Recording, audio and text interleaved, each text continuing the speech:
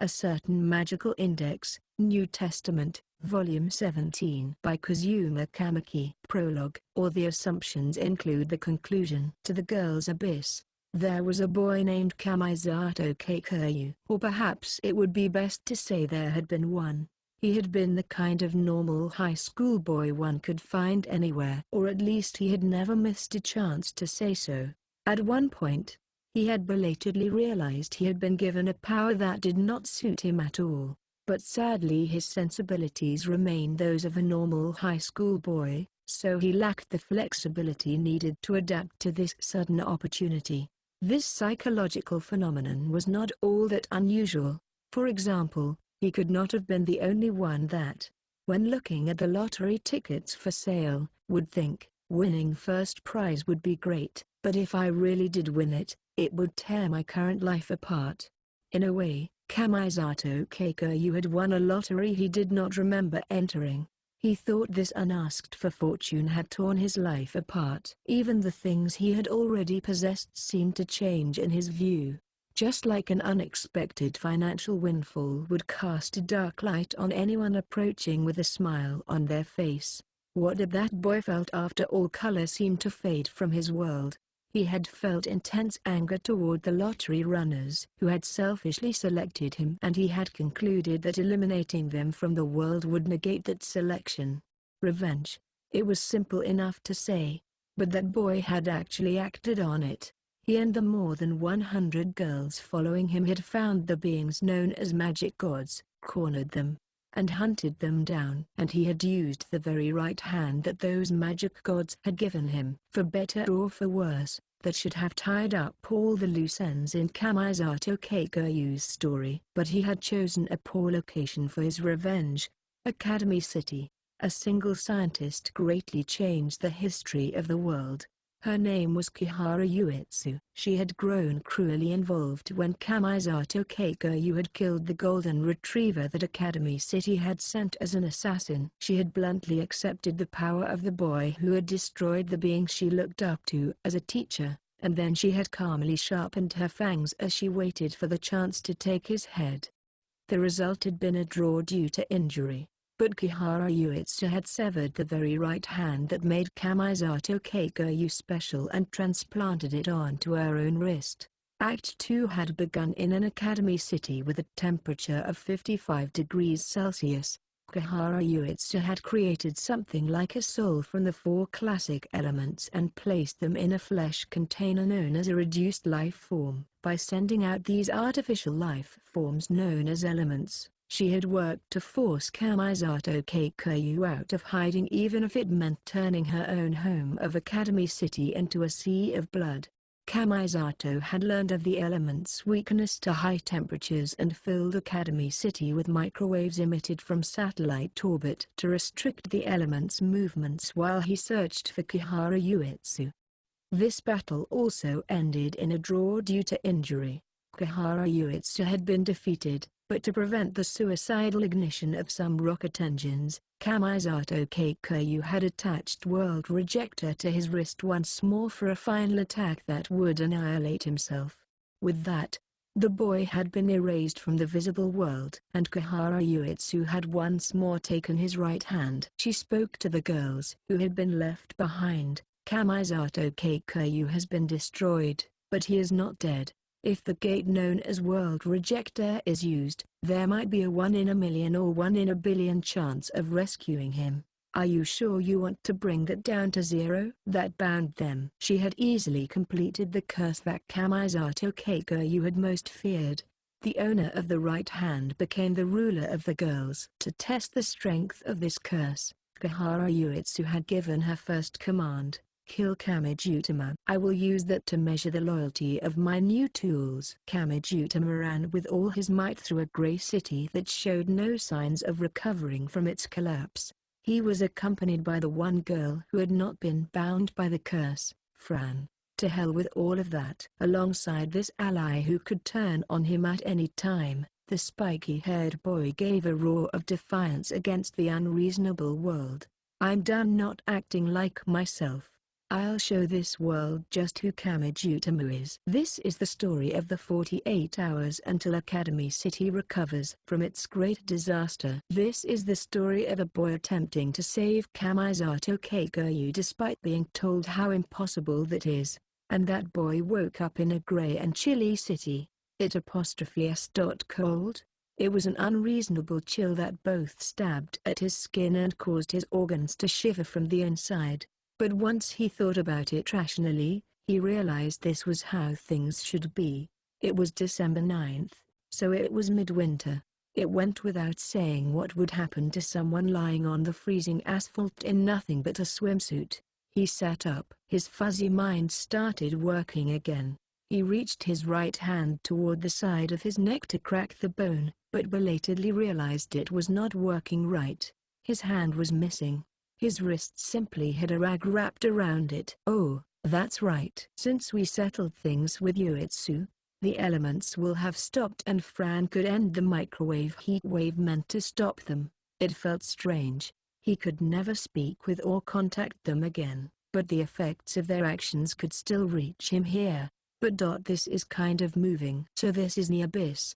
This was not heaven or hell, and it was not a strange world of swords and magic where his soul had been reincarnated.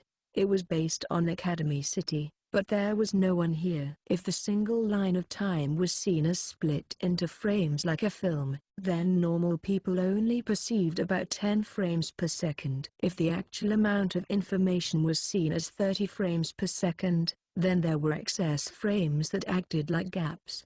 From that perspective, World Rejector, which had been a certain boy's right hand, would shift people and objects into those excess frames. That meant those people and objects could never interact with anyone despite being in the same world.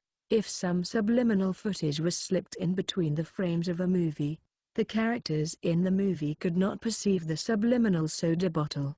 The boy could not even guess what would happen to him now. He could not interact with anyone but himself in this world. He would truly have to be self-sufficient here. Even if he could find food for today, his future looked bleak. He might be just fine, but he might collapse from hunger, thirst, or the cold before the first day was out. And even if he was physically fulfilled, he might break mentally.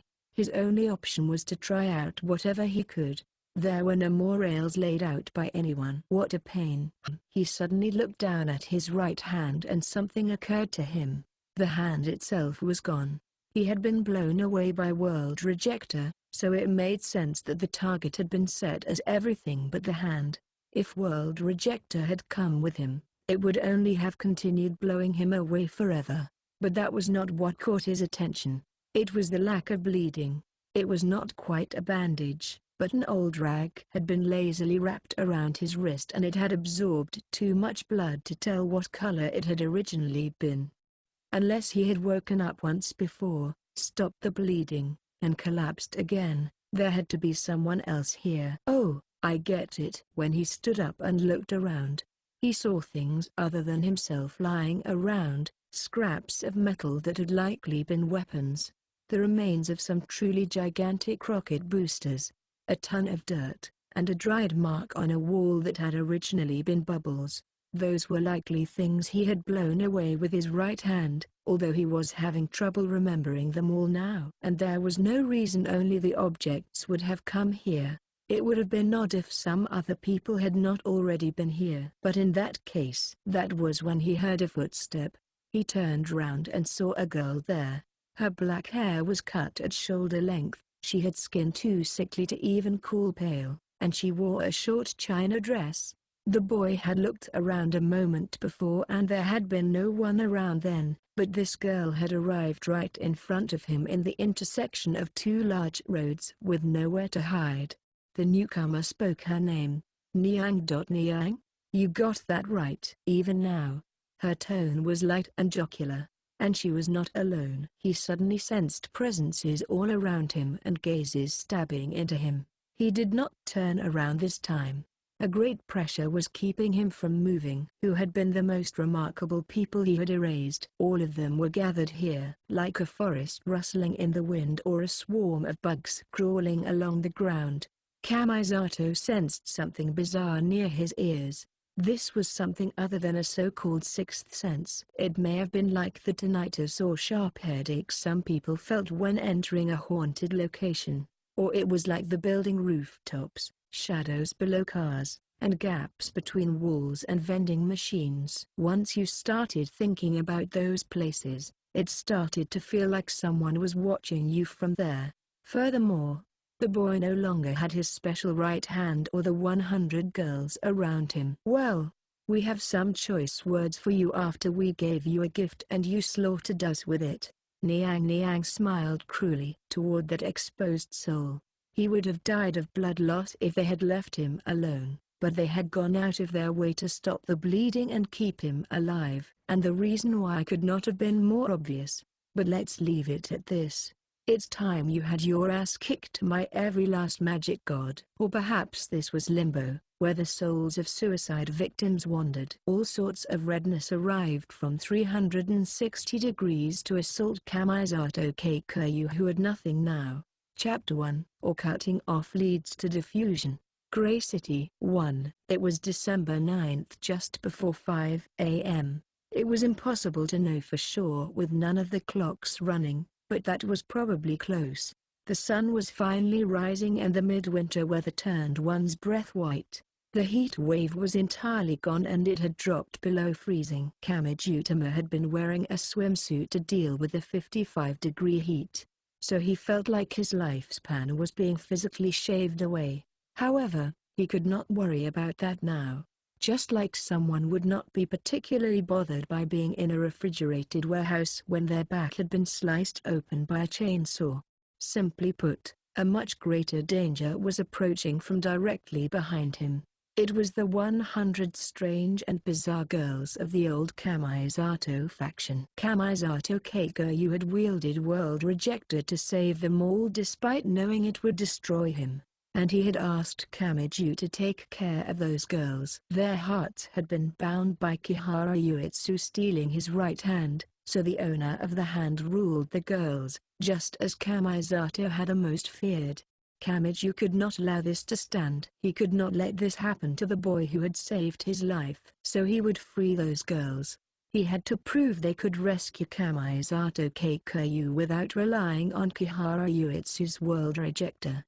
He had no idea if that was even possible, but he had to cling to that idea. As the first step, he had to lose his pursuers so he could relax and come up with an actual plan. He knew that.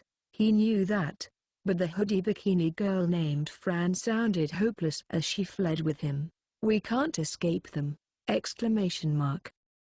I'm not talking about how fast we are or how far away they are. They have Ellen, a tracer who can use all sorts of cutting-edge forensic techniques. It can be sweat, saliva, hairs, shoe prints, or anything else. That chemical stalker can detect any trace left on the ground, so she can follow our every footprint. So she'll definitely reach us sooner or later. Then what are we supposed to do? What else?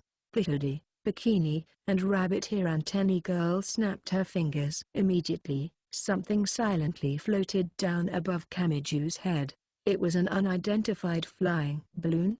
We just have to avoid making any footprints. In other words, we just have to fly. 2. Ellen, who wore a swimsuit and lab coat, and Elsa, a delinquent girl who looked something like a shrine maiden in her red barrow worn over a white bikini, naturally knew this was coming. So they called for someone else. Matilda? How are things up there? Something was swimming through the sky. It was a tall and translucent girl who wore a truly ominous kimono of pure white. She was curled up in the fetal position. Her chest was alluring exposed. Her forehead was adorned by a triangular celestial crown with a slight notch in it, and her very long black hair curled around her like a crescent moon. The observer in the skies faintly opened her eyes as she replied, "Everything's just fine. If they try to go up, my curse will snare them and bring them down." There you have it. Ellen leaned against the railing of an overpass they had come across and lightly waved her baggy lab coat sleeves in the air overhead. "We need to keep up the search on the ground, with Maya covering the sky. They can't escape with Fran's balloon. Thanks to the powerful microwaves Fran was sending out, all of the buses and trains have stopped and there are no running cars or motorcycles around here. As long as I find an obvious trail, we can catch up and take care of them. Ellen herself was not a fighter. It was Elsa, the eye-patch pirate girl named Luca, the cosplay girl named Olivia, and others with enough firepower to single-handedly break open a bank vault who crossed the overpass. You said Claire was fried by the microwaves, right? Kahara Uetsu. Will this kind of thing keep happening as long as we're with her? But we have no choice. We can't give up on Kamisato-san. I don't know what Fran and that boy are planning, but we can't entrust Kamisato-san's fate with them. Offering up that pointy-haired boy's head is definitely the most certain way of keeping World Rejector around. Don't worry. You know Claire. Before you know it, she'll be up and fighting like nothing even happened. Below that overpass, Kamiju and Fran dangled from a UFO balloon as if clinging to the underside of the structure. The UFO balloon was stopped less than 100 centimeters away and Kamiju hung from it by a single wire. His forehead was soaked with sweat despite it being midwinter. Ellen had her hands on the railing and if she leaned dangerously forward, she would probably be able to see him. The extreme tension was too much for him to even breathe heavily. He choked on his own breaths and his heart pounded so hard in his chest he thought it would break through his rib cage. Fran hung from the same wire, but he still could not read any emotion in her eyes. She did not even look up. Her only movement was the occasional twitching of the rabbit ear antennae on her head and the communications equipment stuffed inside her backpack. She apparently adjusted the buoyancy of her handmade balloon by letting lighter than air gas in or out and she could freely move it in any direction. But that was no reason to relax. Kamiju desperately held his breath, but he could not contain the internal pressure of his fear. His lips began to move as if he was speaking a good luck charm under his breath. You have to be kidding me, you have to be kidding me. Be quiet. They could not walk on the ground, but the sky was off limits as well. They were entirely trapped, so the last space available to them was directly below the overpass. It passed over a steel track, likely used by the subway. The entrance to the subway tunnel was nearby and it looked a lot like the entrance to an underground drain. That's only 20 meters, shorter than a school pool. We can make it from here. They'll see us and kill us. Maya is only doing air-to-air surveillance and Ellen's group believes they have everything on the ground covered, so they aren't thinking about this lower altitude sandwiched between the two. But once she starts a more thorough search, Ellen might notice this area below the overpass, so we need to put as much distance between us as we can. Either way, the decision was not Kamiju's to make. It was unidentified flying girl Fran who controlled the ad balloon of an unidentified flying object, which was an accurate description in this case. The round radar on her butt moved left and right a few times, and then, now she moved them out without asking. Kamiju was along for the ride and he nearly screamed, but he just barely managed to swallow his outburst. They silently left the overpass and glided at low altitude toward the nearby tunnel. A few of the girls were still on the overpass, so Kamiju felt a squeezing at his heart. He held onto the wire and pointlessly curled up his back to make himself look as small as possible. Luckily, Ellen called for the girls and they moved toward the end of the overpass. If they had turned their heads even slightly, it would have been game over. The boy and girl continued into the tunnel. Academy City's power had yet to recover, so there was no risk of being hit by a subway train without warning. If they continued on and on through the tunnel without setting foot on the ground, they would have better odds of losing Ellen. Kamiju quietly sighed. But then he felt something cold on his side. He could not tell what it was inside the pitch-black tunnel, but then the entire lower surface of the balloon glowed like a paper lantern on a construction site at night. The balloon was well made. It may have had a theater spotlight inside for making fake abductions, but with the wire hanging down from the round object, It looked like the fluorescent lights hanging from the ceiling of Japanese-style rooms. Kamiju blinked his dazzled eyes until they adjusted and he could compare the scene in his mind with the actual one. He saw what it was touching his bare side. Rabbit ear antennae. Fran's small hand held something through the baggy sleeve of her hoodie. It was a silver blade as long as an index finger. Kamiju felt a chill in his stomach when he initially thought it was one of the butterfly knives that delinquents swung around like nunchucks. But a closer look showed it was a part of a multi-tool. The handle of a pair of pliers contained a screwdriver, a gimlet, and other tools. Annoyingly enough, it was Swiss-made. The original craftsman had to be crying. I would like to make something clear before we go any further. I am on Kamisato Keiko's side and not on Kamijutama's side. I am only helping you here because I decided this was the best thing for Kamisato-chan. She sounded like she was reading off the important clauses of a contract. There was no change in her eyes. They were the same when she blew bubbles in the kiddie pool, when she was on the run from all the other girls, and when she pressed a tool knife against his vitals. She could stab him as easily as playing with the straw in a melon soda. The pointy-haired boy was no more important than that to Fran. Please do what it takes to help Kamisato-chan. As long as you are doing that, I will assist you however I can. But if you prioritize Kamijutama over Kamisato Keiko even once, it ends there. No matter what the situation, I will not hesitate to cut you away.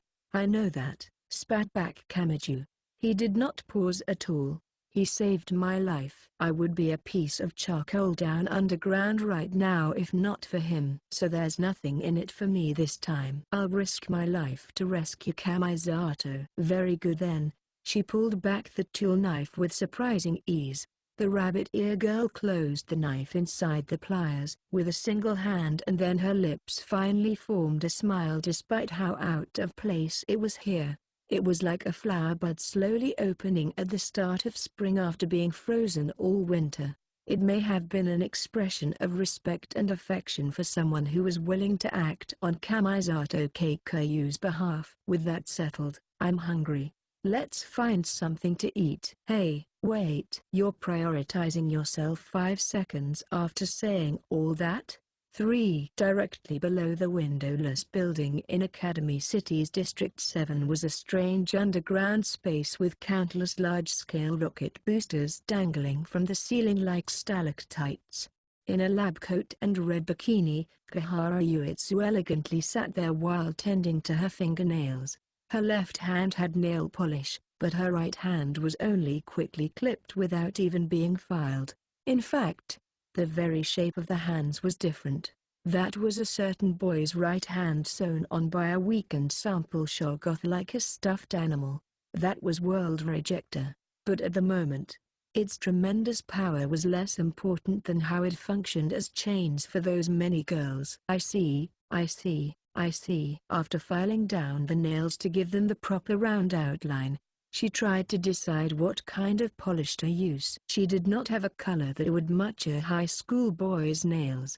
The same color as her left hand would look conspicuously out of place, but she could not have the right and left hand's colors clash too much. Then again, it was strange enough for a single person to have mismatched hands. It's been 10 minutes since I ordered them to kill Kamijutama. Around 100 of them left on this human hunt, but they've lost sight of him and are searching blindly. First they let him escape and then they almost immediately give up and report back to me. I get the feeling they have their feet on the brakes. Just a little, at least subconsciously. Uetsu crossed her legs and spoke while showing off a bit too much alluring white to be called a lady.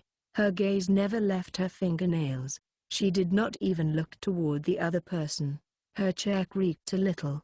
Nevertheless, she let her weight bear down on it and casually continued speaking in her swimsuit and lab coat. The Kamisato faction shook up Academy City so much, so I seriously doubt this is the best they can do. Or did I overestimate them? What are your thoughts on that? She heard a quiet groan. Uetsu smiled thinly, raised her left hand's index finger, and casually jabbed it into her chair. No, That was the brown girl named Salome who was down on all fours, and Yuetsu's finger jabbed into her back just below the neck. Although the term all fours may not have been entirely accurate, the white school swimsuit and raincoat girl had lost an arm in the earlier battle, so she only had 3 legs as a chair. But Kihara Yuetsu rested her full body weight on her all the same. If the girl tilted even slightly, the woman would not hesitate to jab her finger deep into that unresisting back. By tormenting the joints of Salome's spine, pain exploded in her like lightning had struck her. If Salome had not been a self-made cyborg, she would have long since died. Not from blood loss, but from shock. Pant. Ka? You look displeased. Do you still not know your place here? Yuetsu giggled and boldly crossed her legs again. Or would you prefer I did it with your Ana-chan's finger?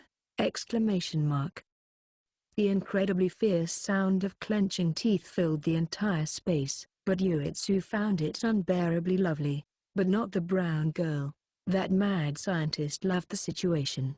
It really does feel rarer when it belongs to someone else, doesn't it? She did not expect an answer, but that may have been part of the joy of stealing that burned in her heart. She licked the boy's finger as she spoke. It's like I can feel his cries of suffering through what I've taken from him. Yes. It isn't quite like taking that first step in a field of fresh snow, but it's nice in its own way. Kihara Yuetsu had no real reason to so persistently pursue and kill Kamijutama. Based on what she had said, she simply wished to indirectly take revenge on someone who was no longer here by dirtying the hands of those girls. As long as it let her crush what Kamisato Keikoyu cared about, anything would have worked. She could have torn off their limbs and chucked them inside a cheap hotel in some foreign country. So why had she included Kamijutama in her revenge? There was no strategic reason for it, and she finished her self-analysis as an extension of her wandering thoughts. Yes, if I am to take revenge on everyone who hurt Sensei, then Kamisato Keikoyu alone may not be enough. She stuck her fingertip between the 2 shoulder blades and enjoyed how the chair jerked below her. Kamijutama had no direct connection to Kihara Nukan's fate, but this too was a way of destroying someone's possession. To hear them scream. In other words, Academy City and Kamijutama. I bet A-lister is screaming right about now as I ruin his precious collection. 4. After floating 2 or 3 kilometers through the powerless subway tunnel, Rabbit Ear Antennae Fran casually hopped from the wire to the ground. She must have decided they had traveled far enough to avoid being directly traced by Ellen. The balloon was hers, so Kamiju did not argue the point. He simply followed her lead. There doesn't seem to be anyone around here. This is a subway tunnel, so of course there isn't. No. Not that. I'm just surprised how little sign of human life there is when we really aren't that far away. During that 55-degree hell full of elements, these underground spaces had been off limits for shelter. The elements had preferred to hide in dark and cool places, so these spaces had become air dens. Even if the heat wave had had less of an effect, the spaces would have been far from safe with an endless stream of elements rushing in. But it didn't seem like the elements ate normal food. A subway station soba restaurant or something might not have been touched. Hey, we can check the fridge if you want, but make sure you leave some money on the counter. Everything that wasn't vacuum-packed will probably have gone bad, but it still belongs to someone. I don't know the market value of industrial ingredients. When he heard that nonchalant response, Kamiju just about held his head in his hands. She was right, but no one would be happy with a random guess due to ignorance. In fact, the way Fran waved her round tail-like radar antenna back and forth as she walked made it clear she planned on tricking him into thinking a dozen chikawa or kamaboko were only 100 yen. But Kamijutama, the supermarket sales connoisseur, was prepared to see right through her lies. As he thought about that, they started toward the closest subway station.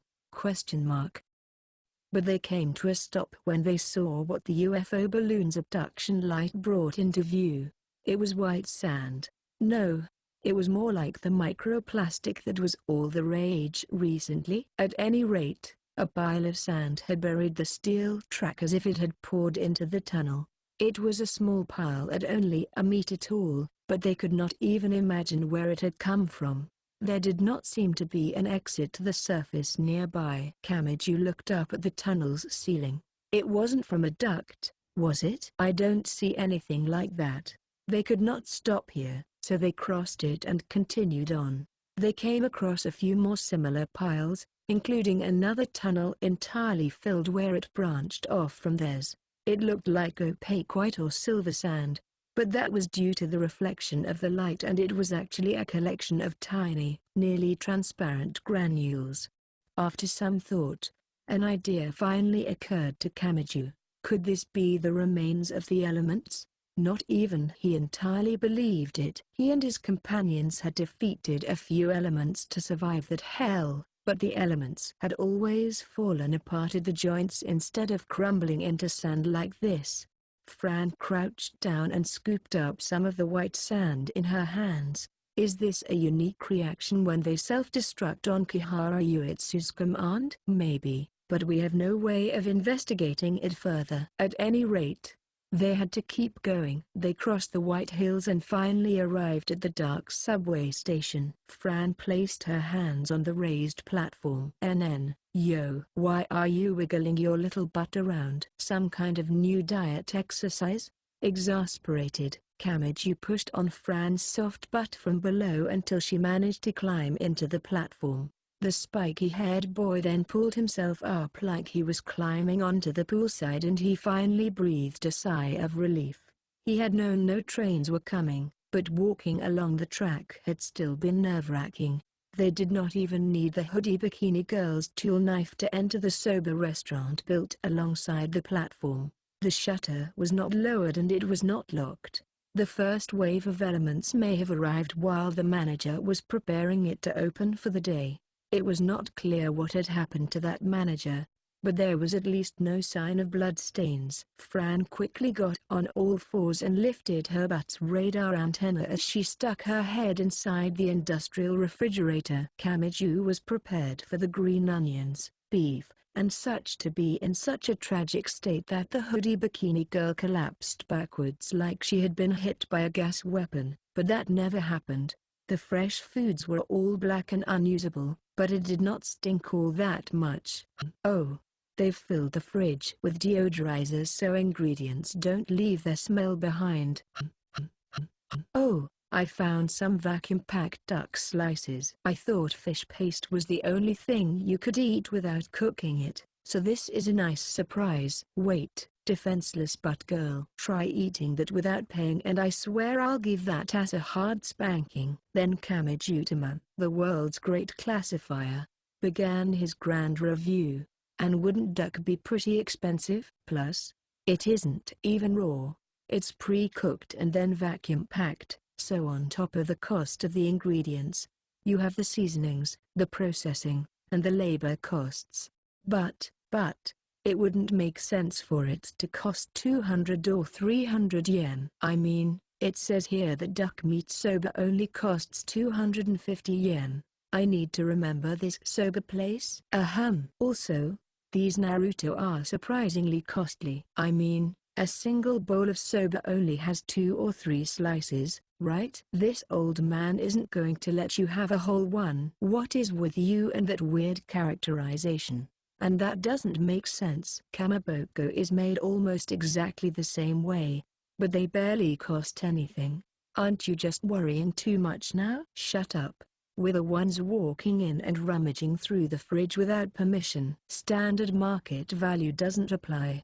Of course there's going to be a markup. Despite what he said, Kamiju also began searching through the refrigerator. The power was out, but everything protected by vacuum packing seemed to be fine.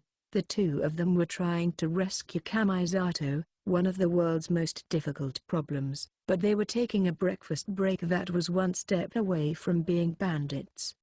It may have looked silly, but Kamiju could not laugh at it. The past few days had taught him all too well the importance of necessities like food, shelter, and clothing. Without the basics for his own survival, he could not react properly to help others. As expected, no water came from the faucet, but a glass refrigerator case had some small plastic bottles of tea. The tea was lukewarm, but it helped to wet their throats.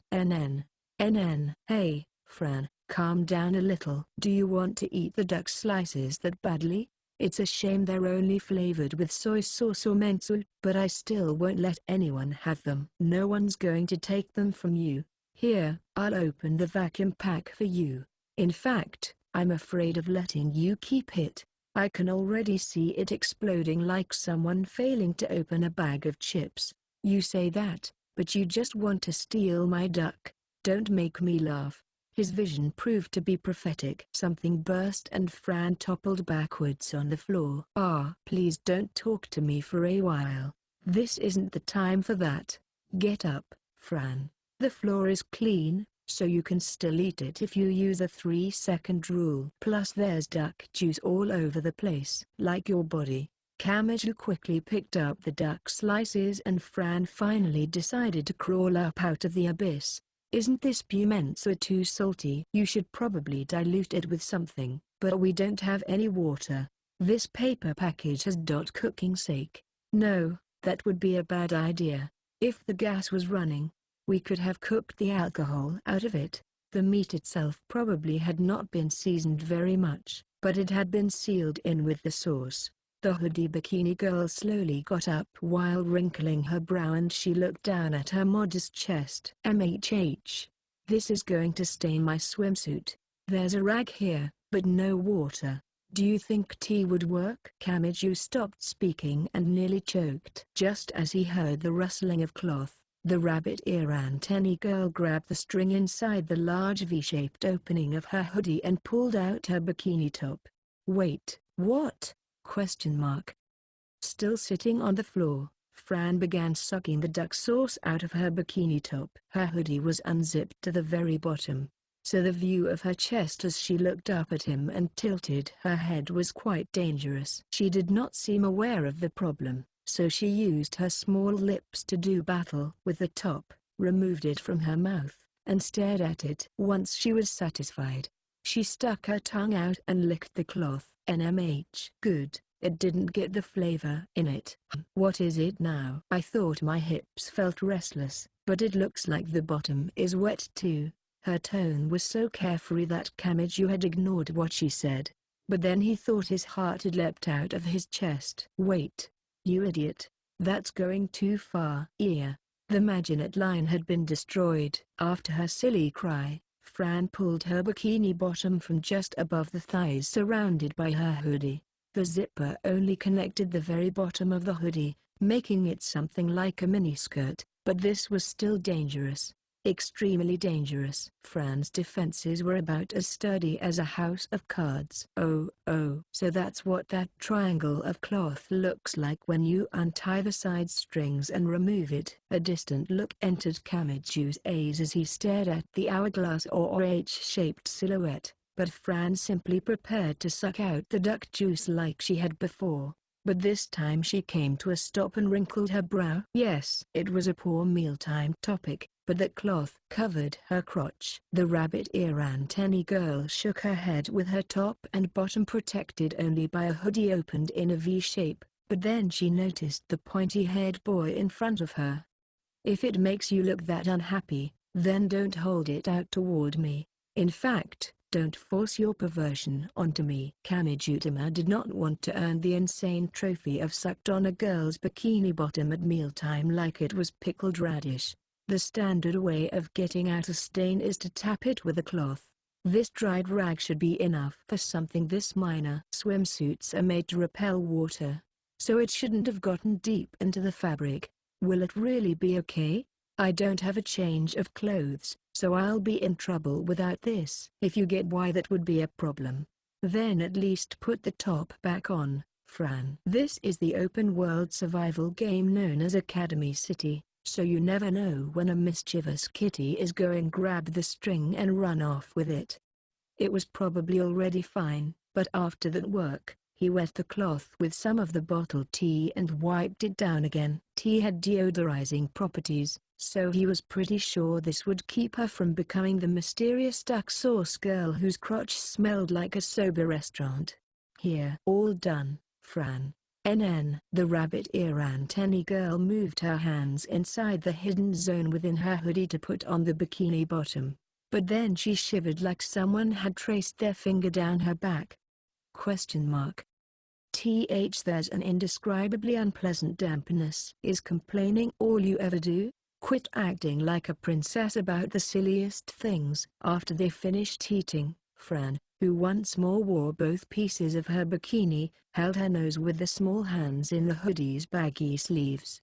Fway, Aku. Oh, yeah, it is December, isn't it? It's because I got a chill. Don't blame me for wetting down the bikini. Wouldn't it be because you stripped off the bikini? Kamiju shouted back on reflex. But then he shivered too. Hey, Fran, instead of switching the heat wave off altogether, can you weaken it just enough to keep us warm? The station in orbit wasn't designed to make microwave attacks. That attack was tricky to pull off at all, so I can't make slight adjustments. Just how tricky are we talking about? Kamiju had only thought of it like burning a piece of paper with a magnifying glass, but that would be like frying an egg with a nuclear reactor. And that doesn't scare you? Why would you make something like that and put it up in satellite orbit? It doesn't actually use nuclear power. It only creates similar levels of energy.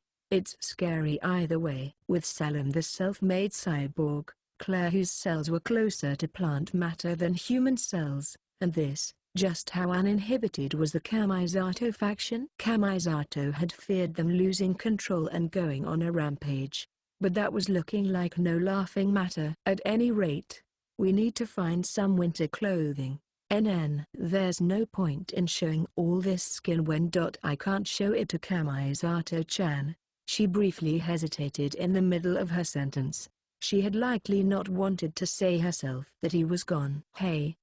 Kamiju intentionally changed the subject. While I do want to get some winter clothing as soon as possible, do you think it would be okay if we stopped by my dorm? Since you even asked, I assume you know how dangerous that would be. Well, yeah. Give up on that idea. Ellen and the others will be watching everything related to your school. That includes your dorm and the school itself. The conversation had taken a strange turn. I get where I live, but the school too? Of course they would search out who your friends are. You mean people like Hogami Pierce and Tsuchi Mikado are in danger? A strange chill ran down his spine. He was only an individual, so multiple simultaneous attacks scared him more than anything. How many people could he protect if the 100 girls with special powers attacked his friends and acquaintances in 100 different places at the same time? But Fran shook her head. I doubt that. Eh? Why? He would of course prefer that. But wasn't she being naive? Couldn't their pursuers achieve checkmate much more easily if they took multiple hostages? First, the internet, phone, and the rest of the information infrastructure are still down from the microwave attack. Even if they have a hostage, they can't let you know that. And second, this city might seem normal to you since you live here, but it's very strange for those of us from outside Academy City.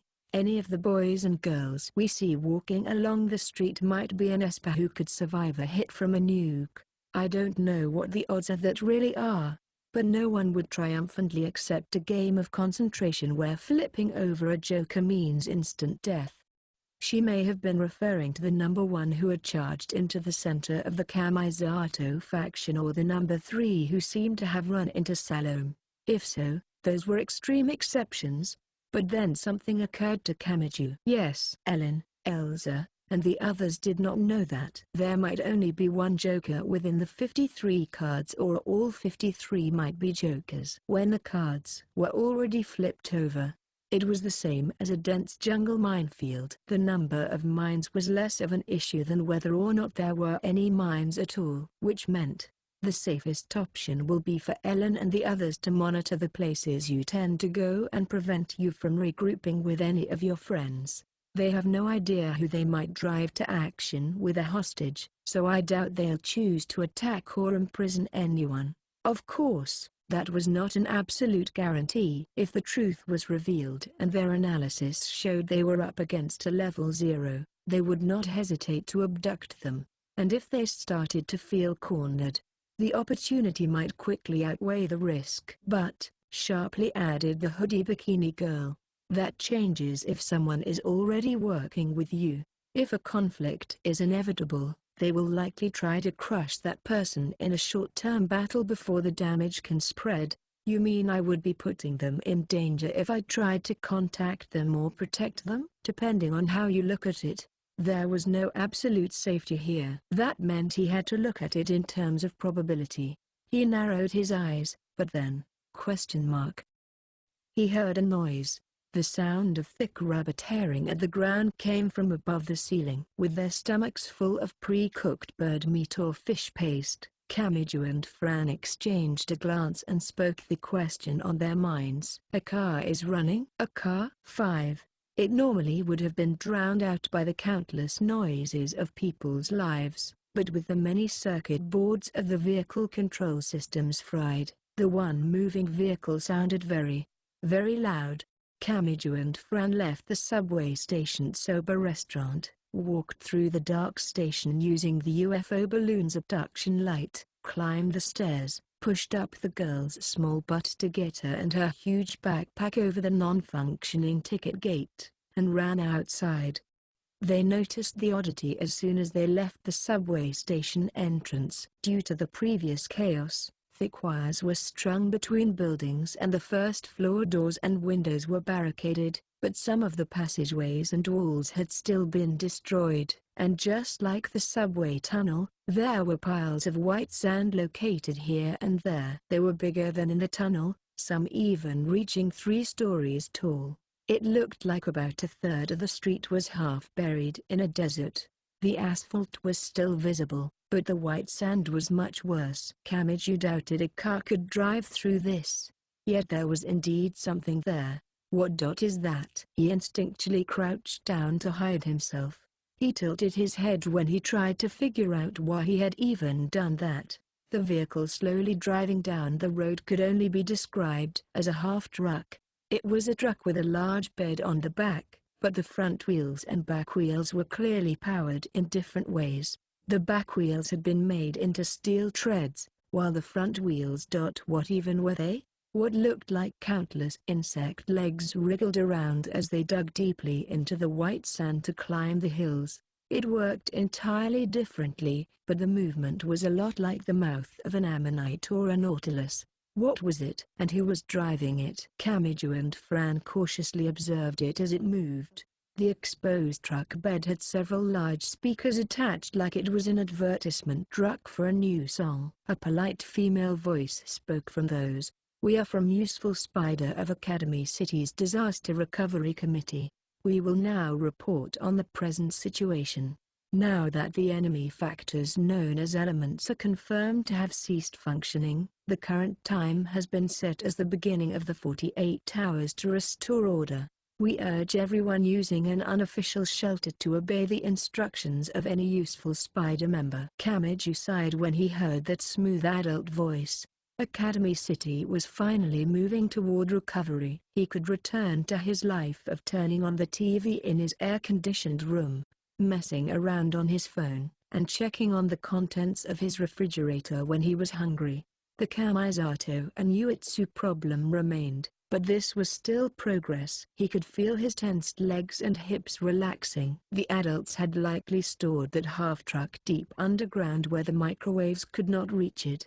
They might lose some points for waiting until now to show up, but recovery work tended to begin only after the typhoon had left. Looking at it that way, he could not criticize them for it. But Fran remained tense as her antennae extended in all directions from her backpack. As an outsider, she had no attachment to life in Academy City. Strange. What is? How can they be so sure that the elements have all stopped functioning? Only you should know what they are and how they got switched off since you ran into Kihara Uetsu yourself. Even I only heard all that second-hand. How does someone who wasn't under that building know that? There is one clear risk here, whispered Fran while seemingly showing off her flat chest with her hoodie and bikini. Those adults might be secretly connected to someone who knows the truth. For example, another adult like Kihara Uetsu. That was a horrifying thought. Kamiju just about snapped back on reflex. But that may have been due to the fear of having this hope snatched away from him. But then the half-drunk said more in the same calm woman's voice. We also suspect the following people are deeply connected to this series of disasters. 1. Kamijutama. 2. Karasuma Fran. On our special authority, both of them will temporarily have their fundamental human rights revoked. If you see them in your shelter or elsewhere, do not speak to them and report it to Useful Spider. I repeat! Kamiju knew it was pointless, but he crouched further down and took a step back toward the stairs down to the subway station. Damn it, they're after us here too? This was very bad and he felt his stomach churning. The microwaves of Fran's heatwave had almost entirely knocked out the internet and the phone system. And with that analog loudspeaker, whoever was loudest would win. If everyone obediently viewed Kamiju and Fran in a hostile light, their enemies could grow from the former Kamisato faction to the city's entire population of 2.3 million. Are they really connected to Kihara Uetsu? Wondered Fran. But that doesn't really make sense either. What is it now? Your name is one thing, but they have no reason to give my name in Academy City. I don't know anyone here, so they can't get any information from friends of mine by mentioning it. So why did they need to use my real name? Well, we at least know it was someone who knows your full name that ordered this. We only ever called you Fran, so who told you it's the Karasuma part? No. The girl's rabbit ear antennae drooped a little as she brought a hand to her chin. Uetsu might not be involved. What? Very few people know my name is Karasuma Fran. But then how did that information get from those girls to Useful Spider? The phones and computers were wiped out, so don't tell me. After watching the half-truck pass by with its strange combination of bug legs and dreads, Fran slowly stood up. She shook around the round antenna on her butt and spoke quietly. It might be best to check on this despite the risk. Where are you going? And what are you checking on? The closest shelter.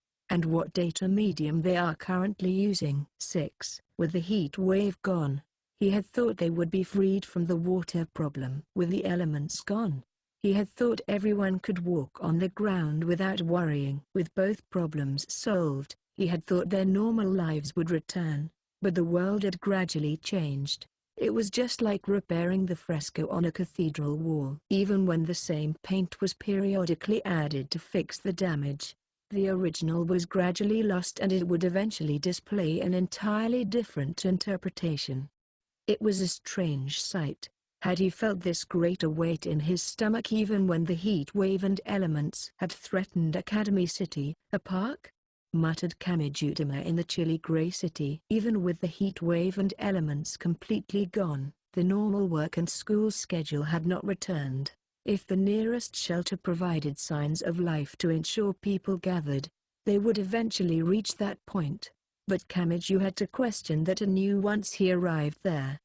I'm surprised people are gathering in such an open space. The park was of a far higher grade than a children's park with some playground equipment and a sandbox built in the extra space of a residential area. Its trees and grass preserved the colors of nature even in the concrete city. It had a large lake, and it was probably used for fireworks shows and outdoor concerts. The trees had withered in the heat wave, but the lake had probably been an important source of water. But what about the elements? If the people had gathered in that open space, wouldn't they have been wiped out in less than half a day? Not necessarily, readily answered Hoodie Bikini Fran. Indoors and outdoors didn't really matter. Even if you built barricades to protect your school or hospital, it was obvious what would happen if one of those 100-meter elements was intent on breaking in. He had known that, but he shuddered hearing it from someone else. Ogami Pierce and Fukio Sairi had worked so hard to protect that school building.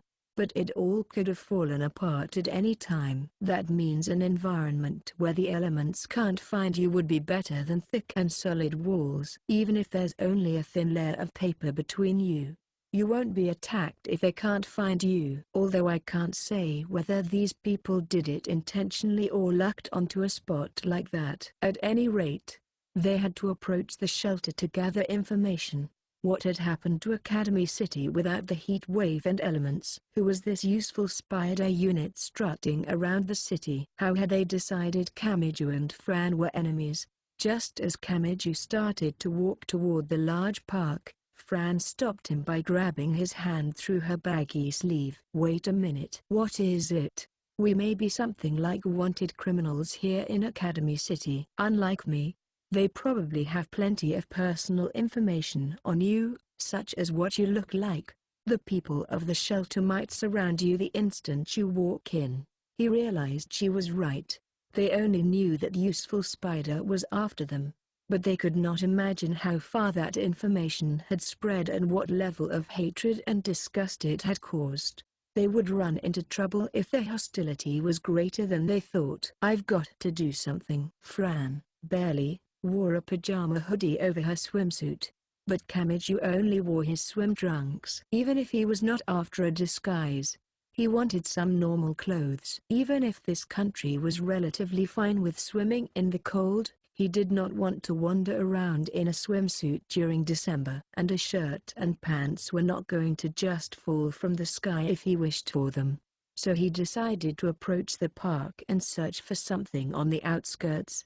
"I feel like the hero breaking people's pots to gather herbs. When can I get back to my normal life of withdrawing money from the ATM and running to the supermarket sale?" Really, it's kind of a mystery if the major bank databases are even functioning anymore. Once they reached the park's large parking lot, they found a ton of stuff they could probably use. In fact, that's a lot of trucks. "Looks like a festival." Rabbit Ear Antennae Fran was right. The heat wave and elements may have arrived while they were setting up in the early morning a few days before. There were a lot of industrial trucks and a lot of metal pipes, plastic sheets, and small compressed gas cylinders were just sitting out. If it was all put together, it would probably become festival stands. There was also a lot of music equipment. In addition to the standard guitars, drum set, and microphones, there were also large speakers, cables, and industrial lights. The computer music equipment and everything else electronic seemed to be broken, though. As he checked through a few large cardboard boxes, he found an interesting banner. "Kigurumi Rocks." "Kigurumi?" He and Fran tilted their heads in unison. It was unclear why, but after that event had been cancelled, it seemed to have become a shelter. The date on the banner was December 4th. Kamiju recognized that date. It was the unforgettable day when the heat wave and elements attacked the city. It looked like the festival really had been attacked while setting up. And whether it was a coincidence or not, the park may have been lucky. The water quality would be a problem, but the man-made lake had plenty of water, and the metal pipes and plastic sheets for the festival stands would have been useful for building things. The gas cylinders and generators would also have been useful. More importantly, they had food. Festival stands tended to make things like takoyaki and okonomiyaki, so flour would have been plentiful. And during that heat wave, any food that could be preserved without refrigeration would have been truly valuable. At any rate, borrowing something from here would probably be best. "Those costumes will cover my face and it would probably be nice and warm." It was unclear what things were like in the shelter, but due to the Kigurumi Rocks, it might not be all that unusual for a bear or rabbit to be walking around. Kamiju had no real preference, so he pulled a random costume out of a cardboard box. "What about you, Fran?" "M&M. Yeah, it wouldn't work for you. Your backpack is too big." With that exasperated comment, Kamiju picked up a strange character that looked like a mixture of an alien and a rabbit. It may have been going for a creepy kind of cute, But then hoodie bikini Fran's eyes opened wide and she said something meaningless. Wafu? Question mark. It's nothing. He gave her a curious glance, but the expressionless rabbit ear antennae girl looked away and blushed for some reason. Kamiju could not deal with that. If the information about him had included a photo, it was dangerous. Keeping his face exposed in a populated area, he unzipped the back, climbed inside the torso that smelled a bit strongly of bug spray, and placed the head over his own head. Wow! I have no peripheral vision at all. It's like staring through the peephole of the front door. Luckily, he would not need Fran's help to put it on or take it off. Just like a sleeping bag, it had a zipper on the inside and outside. His vision was poor and his footing was unsteady, but it was nice and warm with his body heat gathering inside. And before he could get used to the costume, someone hit him with a fierce tackle. He desperately worked to hold his ground in his surprise. But then he found it was Fran. Wafu, Bunny Gray. What? She was not listening. The girl's brain seemed to have been fried. The hoodie swimsuit girl squeezed her eyes shut and embraced him with her entire body like a small child. And while pressing up against him, she wiggled the round antennae on her butt back and forth. Kamiju finally realized what was going on. Bunny Gray is standing and moving right in front of me. Wafu. Hey, stop. It's me. It's Kamiju-tama. Forget about this Bunny Gray thing. Exclamation mark. She must have come back to her senses because she shoved him away with both hands. He could not keep his balance in the costume and toppled right over. Why, you disgust me. How dare you use such a cheap method of gaining my trust? That was all you. Don't think this is enough for me to bunny. Don't think. Bunny Gray. Drool. This unidentified flying girl seemed to be prone to delusions, so she was the type that would forget all about her job and about gathering customers once she set foot in the Magic Kingdom. Fran fidgeted and could not calm down, so Kamiju remained 120% cautious as he slowly stood up. Anyway, let's go look around the park shelter. The popular Bunny Gray began observing the scene with a rabbit ear antennae girl clinging to his side. They walked around the lake at the center of the park. A few comb-like barricades made of metal pipes tied together with wire were carelessly sitting around, but Kamiju and Fran could walk right through them. Instead of blocking the elements' way, there were shower-like devices in the man-made woods. They were made to produce a fine mist to cool people down during the summer. The elements prefer dark and cool places. Looks like they diverted them away instead of building strong walls. Just like in 4, the sprayers had their tanks set up above them so the water would pass through without needing any electricity. The branches of the trees also helped. It seemed to be made up of conifer trees that kept their leaves during the winter, so they had likely created a lot of shade in the sun. The idea was fundamentally different from Kamiju's school holed up in a reinforced concrete building. Of course, this method was not possible without excess water. The shelter's living space was strongly influenced by the Kigurumi rocks. It was unclear what determined the grades, but there were houses built from cardboard, plastic sheets, and metal containers, and they were naturally removed from the darker and cooler places that would draw the elements. The costumes lying around may have been used as sleeping bags.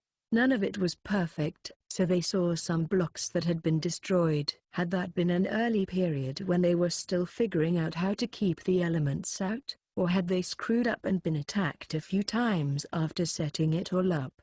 More importantly, what? There aren't that many people here. There should be far more given the number of houses. It was true the heat wave and elements were gone now, so the people had no real reason to stay in the shelter. They could return to their homes and dorms just fine, but they did not know why the two threats had vanished. They might hesitantly observe things outside the shelter, but it would be hard to boldly walk around freely. The fear of the heat wave and elements would be too fresh. The groups of middle and high school students they saw had their arms around their own bodies to fight the cold, but they were still only wearing a coat or blanket over their swimsuit. They were uncomfortable, but they could not change. That may have been proof that their hearts have not caught up to the changing circumstances, which meant they must still be inside the shelter.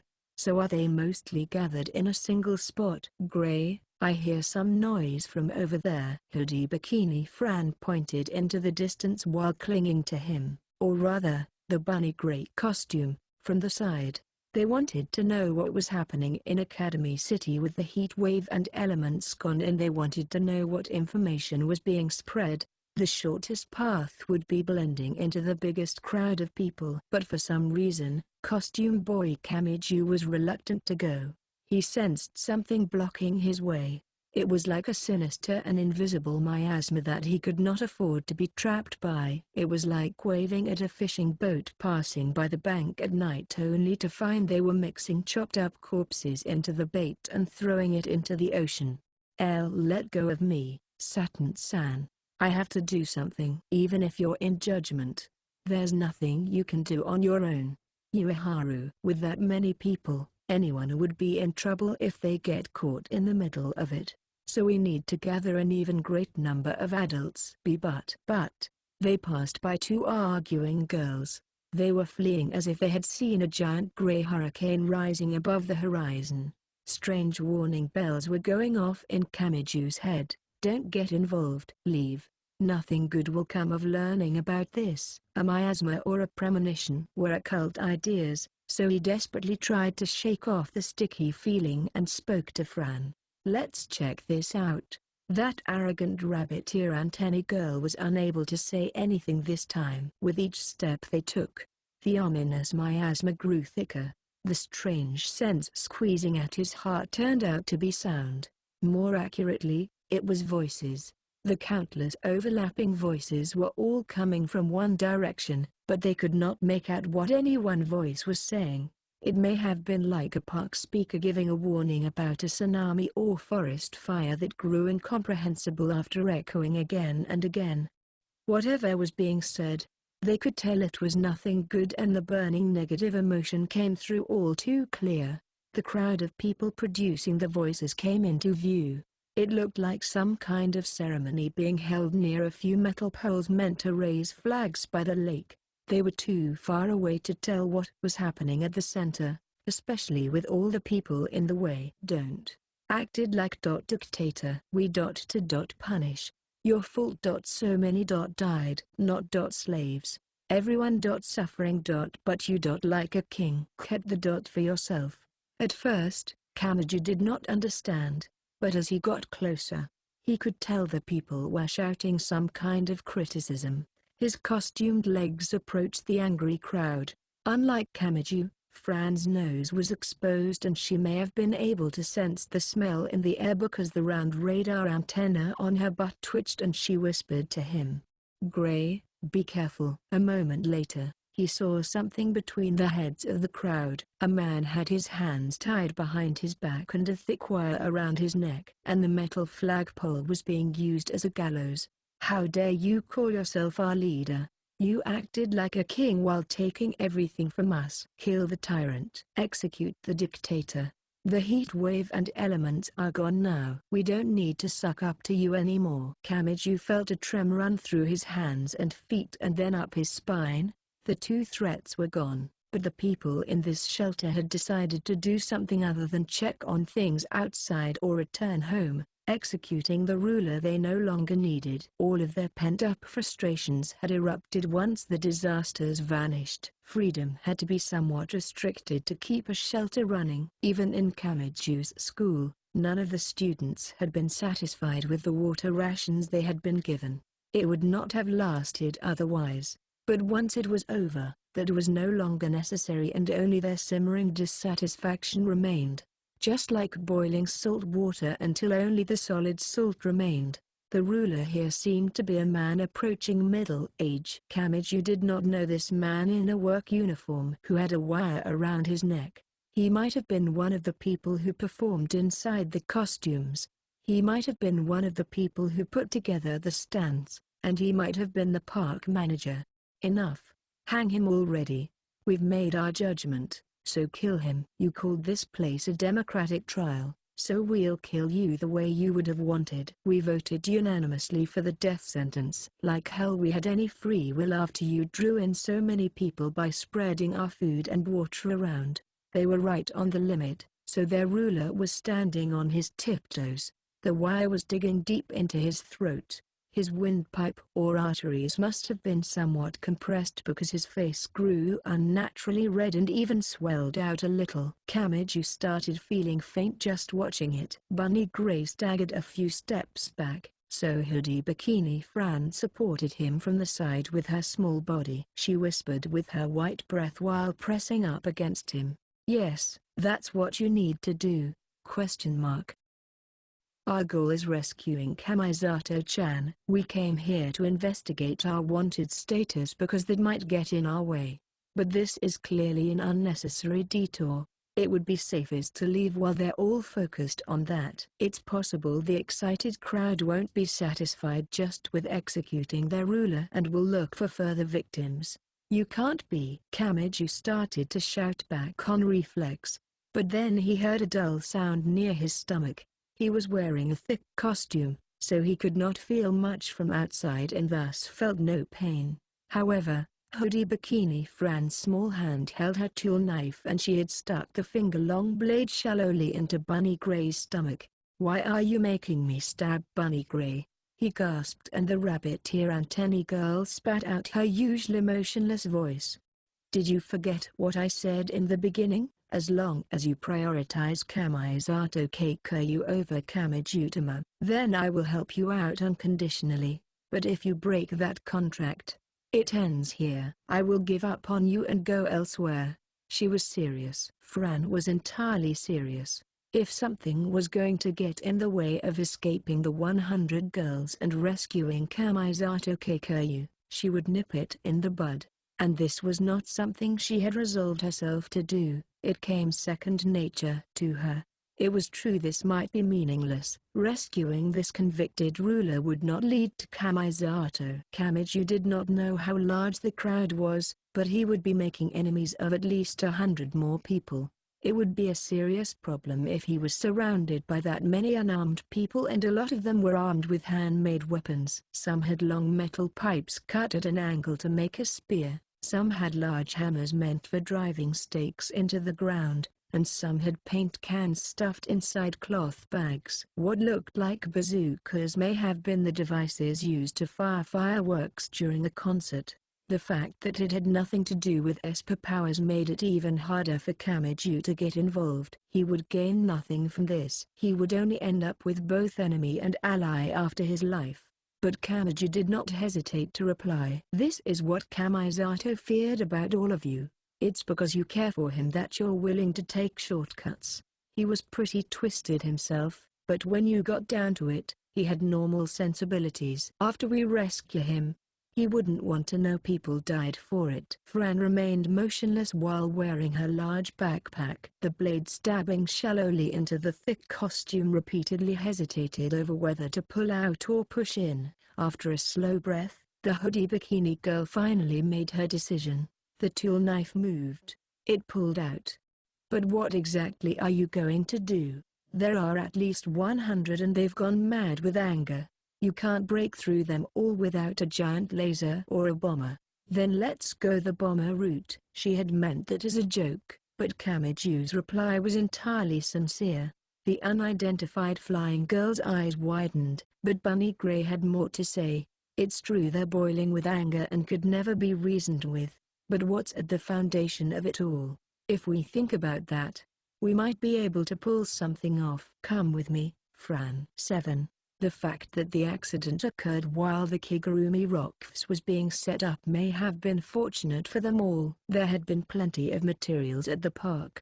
The shelter residents had used those to effectively divert the elements, secure a living space, and cook enough flour-based food to satisfy their hunger. The materials were a blessing to Kamiju and Fran as well. They only had to look around a bit to find what they needed with almost careless ease. "A gas cylinder?" asked Fran. "That's right." The thick gray metal container held propane, but it was not as tall as he was like the ones behind buildings. It was meant to heat the grill at a festival stand, so it was about the size of a small Daruma doll. Hoodie Bikini Fran must have been displeased with this development because she began toying with the tool knife in her hand. Are you planning to throw it into the crowd and let it explode? They're surrounding their ruler in a donut shape, so a blast at one end won't reach them all and one in the center would kill the ruler. I wouldn't do something so dangerous. The less actual damage the better. As far as stirring up their shock and fear is concerned, anyway, ? Fran looked doubtful and Kamiju skillfully continued his work using the costume's mitten-like hands. There were a few ways to bypass the metal container's safety devices to make it explode. He recalled one he had seen in an old action movie playing on TV the previous Sunday night. It had been called Heavy Something or Other and he was pretty sure a remake had come out recently. A lighter? Any way of starting a fire would work. Good. This one uses static electricity, so it should work even underwater. He made some modifications, tied it together with duct tape, and carried the dangerous object in one hand. His destination was quite near that crowd and he had no time. While everyone was focused on their ruler's imminent fate, he chucked the gas cylinder toward the cold lake water where anyone could see. A pillar of water rose vertically from the surface and the explosion sounded loudly. Everyone ducked down and turned toward the lake. But that was not enough for them to call off the execution. At this rate, they would resume hanging the man, so costumed Kamiju gave an extra push. He went right toward the old wound of their greatest fear. It's the elements. They're here. Don't let your guard down just because you can't see them. They're translucent and they can use their mimicry to blend into the background. They're a lot closer than you think. Everyone, run. Silence followed, but the look in their eyes was not one of doubt. This was simply too much for their minds to process. It was like suddenly finding a dump truck bumper approaching before their eyes. After that one beat delay, they were quick to react. The crowd that had been so united in anger now scattered in every direction. They screamed meaningless things and fled with all their might. They sometimes ran into each other, tripped over each other, or knocked each other over. Kamiju wanted to cover his eyes, but they at least avoided any obvious death. The execution ground had fallen apart, but why did they react so sharply? No matter how violent their acting, they didn't leave the shelter. They were acting brave, but they haven't escaped their fear of the heat wave and elements. I understand how they feel. If I hadn't been there with Kihara Uetsu and Kamisato Keikyu, no explanation would have convinced me to venture out of that school building. Some trauma was linked to a region or society. It could be a bombing, a mass suicide, a derailed train, a serial killer, or a mass shooting. After a sad incident, anything reminiscent of it could trigger a large panic. In Academy City, the heat wave and elements had reached that level. If someone found themselves in an unnaturally warm spot where the sunlight happened to gather after reflecting off the polished buildings, they might have trouble breathing. The metallic creaking of something blowing in the wind might sound like a monster and keep people up at night. Kamiju had drawn out that fear. Peeling off a half-healed scab could be more painful than the original injury. And because they had been out of control, the fear had spread much more swiftly. No one had been calmly observing the situation, so they had all been thrown into the crucible of chaos. He could do it now. He could remove the wire digging into the ruler's neck. I didn't think you could make up your mind that quickly, said Fran. It wasn't my idea. ? I just asked myself what he would do, although I bet Kamisato would have found a cleverer way to do it even without his special right hand. Regardless, they had to rescue the ruler from the gallows. The panic would not last forever. Once the people stopped mistaking each other's screams for further explosions, they would start to question it. Kamiju had to rescue the ruler and allow him to escape. Before that happened, a few boys and girls in swimsuits were groaning on the ground after being knocked over near the metal pole. But Kamiju and Fran ignored them and continued toward the ruler. The man's eyes were filled with fear as he stood on his tiptoes. "Hey, you in the costume. What do you mean the elements are here? I really don't need this situation to get any worse. You don't have to freak out." That was a bluff. They wouldn't run away unless I said something like that, right? The thick wire around the man's neck was not very flexible and the knot was relatively loose, so it was not difficult to remove. The man coughed as he was finally able to breathe comfortably. He wobbled and hoodie bikini Fran expressionlessly sidestepped the sweaty man. That meant he collapsed onto the ground, but he was still entirely thankful as he rubbed his throat. Cough. "Thanks. You really saved me." He tearfully coughed a few more times. As soon as they realized the danger was gone, they pulled this. "And what is this trial nonsense? I didn't choose to become their ruler during that heat wave. They're the ones that lifted me up and pulled away the ladder, damn it. You can do what you want, but you'll probably be safer leaving the shelter." Yeah, I'm getting the hell out of here.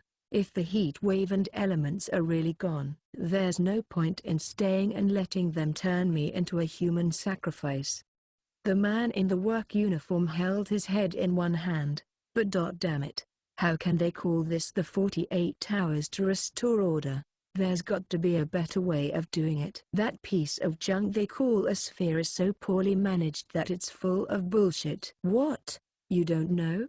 spat out the ruler as he pulled something from his work uniform's pocket. He tossed over a stick-like device that looked like USB memory. "I don't need this since I'm gonna scram. That's the key to the sphere here in the trial shelter. Those useful spider people gave it to me. You get full access with that, so it isn't like the rest of those morons." "I don't know who you are, but you must not be from this shelter if you're so calm.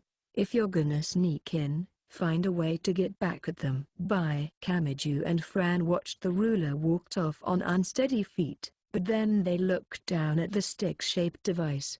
The sphere? Staring at it was not going to answer their questions. The costume had no pockets, so he left the key with hoodie bikini Fran before they resumed their search around the lake. Things were different from before. That was most likely due to Kamiju bringing back their fear of the elements, but the people were not just running wildly around. The wandering swimsuit-wearing group finally started moving in the same direction. What the hell is going on? What does the sphere say? Is there a warning there? Should we stay in the shelter or leave? The sphere.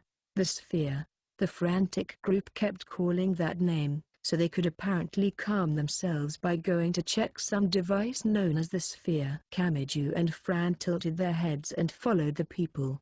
They spotted some carrot and frog costumes in addition to the swimsuits, so some of them may have given in to the cold and worn their makeshift sleeping bags since they had arms and legs. "I am curious about this sphere, but is there something else?" Ellen, Maya, and the others will be sensitive to any changes as they pursue us. Once they hear about that explosion you caused, they'll probably send in Elsa, Salome, or the other fighters. They were still on the run, so they had to hurry. Then they spotted the sphere. What is that? It may have originally been a metal sphere 2 meters across, but it had opened up in one direction like a lotus flower. It looked something like a planetarium. A faint layer of chemical smoke rose from the top, and hundreds if not thousands of windows were projected on the smoke to form a dome with a radius of 20 or 30 meters around the sphere itself. Each window displayed information on other shelters, the weather forecast, what roads were blocked off, the progress of recovery work on infrastructure like power and water, distribution points for food and water, etc. "It's a disaster communication infrastructure base," said Fran as she waved around the round radar antenna on her small butt. "During a disaster that knocks out the internet or phones, a lot of misinformation can spread, and relying on your own disaster radios or TVs doesn't seem very reliable, so I've heard there's been a rush to develop a device that doubles as a broadcast tower and information source." She would be talking about outside the city. Academy City's technology was 20 or 30 years ahead, So that device must have already been developed here. A clock. The costumed boy stated the obvious. Yes, a few of the windows had that basic information, just like the corner of a TV. There's a clock. Oh. So now everyone can know what time it is. Without their phones or the internet, all of the boys and girls were gathering here. They all looked malnourished on the nutrient known as information. It reminded Kamiji of the people watching a baseball or wrestling match on roadside TVs in old video footage. And as far as he could see, the device was mostly made to receive news and administrative information. But the ability to send out their own information was extremely limited. They could only say which shelter they were in or post their own name on a simple message board. The message board included the time of the post. That was nothing special, but it seemed incredibly refreshing to Kamiji. He understood just how the boys and girls here had their craving fulfilled. This communication infrastructure is meant to avoid misinformation and confusion, so they're preventing people from sending out whatever they want. The network did not seem to be connected freely like a spider web. It was more like a tournament diagram split into blocks. The thick line at the top had a mixture of information from all over, but each individual block had a strong local color. But once inside a block, you could not avoid being colored by it, and you would unquestioningly accept anything announced from above. A disaster environment functioned like an open sealed room where misinformation could easily spread. The boys and girls could only receive information and could not even choose which channel they watched. In a way, wasn't this a dangerous situation too? Oh, I get it. After watching from inside the bunny gray costume, Kamiji finally put his question to words. It isn't anything weird. The system itself is a lot like a social media account, but it's a broader framework. Instead of individuals, each shelter or school has a username for exchanging information. That's why everyone is so obedient. It's like having only one person with a phone on a running train. Everyone is desperate to get a view of the outside world by peering over a stranger's shoulder. Ruler really was an apt term. That one account directly influenced the decision-making of dozens or even hundreds of people. The hoodie bikini girl spoke in a somewhat muffled voice as she embraced and buried her face in the fluffy bunny gray costume. I don't like the sound of that. Having the approval of the ruler who controls the sphere might be something like a TV key station securing a regional station to expand their broadcast area. That lets them directly influence the local opinion, and gathering together stations would lead to influence outside their individual areas.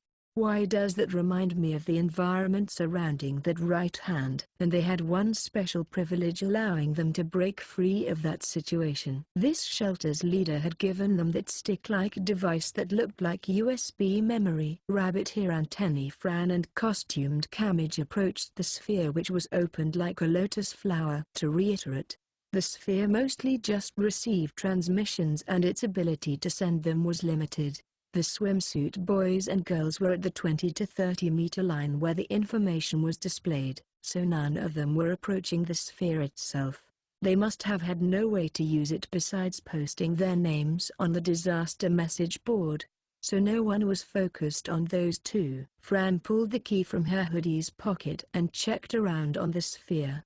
Each of the opened flower petals seemed to be a control booth, but a closer inspection showed a small slot. After inserting the device like an insect entering a flower in search of nectar, the stubborn screen changed.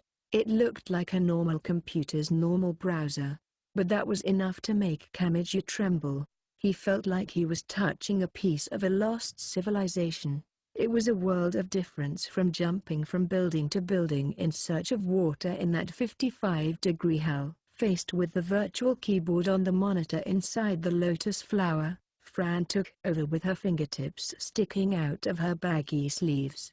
This was simply because Kamiji could not control it with his costume's mitten-like hands. They wanted to know the details about their wanted status. They received an answer just by typing in their names. The heat wave was caused by large-scale microwaves sent down from satellite orbit, and this has been proven by investigation of the damage to electronics.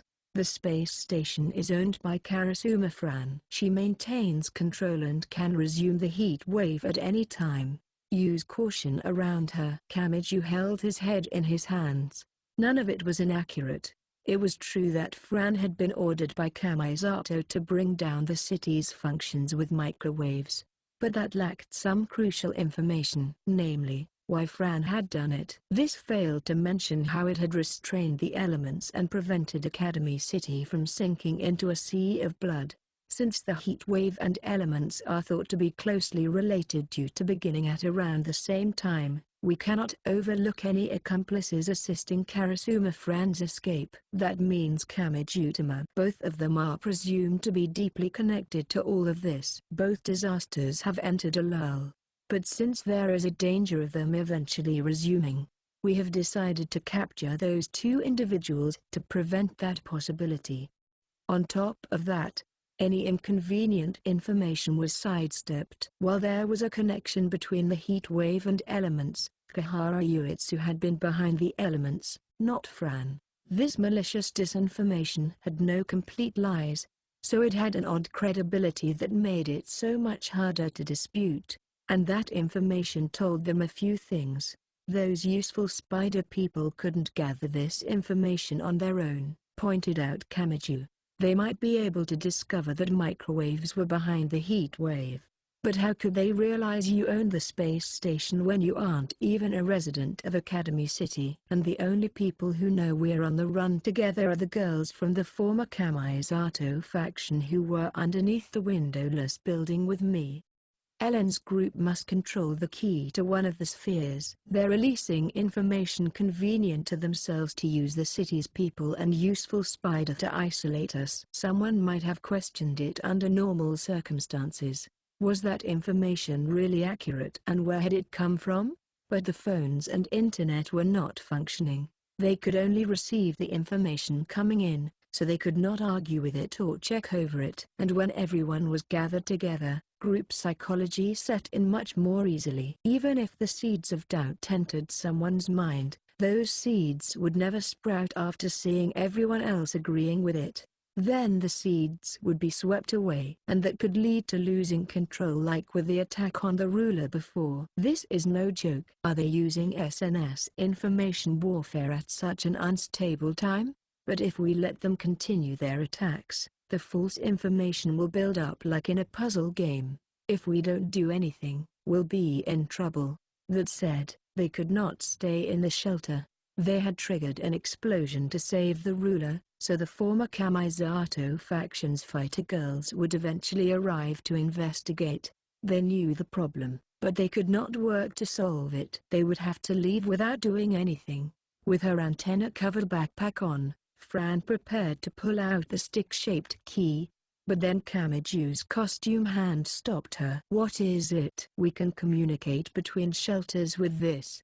With this normal browser, we might be able to send detailed instructions in an email instead of the disaster message board. Kamiju chose his words carefully. That means we can reach Index or Misaka. We're trying to save Kamisato. We can run around if we need to, but it's meaningless if we aren't making preparations of our own. It's easy enough to say we'll save him, but we don't have any actual clues. I want the help of a specialist, whether it's in magic or science. They needed to make a comeback from World Rejector, which could slay even magic gods. That was no easy feat. He wanted the help of Index with her 103,000 grimoires and Athynus, a legit magic god. But Rabbit Ear Antennae Fran did not like the idea. Only the shelter's ruler has these special privileges. It wouldn't be easy sending a message to a specific person. You don't need to worry about that with my school. I don't know if it's Jumpy Bunny or Akikawami, but I know the leader there. If I send them a message, they'll pass it right on to Index or Athynus, assuming their shelter hasn't been caught in the same kind of chaos as here. Either way, we can't stay here for long. As I said, their fighters will be coming. We can't wait for a response. He felt impatient. They could not afford to wait even a second longer than necessary, but he had to stop to think so he would not waste any time. Should they continue on or move back? They would be surrounded by 100 strange and bizarre people at this rate. One wrong step and it would all fall apart. The bunny gray thought, worried, and agonized over it before speaking. I'm still doing it. If I leave this until later because of a more immediate problem, I'll never get around to doing it. We have to stay focused on Kamisato. 8. To Index and Athynus. The world rejector issue took a turn for the worse. I want your knowledge. Let's meet at the District 7 Station Plaza at 12 noon. Oh, and it's a long story, but I'm being chased by 100 girls right now. It's a dangerous situation. So if things look too bad, give up and escape to safety! Exclamation mark. You bitch. You run into me and you aren't even going to apologize? Some people continued walking even as they parted the crowd and ran into people. After learning there had been an explosion at the trial shelter, Elsa with her bottle of 10-yen coins and Pirate Girl Luca with her black rose eye patch arrived at the large park in District 7. They looked around, saw a crowd by the lake where the explosion seemed to have happened, and sighed. Looks like it wasn't the elements. Let's check over there too. The eye patch girl wore a large pirate hat with a feather in it and a thick sailor's coat. She wore a blue bikini below that and did not hesitate to speak. She swept back her curly blonde hair which fell to her shoulder blades and continued walking. Then someone grabbed Elsa's shoulder from behind. What the hell is wrong with you? I'm talking to you here. The girl with roughly cut hair silently narrowed her eyes to physically teach this guy what was wrong with her. But then someone cut in from the side. You, sob. A girl of about 10 wearing baggy clothing began wailing like a siren. No. This was supposedly the previous girl in the eye patch and pirate hat. Someone. Shomyon, help me. Fish weirdo is trying to take me away. Wait. No. As the strange boy panicked, he was surrounded by gazes that had cooled to absolute zero. As the overly energetic ape was grabbed on both sides and dragged away like a picture of a little gray being captured, Pirate Girl Luca stuck her little tongue out at him. Elsa watched as Luca's body type changed from elementary school-aged to high school-aged. Shapely curves filled out the bikini worn below her naval coat. That was cruel.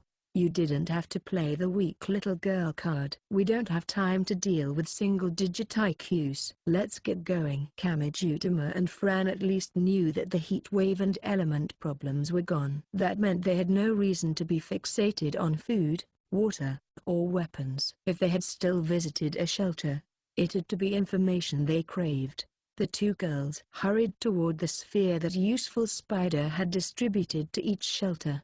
The former Kamisato faction seemed powerful thanks to its 100 girls with various powers and abilities, but they were playing an away game in Academy City. Kamijutama had his own world, so if he had the option of contacting and gathering his friends, it was unknown who would have the greater numbers.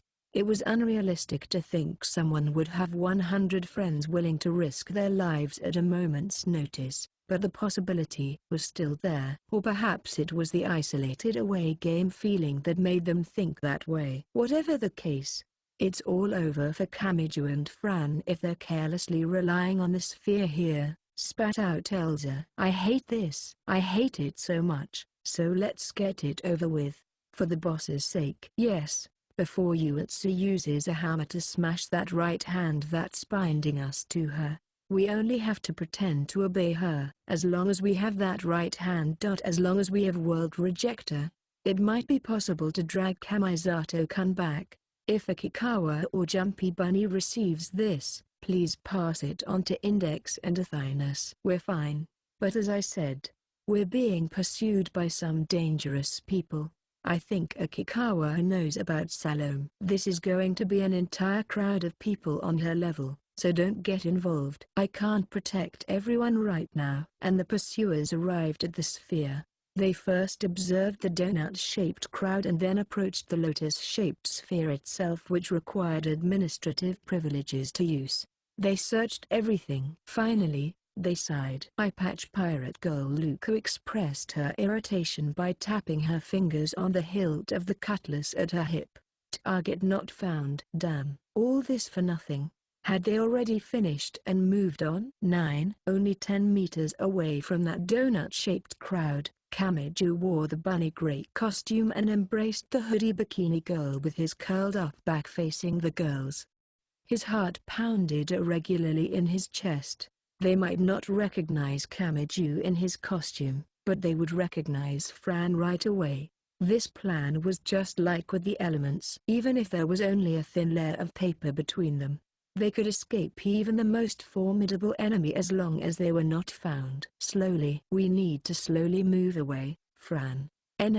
Fran nodded while wearing her antenna-covered backpack and burying her face in the thick fabric of the bunny gray. Meanwhile, the sphere was active. Even now, it was sending the message to the school Kamiju had stayed at. They did not actually need to stay with it. Fran had been communicating with a space station in satellite orbit to emit the microwaves for the heat wave, so she had high-power communications equipment. After using the stick-shaped key to rewrite the sphere's privileges, she had established a link with her backpack's equipment so she could continue sending data via the sphere. They had no reason to stay there. They held on to each other as they left the crowd. Once they reached a certain point, they sprang up and took off running away from the park. The message was sent. Next we meet up with Index and Athynus. They knew the time. They had set a location, and civilization had recovered enough for a meet-up. The time for the heat wave and elements was over. From here on, the humans were in control. Between the lines 1.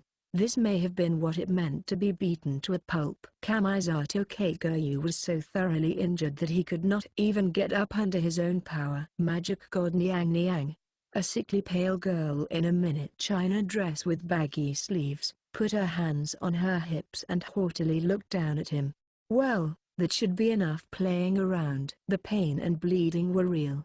Apparently, he was not just going to be eternally tortured after falling into the abyss. Even in this world, he could die. That should not have been surprising, but Kamisato felt oddly certain of it now. Come on. Don't give me that look. You're the one that picked a fight with us. We were just taking you up on the offer now that we had the chance.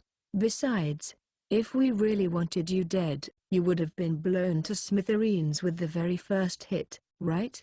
We are the great magic gods, after all. Niang kept talking as she sat on a piece of metal sitting on the roadside. Kamisato could barely move as he lay on the ground, but he finally realized that was wreckage of the device known as the AAA. And we don't actually have that much of a grudge against you. Cough, cough. You can say that after everything you just did? I never said there wasn't any grudge at all. Niang crossed her slender legs in a risque fashion. I mean, we're the group that wanted to relax without causing any trouble for the world. In that sense, being sent to an isolated world with no one to cause trouble for no matter what wasn't a bad option. It might even be worth thanking you. Right, Nephthys? ? That name confused Kamisato. But before he could gather his thoughts, Niang was answered by a silver-haired woman with her brown skin wrapped in bandages. That's right. It wouldn't have been my first choice, but it feels like settling for a second or third choice. It's unfortunate the High Priest and Zombie aren't here, but that's about the only real complaint. We just wanted to tease you a little for not showing us the respect we deserve as gods. Hey, we gave you a personal sparring session with the gods, so you should really be tearfully thanking us. This wasn't true divine punishment. Didn't I say we were just playing around? But Kamisato could not speak properly. He forced out the name in bits and pieces. Guys? Yes? But you?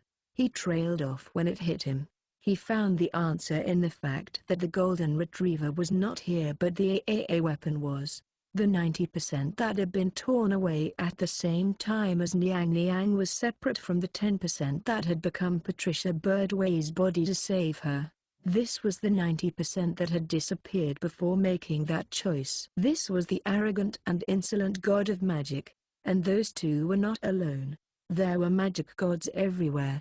On a rooftop, Proserpina wore her western mourning clothes and hid her face behind a veil. Below a car, one-armed Nuada had tattoos covering his bare upper body. There was also a shadow at the entrance to an alley, countless eyes peering out at him from all of the holes on a manhole cover, and so on. Kamisato could not even tell if they were all real, or if his senses were malfunctioning from the powerful presence of the magic gods. "Can I get down to business?" asked Niang Niang. "We are perfectly willing to accept our situation here. We've even decided to accept this as a holy ground offered to us by human hands. But in that case, Kamisato Keikyu, your presence here is honestly concerning. We were just settling in here, but now it turns out we were only in the eye of the storm. It might only be our second choice, but we had already found where we fit in here. So we don't want that overturned. That leaves two options for you. Two fingers that could transform into any weapon poked out of her baggy sleeve." This magic god was making it clear that, if she felt like it, she would instantly slice through Kamisato's neck or torso. "Either you leave or you die here. Choose one. Which would you prefer?" Niang Niang sounded cheerful. "Thou hast disturbed our slumber. To restore our peace, shall the gods lend thee a helping hand?" Chapter 2. Or Escape provides a counterattack. Social Network Slayer 1. When they left the park, Kamiju took off the bunny gray costume. He was only allowed that get up in the park where the Kigurumi Rocks was being held. It would be too conspicuous elsewhere, making it entirely meaningless. Bunny Gray is all limp. When Hoodie Bikini Fran saw the empty shell of the body and the disembodied head, she pouted her lips in an amusing way. "What is that creepy cute thing with weird eyes anyway? FNN. Ow, don't kick me." Bunny Gray is a mischievous alien who landed after mistaking Stonehenge for a landing sign crop circle left by one of their investigators. There he gets the help of know-it-all John and precocious Mary to discover the secrets of Loch Ness, get preserved in formaldehyde at the British Museum, and have other adventures. Oh, yeah, there was a foreign CG cartoon about that, wasn't there? The characters moved too smoothly, so people thought their expressions were actually creep. Bunny Gray is not a mere work of fiction. He is a spectacle based in actual history. He is an honorary citizen of London, so there's no doubting it. Hey. I think you were going for a punch to the solar plexus there, but you had your eyes squeezed shut and you need to accept that your fist landed a little lower than that. Kamiju borrowed a green down coat for staff members that was probably meant to be worn over a stage outfit to protect performers from the cold while not out on stage. Why they would be needed at a Kigurumi festival was a bit of a mystery, though, so he put it on over his swimsuit and completed his escape with rabbit ear antennae Fran. It almost reached his knees, so it made him feel like a Hollywood villain who liked lounging in a gown at a luxury hotel or like a flasher on the street corner. "Let's borrow some shoes while we're at it.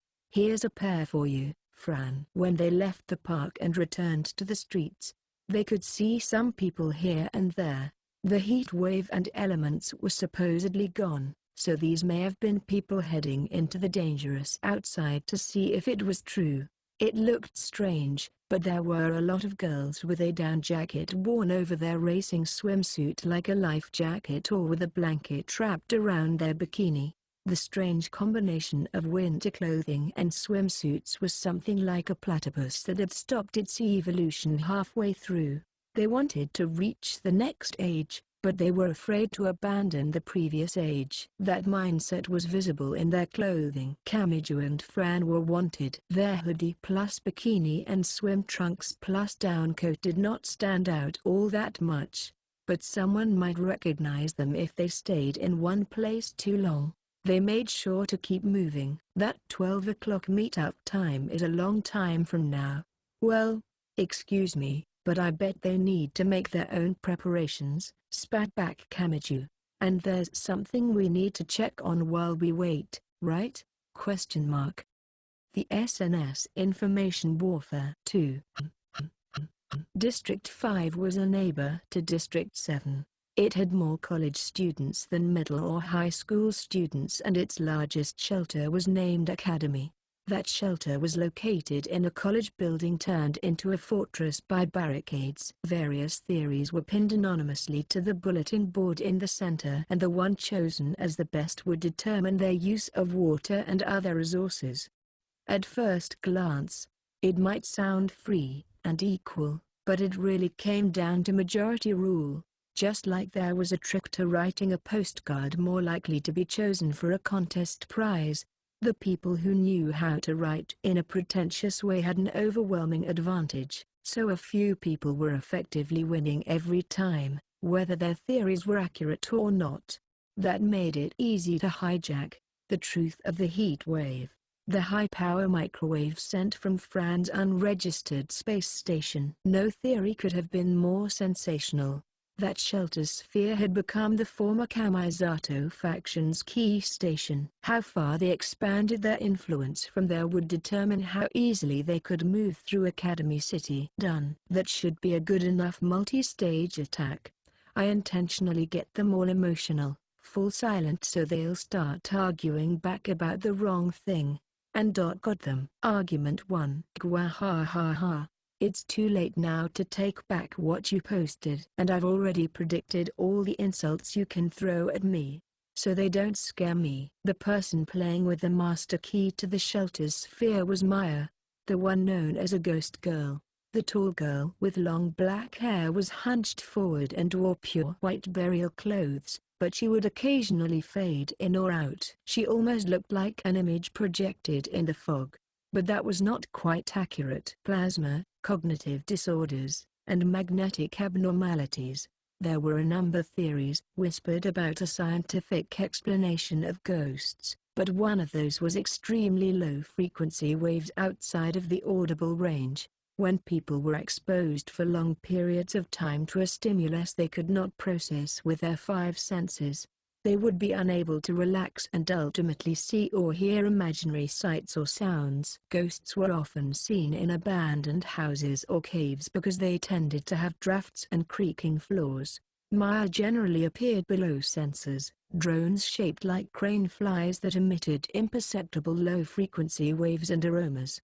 Those were the things flying around her while emitting pale phosphorescence like will-o'-the-wisps. In truth, Fran's microwave attack had been a real danger for her. She might have been lost there if the shielding had been too weak. In truth, Maya did not know what a ghost know, what a soul really was. She pictured it as something like a smell. If she could rub the smell of her life onto something else before it faded with time, she could live on. But if she could not produce the original smell, she would have to continue protecting this one. Once it disappeared, that was the end.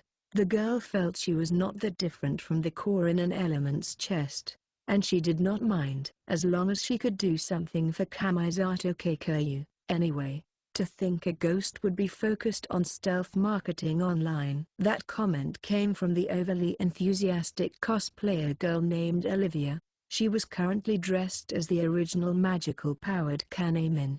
She believed the original series was the best. As her outfit suggested, the girl with her short brown hair in twin tails was the subculture type, so she got along fairly well with internet-obsessed Maya. The gloomy tall girl shook her head, which was adorned by a triangular headdress with a slight cut that made it look somewhat like a heart. What are you talking about? There are plenty of urban legends about ghosts who don't realize they're dead and continue trolling message boards. Haven't you heard that people sensitive to spirits can tell which posts are made by ghosts? No, I haven't. And what does it even mean to be sensitive to spirits? I don't know where this all got started, but it was clearly TV shows that spread it around. Just like Valentine's Day was used by the chocolate companies, I bet its original meaning was entirely lost. The cosplay girl spun around her magic wand that looked too heavy to be plastic, and she embraced Maya's neck from behind. The ghost girl was translucent and fading in and out, but the way she was supported by imperceptible sound and smell gave her skin what seemed to be a tangible texture. Maya continued checking over the sphere that had been left for communication during a disaster. It was designed to send out preset messages at a specific time or at a set interval, but it was a convenient toy once she adjusted that a little.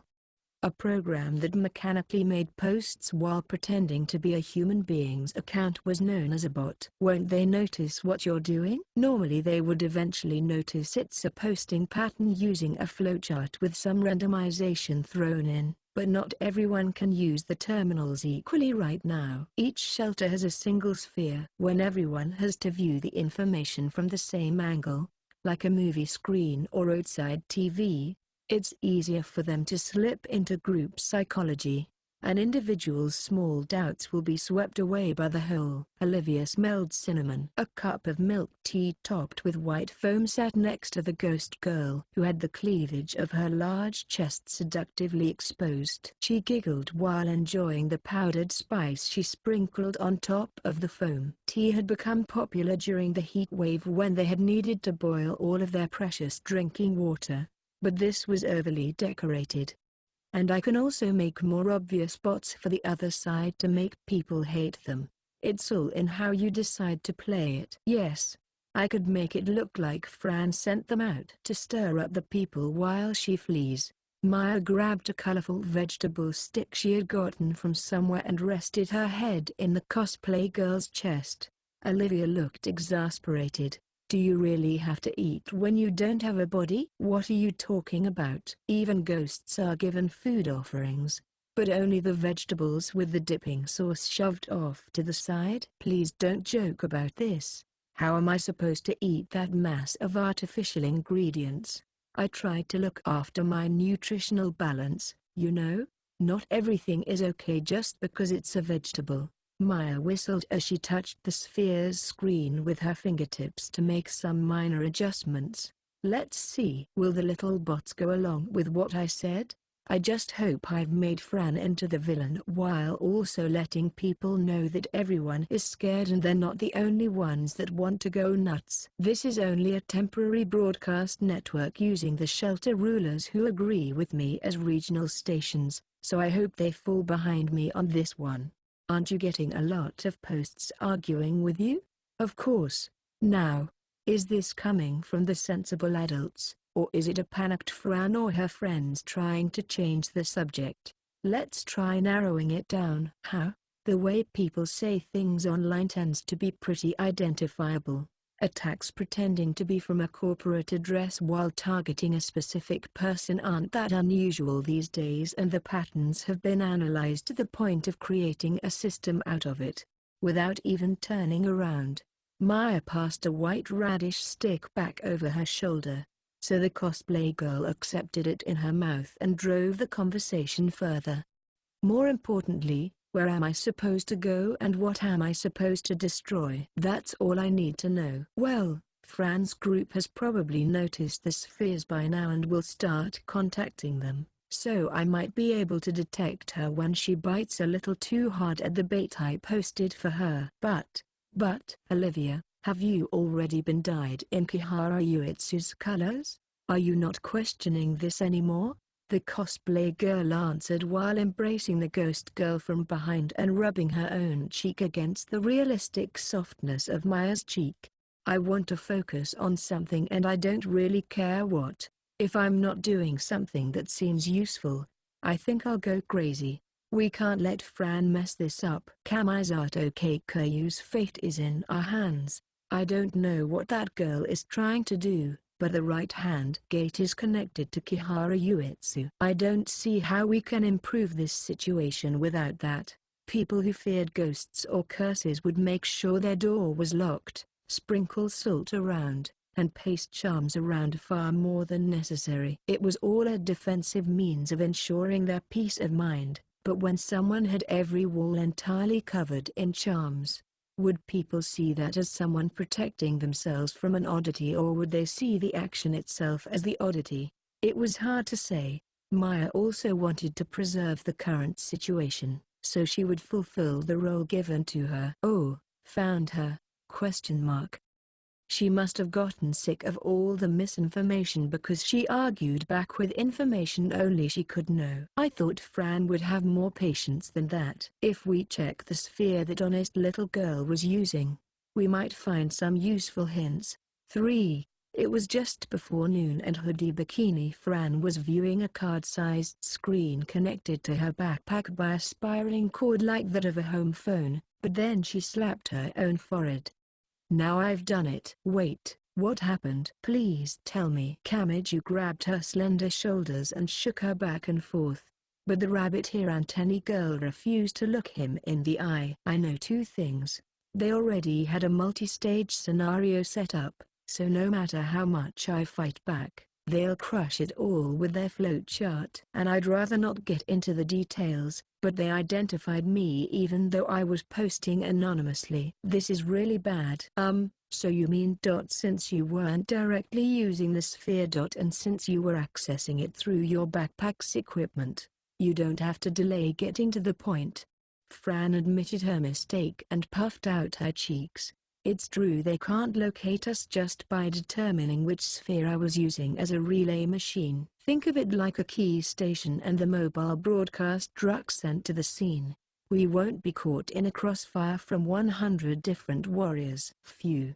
But this is really hard to say, but if they physically destroy the sphere that's like the key station, then the broadcast truck's signal can never get back into the network. And more importantly, they might analyze the data left in the sphere's temporary cache. So I think they'll probably steal all the messages we've sent or received. I'm sorry. Wait, what was that you said really quiet and really fast just now? Say it properly this time. The situation was a tricky one. If the enemy knew the time and location of the meetup, the risk of an ambush increased dramatically. That would put them, as well as Index and Athynus, in danger. But the designated time was coming up soon. It hurt being forced from the network after their key station sphere was stolen, but there was a chance the enemy would not manage to extract the message in time. If they went straight to the designated location and found Index and Athynus, they might be able to leave before the former Kamisato faction even showed up. I guess we'll have to bet on that for now. Now you owe me one. You've barely done anything. How many times do you think I've pushed your unathletic ass onto or over something? There was the subway platform and the ticket gate at least! Exclamation mark. The great Fran actually blushed for once as she squeezed her eyes shut and swung her tool knife around wildly, so Kamiju had to seriously roll out of the way while all his hair bristled.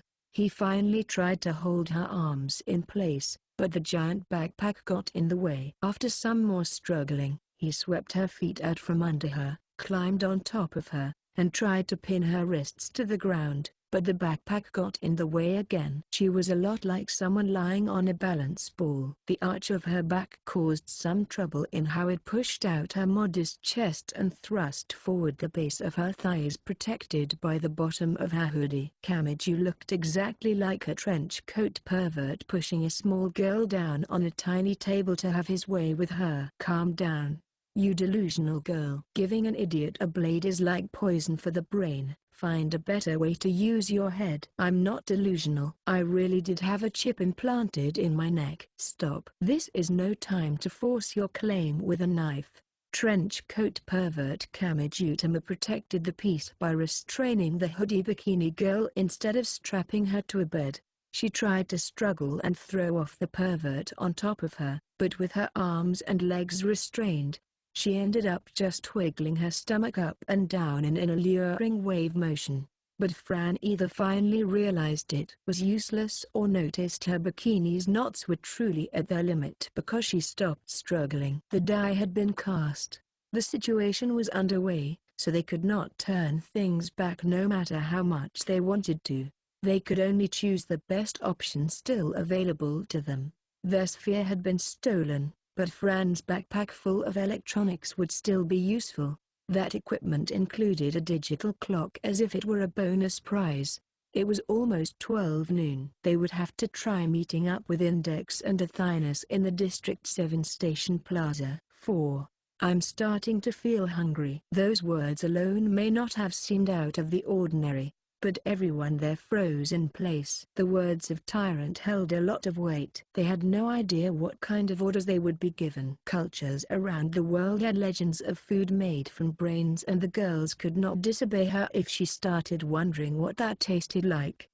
She was Kihara Yuitsu, master of the right hand, but the woman with the qualities needed to possess World Rejecter looked entirely relaxed. There's a shelter near here, isn't there? And one of you controls it, right? Why yes. That scratchy answer came from Salome, who continued obeying without ever having her missing arm healed. That would be Charity, where Siren is assisting Maya. Hey, that name sounds interesting. Then let's go get something there. If you want to eat with me, then follow this finger. Kihara Yuitsu raised her sewn-on right hand's index finger and spun it around as she readily walked out of the space below the windowless building. Even the smallest bit of trouble out there, from an attack by thugs to choking on a rice cake, would mean losing that right hand's power. The raincoat mass murderer and the others quickly followed her out like servants, and cruel Queen Kihara Yuitsu climbed the long slope. I feel like eating barbecue. Lamb meat would be nice. It can taste a little odd, but that makes it surprising and interesting. But, there need to be plenty of vegetables on the skewers as well. Maybe an overall ratio of 6:4. No, 7:3. No one could give a proper response. There's no meat. Then can't one of you lie down on the chopping block? They never knew when that lunatic would say something like that. They walked through District 7 and to the nearby shelter, which was located inside a resort hotel. It isn't often they can focus on all three necessities: food, shelter, and clothing. You said it was called Charity. KH. Please, relax. So what kind of rules does this place use? I believe the amount of charity you give to others determines your influence. The Raincoat Girl's usual energy was nowhere to be found. After she hesitantly and slowly answered, Yuitsu laughed in her lab coat and bikini. I see. And that means receiving help from others reduces your status. So it comes down to keeping a low profile and avoiding other people's kindness. How twisted. It was midday. A large industrial pot had apparently been brought from the kitchen, and it had been used to cook over a fire out front. Two young men were carrying it, and Yuitsu tilted her head when she approached them. What a creamy smell. Is that a white stew? That casual comment sent a chill running through Salome's entire body. No, it was not the words. It was the glitter of curiosity in the woman's eyes. Sizzle. It happened suddenly. Kihara Yuitsu did not even hesitate to shove her right hand into the boiling pot, so Salome had to quickly stop her. World Rejecter was the fundamental gate needed to rescue Kamisato Keikyu, so they could not let it be boiled away here. And Yuitsu of course knew that. Her eyes were narrowed in delight. Rushing forward so quickly to stop her had backfired, and the Raincoat Girl lost her balance. Her hips collided with the pot held by the shocked men, and it fell to the ground with her. The contents were dumped on the roundabout and on the mass murderer, who rolled around as scorching pain pierced her entire body. Yuitsu then stepped on the girl's head while humming cheerfully. Pinned to the ground and unable to even struggle, the soaked girl clenched her teeth to swallow a scream. Chhhhhhhh. Stay just like that. Yes. Just a while longer like that. The shoe rubbed at her head in accordance with a mysterious sense of aesthetics. So the girl could not even raise her head. That was why Salome first sensed the disaster with her ears rather than eyes, with her body and cheeks stained with the slimy liquid. What? Who even are they? Outsiders? But the food? Why are they playing around with it? The men, women, boys and girls of Charity noticed and approached the commotion. but the look in their eyes changed when they saw the raincoat girl lying in the pool of food splattered on the ground. The demon spoke with a childish smile on her face. "Oh? It stank so bad I assumed it was a leftover failure. But seeing it soaking such a cute girl's body is sure to bring a smile to your faces no matter how it tastes, right? Isn't that how disgusting people like you work? You can go straight to hell." Yuitsu whispered a suggestion to the brown girl under her foot. "Now, Miss Guard Dog, are you ready?" "Puppy dog, if you don't do everything you can to protect me here, World Rejector might be torn right from my arm. You might lose the tiny thread you need to save your beloved Unai-chan!" Exclamation mark. "Here, I'll let go of your leash. 3, 2, 1, go." After that joking countdown, the waiter left Salam's head in the pool of white stew. God damn it, god damn it. The group all had handmade weapons probably meant for the elements. But the raincoat girl still charged into the center of the group. Countless hands surrounded the brave girl like a giant anemone. If even one of them grabbed the bottom of the raincoat that was fluttering up as the air caught it, she would be pulled down into the group. Yuitsu held her sides and laughed on as she watched the brown girl fighting as if dancing through a hellish ocean. The raincoat girl probably still trusted the other girls sharing these circumstances with her. In fact, she may have even trusted her enemies of Kamijutama and Karasuma-fran. "Oh, this is just wonderful." Siren, the girl who had taken the spot of ruler at this shelter, walked over to check out the commotion and went pale. Yuitsu took a piece of bread from her that had the moisture removed by slicing it thinly and frying it. It was probably meant to be eaten with the white stew, but Yuitsu tossed it directly into her mouth. Munch, munch. Half of Yuitsu-chan's orders are just meant to mess with you. For example, asking you to kill Kamijutama. But that means the other half are not just meant to mess with you. I hope you can keep this up and blossom into some beautiful flowers. Some venomously colorful flowers. 5. Academy City is currently working through the 48 towers to restore order. There is nothing to worry about. However, to ensure the process runs smoothly, please provide information on the following people. 1. Kamijutama. 2. Karasuma-fran. They were deeply involved in the so-called heat wave that affected Academy City and was also connected to the elements. A helicopter with several steel beams dangling from wires flew by overhead. As soon as Kamiju heard the announcement, he grabbed Fran's hand and pressed against a nearby withering roadside tree that was half buried in white sand. But he had not hidden because he was afraid of being spotted by useful spider. Damn. He used the thick trunk rather than the overhead branches to hide, and he groaned quietly with the small hoodie bikini girl in his arms. "We're 5 minutes early, but the Kamisato faction is already here." He could not recognize and name all 100 of them, but he did recognize the bored-looking girl wandering around the wolf statue in the station plaza, which was littered with piles of white sand. She had ankle-length black hair and dragged a lab coat behind her. In a way, that tracer and forensics girl was the most dangerous one. If Ellen spotted them here, they would be back to endlessly trying to lose her. Fran whispered back while looking entirely unfazed in his arms. "I see Ellen and Mary near the statue. They stand out, so you know who I'm talking about, right?" "Yeah," said Kamiju, sounding not at all pleased. A sexy girl in a red dress and with splendid blonde ringlet curls was wandering around on all fours just like the wolf statue. She was a complete stranger, but he would have noticed her immediately even in a crowd of a million. She had just stuck her head in an abandoned kebab stand and the other girls had been forced to stop her. The meat had to have gone bad ages ago. But she did not seem to mind. Mary is a wolf girl. Not a little half-wolf, but a girl who was raised by wolves. It's a good thing we're downwind. Being raised by wolves shouldn't have increased her senses, muscles, or digestive system, but she ignores all logic as far as that's concerned. What? So if she bites you, she'll break right through the bone? That's part of the problem. He had meant it as a joke, but she did not deny it. A chill ran down his spine. But the biggest threat from Mary is her sense of smell. A dog's is said to be 6,000 times more sensitive than a human's, but hers is even more than that. If she catches our scent, this will become very, very troublesome. Depending on how the winds blow, we might be in trouble just staying here. A forensics expert and now a police dog, huh?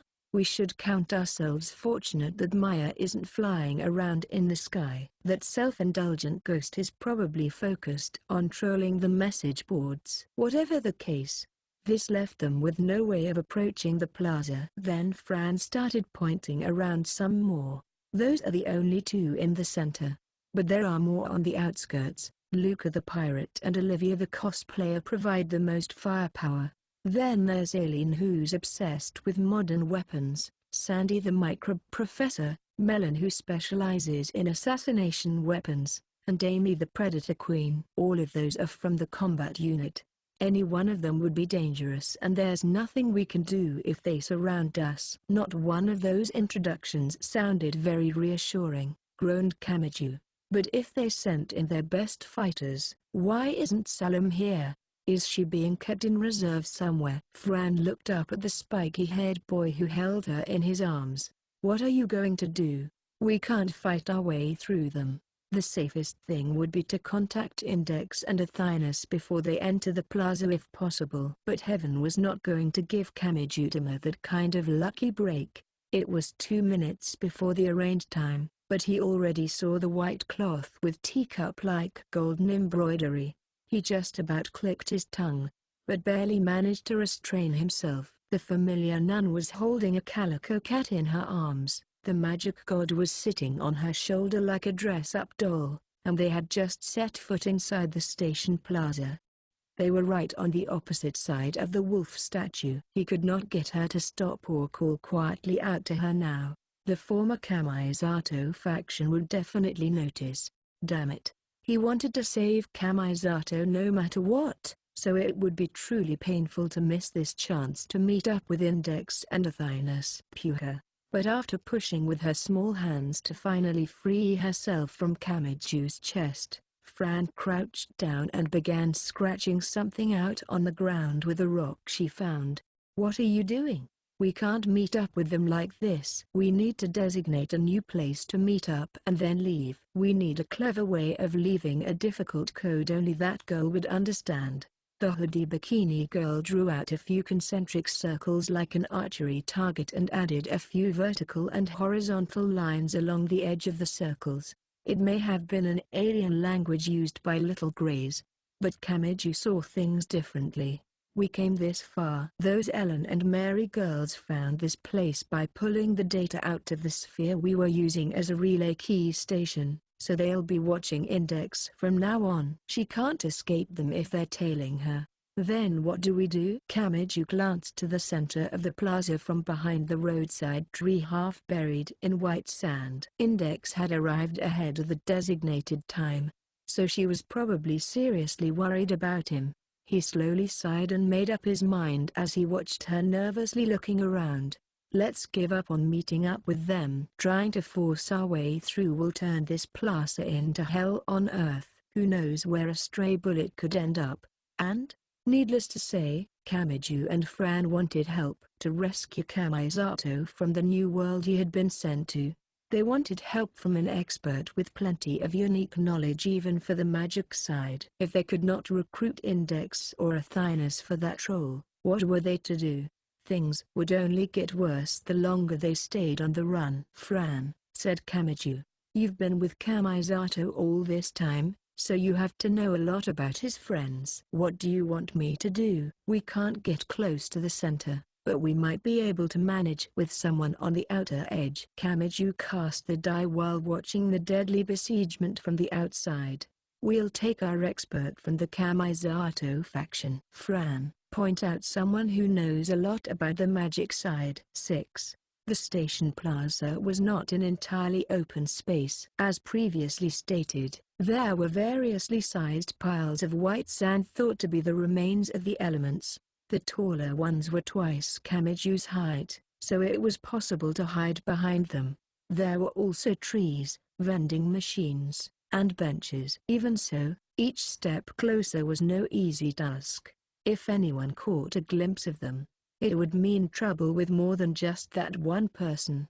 She would raise her voice to call everyone over to surround Kamiju and Fran. And that was why they chose this plan. As Kamiju held his breath and crouched behind a pile of white sand, he watched the eye-patch pirate girl named Luca walk the same course a few times before he forcefully covered her mouth from behind.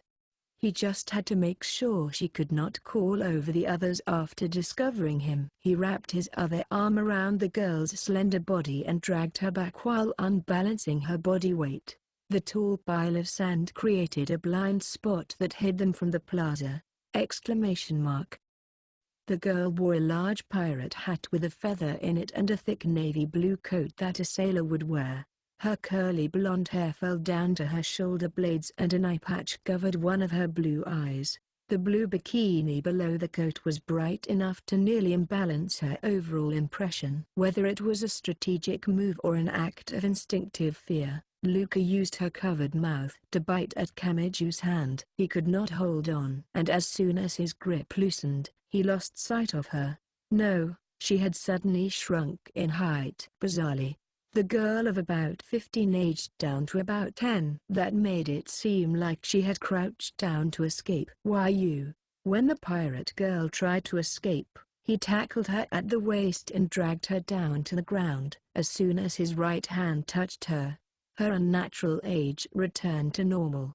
Her clothing could not keep up with the sudden size changes, so her swimsuit and coat started to shift out of place. Even so, the girl twisted her body around to slip out from under Kamiju. She was as slippery as an eel or a wet bar of soap. She flipped up her coat, tried to roll out of the way, and glared up at him. Bah!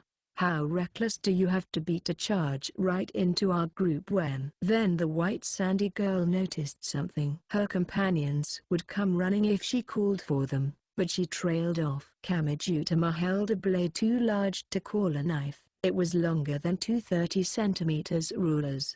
Needless to say, it was the cutlass the pirate girl had worn at her hip. Yes, Kamiju had not just been trying to stop her when he tackled her at the hip. He had been going for the buckle of the thick belt that held the sword. The pirate also wore a large pirate wire musket on her back, but the gun required the powder and bullet to be loaded through the muzzle and was ill-suited for quick use. Plus, the long narrow ramrod used to load it was held in the same scabbard as the cutlass.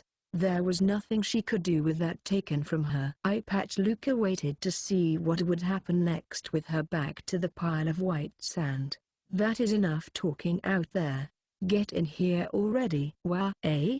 She heard a voice behind her and slender arms reached under her arms and around her body. Fran was the one grabbing her.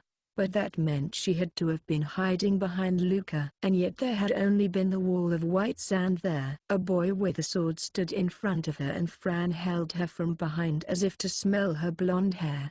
Luca could no longer resist physically or mentally, so she was easily dragged away. Where to? Into a small igloo-like space presumably dug inside the pile of white sand. It's a pretty good hiding place, isn't it? When it's all white, the distance and angles are hard to make out. Overseas they've apparently had fun making videos in salt lakes to mess with the sense of perspective. Plus, the fine white sand absorbs the particles that produce smells. It might be like activated charcoal. We noticed it while watching that Mary girl. We were hiding downwind and there was a kebab stand in the plaza, but we couldn't smell the rotting meat at all. So you can't rely on her nose right now.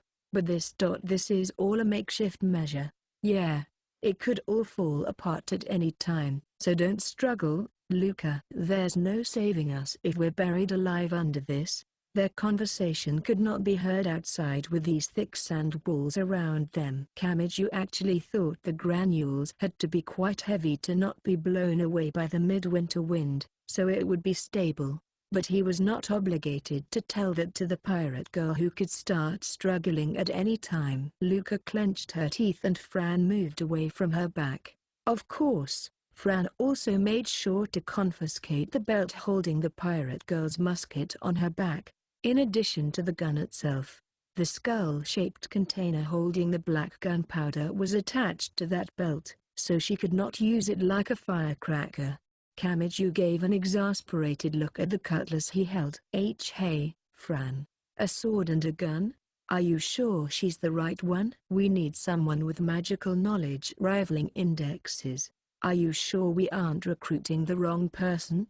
This is the right person. Luca uses a special form of combat linked to the voodoo found in the Caribbean where pirates once ruled, to perform a great variety of ceremonies on the limited space of a ship. She is a magician who follows Legboatibon, the god of the gate who manages all ceremonies. Legboatibon indirectly appears in all voodoo ceremonies, so he does not just exist on a specific ceremonial day, and he is defined as existing at all times. Luca has used this to achieve control of subjective time, allowing her to freely change the age of her external appearance and to prepare magic that would normally be a once-in-a-decade event in only a second.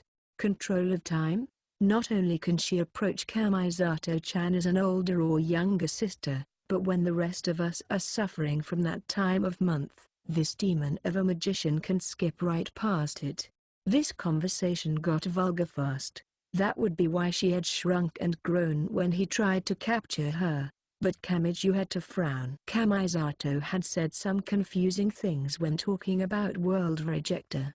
Instead of sending someone to an entirely different world, it sent them to another world in the same timeline or to the excess space in the same film. Luca was caught in a space too small to stand up without hitting her head. Her weapons had been taken from her. She was surrounded by enemies, and she believed struggling would get her buried alive. The pirate girl gave Kamiju an irritated look, but she seemed unable to come up with anything to do about it. She calmly raised both hands. What do you want? I will protect Kamisato-kun, and to do that, I'm willing to endure humiliation from Kahara Uetsu, who possesses the right hand we need as a gate. Nothing you can say will shake my conviction. Killing me won't change the order to execute you. Surely you know that the line from Kahara Uetsu is one way and she doesn't listen to anything we say. That's not what we're asking of you.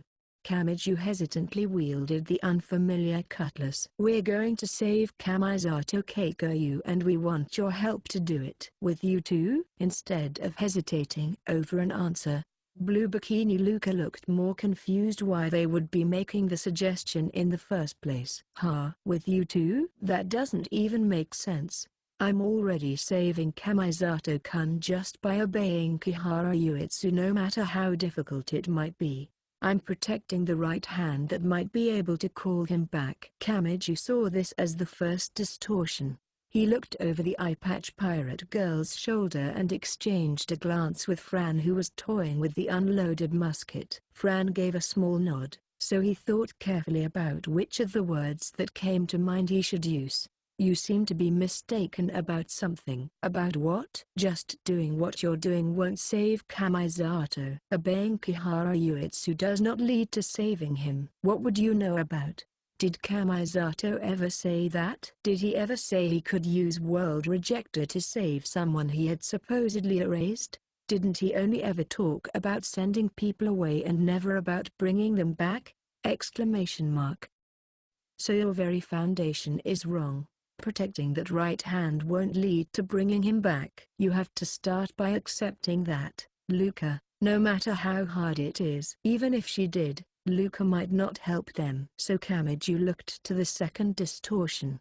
They all had to know something was wrong with continuing to obey Kahara Uetsu, so why did they continue doing so? Kamiju gave the answer. If you just do what she says, things at least won't get any worse. Wow, isn't that what you were thinking, Luca? Or maybe you were thinking you could eventually search for a way to bring Kamisato back while Kahara Uetsu wasn't looking. If so, you were wrong. When exactly would that eventually be? You kept thinking that, But you haven't even taken the first step.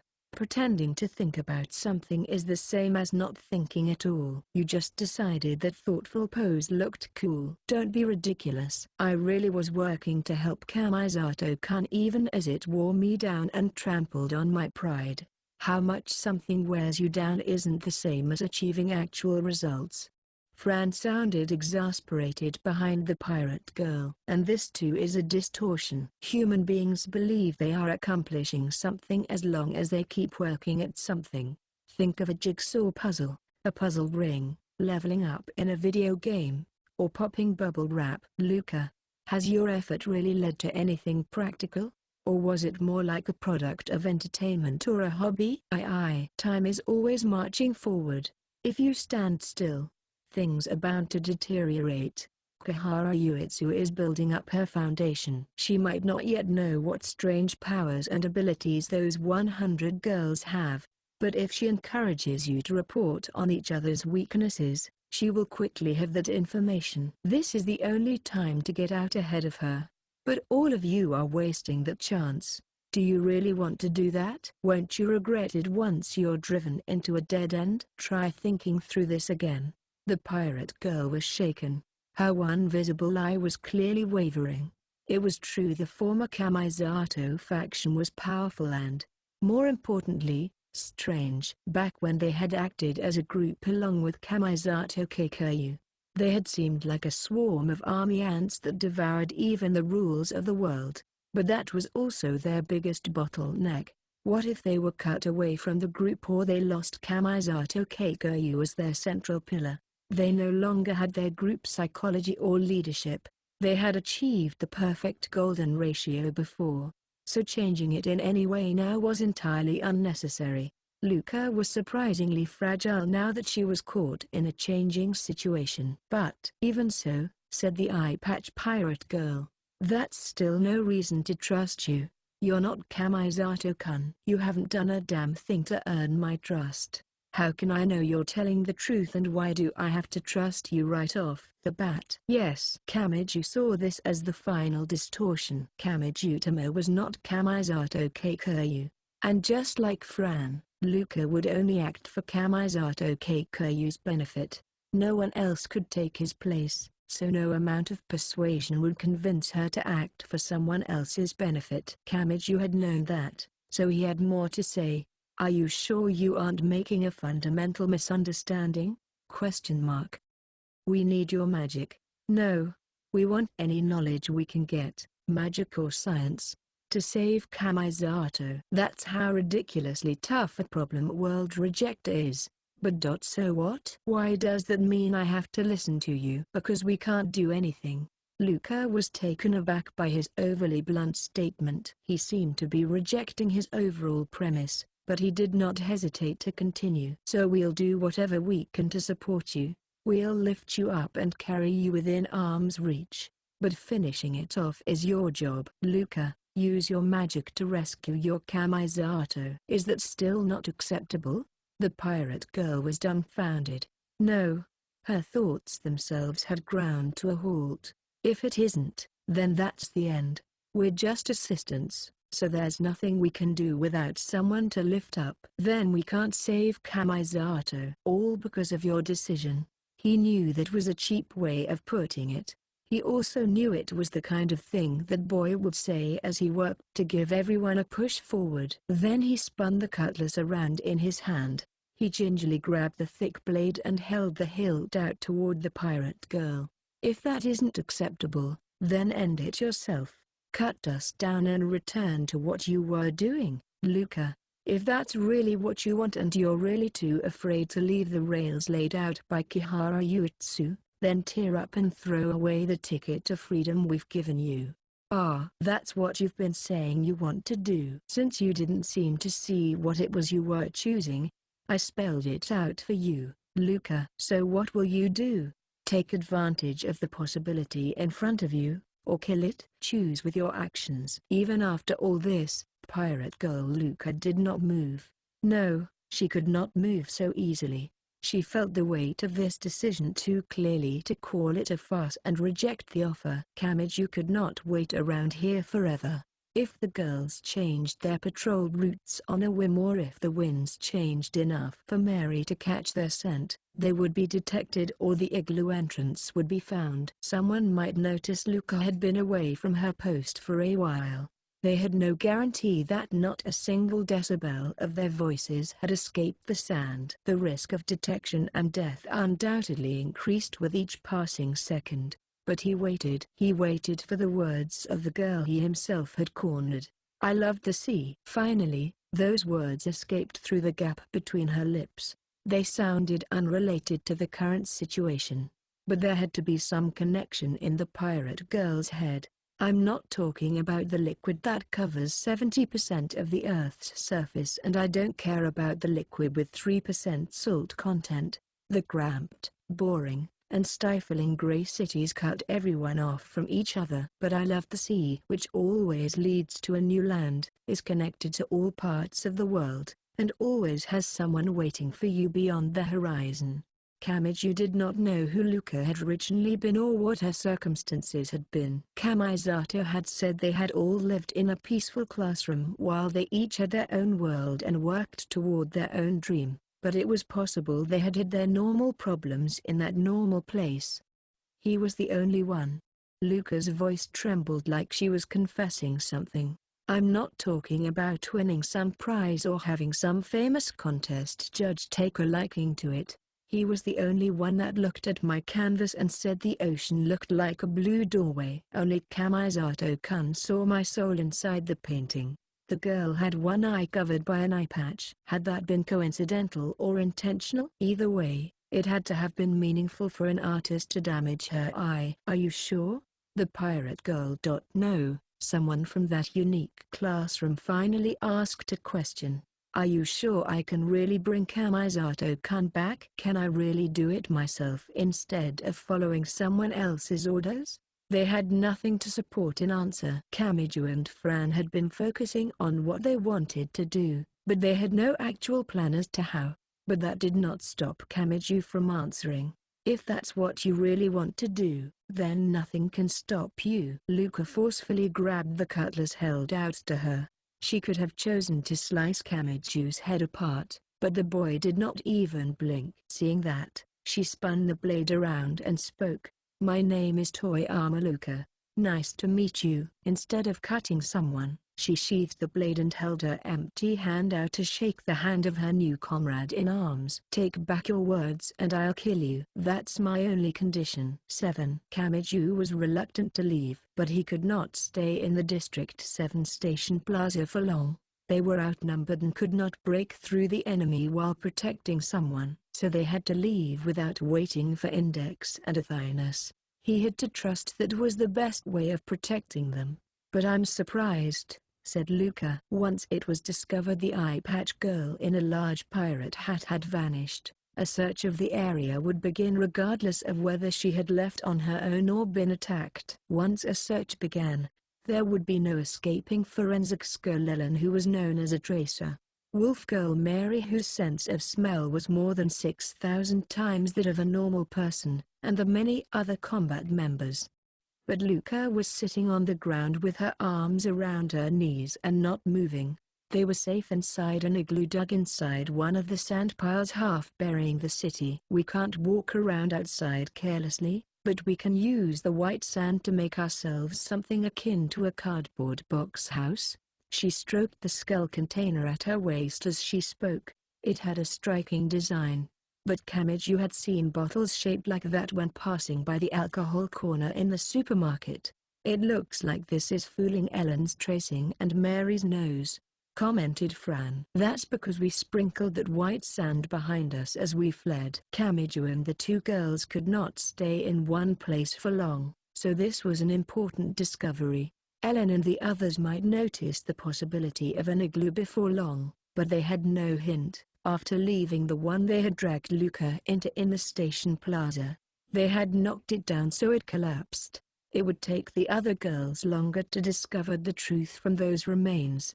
"It's 1:30 p.m. Fran still kept her backpack on and checked the digital clock on her communications equipment. "I'm starting to get a little hungry." The small, Microplastic-like granules must have kept the air inside because the igloo was pleasantly warm. I'd like to get things moving too. Luca, we're willing to try anything that might help save Kamisato. Tell us everything you know. Just to be clear, if I had the knowledge and skills to do it myself, I wouldn't have been sucking up to Kihara Uetsu like that in the first place. Please understand that this is a problem I can't solve on my own. The eye-patch pirate girl sighed. Another world? A different world in the same timeline? Ignoring whether or not there's actually a way to interfere with that, if you want to interfere with point B from point A, you have to focus on the concept of imitation. You can also call it idol worship. I'll explain. In the world of magic, objects with similar shapes will influence each other. For example, a doll can take on the injuries meant for a person. There was no guarantee they could follow her explanation. Kamiju and Fran exchanged a glance while sitting down. So what? I feel like Agnes or Birdway might have explained this before, but maybe not. Anyway, is it like that thing where people hammer a nail into a doll late at night? That harms the shrine's holy tree, so you really shouldn't do it, piped in Fran. This is similar, but not quite the same. You're talking about infection magic. It's a type of curse that focuses on the target's hair contained inside the straw doll. The person's blood, fingernail, hair, or another part of their body is used to affect the whole.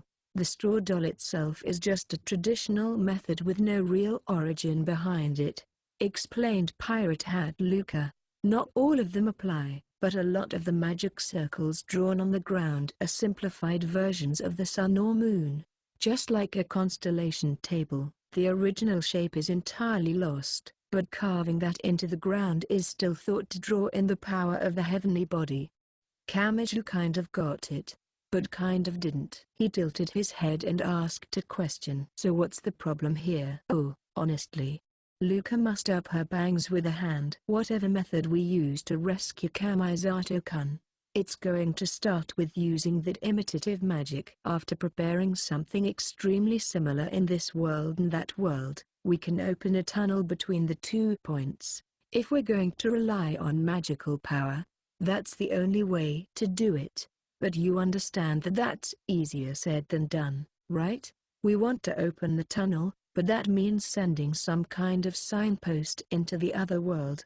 It's like having our keys locked in the car. But, hoodie bikini Fran hung her head a little. While it's a one-way ticket, there is a way to send things from here to there. You mean Kihara Uetsu's right hand? How are we supposed to get close to that? There are more girls around her than in that plaza. Sneaking in, having her use world reject on just the object we want, and escaping safely would be impossible. Kamiju thought as the two girls discussed the difficult problem on either side of him. This world and that world, the objects and people blown away by world rejector, imitation, objects with similar shapes would influence each other. No, wait, question mark. We might be able to do it. We might already have what we need without even getting Uetsu to lend us a hand. What do you mean? Just so you know, we can't use infection magic between Kamisato-kun and his severed right hand. World Rejector is too powerful to function as a catalyst. That would be like taking a metal pin surrounded by ultra-powerful electromagnets and trying to use a different magnet to create a compass out of it. That's not what I meant. I'm talking about the imitative magic, not the infection magic. The one where things with similar shapes influence each other. Fran and Luca looked puzzled and urged him to continue. He did not care if this was not a perfect answer. It only had to inspire further discussion. That was all he was hoping for. And so he threw it out there. The ire between Kamisato and Uetsu began with a golden retriever wielding that weapon. If Kamisato defeated that dog, wouldn't the AAA have been sent to that world? 8. Kamiju knew very little about the AAA. He could not even say what it had originally been designed for. What was powering that thing that Mikoto had readily piloted during the heat wave? And how did it work? Could it even be fully explained with science alone? But an AAA had been used by a lot of people, Misaka Mikoto, Kihara Uetsu, and even Plant Girl Clara for decoy counted. And he knew an original had to exist somewhere, and its owner had been defeated by Kamisato Kagyu in his prime.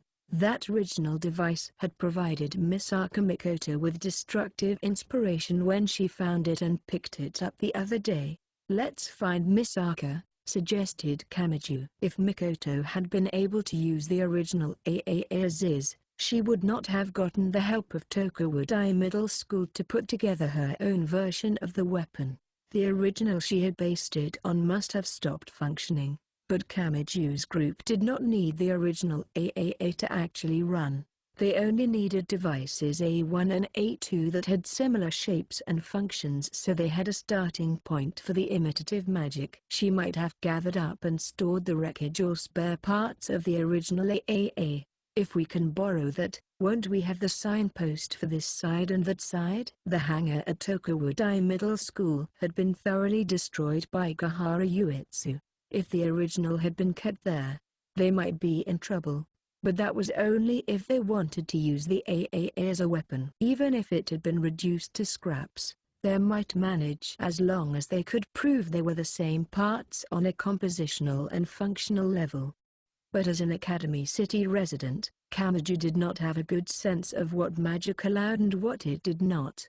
It would be faster to let Pirate Girl Luca see it for herself. They had no time to spare. "Let's stop by Tokawadai Middle School for now." "But isn't that where?" "Yeah, it was destroyed by the elements under Uetsu's control. Misaka and the others might not still be there, but we might find a clue as to where they've gone." Some skepticism was natural, but Fran and Luca readily agreed since this gave them an actual destination. The concepts being late or out past curfew did not exist at the moment. They were free to go wherever they wanted in Academy City, but that had left them with no clear destination. It may have been easier to have someone else set a goal for them. They checked a roadside map to confirm where they were, where the school garden was, and what route to take. "An elevated route runs almost directly there, so it will be safest to walk under that," said Fran.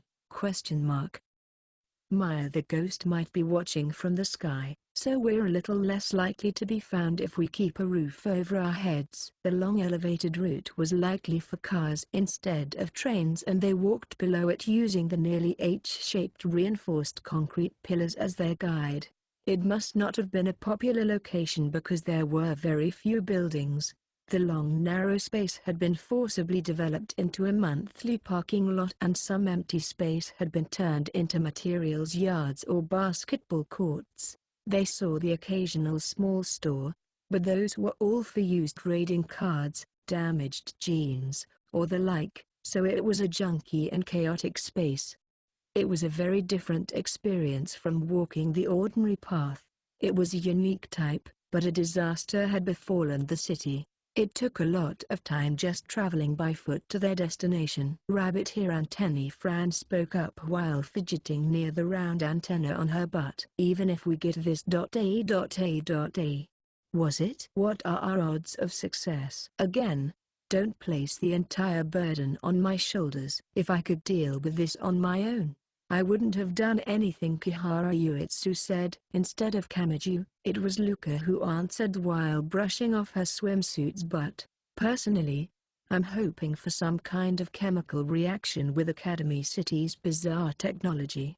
You've done a lot of disturbing research into time and space, right?" Something must have bothered her because Fran bent her finger like a hook, stuck it inside the butt of her bikini, and adjusted it. "Trying to break the speed of light barrier is pretty romantic. I'm sick of hearing about people just trying to use a wormhole, though." Luca also tugged at her swimsuit. It was a lot like how infectious a cough could be at a school assembly. "We don't have to try for the farthest reaches of the universe.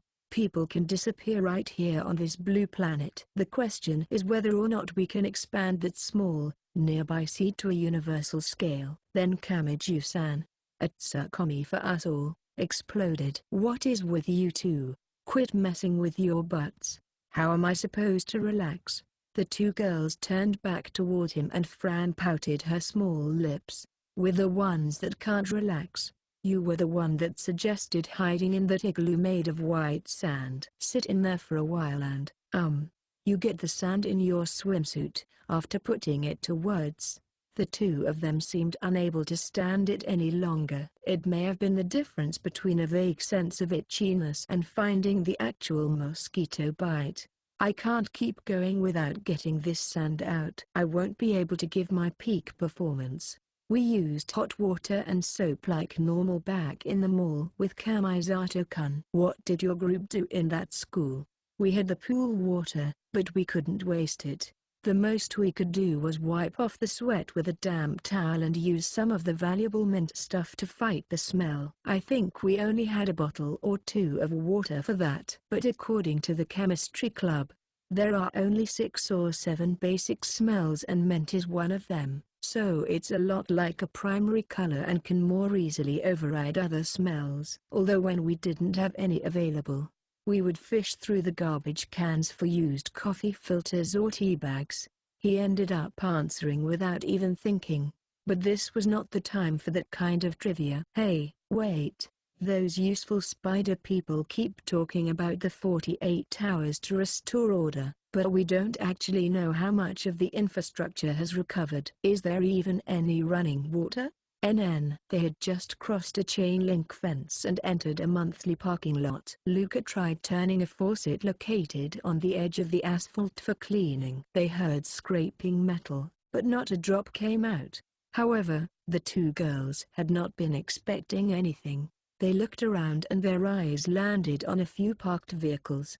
"There's a cleaning company truck." "Yes, let's borrow some of their equipment." Kamiju did not have time to stop them. An element must have stepped on the truck because its chassis was bent and all of its windows were broken. Fran and Lucas stuck their hand in, unlocked it from the inside, and began searching through it. Kamiju wondered if they were borrowing a towel. "But I wish that was enough to get this perverted sand out." "Oh, I found a roller for carpet." "Won't that work without water?"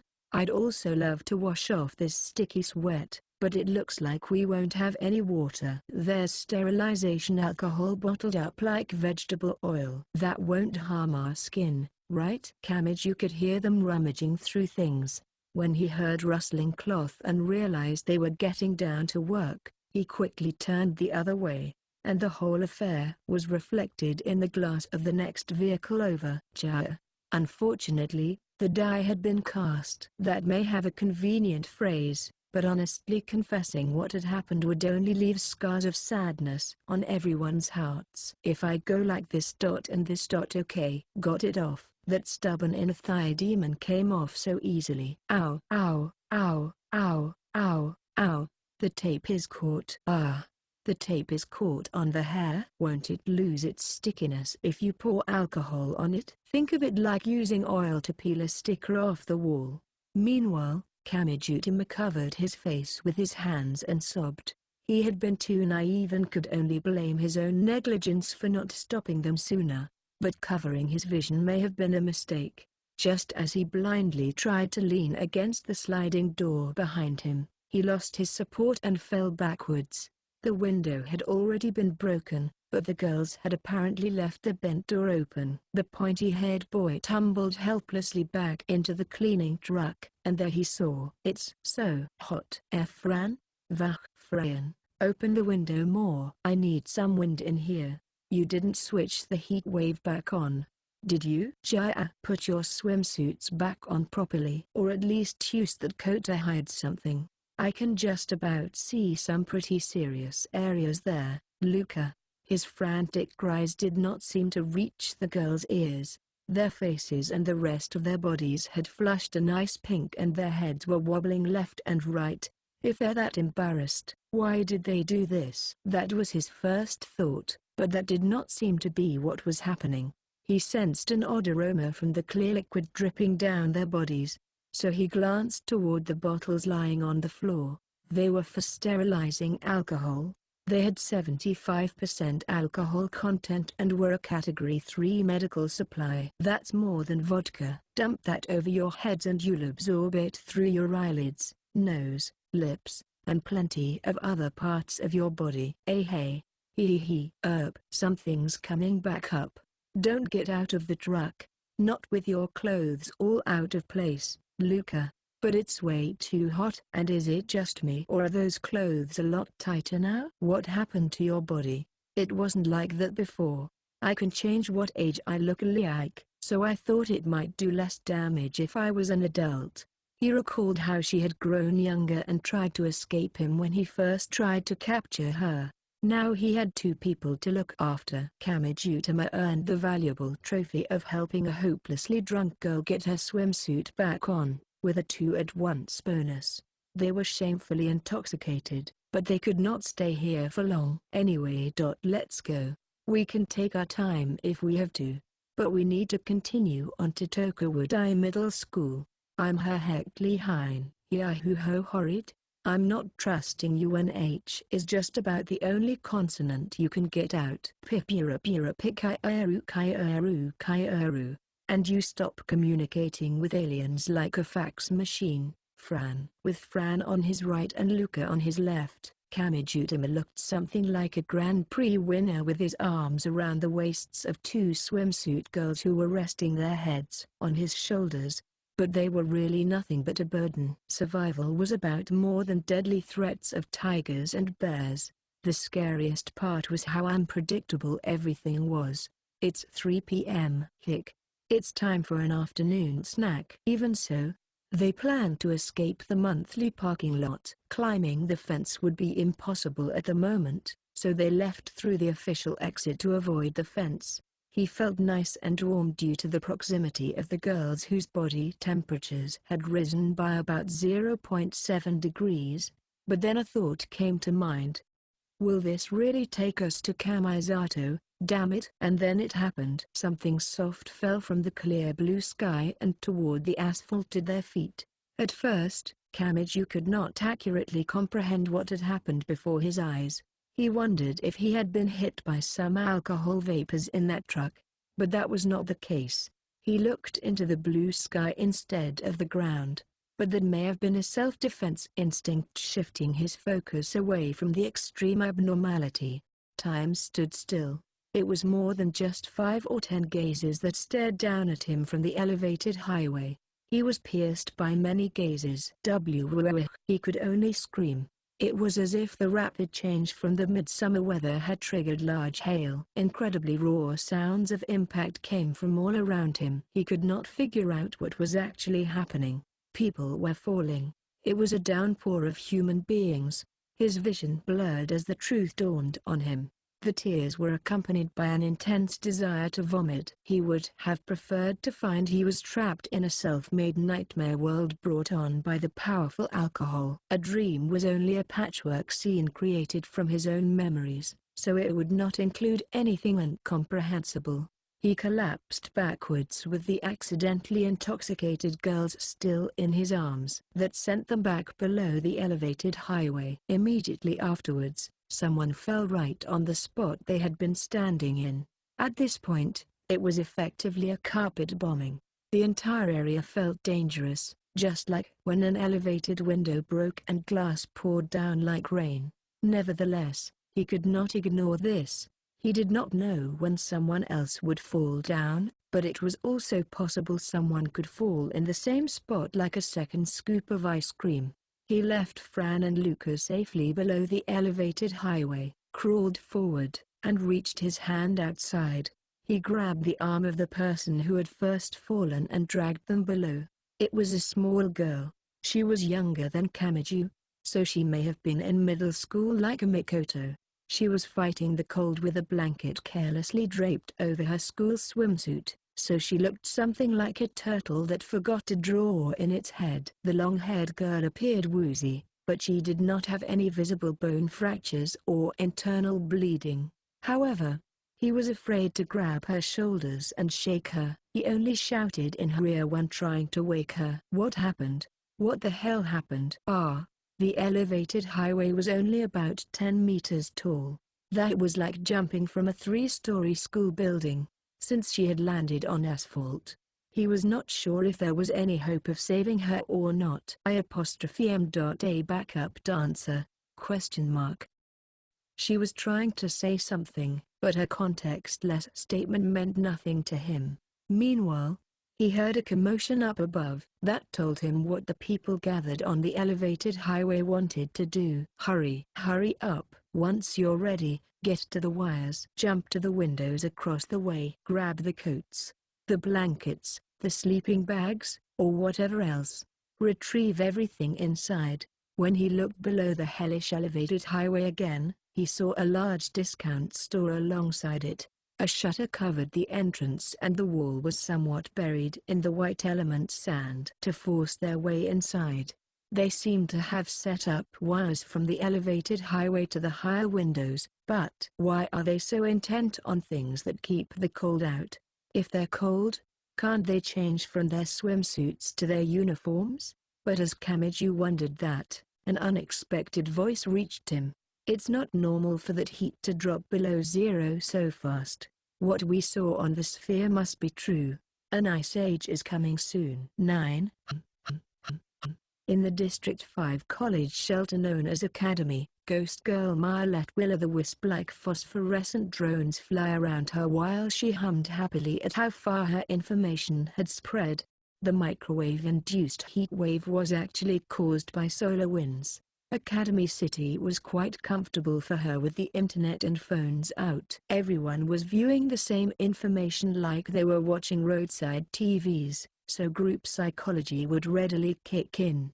They were like heads of wheat blowing in the wind. Those abnormal solar winds should be seen as an anomaly in solar activity as a whole. So an ice age will occur at this rate. The 55-degree weather dropped below zero, but it won't stop there. This time, it'll fall more than 50 degrees in the negative direction. Good. This is working. The ghost girl hunched forward while the sound effects of the monitor's virtual keyboard sounded loudly. The former Kamisato faction controlled more shelters than just Academy. The girl in burial clothes and a heart-shaped headdress hesitated over which colorful vegetable stick to pull from the glass cup in her hand, and she contacted some other shelters through the sphere which surrounded her with its control petals. Marine, Scala, Milka. How are things looking on your end? Great. Here at Health, more than half of everything is about invisible jinxes and the occult. Just like blood-type fortune-telling, I'm just flavoring it a bit with science and numbers. That kind of rumor works really well here. There's no real problem here in prison, but isn't this a weird rumor? We already revealed the microwaves came from Fran's station, right? What good is sending out misinformation that it's solar winds and a sign that solar activity is about to drop? The people here at journalism have started surreptitiously investigating it. So should I put a stop to that? Maya had control of the network, but she could only do so much with her one key station. The other spheres that assisted as regional stations were nearly irreplaceable. I guess it's time to say goodbye to my makeshift bot army. Okay, let's use these real accounts to drive up the hit counts. This will not be a problem. New theories do not replace the old ones, they line up alongside them. They'll be suspicious of Fran while also fearing an ice age. Human beings see no contradiction in holding two conflicting fears, just like they laugh off ghosts as unscientific yet can't fully deny their existence. The ghost girl smiled thinly as she sent out instructions and used both hands to lift a cup of cocoa that gave off a slight smell of mint extract. By switching to another screen and messing with the search mode a little, she could easily determine which of the scattered shelters were on her side. The ghost girl was mixing a password or code word into the instructions she sent to the shelter rulers who approved of the broadcast network based around her key station. By searching that phrase, she could graphically see her territory on the map. And people prefer sensational and shocking information more than accurate information. The 55-degree weather dropped right down below zero, but that isn't it returning to normal. It's going to drop even further. A lot of people had to have been vaguely worried about that. Not many people have accurate specs on Fran's station. After all, the frequency of those code words showed how loyal they were. The former Kamisato faction would reply 100% of the time. If a shelter non-committally did it about half the time, they were leaning toward her side. If they only did it infrequently, they were neutral. If they never did it at all, she viewed them as an enemy. Oh, I see. So if Fran's group does want to get rid of this misinformation, they'll have to reveal the data on her station. And that means confessing that she really was behind the heat wave. That's right, confirmed Maya. Neither confirming nor denying the misinformation will end the chaos. That's what makes a multi-stage attack so great. People can handle information coming from one direction, but if they receive confirmations coming from multiple directions at once, they tend to give in right away. They might normally laugh off the concept of exorcism, but if they're locked in a small room and told again and again that it's the right thing to do, they can't stop themselves from ganging up on the subject and beating them to death. Just by hearing different people agreeing with some amount of time between will trick them into thinking it's been confirmed by multiple sources. Translucent Maya used the collar around her exposed cleavage to fan herself and then snapped her fingers. And Milka, your journalism is run by a triumvirate, right? I'll try applying external pressure to break that down, so brace for impact just to be safe. That's fine. But you can't imbalance the leadership by focusing on any one of the three leaders. Not if I do it that way. No. A and B would join together to shut down C's opinion. That's why I'll spread the information to the people instead of the rulers. If the people learn what's really going on after losing the right to decide anything for themselves, they'll lose all control, especially. Yes, I can add in some half-truths about the elements that attacked journalism having been intentionally drawn in to leave you with fewer mouths to feed. You monster. I prefer the term beautiful ghost. It looks nicer. Well, we are acting as the pawns of brutal and the monstrous Uetsu to hold onto the Kamisato boy's lifeline. Needless to say, Maya's goal was not controlling the sphere network, manipulating the people of Academy City from hiding, or using misinformation about an ice age to throw a bunch of people from elevated highways.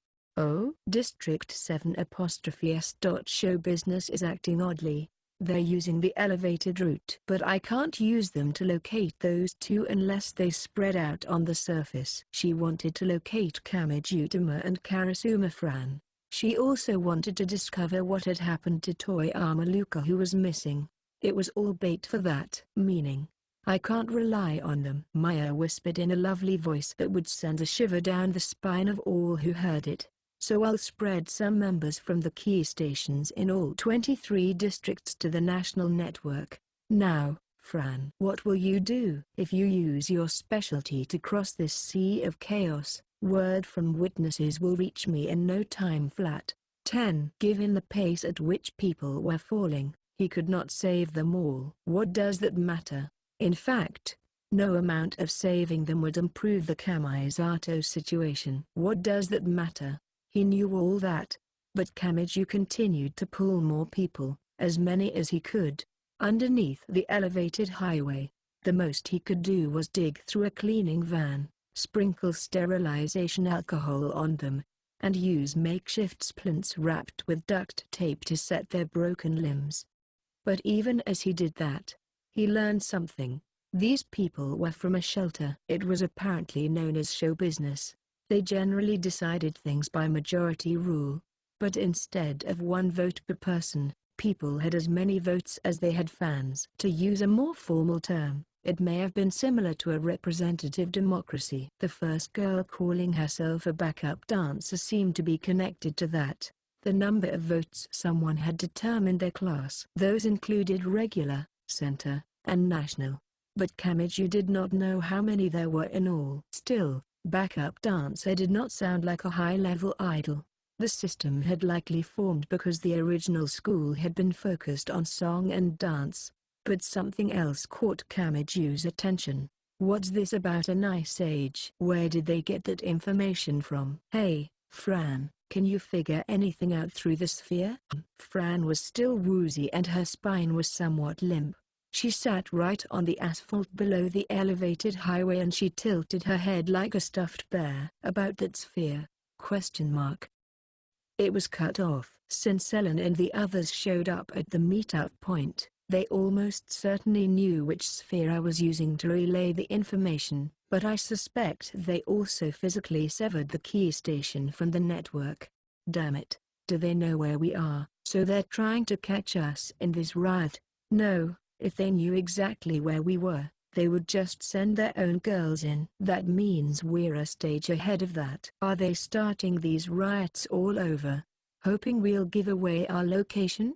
The former Kamisato faction was sending out deadly misinformation. But Kamiju's group could not argue back, and if the enemy was spreading this disinformation from multiple regional stations connected to their key station, the chaos would not be contained to show business alone. If they did not get rid of the disinformation, the riots would spread throughout the city's shelters. The fear of a fictional ice age would lead people to steal blankets, destroy clothing as they fought over it, and needlessly kill each other. The spheres were what mattered. They could not escape their helpless situation without access to a new data terminal. Kamiju let out a long, quiet sigh and he spoke. Let's overcome this, and then let's steal show business's sphere to get a new key station. That's the only way to extinguish this Ice Age misinformation as quickly as possible. But what about the sphere's key? Yeah, if it's the same as trial back at that park, their ruler will have it. Kamiju pointed up at the thick reinforced concrete of the elevated highway. If they're inciting the others to action while waving a flag out front, then let's grab them and steal it. Even if that means fighting the show business people who are only being manipulated, that's the only way to save them all. The sphere was a limited data tool. Assuming this ruler did not want to quit like the one at the park, they would probably want to actively use it. Popularity determined influence in show business, so it would be a valuable resource indeed.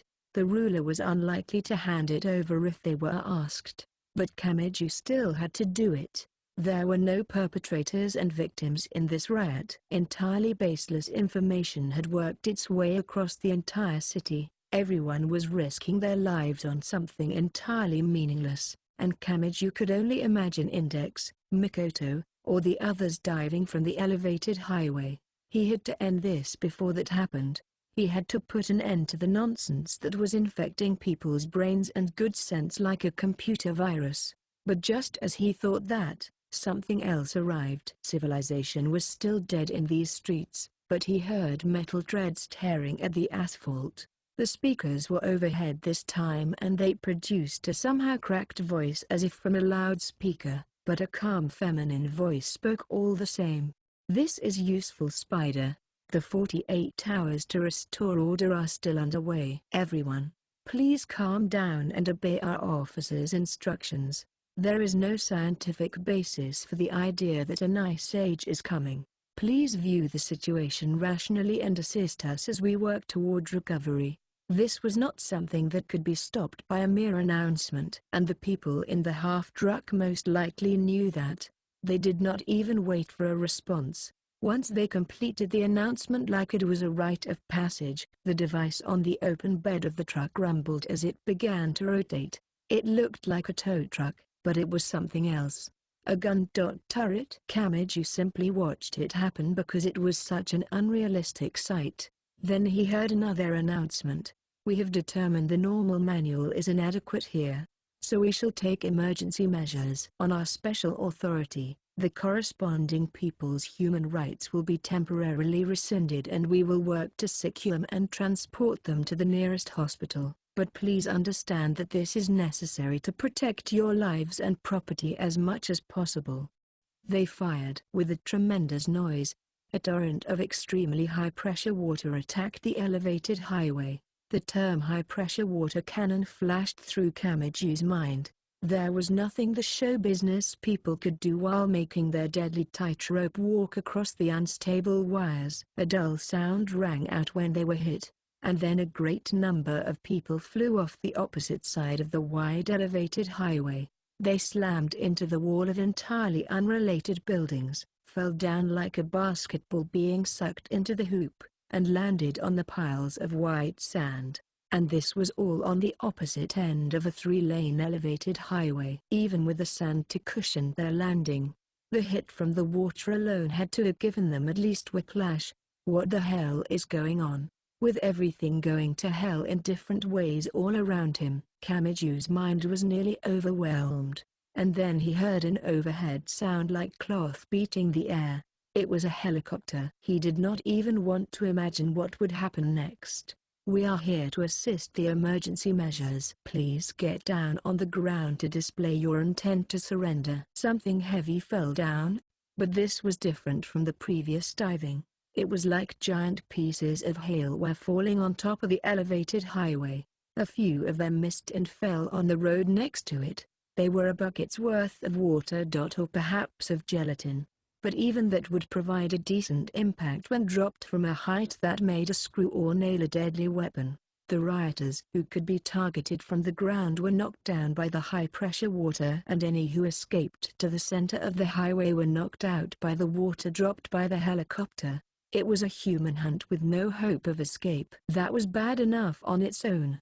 But Kamiju felt a great malice in the fact that they were using water as a weapon. Water had been exchanged like currency just the day before, but these people had enough to waste it like this. This showed Useful Spider's position of superiority as they controlled the infrastructure recovery. Kamiju could not sit idly by any longer. Useful Spider seemed to think this would end the chaos as quickly as possible. But they also did not care if they were throwing the boys and girls of show business off of the elevated highway. Letting them take charge would not improve the situation. Doing that would only be hitting the fast forward button on the damage. "Fran, Luca," he called out to the girls, but they were still intoxicated by the alcohol and would be no help in a fight. "Funny, if you're going somewhere, you can take my UFO balloon." "I can? No, wait. Not when the former Kamisato faction is probably monitoring this riot. Listen, don't call in the balloon. It'll give away our location." Kamiju took off running without waiting for a response. The elevated highway was about 10 meters tall, so it would normally have been out of reach, but a metal ladder for inspections and maintenance climbed up the side of the reinforced concrete pillars located at even intervals. He grabbed the rarely used cold metal and climbed up. Meanwhile, the screams and sounds of firing water continued.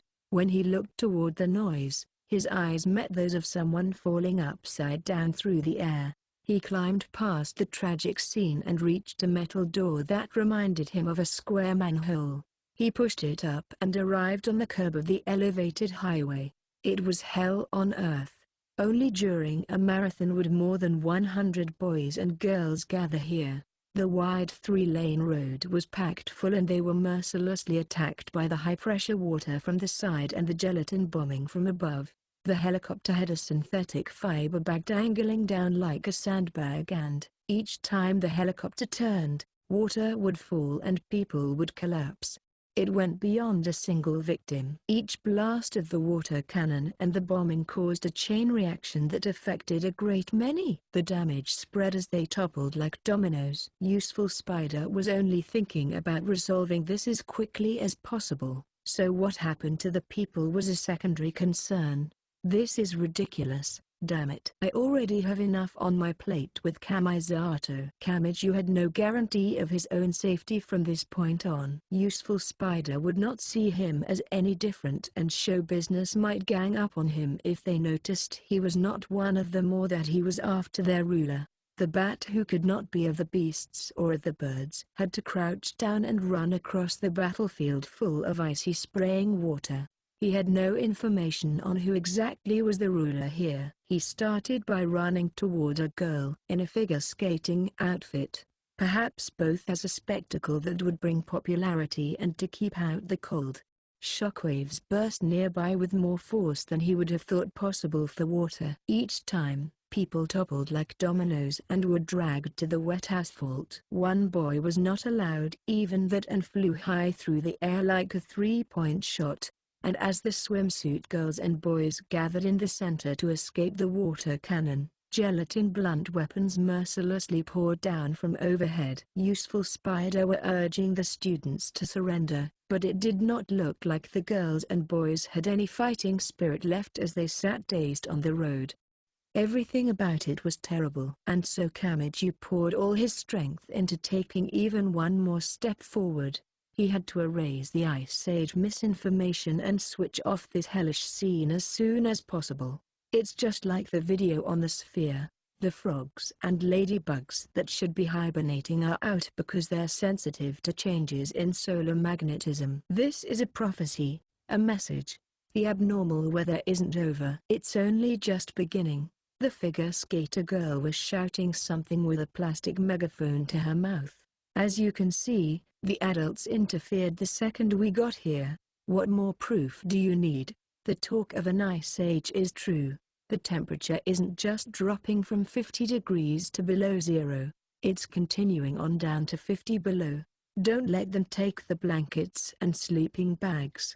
We found this oasis, not them. Is she stupid? Of course animals are going to mistakenly end their hibernation when the temperature rises like that. Besides, isn't assuming strange animal behavior is a definite harbinger of disaster one step away from the occult? No one would listen to him if he spoke aloud.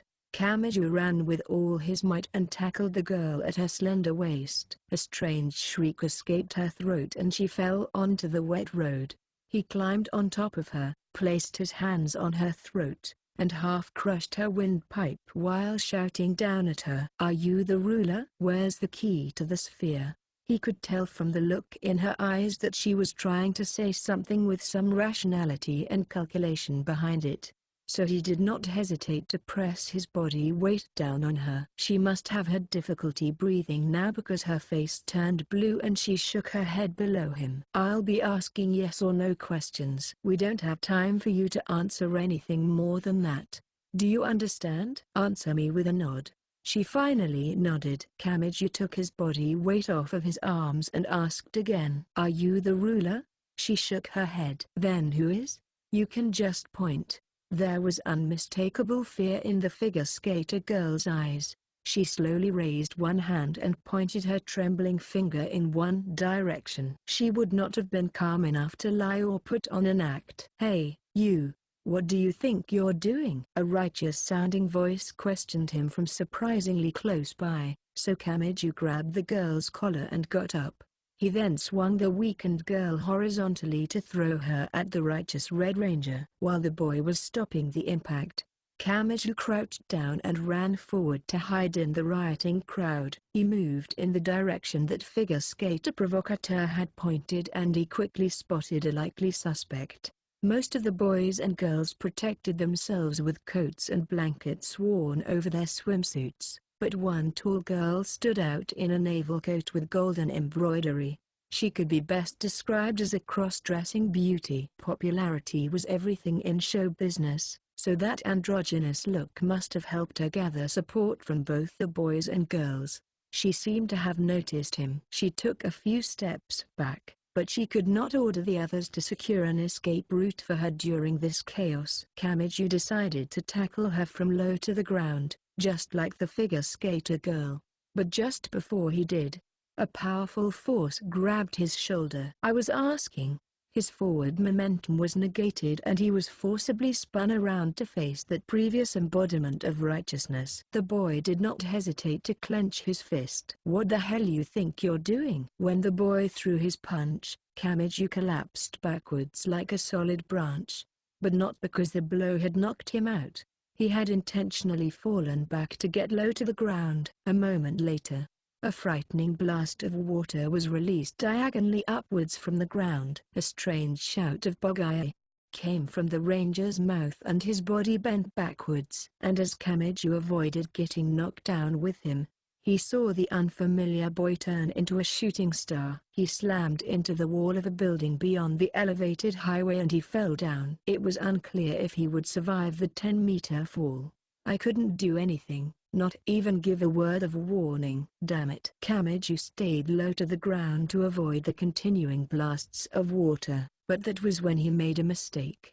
He was in Academy City. He needed to be cautious of more than just useful spiders' next-generation weapons. As Kamiju more or less crawled along, some kind of powerful blow hit him in the solar plexus. By the time he realized he had been knocked upwards from below, he was already more than a meter into the air. He felt just like he had received a powerful body blow. So instead of feeling an urge to vomit, he had trouble breathing. He noticed the cross-dressing beauty holding her palm out toward him with a frightened look in her eyes. Whether it was wind or a direct shockwave, she had hit him with some kind of esper power. And the problem did not end there. His body had floated up, which removed him from his nearly crawling position. So he was exposed to the high-pressure water blast. They did not even wait for him to have time to feel the fear. The blast from below the elevated highway scored a direct hit on his defenseless body. He was knocked straight to the side. His hips slammed into the guardrail and then flew unnaturally upwards. But he may have been lucky his vector had shifted. Unlike the previous Red Ranger, he was not thrown off the other end of the elevated highway and landed just barely on the inner edge of the soundproofing wall. Even so, he took great damage. He could not get up properly. He did not even have the energy to writhe on the ground. It may not have felt quite like getting hit by a car, but it did feel like getting hit by a mid-sized motorcycle while crossing an intersection. He could have sworn the core of his body had been knocked out of place. His vision was blurry as he lay face up on the ground. But that upside-down vision showed the cross-dressing beauty slowly backing away with her palms still held toward him. She was escaping. The ruler would escape.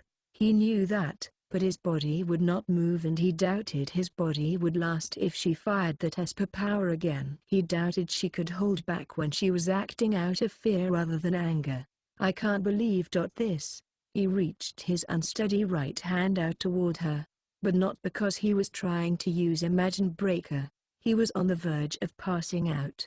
If I can't get the key and erase the misinformation from the key station. I can ''t. Stop any of this. Then the cross-dressing beauty fired something to snap the last thread of his consciousness. Or she meant to, just before she could. A sound like salt water poured onto a neon tube came from the helicopter circling above. The phenomenon was accompanied by bluish-white electricity, but Kamiju did not immediately understand what had happened.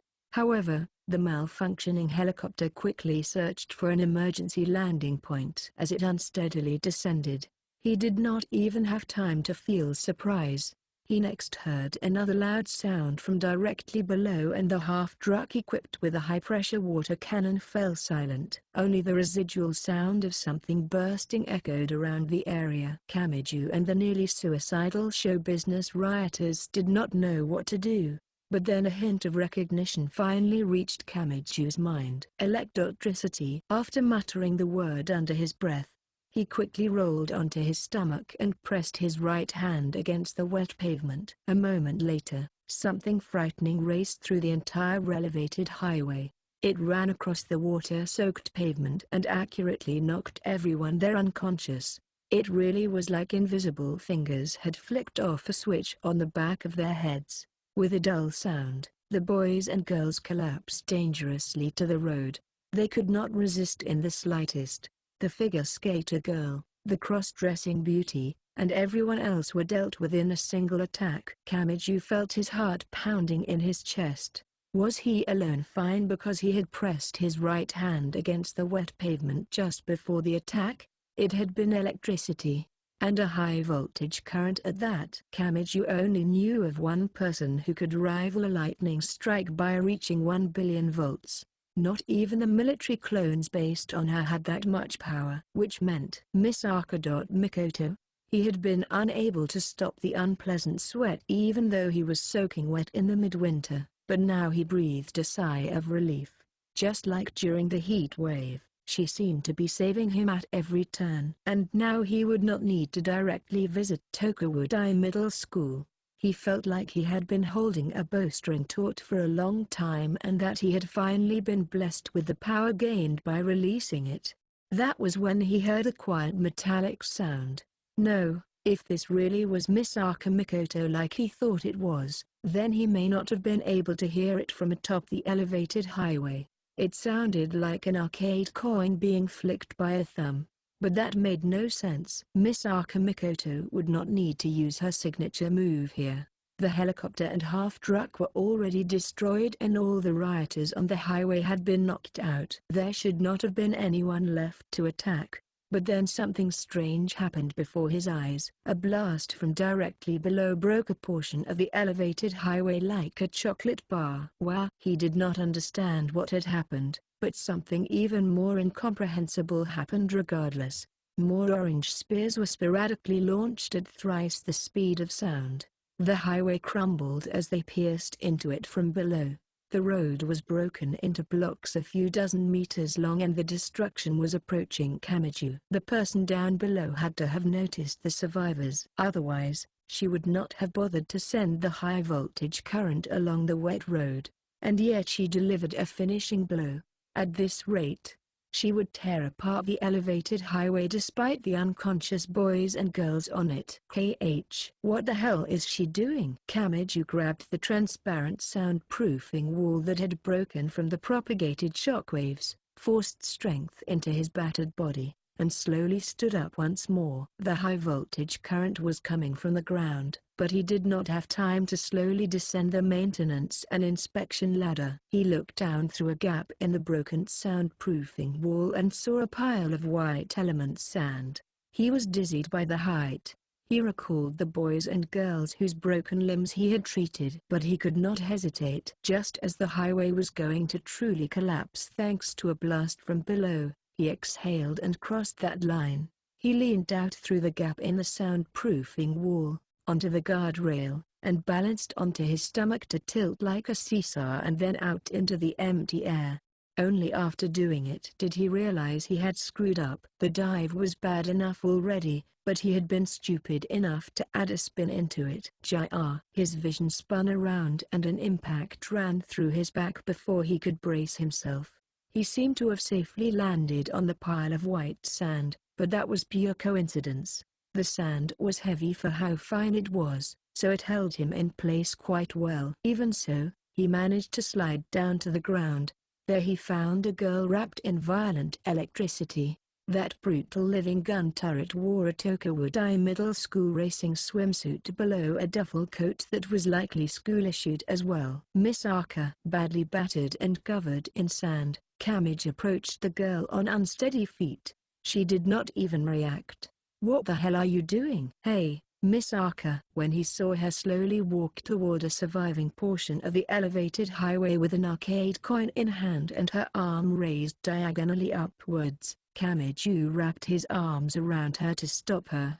The orange beam was shifted off target, but it still tore through the broken edge of the elevated highway like it was made of styrofoam. Kamiju shuddered, but not at that great power. At the fact that Misaka Mikoto did not even hesitate to pull out another coin even as he held her with all his strength to stop her, and her slender legs had not stopped walking. Wait. It's over. You ended it. What more do you hope to accomplish?" Kamiju did not know why Mikoto was here. At the very least, she had not come here because she had known he was here. She had had no way of knowing that. Then was she going around saving people at random with her great firepower like she had during the heat wave? Had she caught wind of the trouble? If so, something was odd. This was different from the reliable but unstable Mikoto who had used the AAA. He sensed killer intent. Yes, this may have been his first time seeing Misaka Mikoto wield her power from the clear intent of harming someone. "After you left?" The girl's lips moved a little as Kamiju held her and she buried her face in his chest. He did not sense any of the embarrassment or bashfulness of skin contact with the opposite sex. There was hopelessly cold and heavy anger and hatred in her voice. "What do you think happened at Tokawa Dai after you left?" "We drove off that scientist named Kohara Uetsu. We defeated those element things she brought in. But do you know what waited for us after we were worn down by all that? Completely normal people. With the barricade broken, strangers flooded into the school garden. And what do you think happened then? He could not answer. That would have been when he had been recovering in the mall Kamisato had taken him to. And he had thought resolving the heat wave and elements problem would be the fastest way to help restore order and help everyone. They didn't even glance our way when we were worn down and in need of help. But had he been wrong? Had someone been seeking help from a different direction? They looked at the collapsed school building and called it a treasure trove. They said they could make money off of the drugs and equipment at such a prestigious superpowers development institution. They laughed and said they were only taking what had been denied them when we locked them out and refused to help them. They said this was their right and that we were getting our just deserts. Miss Arca, I did help them. I revealed the existence of the AAA I'd made for myself. I protected everyone in Tokawadai, and I used what strength I had left over patrolling outside the school garden. I didn't have to do that, but I still did it. But they said I was negligent. They said I didn't do enough. And so they said they were making up for that. Why do I have to be criticized by people I've never even met? Kamiju did not ask anything more. He simply held the girl's fragile body tightly in his arms once more. I can't forgive them. Malicious words left her like she was squeezing water from a sponge. But Kamiju continued listening. He knew she needed to get this off her chest. But we don't even remember who exactly they were. They abandoned us like stones on the side of the road and made their way to the collapsed school building. The only image burned into my mind is those cheerfully hopeful backs walking away from us. Most likely, it was not any one person's actions that had driven Miss Arca Mikoto to despair. When given 10, they demanded 100. When given 100, they demanded 1,000. It was the group psychology that saw that as perfectly normal. They had been infected by the limitless desire of those who intentionally kept themselves in a lowly position. She had said she did not remember who the target of her revenge was. Even if the people behind the looting of Tokawadai were captured and brought in front of Mikoto, Kamiju was confident she would probably just look confused. This was not that simple. Miss Arca Mikoto had been faced with the great malice of the extreme environment created by a disaster. It'll be okay. Kamiju finally spoke as he rubbed the far too small girl's hair. What you want to defeat might not have physical form, but I promise you we'll defeat it. Hurting people won't affect it. But there has to be a way to kill it. So don't lose your way. It'll be okay. Really? Asked Mikoto with the wavering voice of a small child. Is there really a way to defeat that monster? Yes. Once order was restored and once they could return to their normal lives again, that malice would have nowhere left. It would vanish from everyone's hearts. That was when they could tear the formless monster to shreds. They could only trust in that as they continued fighting. And the former Kamisato faction centered on Ellen and Maya were using the spheres to control that monster to a certain extent. And for nothing more than locating Kamiju and Fran and to send their own fighters after them. Kamiju could not ignore this. Kamisato Keikoyu's rescue, the girls under Kihara Uetsu's command, and the malice covering the city. It all looked separate at first glance, but they were actually linked. Even if unintentionally. Work with me, Miss Arca. I need your help. He had to fight. He had to protect something important from this chain reaction of malice. I'll return everything to normal. I swear it. 11. They seemed to have taken a long detour. When Kamiju checked with Fran, it was already 4 p.m. The surrounding air had shifted from day to evening. So the biting cold seemed to have grown a level.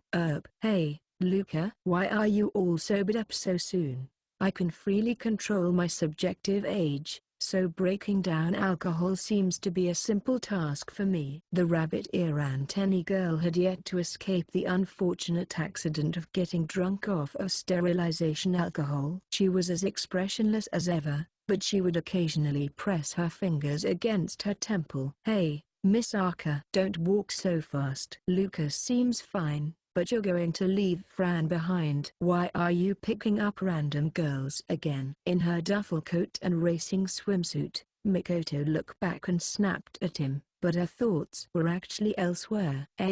How am I supposed to look him in the eye after he said that and hugged me?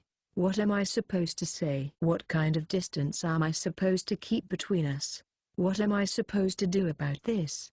She could tell without a mirror that her face was beet red, but she did not want him to know that redness came from anything other than anger. That left her with two avenues of escape: keep her back to the spiky-haired boy by walking out ahead of him, or find a reason to act angry. However, why are you in such a hurry? Do you really have to use the bathroom or some fwe? This time, she did not need to put on an act. She silenced him with a lightning spear to the torso.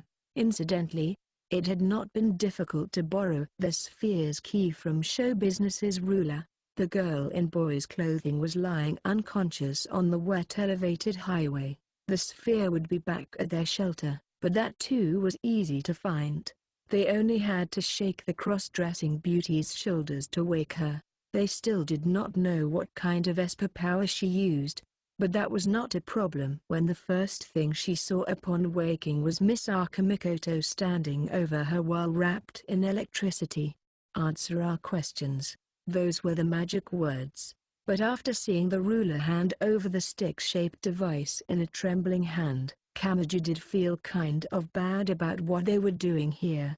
And when they arrived at show business's shelter itself, they found a large boxy fitness gym. The boys and girls hoping to be the best singers or dancers seemed to treat it like an extracurricular cram school. Most of the members were gone due to the Ice Age misinformation, so it was only lightly guarded and approaching the sphere was easy. So this will be our new key station. Luca checked the label of a nearby brown bottle and tossed it to Fran. It's apparently a turmeric drink. How about you drink it before getting to work? That sounds bitter. And it is. I shouldn't have tried it. The hoodie bikini girl stuck out her tongue and held the bottle as far away from her as she could. But Kamiju gave her a puzzled look. Is it that bad? It says orange flavor. What part of that chemical flavor tastes anything like an orange? How about you try it? Wah! Stop. You moron. Should a healthy person really be drinking this? As Kamiju struggled, the racing swimsuit and duffel coat girl next to him could not seem to relax. Wait. But if they do that, won't it be an indirect kiss? Aku. She sneezed and a lightning spear flew from her bangs. It was definitely an accident and certainly not a way of preventing an orally spread infection. But when it was destroyed by the arm Kamiju had lifted overhead, the brown bottle also flew through the air. The next thing any of them knew, the spiky-haired boy was covered in the color orange. Mikoto began to tremble. That's not just an indirect kiss. Is that indirectly licking all over his body? Misaka, is that anything to say in the same tone as someone discovering the entire mansion rotates? Hoodie bikini Fran inserted the ruler's key into the 2-meter sphere that had opened like a lotus flower. That gave her authorization. Incidentally, Mikoto did not really know who Fran or Luca were. She simply watched the two girls skeptically as they used some odd technical terms and skillfully operated the device. Come to think of it, can't you directly control this thing with your powers, Misaka? The outer layer, sure. Mikoto looked troubled, but the inner core is a little strange. Is it quantum signals? No, not quite. But it doesn't seem to be a processor that uses normal electricity.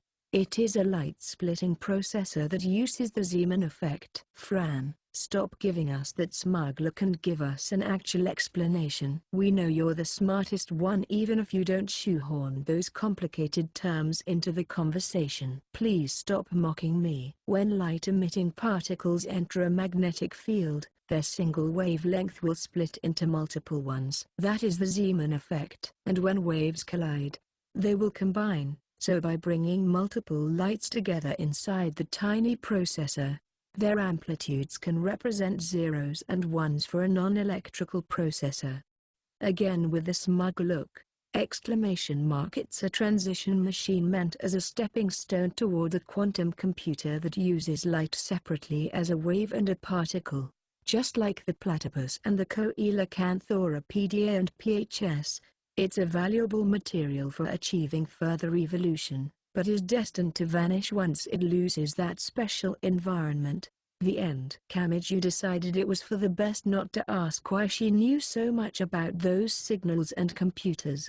She would probably say the messages that they send from space are strange and complex. Any further questions would be like asking a cinephile for a recommendation and having them go on all night about some strange poetic French movie. That should do it. Relay processing complete. Now we can use my backpack, as the field reporter broadcasting via the new key station. So Fran, what's the network like right now? The rabbit-ear antennae girl's face clouded over when the feathered pirate hat and eye patch girl asked that. Let's just say it's become a complete mess in the short time since I last saw it. They're still saying the heat wave was caused by powerful microwaves, but now it's split between the theory that it was Karasuma Fran's space station and the theory that it's a countdown to an ice age caused by abnormal solar winds. And both are clearly being backed by someone. I'm betting it's that shut-in ghost Maya. She's doing both sides herself. With just the one theory, it can be more obvious someone is guiding it, so she probably wanted a derivative rumor under her control as well. By preparing her own outlet for opposing opinions and guiding people's dissatisfaction there, she won't end up with an uncontrollable flame war on her hands. And it's pretty obvious she's designed them both so they'll cause me trouble if they get popular. She's set things up nicely for herself. Then someone poked at Kamiju's side. It was Misaka Mikoto. Hey, wait. What is it? Didn't she just say something weird? She mentioned Karasuma Fran's space station and something about causing me trouble. But, isn't Fran her name? Oh, groaned Kamiju. They had come this far while he tried to figure out where to start, but he could not avoid this if he wanted to rescue Kamisato using the knowledge of Academy City's science side in addition to the voodoo time and space magic of the magic side pirate girl. So he answered, "You met that Salome girl, right? These two are Fran and Luca. They're friends of Kamisato Keiko's just like Salome. We're fighting most of their group right now. But it doesn't change the fact that the heat wave they caused did a lot to protect Academy City from the ferocity of the element. Electricity split the air with a boom. If Kamiju had not immediately grabbed Mikoto to stop her, the hoodie bikini girl would have become a scorched hunk of meat. Let go of me, you idiot. How can you just accept this with a smile on your face? They're the ones that caused all of this. I had a feeling this would happen. But I still answered honestly, and if all they'd done was throw Academy City into turmoil, I wouldn't be helping them. It's complicated, but their heat wave weakened Kihara Uetsu's elements. Mikoto finally tensed and stopped struggling when he mentioned that scientist's name, Kihara Uetsu. Yes.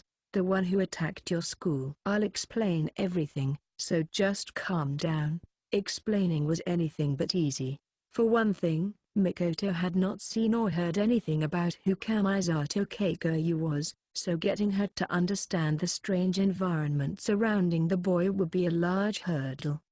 The one piece of luck was that she had met Salome. Introducing him as Salome's brother seemed to help her accept how unreasonable it all was. Even so, electricity would occasionally envelop her body like she was flipping the tea table, so Kamiju would have to wrap his arms around the racing swimsuit girl's waist, knock her to the ground while she blushed, and finish his explanation of the most important aspects. The heat wave and the elements were separate. The flood of Kihara Uetsu's elements was the real threat, and Fran had been forced to respond with the microwaves from her space station to reduce the damage as much as possible. Mikoto must not have been entirely convinced because she looked away and spoke in a low voice. Well, fine. Go. Boo-ba-boo. Baby-boo. I didn't hit your face so much. You have to talk like a pig. Besides, You're being far too accepting of all this. When did you just stop caring? Anyway, despite her life being at fairly serious risk here, Fran's eyes were as emotionless as ever. It was Luca who had been focused on a cutlass at her waist, but she breathed a sigh of relief now.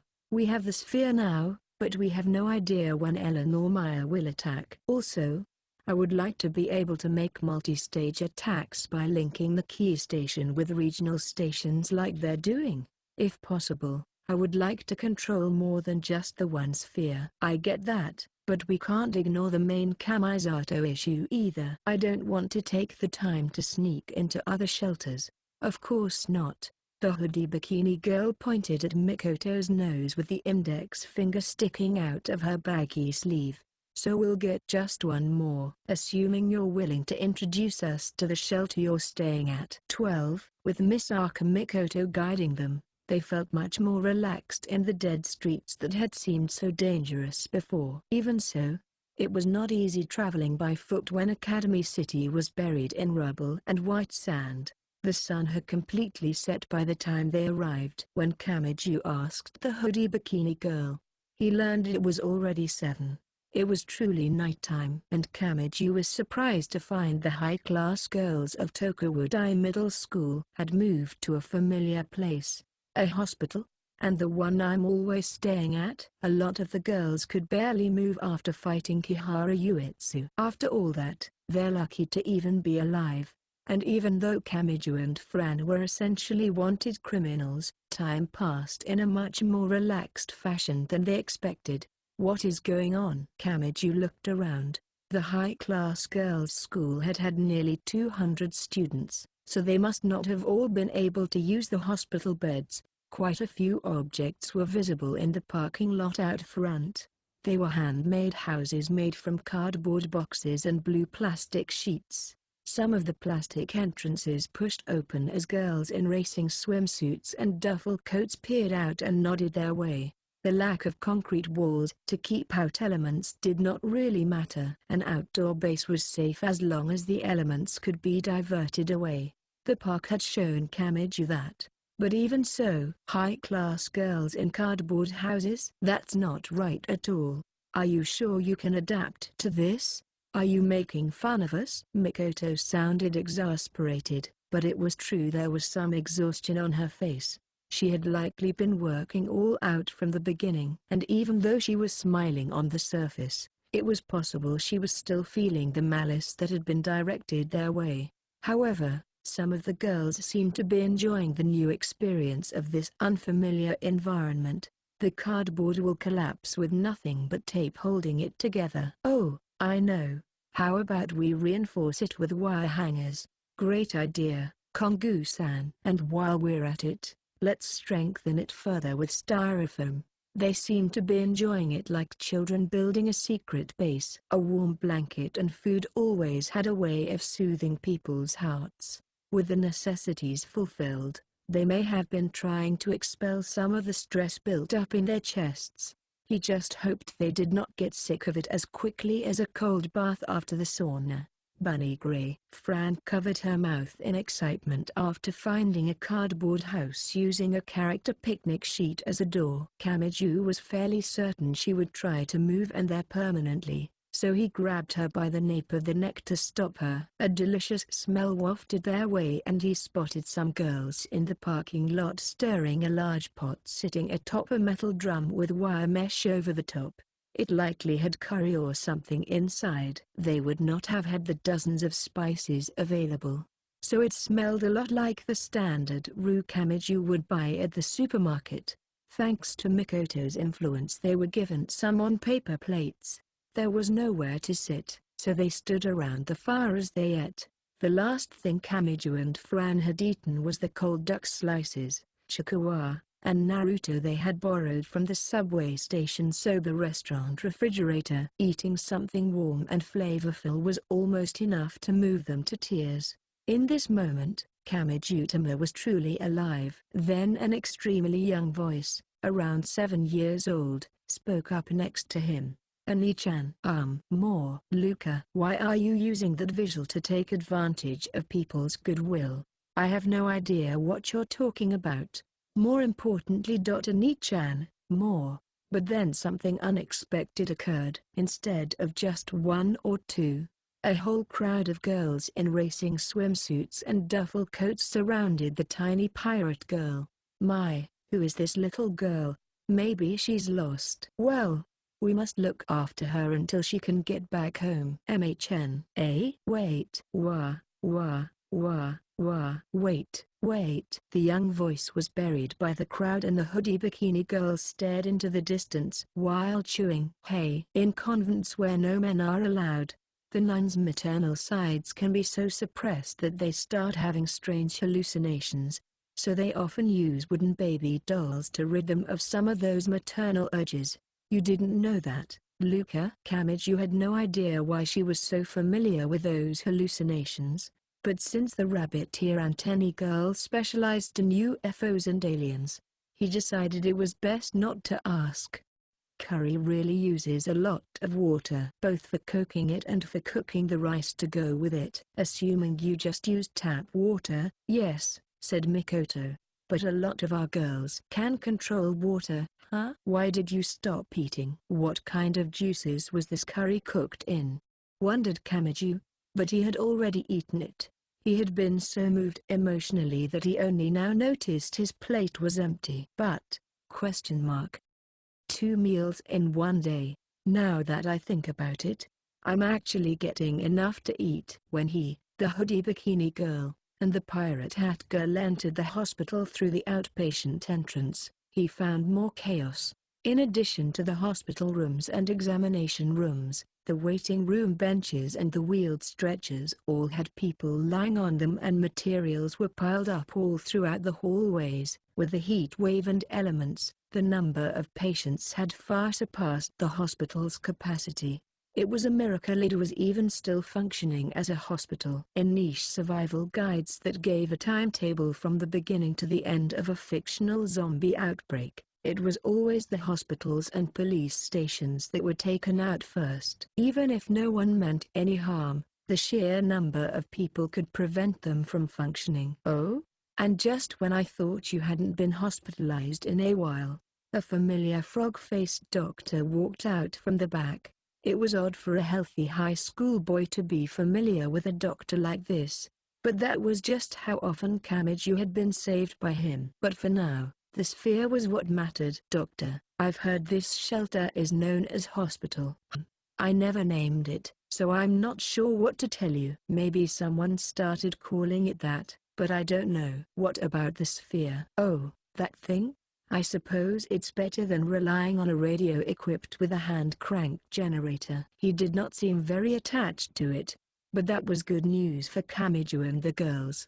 Mikoto and the others here did not seem to know that Kamiju and Fran were being treated like wanted criminals, so the entire shelter probably did not rely on the sphere much. After getting permission from the hospital's central figure, they received the USB memory key from the frog-faced doctor.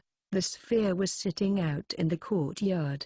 It was not even indoors, so they could tell how little the people cared about it. Luca assisted Fran as they accessed the information base that was opened like a lotus flower. Kamiju watched them and asked Mikoto something he was a little curious about.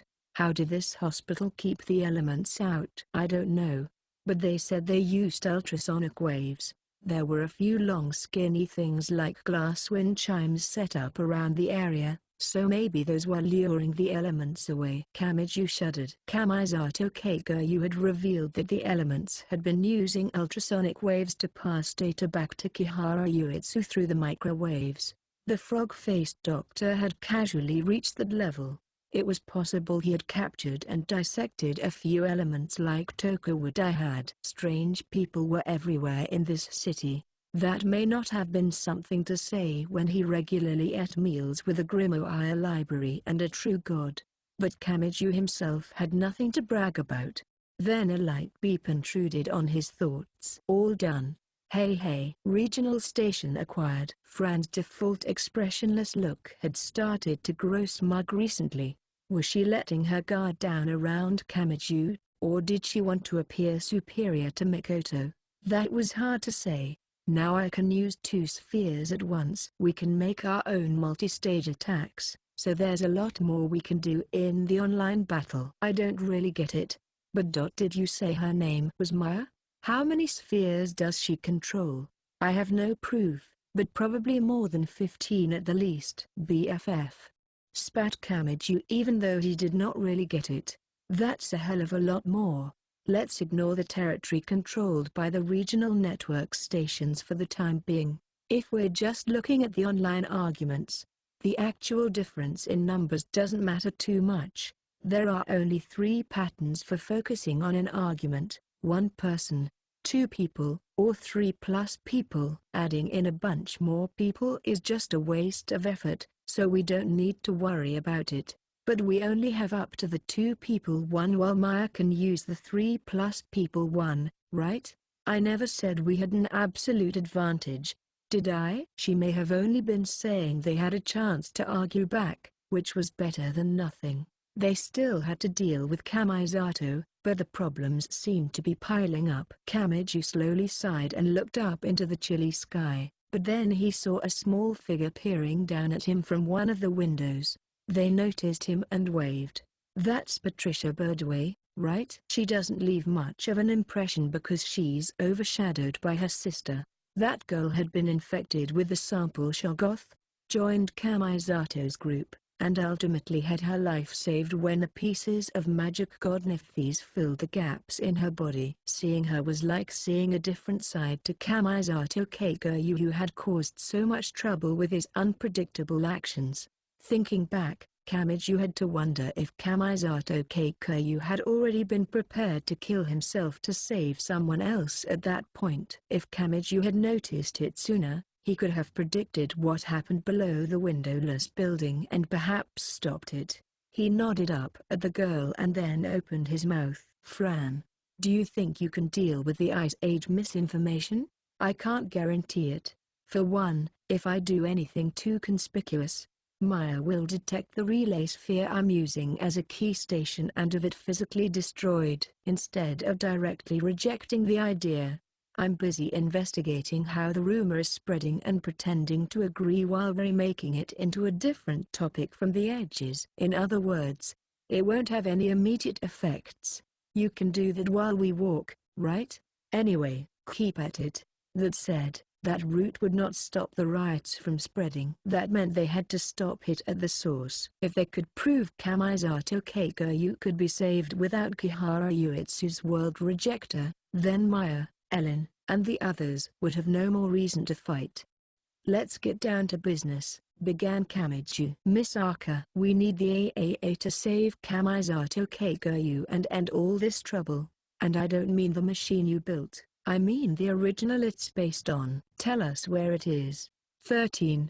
It was already past 8 by the time they left the hospital, and Misaka Mikoto led them to an unexpected place as their breath appeared white in the air. District 11? Right.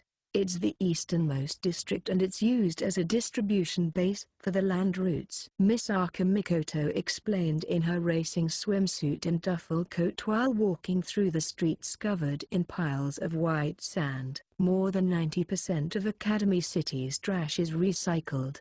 Scrap metal is melted down, kitchen garbage is made into compost, etc. But there are some things that just can't be recycled. Once it's been reused so often it's deteriorated. It's compressed, packed in containers, and sent to the disposal facility for that area. Then it's in one of those waste containers? Asked Luca in her pirate hat and eye patch. Right, confirmed Mikoto. By messing with the shipping schedule a little, one container is forever left in the pile of trash. That's where I hid the sample parts to the original I found in the disguised armory that night we fought Kihara Uetsu. It was in that container yard where Kamiju had fought Gremlins Thor at the end of the Okihanaranzai. That honestly was not a pleasant memory. They made a long trek across Academy City. Their destination was on the far end of the city. So when Kamiju asked Fran for the time, he found it had taken them more than 3 full hours. The date would be changing soon. The streets looked strange with the streetlights and traffic lights dead. They knew it was unlikely a car would drive by, but they still felt a slight squeezing at their hearts when they cut across a road while nearly blind. When they arrived in District 11, they found an SF world where a one-room apartment had thoroughly grown in size. In the darkness, piles of standardized metal boxes created geometric silhouettes. Large gantry cranes would normally be endlessly unloading trucks, but that had all come to a stop. The perishables in the refrigerated containers may have been rotting. Despite all the materials here, they saw no sign of anyone. Perhaps no one had been able to slip past the heat wave and the elements to arrive at this isolated district. Where's the container? This way. If the microwaves wiped out the management data, I'll have to alter the list again after all this is over. It was halfway up one of the pyramid-like piles of containers. Mikoto could use the reflection of her electromagnetic waves to scan the terrain and then use magnetism to easily climb the wall. But Kamiju and the others had a harder time of it. He pushed up on Fran's butt, got down on all fours while Luca's slender legs stood on his back, and then had the girls pull him up. It was a struggle, but they climbed on up. This is it. Mikoto arrived first and pointed at a container door with her thumb. The door only had a padlock with a dial to lock it. That seemed strange for Mikoto, who could open any lock with her power. All locks were made to be opened, so it may have been less about security and more about disguising it so it did not stand out. She did not seem to check the numbers on the lock in the dark. Instead, she unlocked it by directly manipulating its internal parts with her magnetism. Then she placed her hands on the double doors. Kamiju frowned when he peered inside the thick darkness that did not even allow the moonlight in. Fran held out a small monitor that was connected to her backpack with the kind of curled wires used by home phones. The backlight shined like a glowing lantern and they could finally see inside. A sinister collection of machinery awaited them inside. The metal container was too small for the large weapons to fit, so they had been dismantled quite a bit. Kamiju was not an expert in that field, so he could not even imagine what they would have looked like when intact. Nevertheless, he immediately felt a chill in the pit of his stomach, like he had seen a pool of blood. That may have been proof these were deadly weapons. He could feel an indescribable sense of revulsion squeezing at his heart. But when Misaka Mikoto had seen this, she had apparently decided to use it. That was why she had retrieved it, kept it on hand, improved it, and remade it to her own liking. Kamiju felt a slight thorn there. It was a dangerous scent, like the enchanting pattern on a katana's blade or the tempting aroma of an excellent weapon. Kamiju, Ogami Pierce, and Fukio Sairi would have lost their lives to the elements if not for Mikoto's AAA. It was also their only clue to saving Kamisato. It was all working in their favor, but he could not simply rejoice at its presence. What is this? The first one to set foot in the container was Luca, the magician knowledgeable in time and space. Fran also stepped in with the light source, but she mostly seemed to be pursuing her friends back. Isis, Osiris, and Horus. But this is far removed from Egyptian traditions. That which will not obey upon being summoned. Abrahadabra. The upside-down triangle made from the same letters. The curse-reversing charm. I see. The induction of the paranormal using adolescent minds and drugs was taken from the Temple of Thelema. But wait. That would mean? Luca, are you channeling something? Science and magic? Don't make me laugh. If everything here is true, then there never were two different worlds. A single person's wickedness was only making it look that way. You can explain the world with a single unified theory. She was clearly acting oddly. It was like a mania, a high, or a trance. As Luca trembled, was she even thinking for herself? Or was she being drawn in by some kind of external power? What could she see as she arched her back? Her body was moving so madly that Kamiju thought he could hear her heartbeat even as far away as he was. Yeah. Then Fran uttered a silly cry and lazily karate chopped the back of the pirate girl's head. Luca's head shook even more than expected, and then she came back to her senses. She looked puzzled and shook her head like a wet dog. Eh? Huh? What just? Why am I? Luca, can we use this or not? Oh, that's right. After the confusion of someone who had just woken up, she began observing the machinery once more. This is even better than I expected. I just thought it would be something that existed here with us and there with Kamisato-kun, but it already has magical design and symbols worked in. What? The pirate girl answered Kamiju's questioning voice with a shrug. I don't know what else to tell you. It's disguising itself as science, but the core is full-on magic. It's like seeing Edison's necromancy device. It looks like an energy transfer device that guides power in from a remote location. You know what we're trying to do, right? Create a tunnel and drag Kamisato Keikuryu back. With this, it's more than half finished already. The trick will be how to alter the energy line into something that transports matter.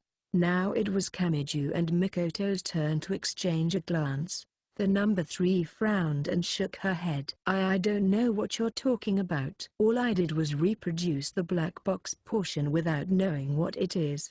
And what do you mean by magic? You don't just mean a method of meditation, do you? This is bad. Then has Misaka been getting nosebleeds as the side effect of an Esper using magic? He had figured it out, but should he tell her? He would only worry her if he said, I don't know the details, but you have a disease. However, you won't find a cure at any hospital. And worrying her might even worsen her symptoms. He would need to discuss this with an expert like Index or Athynus. He kept it in his heart, but they had to keep moving. Pirate girl Luca leaned toward Mikoto. Hey, can you start it up?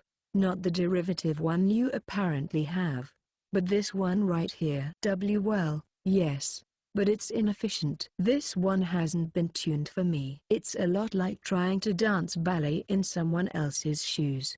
That's fine. You're doing something far more incredible than you know. Turn it on and breathe life into the system. That should provide us with a pretty major clue. It was Kamiju that gulped, not Mikoto. If the AAA's core was magical in nature and it placed a great burden on an Esper like Mikoto, he could not have her use it again and again. She had been fine so far, but that may have been like unwittingly crossing a minefield. Just because she had not stepped on a mine yesterday was no guarantee that she would not do so today. Wait a second. You're a magician, Luca, so can't you do it yourself? Magic is your field. Yes. There would not be a problem if an actual magician touched the AAA. The side effects only apply to espers using magic. But the pirate hat and eye patch girl shook her head. I can't touch this bizarre thing right away. It might even bite me. She used a meaningful-sounding phrase to argue her case. I want to investigate after someone who it's already accepted triggers the ignition and gets the motor running. And we have someone who's done just that. We can't measure the risk here, so that's far safer than trying it out and damaging the gate we've found. She most likely did not understand the risk. Luca continued smiling as she answered. But that dropped a heavy weight into Kamijutama's stomach. They could not advance without Misaka Mikoto activating the AAA. Without that they could not save Kamisato Keikuryu. They could not free the girls trapped by Kihara Uetsu's curse, and they could not rid Academy City of this chaos. But now that he knew the danger, what's with you? Mikoto herself peered up at him from below. She looked entirely unconcerned. That was the look of a defenseless girl who did not at all understand the risk she bore. Kamiju told himself this was just one time. Those unnatural nosebleeds were certainly concerning, but she had not bled from all over her body and collapsed like Tsuchimikado Motoharu. Then wouldn't she be fine this time too? It was only for a very short time, after all. Meanwhile, Mikoto casually reached out toward the collection of junk. Was her magnetism pulling it in? Or was it the opposite? Several pieces of scrap metal wriggled toward her palm in preparation to touch it. He thought. He worried. And he finally squeezed his eyes shut, clenched his teeth, and yet could not make up his mind. No, wait, Misa. She did not wait. It happened a moment later. Despite being the most powerful Electromaster, The girl's entire body jerked like she had been struck by lightning. 14. From that instant on, Kamijutama's sense of time may have been malfunctioning. As time seemed to stretch out infinitely, he heard a watery sound from the depths of the darkness swept away by Fran's backlight. Something was flowing from Misaka Mikoto's mouth as her body arched backwards. Round drops glittered like jewels colored with a unique shade different from both red and black. There was only one answer, but Kamiju's fruitlessly spinning mind could not come up with the word. The girl's eyes were opened wide, but not from fear or pain. Why had this happened to her? Her eyes were filled with the confusion of being unable to answer that question. Mikoto could not support herself with her back arched so sharply, so she slowly collapsed backwards. Kamiju finally reached his hands out, but he could not reach her. He could not reach her in time. A heavy metallic thud rang through the container. Then time returned to normal. The girl lay on her back and her entire body writhed and convulsed. The blood droplets that had spilled from her mouth were pulled down by gravity and sprinkled across the floor. Many red flowers bloomed with a dirty splattering sound. "Misaka!" he yelled and frantically tried to pick her up in his arms. But pirate girl Luca cut in from the side and grabbed him to stop him, as she convulsed. Mikoto was desperately trying to move her right hand. No. She probably thought she was raising her hand and holding out her palm to stop him. She was telling him not to touch her with his right hand. Fran alone looked at everyone in turn like she felt left out. Why? Didn't this happen because the AA is an outside product and an Esper just touched magic? Then if I use my right hand, this isn't the AAA. She was hit by a carefully aimed external curse. She was attacked. A curse? Kamiju finally stopped struggling and repeated the word. He did not know the detailed definition, but the old-fashioned word was clearly from outside the bounds of the science side. What do you mean a curse? 15. Someone had ankle-length silver hair and wore a thin green surgical gown. That human looked both masculine and feminine, both childlike and aged, and both saintly and sinful. He ever so slowly let out a sigh. That human had waited and waited for this moment. He had done so while Kihara Yuitsu let the elements run wild to track down Kamisato Keikyu, and he had done so while powerful microwaves had turned the city into a scorching 55-degree hell to fight those elements, and he had even set aside the current problems to wait for this moment. However it had happened, Kihara Yuitsu had finished off Kamisato Keikyu. That meant he had to deal with the other one himself for the realization of his plan. That human, Aleister Crowley, had a few pieces of magic viewed as great achievements, but one of those was based on a magic phrase that may have been the most famous in the world. Abracadabra. The phrase was well known in the context of mocking those who believed in the occult, but very few people knew it was more often included in magic charms and magic circles than in spoken incantations. Its effects could be described as a curse reversal. When an enemy cast a curse, such as the Eye of Horus or an Ankh, it would divert it or send it back toward that enemy, so it was widely known as a protective charm. However, just as all techniques are neither good nor evil, it came down to how the magic was used. Think of it like light. If a light-reflecting mirror was curved, it could focus the light on a single point. Then the supposedly harmless sunlight could be used to start fires or even spark a wildfire that covered the entire landscape. This was the curvature of a curse.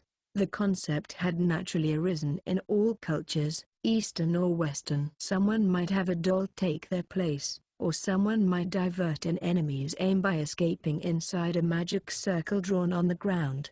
The curse itself might not be that rare. There were curses that took undirected resentment or jealousy and used a spell to create an invisible arrowhead or bullet. Countless numbers of those were traveling all around the earth like the high-speed connections of the internet. The human did not even need to refine his own magic power. He did not even need to reveal that he could use magic. He only had to capture one of the invisible curses flying around like a wireless LAN signal, slightly twist it, and redirect it. Since he was using someone else's curse, there was not even the slightest chance of the curse being traced back to him. Abracadabra! That human drew out an upside-down triangle with the same letters arranged in a regular fashion. That magic circle had been widely known since ancient times, but he had found a new interpretation and successfully built it into his own magical system. The true name he had given the curse reversal circle said the following: "I supply lightning for thy death." It was a truly ironic phrase for the strongest of the Electromasters. 16. This is similar. Pirate Girl Lucas spoke while holding Kamiju back. The curse eating into her right now is structured very similarly to the AAA. It must have been made by the same person. If I investigate this, I can find the answer. Comparing the two and searching out points in common might help me fully investigate the strange and complex AAA. But then what happens to Misaka? There was no answer to that. No. Luca shook her head while clinging to him. Yes, that was right. Luca and Fran's top priority was Kamisato Keikyu. If they had to weigh that vanished boy against anything else, it was obvious which side would win out, so they had made their choice. Even if another girl had to fall, to hell with. He decided to restart it all from the beginning. No matter how much of a detour it was, he could not let them use a sacrifice as a stepping stone. But then Kamijutama saw something. As Misaka Mikoto writhed on the floor, she gathered what little strength she had to control just her wildly flailing right hand. She held it out toward Kamiju and clearly showed him her palm. Do anything. Her bloody lips moved. In fact, they even formed a definite smile as she whispered, "You said you would defeat them. You said they were formless malice, but that they could still be defeated. Then keep going. Use me as a stepping stone and continue on. I'll do anything if it's for that. Misaka, keep your promise." Mikoto's voice was heavier than the blood she had coughed up. "I'm not the only one trapped by this. You freed me from it, but everyone else is still trapped. They might be smiling on the outside, but it'll have taken root deep in their hearts. So defeat them. Defeat them and prove it. Show those girls something that makes them glad they were here in Academy City." Kamiju thought he could not do it. Not that he could not step over her and continue on. He could not give in to emotion by rejecting and wasting Mikoto's efforts after she had clenched her teeth and worked so hard to help. Not matter how long he tried, he could not swing down his trembling fist. Mikoto smiled kindly up at him while collapsed on her back. And with that smile on her face, she once more lost control of her body. She writhed irregularly and could not stop convulsing. What was happening beneath her skin? She tossed about like she had swallowed deadly poison. How long is it going to take? Luca? I'm doing it right now. When can I save Misaka? Answer me. I'm working as hard as I can. The passage of time felt maddeningly slow. He could not tell how much progress Luca had made as she shut her eyes and muttered below her breath. That made him all the more impatient. Mikoto's writhing and convulsions had grown smaller, but he doubted that meant her condition had grown stable. It only looked like her life force was being sapped away.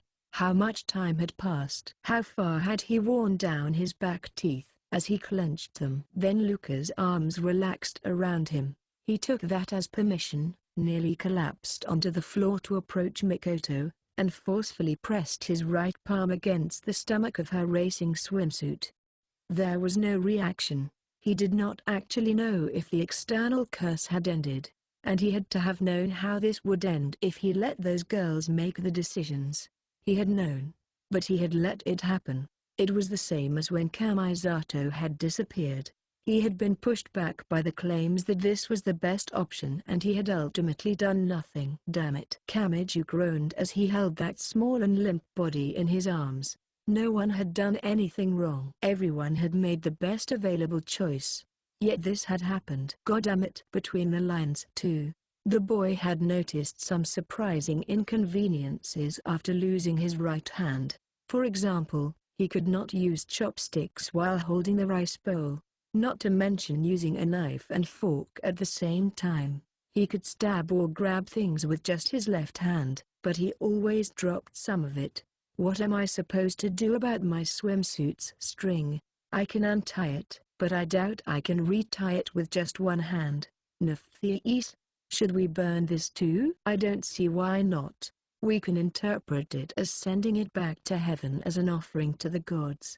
He heard some shrill voices around him. He was in the middle of a giant intersection with no people or cars to be seen. Curtains, a bed, scraps of cloth, and other things were piled up and burning as an impressive bonfire. The girl in the modified mini china dress was hopping around as she pleased, and the bandaged woman seemed unconcerned by how she was dressed, so it was hard to know where to look even for Kamisato, who was always surrounded by girls. He kept seeing butts. This place was cut off from the normal world, but destroying things was easy. Kamisato had initially paled when he thought it would influence things back in the original world, but the magic gods said that was not how it worked. They could destroy things, but it would not affect anything there. And at the end of the day, all traces of the damage would be repaired at precisely midnight. But instead of returning to how it was before the damage, the world was remade based on things there. Simply put, if they chopped down a roadside tree but it was replanted one spot over in that world, it would pop up in that next spot over once midnight arrived in this world. Only those selfish magic gods would rejoice at being able to do whatever they wanted upon hearing that. If all traces would vanish, then they had a world where nothing they did would remain. This world did not allow for the accumulation that was the key to human progress, and since it was all based on that world, they would be able to see a desert forming or an ice age coming, but they could do nothing to stop it. They could only watch the ruin spread and be buried by it. What happened to the nutrients from the sliced potatoes he was eating now? Did the update come at midnight because the repairs swept across the surface of the Earth in accordance with its rotation? He had a never-ending stream of thoughts on the matter, but he did not need to rush. He had more time to think than he could ever ask for. This stuff is pretty good now that I've tried it. Chomp, chomp. Oh, dear. And here I thought not even you people would eat a table, even if it has 4 legs. The gods who hated causing change were entirely carefree. If they were tasked with stacking rocks for eternity and the Sei no Kawara, it would likely be the tormenting demons meant to obstruct their work that begged for it to end. Made up your mind? Asked magic god Niang Niang. It's not like I have a choice when I can't return there. Oh?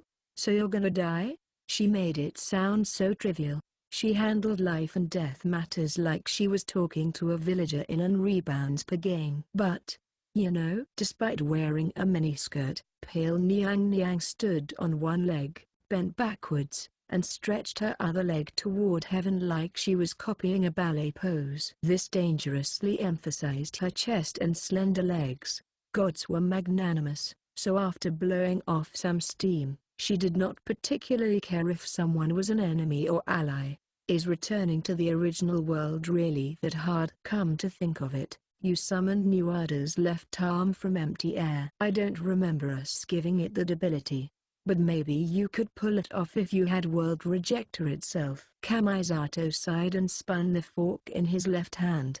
The goddesses noticed the number of forks had grown to 2 or 3 at some point. For gods, you're not very observant. Just because someone has a paranormal power that surpasses human understanding doesn't mean everything they do uses it. Oh, so it was a bluff? I was in it for revenge, so I was afraid killing you instantly would leave me unsatisfied.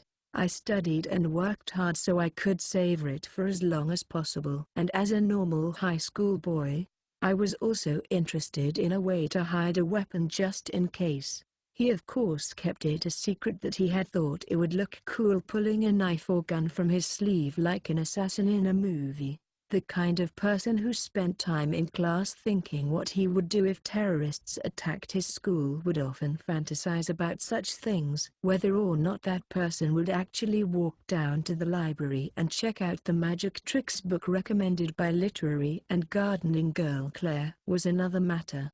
But Niang Niang was not normal or in high school. So she went beyond hiding something up her sleeve and had instead replaced all 10 of her fingers with power pay. She hid her mouth with her baggy sleeve and smiled. I do know how you feel.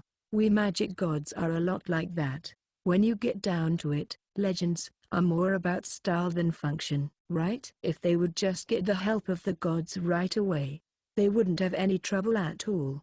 But they go out of their way to overcome it all with their own power. Please don't act like I'm anything like you. Then one more thing.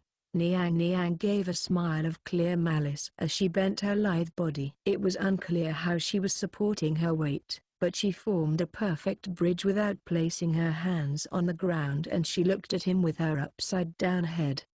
Did you think your story was over now? You're really not much fun, so we'll help you return to your original world. Are you saying you don't care if that succeeds or fails? Was your story over once your valiant decision got you sent here, so nothing you do here matters?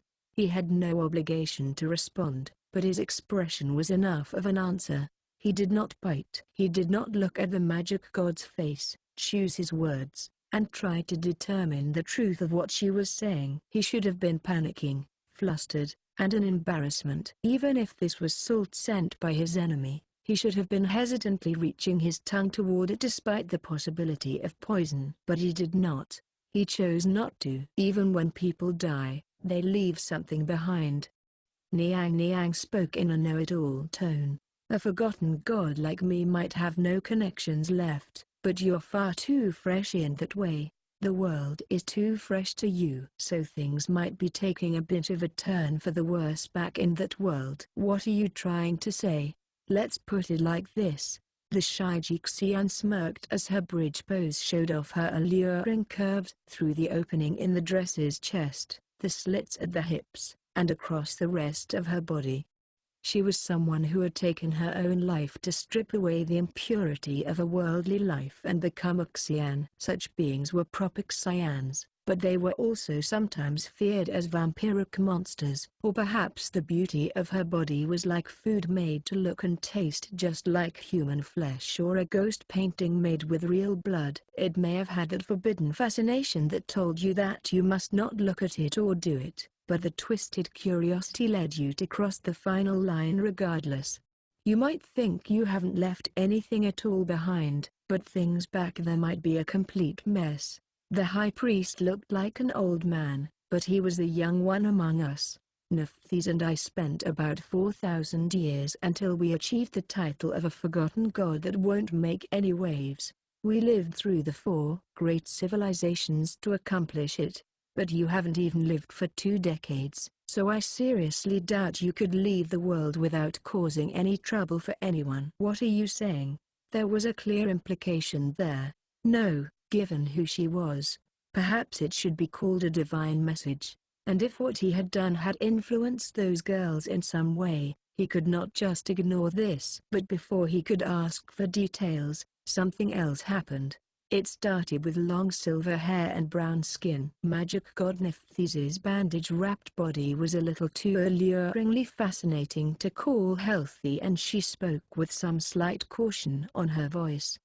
Niang, what is it? Here they come.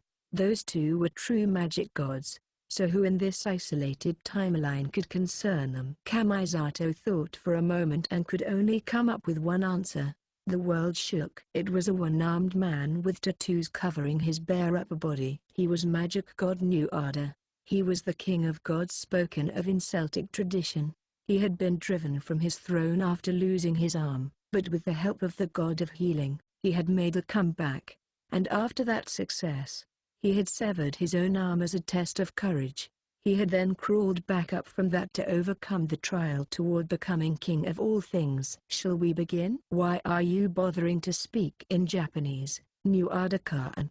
Are you trying to scare Kamisato Keikoyu? I would like to begin the second round. He did not bat an eye at her cheap provocation. The atmosphere around the mini China dress Xian also changed. By not smiling, Nuada had abandoned the final line. He had sent off the last train himself. There was no getting off now. But why would you do that? The die is cast. He spoke only that one phrase. He did bother commenting on what the result would mean. He made it sound like he would be tearing off someone's limbs and dragging out their entrails just because that was on the schedule for the day. "Gods are so impatient," said Niang Niang. "Are we?" "I'd say we're still rational enough since we at least make sure to construct a reason for our actions." When he heard that answer, Kamisato looked around. There were more. They were on the building rooftops, underneath the cars, and blending into the shadows in the alleys. He was only a human with his right hand lost, but he could still sense the multiple gazes focused on them from all directions. It was true, a lot of the magic gods probably wanted to take their time to slowly crush Kamisato Keiko's body. Niang Niang had said none of them held a grudge, but that was only her opinion. Based on what had happened, there could easily be some gods who wanted revenge. No, who wanted to punish the insolent human. "Then why did you wait until now to cast the die?" asked an exasperated Nephthys. "If I had to say." The god of war twisted his lips as he brought the concept of cruelty into this world. "Because we cannot take anything from him unless we give it to him first. We poked at him a little earlier, but he didn't really react." Niang Niang, Nephthys. "In that sense, you two did quite well. This is really where goddesses shine." Now the leather sack appears to be filled with something worth striking and crushing. Sigh. Niang Niang sighed as she looked at Nephthys instead of Nuada and the other magic gods. "What should we do?" "Well, I'm the goddess associated with the crying woman who weeps at funerals. It does kinda piss me off to trample on an action where death is at stake." No, I'm not talking about anything on that level. Perhaps not." Or, as Nuada frowned at them, the two goddesses pressed their palms against the others, pressed their cheeks together, smiled, and spoke in unison. "Nothing excites a god more than holding a fragile human's destiny in your hands." "Nothing excites a god more than holding a fragile human's destiny in your hands." A massive explosion followed. And before the shockwave and expanding dust could reach Kamisato, bandaged Nephthys wrapped her arms around him and jumped backwards. Niang Niang smiled as she also jumped back with the bottom of her mini china dress rising dangerously high. "Ha ha ha. If it's started, then we'll just have to go for it. You clench your teeth too, Kamisato Keiko. Wow. Here they come. The true magic gods are coming for you." Just as she proclaimed her delight in this endless hell of combat in an empty world, something sliced through the dust. A colossal cube flew out. It was too wide for the empty road, so the surrounding buildings were crushed at the base while it rolled along. Kamisato just barely managed to link it to something said before. "The die dot is cast?" The modified mini china dress Shijixian responded by grabbing the skin near her left wrist with her right fingers. "No, that was a string." And when she yanked it back, an engine-like rumbling came from her body. A total of 5 rapidly spinning chainsaws stuck out of her baggy sleeve. Those weapons were far too deadly to think of as extensions to her fingernails, and she used them to mercilessly slice through the giant die trying to crush Kamisato as it landed on the road. And a moment later, an unnatural voice came from Kamisato's throat as Nephthys held him. The cube had come apart. But not just due to Niang Niang's power. A mass great enough to knock over buildings had been sliced apart, and now it collapsed into an avalanche of pieces only a few millimeters across. But he could not relax. Of course he could not. He had seen what it really was approaching him. Bugs. The maggot-like white bugs had no fangs or legs.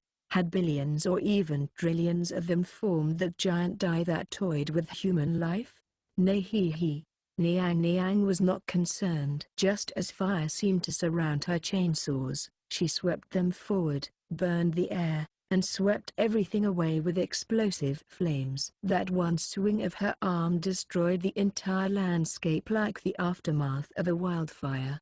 The sea of bugs was forcibly burned away by the immense flames. The Dugdale. Are those the bugs that snuck into the gap between the silver arm and the shoulder wound to sap his life force?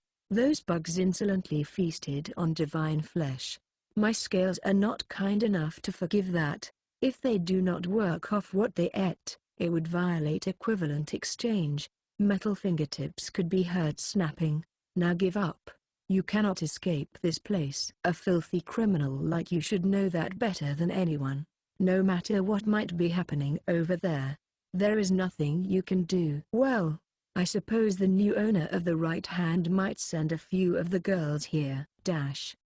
A faint scorching feeling on the nape of the neck stimulated Kamizato's soul. Then the dust was broken again as a disc larger than a stadium rotated while launching vertically toward the heavens. This may have been a coin toss, but if gravity pulled that back down to Earth from more than 1,000 meters up, an entire district might become a crater. And he heard multiple sounds up above. This was the same threat as a mirth that broke apart in midair to drop a multitude of words.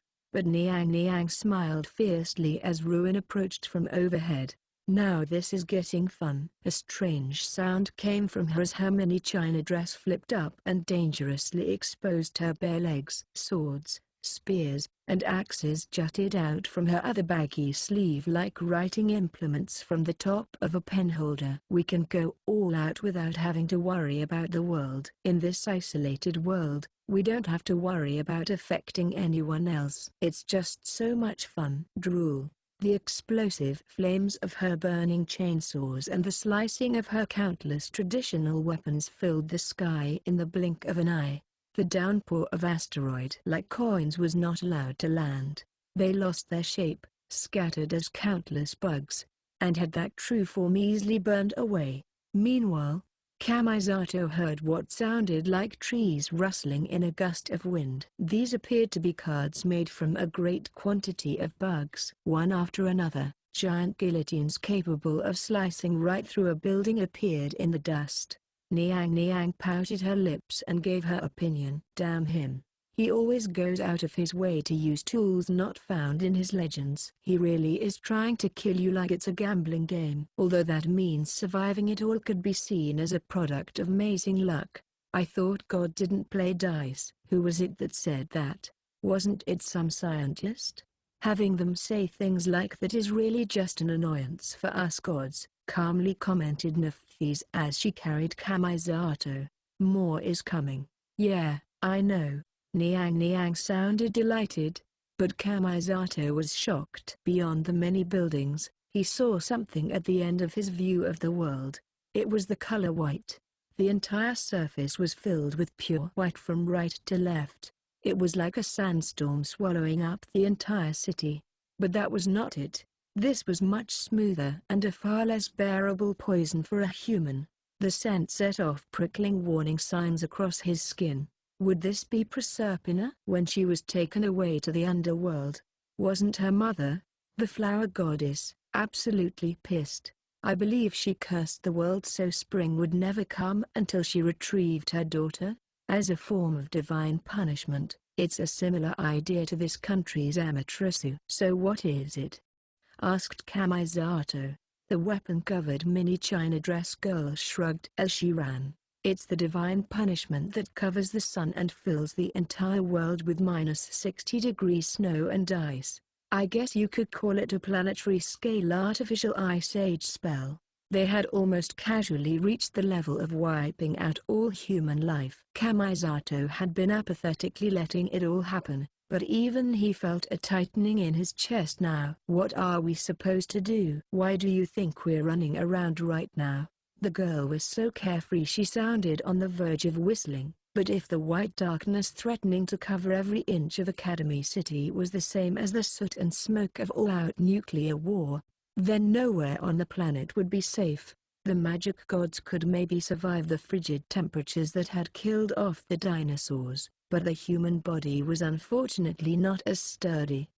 But the magic gods were thinking on a different scale altogether. Mini china dress Niang elaborated with annoyance in her voice. Kamisato-chan, Do you remember why exactly you came here? Well, I had to protect everyone from Kahara Uetsu's insurance, so I raised the rocket boosters that. He trailed off while Nephthys carried him. He had a bad feeling about this. You don't mean, Nephthys? Help me out here. Fine, then. I will give you a yawn's worth of tears. Then he received the worst possible confirmation of his fears. He saw the windowless building. He had no idea how it worked, but the two magic gods casually stepped onto the side of the building and stood horizontally with no concern for gravity. Oh, but didn't this boy destroy the boosters? We just need something to take their place, right? The contents of Niang's baggy sleeves exploded. She fired flames with tremendous force and they pushed at the windowless building until it broke the bonds of gravity. It floated. It flew. It launched. The ground below was consumed by the giant cards that toyed with death and the white darkness of an ice age, but the three of them had already been freed from the planet that was filled with ruin in all 360 degrees. Kamisato instinctively clung to Nephthys with his left hand. But oh dear. Is that any way to treat a god? It's not just my fault that those bandages are coming off here and there. He had no idea what Mach number their speed had reached, nor did he know the temperature or atmospheric pressure. The magic gods seemed to be taking care of all those details. Kamisato clung to the side of the giant rocket that continued to fight Earth's gravity. He could breathe, he could open his eyes.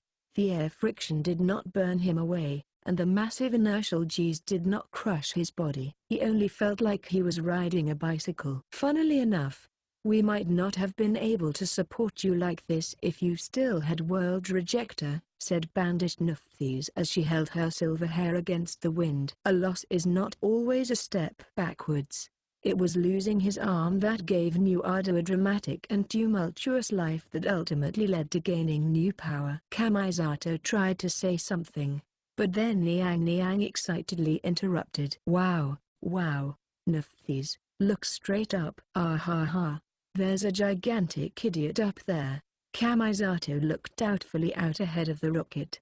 He realized they would be thrown out into space once they left the atmosphere. He saw a twinkling star.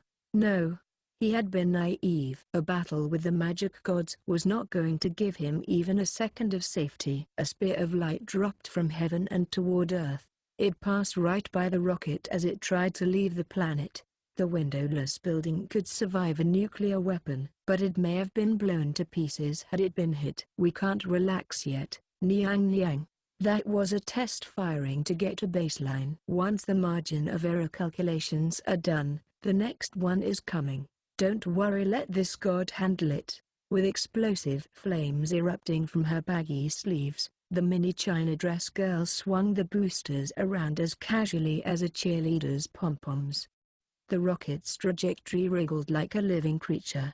There was more twinkling in the heavens and more pillars of light dropped down to Earth, but not one of them hit. They were all just barely avoided. Nephthys sighed and asked a question. Who do you think it is taking a pleasure flight up in orbit? A sun god.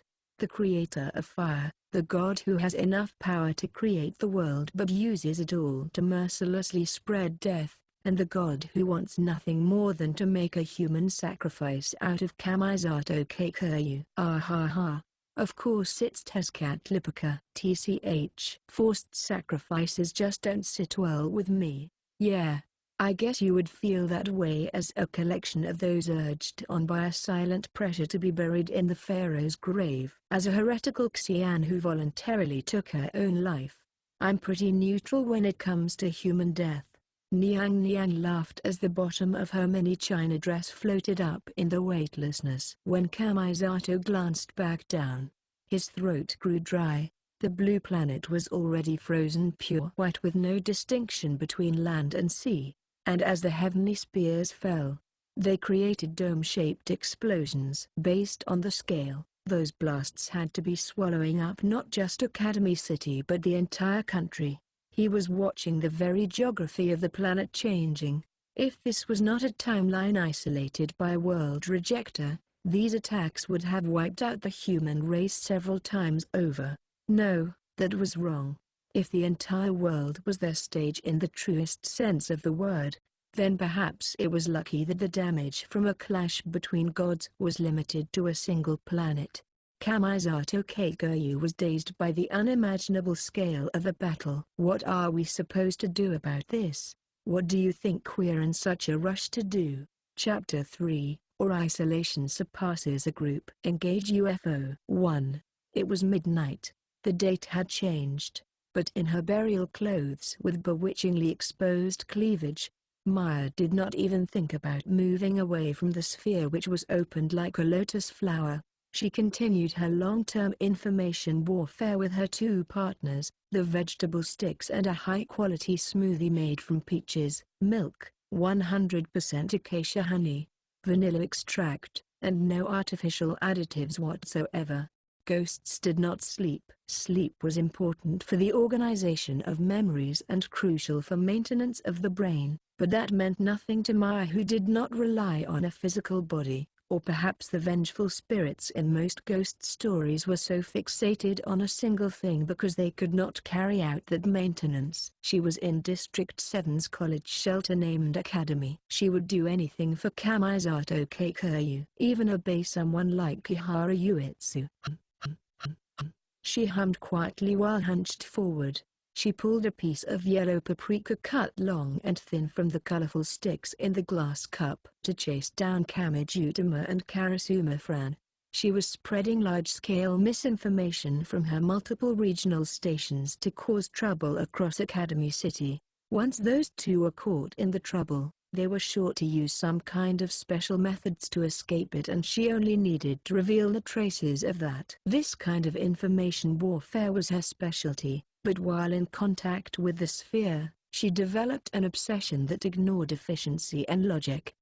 The seeds she sowed did not always bloom the way she wanted. Rumors would change form bit by bit as they were spread from person to person, and once they passed a certain point, they would become something else entirely, as if going through a mutation. And since Maya had a specific objective, she did not want that kind of unordered and uncontrollable change. When the changes passed the acceptable range, she would inject new information to change it back and course correct.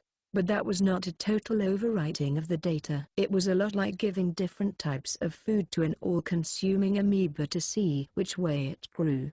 She felt like she was raising a child. As a bodiless ghost, she may have been treating this like an alternative to that, but she did not delve that far into self-analysis. She was still a ghost. The memory of her death slept somewhere inside her, and she knew she must not uncover that. Currently, there were three major rumors swimming through the city-wide network created between the shelter spheres. First, the heat wave was caused by the powerful microwaves sent out by Karasuma Fran's personal space station, and that was deeply connected to the elements that had attacked Academy City.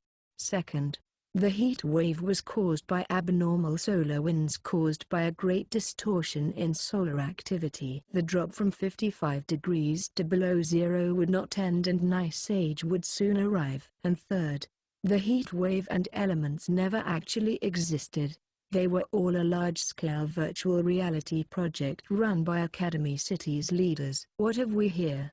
Maya focused on that last rumor as she shook her long black hair and toyed with the radish stick between her lips like it was a cigarette or a chocolate-covered snack. There were of course countless other smaller topics of discussion, but those would burst like soap bubbles all on their own. Only the virtual reality theory stuck around like a truly stubborn bubble.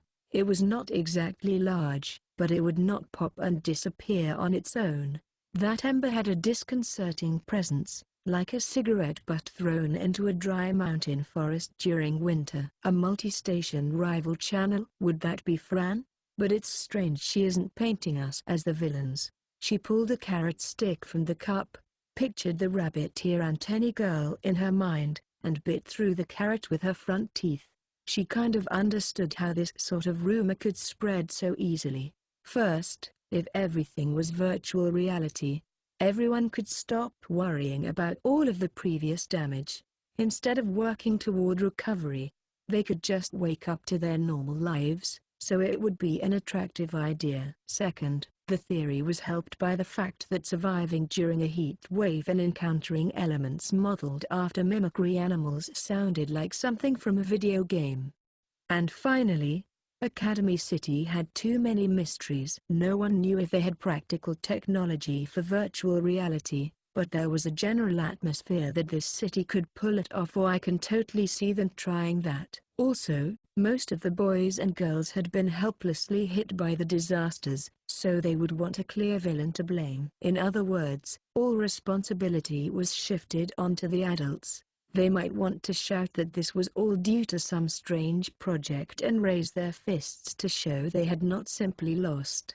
And what would the spread of this rumor actually accomplish? Or more specifically, what was in it for Karasuma-Fran? Oh, I see. Needless to say, everyone would stop struggling if they truly believed this was all virtual. They would only need to wait until they woke up, so there would be no need to put themselves through any difficult experiences. They might starve to death in a week or two like that. But Useful Spider was moving around outside. Their 48 hours to restore order project was underway. Nearly a full day had passed, so the crucial power, gas, and water infrastructure would be back up in about 24 more hours. The students could survive that long without eating or drinking. This would stop the simultaneous riots triggered across the city by the baseless rumors. If that was Fran's top priority, then it was an effective one. And its all virtual was quite adaptable. Maya could come up with all sorts of clever stories, but they would all be swallowed up by a single phrase. But it's all virtual, right? And since no one knew the true level of Academy City's technology, it would be difficult to find evidence to dispute that assertion. The biggest flaw is how she's relying on the strangers in Useful Spider to preserve everyone's lives. Isn't she afraid we'll attack Useful Spider and slow down the recovery until that apathetic group starves? They could do that, but they did not need to. And in addition to the risk of starvation, it was possible that desperate people would begin an even greater riot once they were convinced this was a virtual world where they could do whatever they wanted. Whether Fran was behind the rumor or not, the virtual reality theory would not be easy to get rid of if it mutated in a negative direction. This could be a good opportunity to drive that group out wherever they were hiding. I don't like leaving Salome and the others with that tyrant, so I should probably check on that before deciding. She could see the rumors she had created and spread, and she could see another rumor that may or may not have been hostile. What kind of artistic transformation would occur when they were linked together? The girl in white burial clothes giggled and traced her slender fingertips across one petal of the sphere's lotus flower. And as soon as she did, she heard a voice amplified by a loudspeaker, even thought it was past midnight. This is Useful Spider. We are now entering Phase 3 of the 48 hours to restore order. We will be collecting any weapons or dangerous objects that could impede the recovery. The threat of the elements has passed. The aforementioned objects are bound to have a negative influence on your lives and property. So we are using our special authority to temporarily freeze your human rights to collect them. Useful? One of Maya's eyebrows shot up, but she did not have time to turn around. The chic college building made of heavy bricks was torn apart like it was made of thin Japanese paper. At first, not even the ghost girl understood what had happened. When she saw the destruction start at one edge and the materials fly up into the night sky, she finally thought of an iron sheet roof being destroyed by a typhoon or tornado.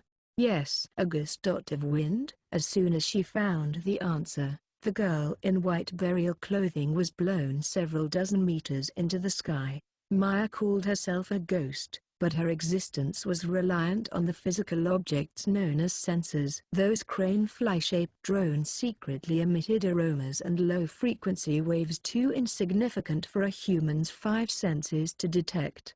That would destabilize people's minds, and the Maya generally appeared below them. In other words, there was nothing she could do if the sensors themselves were thrown high into the air.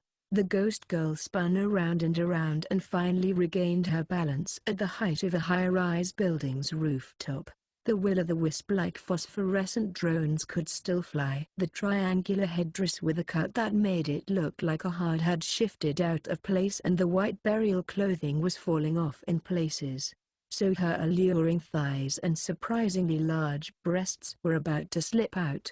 However, bugs and small fish caught in a tornado could apparently be thrown higher than Everest, so she may have been fortunate this was as much as had happened. But she could not exactly rejoice. "Oh, honestly, where did my vegetable sticks and smoothie go?" With a dull sound, something large passed through Maya's head from the side. The device had originally been a 2-meter sphere but had opened like a lotus flower to allow access to the controls. The sphere had flown as high as she had. Since the sensors had finally stabilized, Maya reached out her translucent arm while floating in midair. But it was no use. Gravity pulled the precision device down toward the late-night disaster scene. Maya's gaze followed it down and she spotted a strange device. The academy shelter was using a college building. But she saw something strange outside the campus. It was a giant cylinder 20 to 30 meters wide. The flat circular end was producing a grinding sound while rapidly rotating. So the girl in burial clothing initially thought it was a large tunnel boring machine. But it was not. A giant fan? Is it used for wind tunnel experiments? Wind tunnels were the facilities used to test the air resistance of aeroplanes, high-speed trains, sports cars, and such before actually using them. The artificial wind created by a giant fan or vacuum pump would simulate the air resistance it would meet in use, but the latest generation could apparently simulate the gales needed for the Mach 7 instantaneous wind speed seen by supersonic fighters or ballistic missiles. If that was used against a building, a house of straw and a house of brick would meet the same fate. The students of Academy were preparing their handmade defense weapons such as a giant slingshot made from bicycle tire tubes and a metal frame, but it was likely futile. They would have a hard time getting close with that giant fan in front of them, and their projectile's ballistic path would be far from stable. In fact, it was possible the wind could send the projectile right back toward the people who had fired it. The ghost girl placed her hands on her hips and stared down at her crumbling kingdom as she hovered in the moonlight. She had only borrowed that key station after hijacking it. But this was still not fun to watch. She still had a few spheres in stock since she had been using them as regional stations for her multi-stage attacks, but she doubted Useful Spider was attacking just the one place. If the same thing was happening across Academy City, she could lose all of her spheres. It was bad enough having the possibly hostile virtual reality theory growing ominously in the background, so she wanted to avoid being completely cut off from the network. It did not matter how much the enemy knew when they took action. What mattered was whether or not it would impede with the actions meant to help Kamisato Keikyu. It all came down to that for the girl who clung to the world of the living even after losing her body. And as her eyes glared brightly from behind her disheveled black hair, the vengeful spirit spoke in a low voice. "Do you have any idea who you're picking a fight with, you fools?" Kamijutama was also soaked with unpleasant sweat as he held Mikoto's limp form in his arms and pressed his back against a building wall. They had a chance at saving Kamisato Keikyu thanks to Mikoto's sacrifice, but they could not leave her there unconscious. Even if it took a fair amount of time, they had decided to send Mikoto back to the Frog Doctor's hospital before beginning the ceremony using the AAA in the container yard. As a high school boy, Kamiju did not normally think about it, but the lack of cars was a problem. They could not call an ambulance and they could not move any of the heavy industry containers. But something else happened first. It was just after he, Fran, and Luca had left the pyramids of metal containers in District 11. The entire scene was swept away by a powerful gust of wind. The target was a nearby shelter and not Kamiju's group, but it was obvious what would happen if a stray blast hit them. Commencing non-lethal suppression. Please set down your weapons and surrender.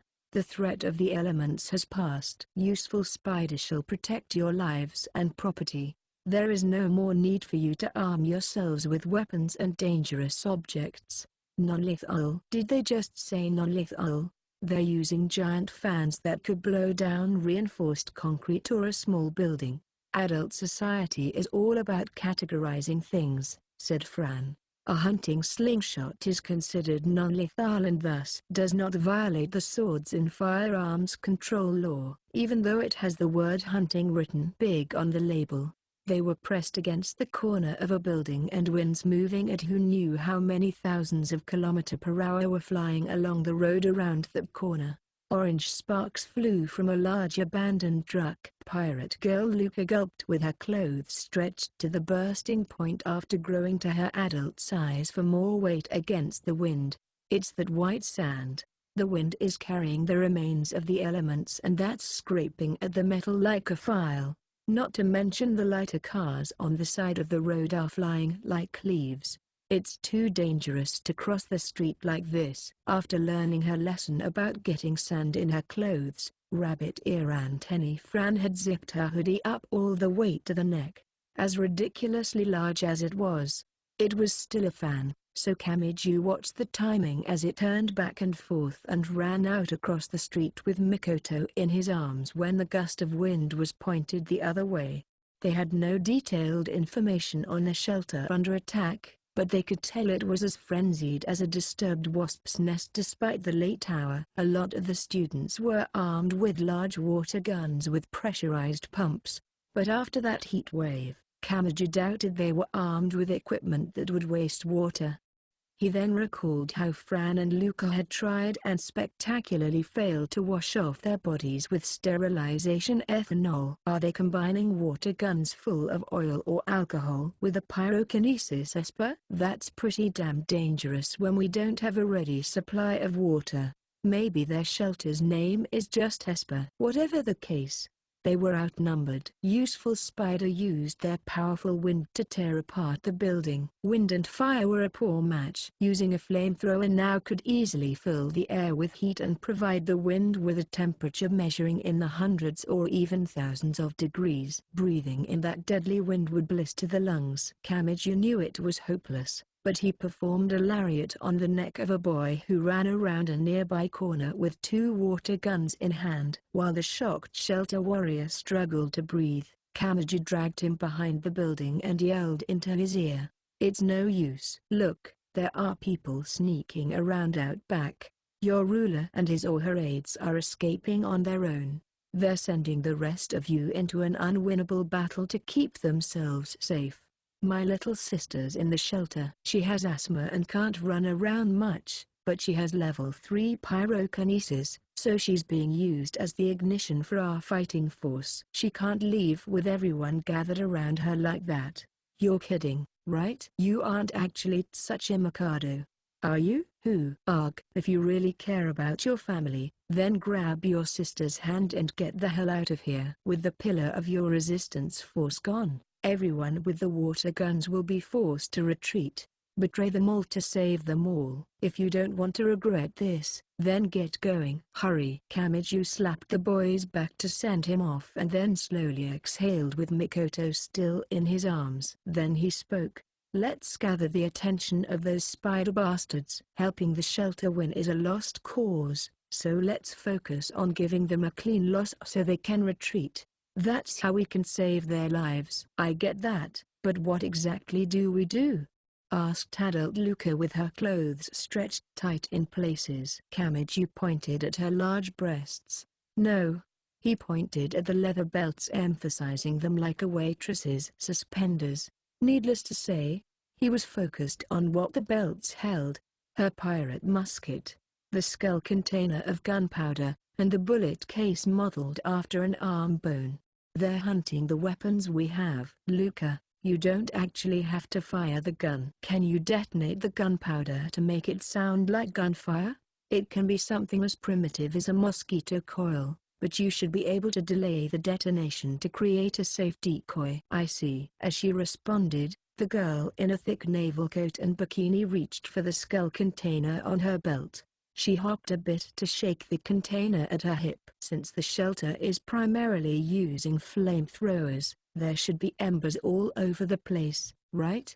They had a plan, but then a roar much like a large sheet striking the air passed by overhead. They looked up and saw multiple transport helicopters using thick wires to carry a giant cylindrical device that looked a lot like a tunnel-boring machine. "They're headed elsewhere," said Fran. "Damn it," cursed Kamiju. "District 11 is that way." And given useful Spider's current actions, a very troubling possibility came to mind. They were in the process of hunting down all weapons. "This is bad. If we don't do anything, they'll confiscate and scrap the AAA.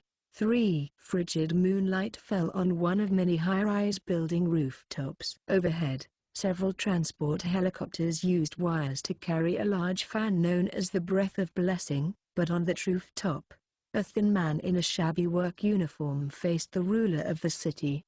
"How do you do, board chairman?" "Yes, yes.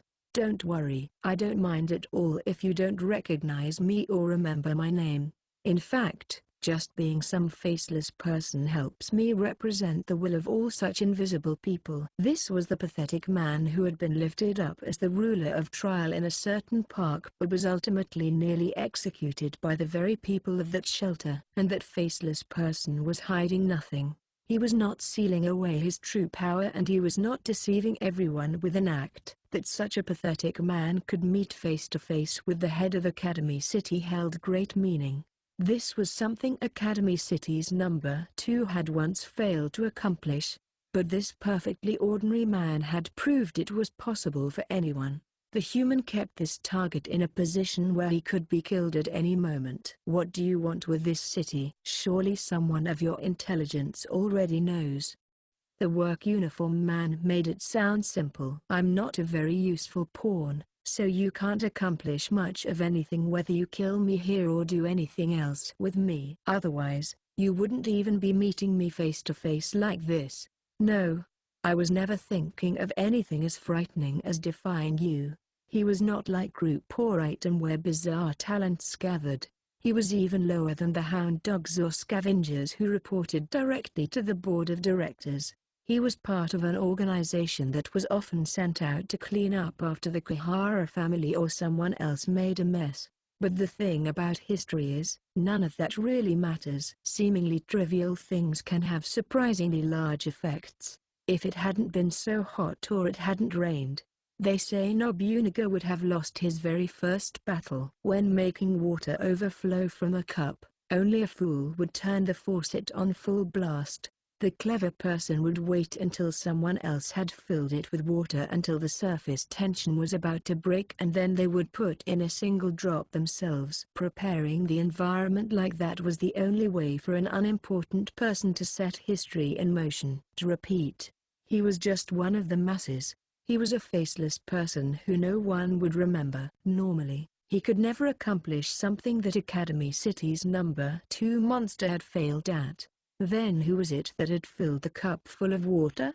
"This is catastrophe you brought on yourself," announced the man. "The key to disaster prevention is prediction and avoidance, not recovery after the fact. In that way, your sin was negligence. Someone with your intelligence should have predicted this.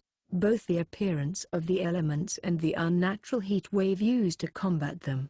You knew it was coming, but you overlooked it. All for your own goal. Then that is a sin. All I did was place a single drop in the cup you had filled to the brim." "I see." "In other words, unlike you, I don't stand out and I have no grand ambitions. If I had control of the recovery, I could probably build a system to my liking. But wanting that is only natural. Everyone wants a society in which they need not fear disaster.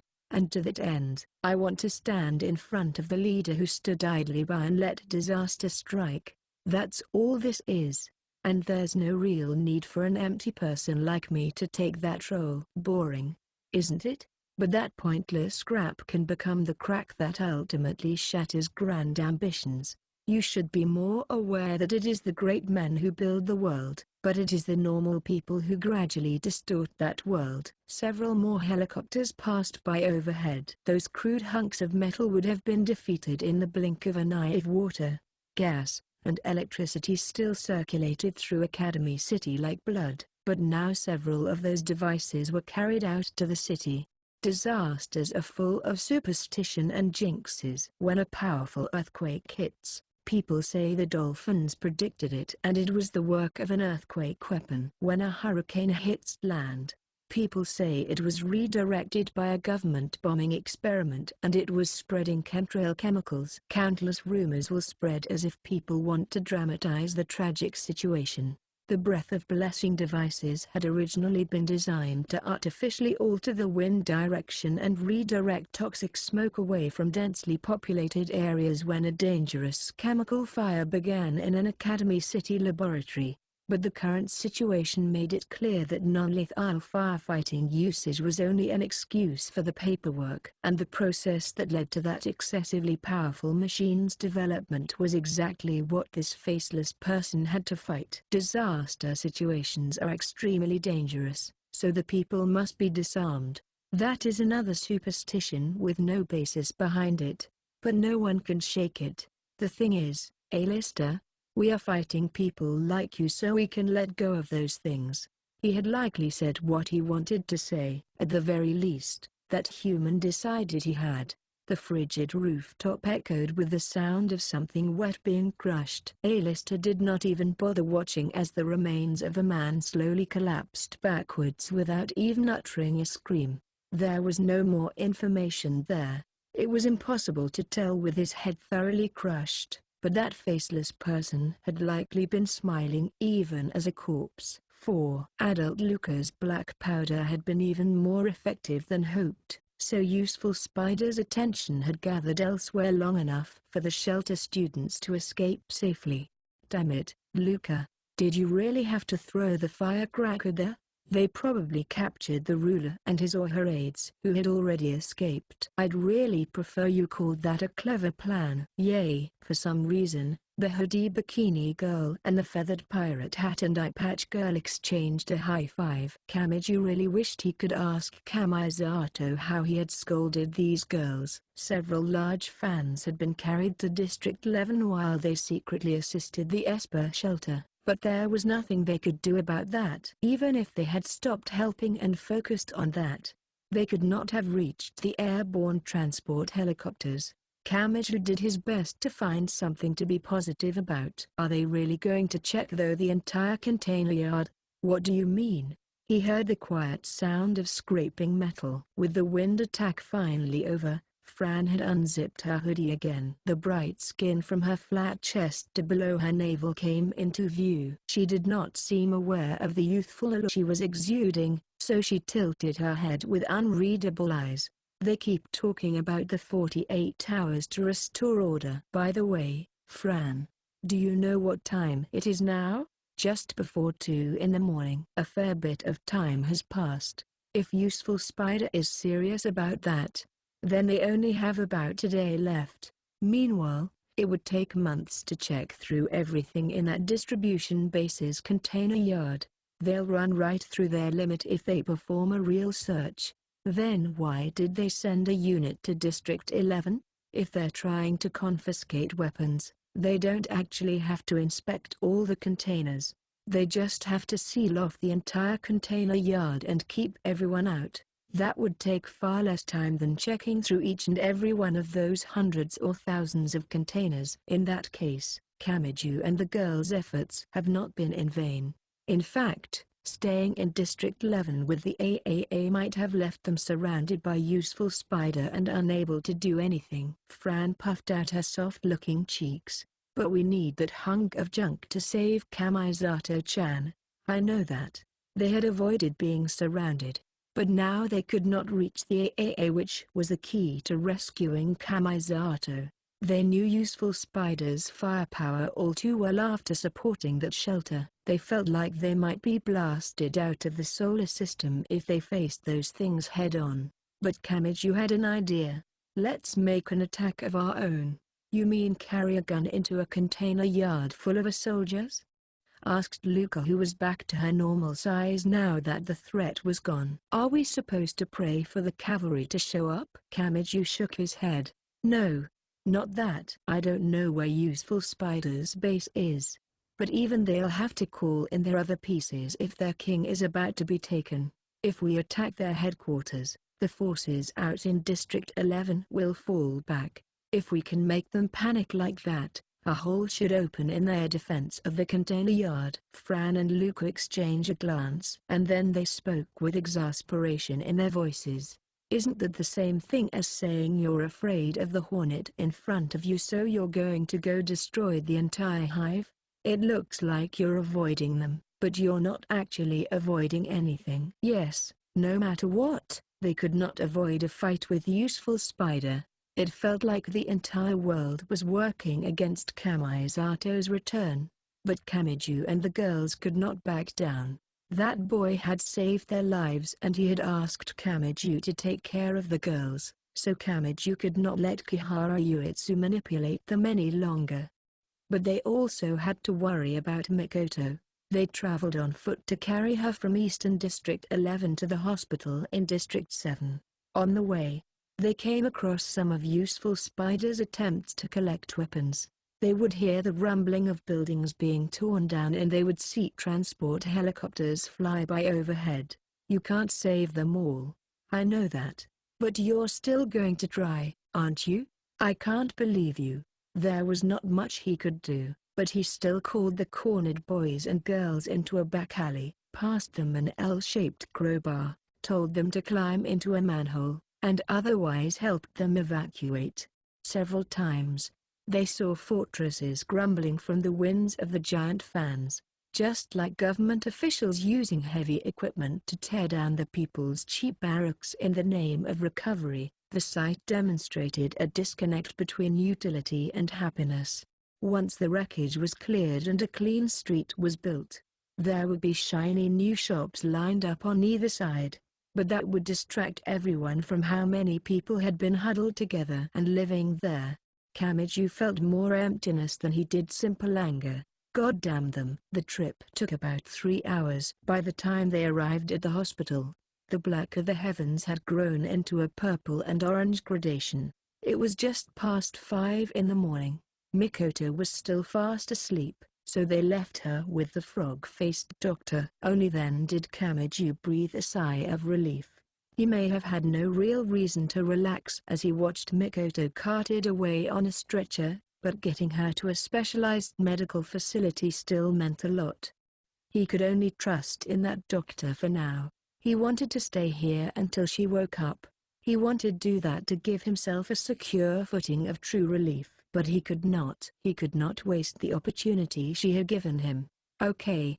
He took a deep breath and then let it out. His mind continued to boil, but it was still manageable. He could keep going. He forced himself to think that and then focused on removing his gaze from the door to the treatment room. There was something he had to do. Luca was leaning against the wall and taking a quick nap with her small mouth hanging open, and Fran was sitting in hospital hallway while peering at the small screen in her hand. This is a hospital.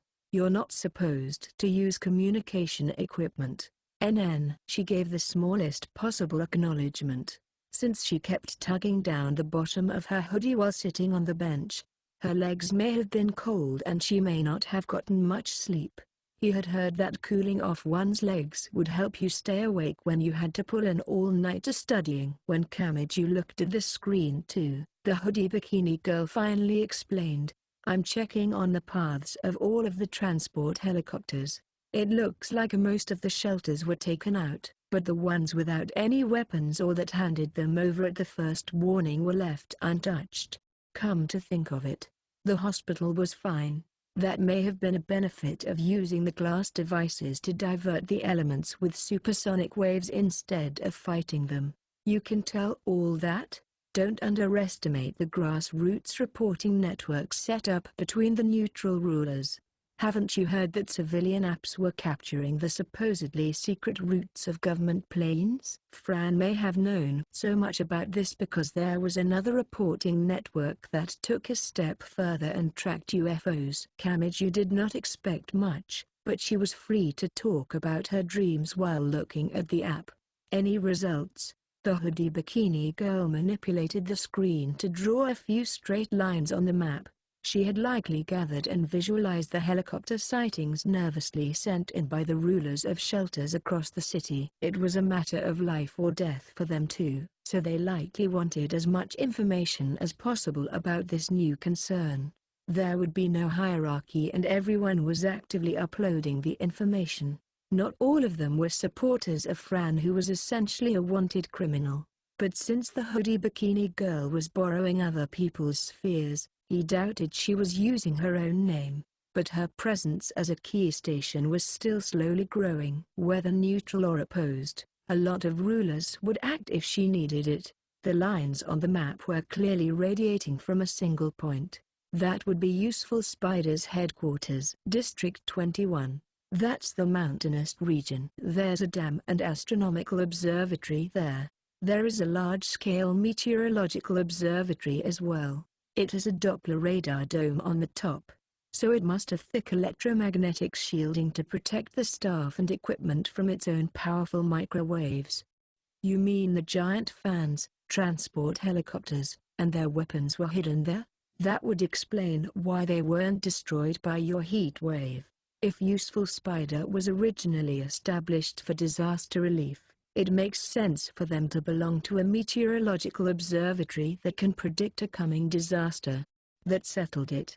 If they attacked there, the excess forces guarding District 11's container yard would fall back to the headquarters. That would be the shortest path to reaching the AAA. But District 21 and District 11 are far apart, pointed out Fran. It will take hours to travel from the mountain to the container yard. So won't the commotion have died down by the time we arrive? We don't have to do it in real time, right? We set off a firecracker with a primitive time delay earlier, remember? Since we have Luca who can use gunpowder, let's scare them with an even bigger explosion this time. If we set it up in the mountains, walk back toward the container yard, and then detonate it, we can sneak in while they're out of District 11.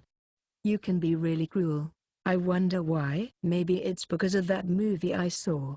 Just like with the analysis of the AAA's magical symbols and creating the actual spatial distortion tunnel, Pirate Girl Luca was the key to all of this. They needed that girl who was currently napping with her back against the wall, her small mouth hanging open, and drool about to drip out. Luca woke up at just past 6. She had not even gotten a full hour of sleep, and since they had spent almost a full day walking through the streets filled with rubble and white sand without any preparation, that was not very much.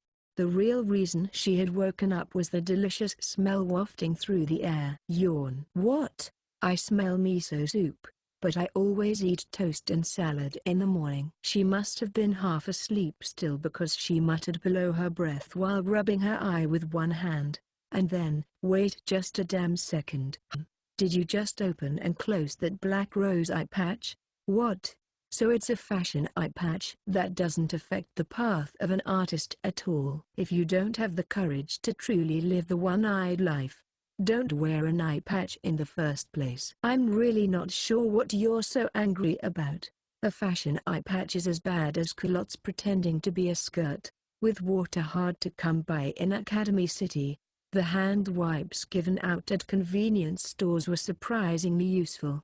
They were wrapped in plastic bags, so their moisture had not been lost during the heat wave. Their disposable nature was a problem, but with enough of them, Kamiju managed to wash his face. When they went to the cardboard house area out front to get some food, they found the high-class girls were conserving ingredients by eating simpler meals. The main dish was white rice with pork miso soup and the side dish was a few pickled vegetables. With this and the curry yesterday, they're using a lot of vegetables.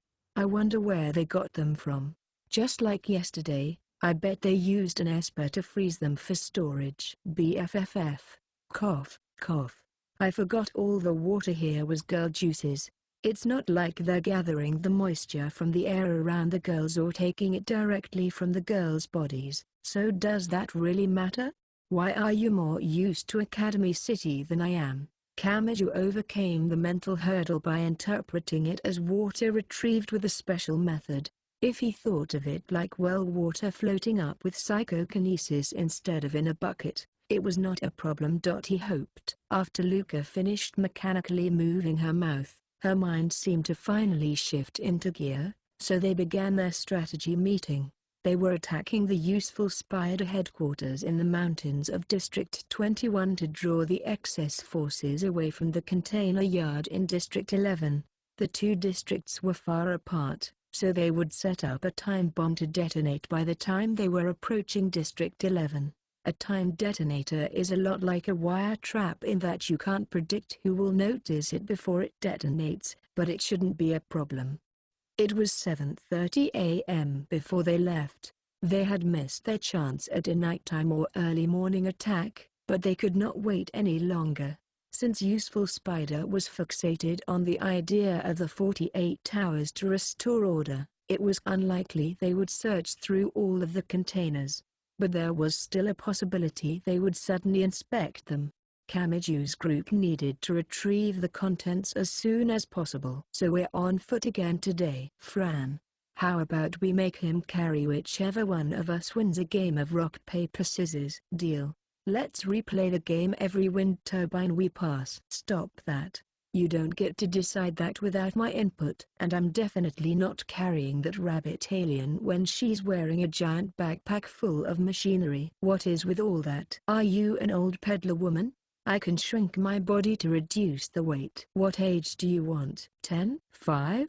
How much can you carry? That's not the issue. And if I carry you, I'll touch you with my right hand and you'll return to normal. They left while continuing to argue. They still did not know if Mikoto would be okay, but they could not stay any longer. Once they left the hospital grounds, they heard a high-pitched engine. It was lighter than a normal car and more like a scooter, a lawnmower, or a chainsaw. Kamiju's shoulders naturally tensed. The only people with running engines in the powerless city were Useful Spider, but that guess was wrong. A few small vehicles passed them by. Instead of men in military-looking uniforms, they were carrying normal boys and girls wearing swimsuits and coats. The vehicles were not cars or motorcycles. They looked like toy carts with an engine attached. A large helicopter circled overhead. To allow people and supplies to travel more smoothly, Useful Spider has begun a motor-sharing service. This only applies to Academy City rules and to 50cc carts, which are classified the same as mopeds. But if you are interested, feel free to visit one of the 152 cooperating gas stations. When Kamiju observed their surroundings again, he realized the sounds of engines had returned to the streets of rubble and white sand which had been deadly silent before. He could not completely celebrate this turn of events and it was quite dangerous with the traffic lights still out, but seeing the carts driving through a large intersection was an emotional experience even for a boy who never traveled by car. In addition to the carts, there were a lot more people walking around than the day before, and they had not been driven out by rioting or suppression. Kamiju even exchanged a nod with an old man out walking his fat dog. The recovery is at least making progress. That should have been obvious, but this was no longer looking like the front for a wicked plot. He could not deny that it was probably a way increasing the entire organization's reputation, but it did not seem like it directly benefited Useful Spider in any way. Even so, he had to fight them. Even if they were not trying to, he could not let them steal the original AAA, which was the key to rescuing Kamisato. Still armed with her cutlass and musket, Luca made a suggestion with a mischievous look in her eye. I don't like taking help from the enemy, but it wouldn't make sense not to use it, right? Let's use one of those carts. I'm licensed for anything up to a mid-sized motorcycle. With that in mind, They visited a nearby gas station, crammed all three of them into a cart the size of a one-person sofa, and set off. That said, Kamiju and Fran were sticking outside of the cart while holding onto the roll bar, passing over the driver's seat. "I'm scared. I'm scared. I'm scared. I'm scared." "Don't worry. I'm taking into account how wide this makes us. You won't get your head taken off unless there's a roadside tree with a weird branch or a bent signpost. You're going too fast." "Aren't you driving at highway speeds here? We have 3 people and the engine is 50cc just like a moped, so there's no way it can go that fast. It's just low to the ground, so it feels faster." Maybe I should lower my apparent age to lighten the load a little. However, they could not remain too optimistic because the recovery process was still underway in Academy City. There were piles of rubble and white sand all over the place. The sand blown thinly across the road could make it slippery, and the traffic lights were still out. And since they had 3 people crammed into a single-person cart, it was poorly balanced. Every intersection was a risk and the small tires often screeched and slipped at the curves. "Sorry, but if I piss myself, it'll get all over you in this position. Do that and I really will throw you off." Meanwhile, they left District 7 and approached the mountains of District 21. "Huh? This isn't the route I took when I came here before." "You expect me to know my way around Academy City?" "No matter where we enter the mountain, we'll find the meteorological observatory if we get to the top, right?" As they climbed the winding road up the mountain, their speed visibly dropped and the lawnmower-like engine screamed in protest, but it somehow managed to conquer the mountain. "There we go." Lucas stopped the cart at a midway station area that was likely a common point on the way to a number of landmarks: the dam, the astronomical observatory, the campground, etc. There were no other people traveling around here, so the area was deserted. The small shop and snack corner were untouched. "If we're going to attack, we can't approach with this engine roaring, so we'll have to go on foot from here." "Brrrr. The wind is pretty chilly." The hoodie bikini girl gave the takoyaki and yakisoba banners a bit of glare, but there was nothing they could do when the shop was not open. "We just got some food. It's already 9. That wasn't just." According to the map in the parking lot, the meteorological observatory was near the peak. Luca had prioritized safety, so they still had a ways to go. "A pirate really shouldn't have to hike through the mountains. Let's hope that isn't an ill omen." You stop it, Fran," said Kamiju. "Don't pout your lips in my direction." "Carry me." "You're only worn out because you're carrying all that crap. Are you going to make me pay for your poor choices? Besides, what happened to that UFO balloon of yours? That is busy with something else right now. So carry me." But when Fran clung to him and he forcibly shook her off of him, she sat right smack in the middle of the road and refused to move, so he had no choice but to take emergency measures. With Fran on his back, her swollen backpack on her back, they climbed the mountain path like a triple scoop of ice cream. A girl isn't supposed to be so heavy. NMH. So warm. Well, that's good I guess. But this sudden warmth is causing a stirring in my lower stomach. Please no. Carrying a swimsuit girl would normally bring to mind a number of thoughts, such as the chest on his back or the thighs and butt on his hands, but Kamiju was struggling too much to think about anything like that. He learned the hard way the lesson of the Konaki Jiji and the Onbu Obk. People could destroy themselves by acting on emotion and taking on someone else's burden. Simply walking up the asphalt road would leave them with nowhere to hide if a car drove down from the meteorological observatory, so they always paid attention to whether there was a convenient thicket around and worked to run through the dangerous areas. Even so, it took a lot longer than walking normally. "Is that it?" asked Kamiju.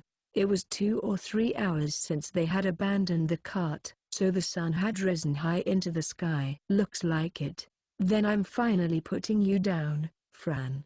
In the distant green of the chilly conifer trees, they saw a giant sphere made from flat pentagons or hexagons like a soccer ball. It resembled the antenna on the rabbit ear antennae girl's butt. That would be the meteorological observatory. There were a few single-story buildings below it. They were made of whitish reinforced concrete, and they would either be lodging facilities for staff or analysis facilities for the data gathered by the Doppler radar. Pirate Girl Luca peered through a retro-collapsible telescope. Yeah, they're there all right. I see some dangerous people with their jackets swelling out unnaturally. We were right not to approach with the engine roaring. But you saw what happened in the city last night. All of those helicopters and giant fans wouldn't fit in those single-story buildings. Then they must have something underground. That sounds like somewhere the elements would have attacked. But this is a meteorological observatory complete with radar dome. ? He was not sure what Fran was trying to say. If he asked her, he expected her to demand he carry her some more in exchange. So he got straight to the point. Luca, we don't have to wipe out useful Spider. We only have to make them feel threatened enough to gather their other units back here. Do you see anywhere we can attack pretty easily? Wait just a second. There are a few storehouses and tanks on the outer edges. We might be able to reach those without going too far in. And it doesn't look like there's anyone there. So we wouldn't have to worry about blowing someone up and leaving a bad taste in our mouths. That settles it then. They could not exactly approach on the asphalt road, so they climbed up the slope which was reinforced with concrete to prevent falling rocks. Then they entered the forest and slowly approached the grounds of the observatory. It would normally have been impossible to sneak into a fortress protected by security cameras and patrolling guards. But Luca had spotted a small building outside the fence. The guards patrolled the fence line, so they only observed this area from there and would not walk out this far. The security cameras were positioned so high that the tree branches were in the way, and even right outside the fence, the forest was quite thick. Any wires or infrared beams would be constantly tripped by wild animals. Just to be sure, I sent that into the forest ahead of us, but it didn't trigger any alarms and no one came to check on it. Fran, what do you mean by that? When Kamiju asked his question, a round unidentified life form poked its head through the gaps in the trees. No, it was Fran's UFO balloon. Is this what you said it was busy with earlier? There was more to it than that, answered Pirate Girl Luca. She retrieved a glass cylinder the size of a relay baton that was taped to the side of the low-altitude balloon. Kamiju caught on when he saw the black powder inside it. So that's your handmade bomb. I'd be afraid what would happen in a surprise attack from Melon and the others if I was carrying it with me. And Fran's balloon won't have machine trouble and crash like some cheap drone.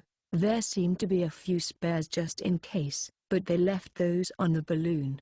The balloon would be spotted if it flew high into the sky, so they had Bunny Gray's vehicle wait in the forest. The small building was made from concrete blocks and the door was kept shut with chains and a lock, but Fran's tool knife came in handy there.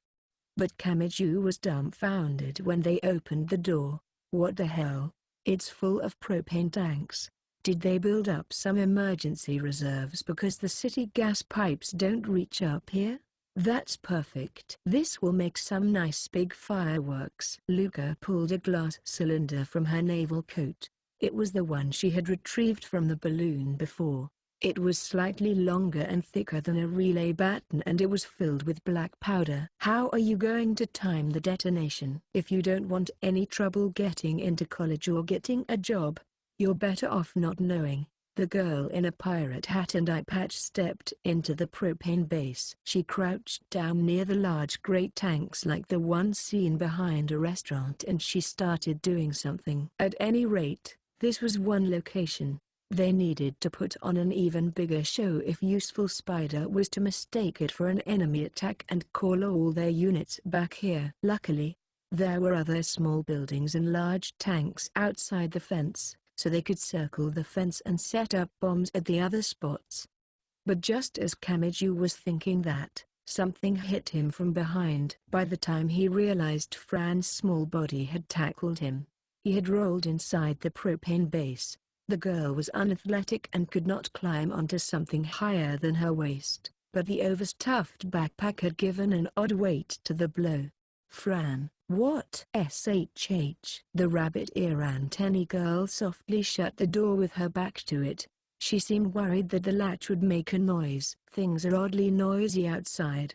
They clearly aren't following the previous patrol pattern. Eh?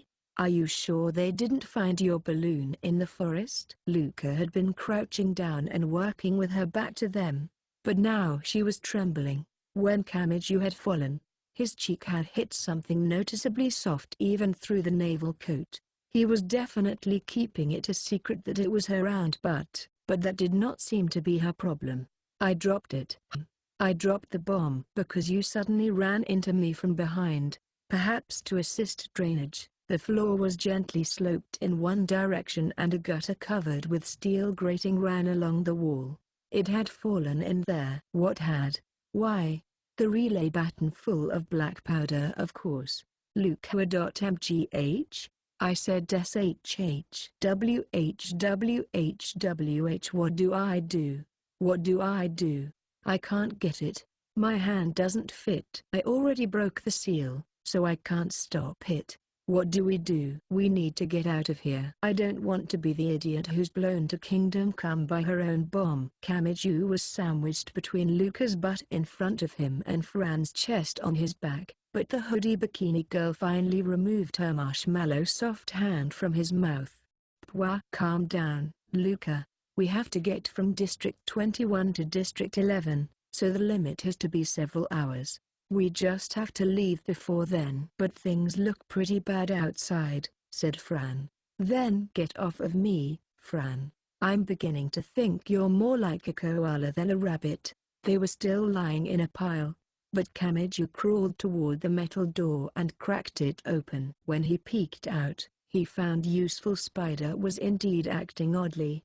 There was no loud siren like for an air raid, but the area beyond the fence was as frenzied as a disturbed hornet's nest. A lot of the men were reaching inside their swollen jackets and pulling out shiny black objects. What?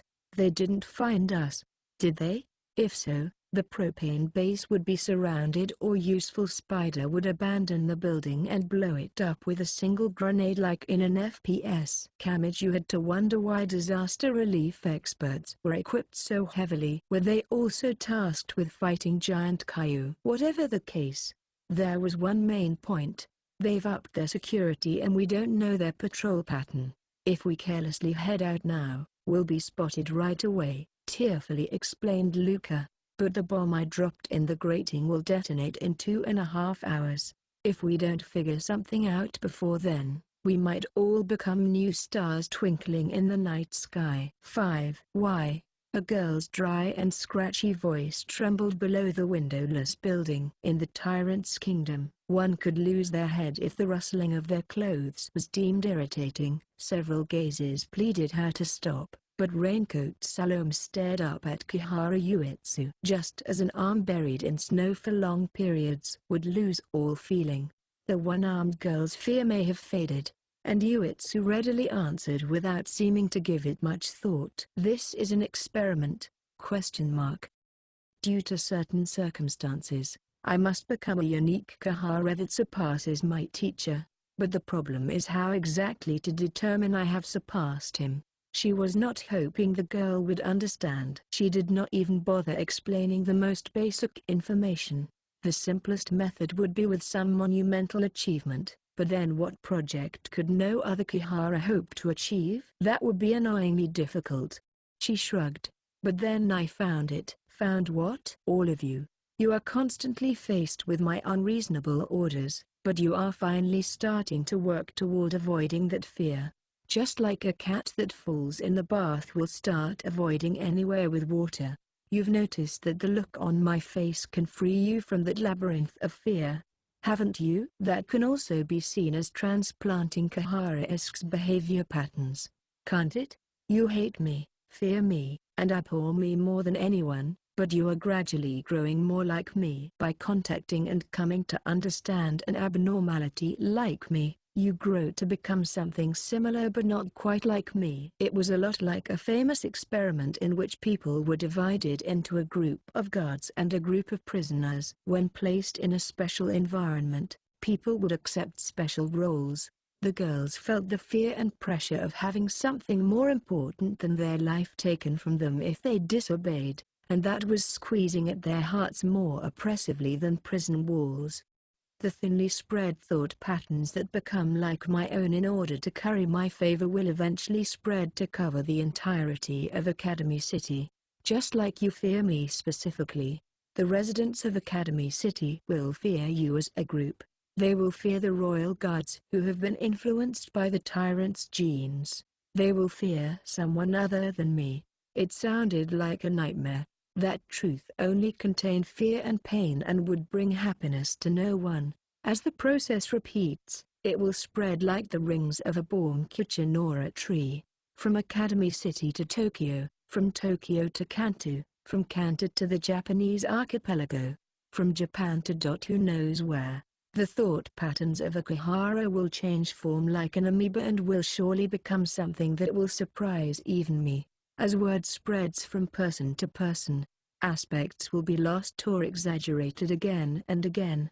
1. In the end, every last person on the planet will be remade into someone who fears the Kiharas but is a part of the Kiharas. You could say it is an experiment that goes beyond a society of mutual surveillance and forms a society of mutual crime. In that society, people will be comfortable dirtying their hands because they know their neighbors are all doing the same thing. The Kihara inside all you will not be the same as the one inside me. This will endlessly create new Kiharas. Surely that qualifies as a great achievement no other Kihara has ever come close to matching. As long as we are defined as a family of bizarre scientists, no Kihara, not even Sensei, can grow beyond being the minority. She giggled. More importantly, if the 6 or 7 billion people on the planet all become Kiharas, not even A-lister's archetype controller can reach us. He has the power to divide portions of mankind and pit them against each other as he pleases.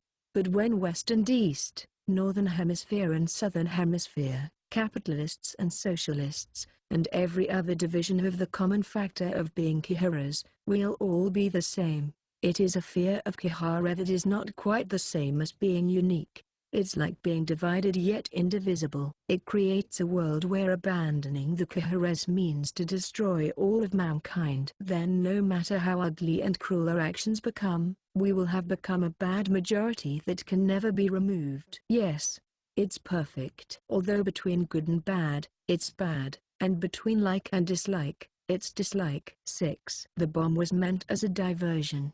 The explosion at Useful Spider's headquarters was meant to not kill anyone yet convince them they were under attack and thus needed to call back their other units for defense. That included the ones guarding District 11's container yard where the original AAA slept. Kamiju's group wanted to avoid wasting that. They also very much wanted to avoid failing to disarm the bomb they set up themselves and being blown up without anyone ever knowing. That would bring into question why they were even there in the first place. Kamiju wanted to believe he had not been born to meet an end like that. So they naturally wanted to escape outside as soon as possible, but, damn it, it's like a giant scramble crossing out there. What are they so afraid of? He did not know how many times this made it.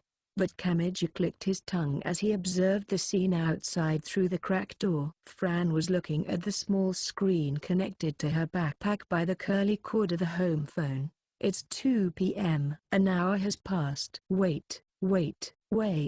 Can't we turn their attention away from here? You mean fire Luca's musket, or throw her cutlass out there? Either way, their attention would turn toward where it came from, not where it hit. That would only make this worse. What about your balloon? Didn't it have spare bombs on it? If I could do that, I already would have. These cheap concrete blocks were forcibly reinforced with a net of steel wires, so it's deflecting the signal and I can't contact the balloon. She must have felt responsible because Luca continued her attack on the gutter running along the wall of the propane base. She tried getting on all fours and sticking her hand through the metal grating, and she tried lifting up the grating itself, but none of it was going well. Hey, Luca, you can change your apparent age by controlling your subjective age, right? Why not turn into a little kid for skinnier hands and fingers? I already am. But that doesn't seem to be the problem. Both girls got down on all fours and tried to get through the metal grating over the gutter. However, Luca had shrunk to age 10 with her clothes staying the same, so her naval coat and swimsuit were falling off in places, making it a dangerous view. It was strange how bright her skin looked. The cylinder was right there, but none of them could touch it. Fed up with it all, the hoodie bikini girl finally stood up. We have no choice. Fran, that's using old-fashioned black powder, right? Just like with fireworks. Get it damp and it won't work anymore. Our hands might not reach, but if we pee on it from above, we can kill it. Wait, Fran. Let's talk about your dignity as a girl before you resolutely squat down there. Not to mention that it's covered in glass, so you can't get it damp from the outside. KH. Can't you stick your cutlass through the grating and break it? A shock like that would set it off. It's kind of a miracle it didn't burst when I dropped it. I swallowed my shame and resolved myself. So why did you have to make something so unnecessarily perfect, Luca? For some reason, the black rose eye patch pirate girl averted her gaze. She returned her physical age to normal and repeatedly poked her index fingers together in front of her growing chest. And then the honest idiot confessed. Because you said I was the key to the plan. When you look at me with so much expectation in your eyes, of course I'm going to try extra hard. God, why do you have to go the extra mile at the worst possible time? Luca staggered like the UFO girl had stabbed her, so Kamiju supported her shoulders from behind without even thinking. If he had not, the trembling pirate girl might very well have started crying. Meanwhile, time passed. Let's make a decision, began Kamiju. We can't get the bomb out of the gutter no matter how hard we try. Staying here will only get us blown up. Nothing we do will change that. Someone bury me in some damp dirt far away from anyone else. Don't get so down, Luca. You did a good job.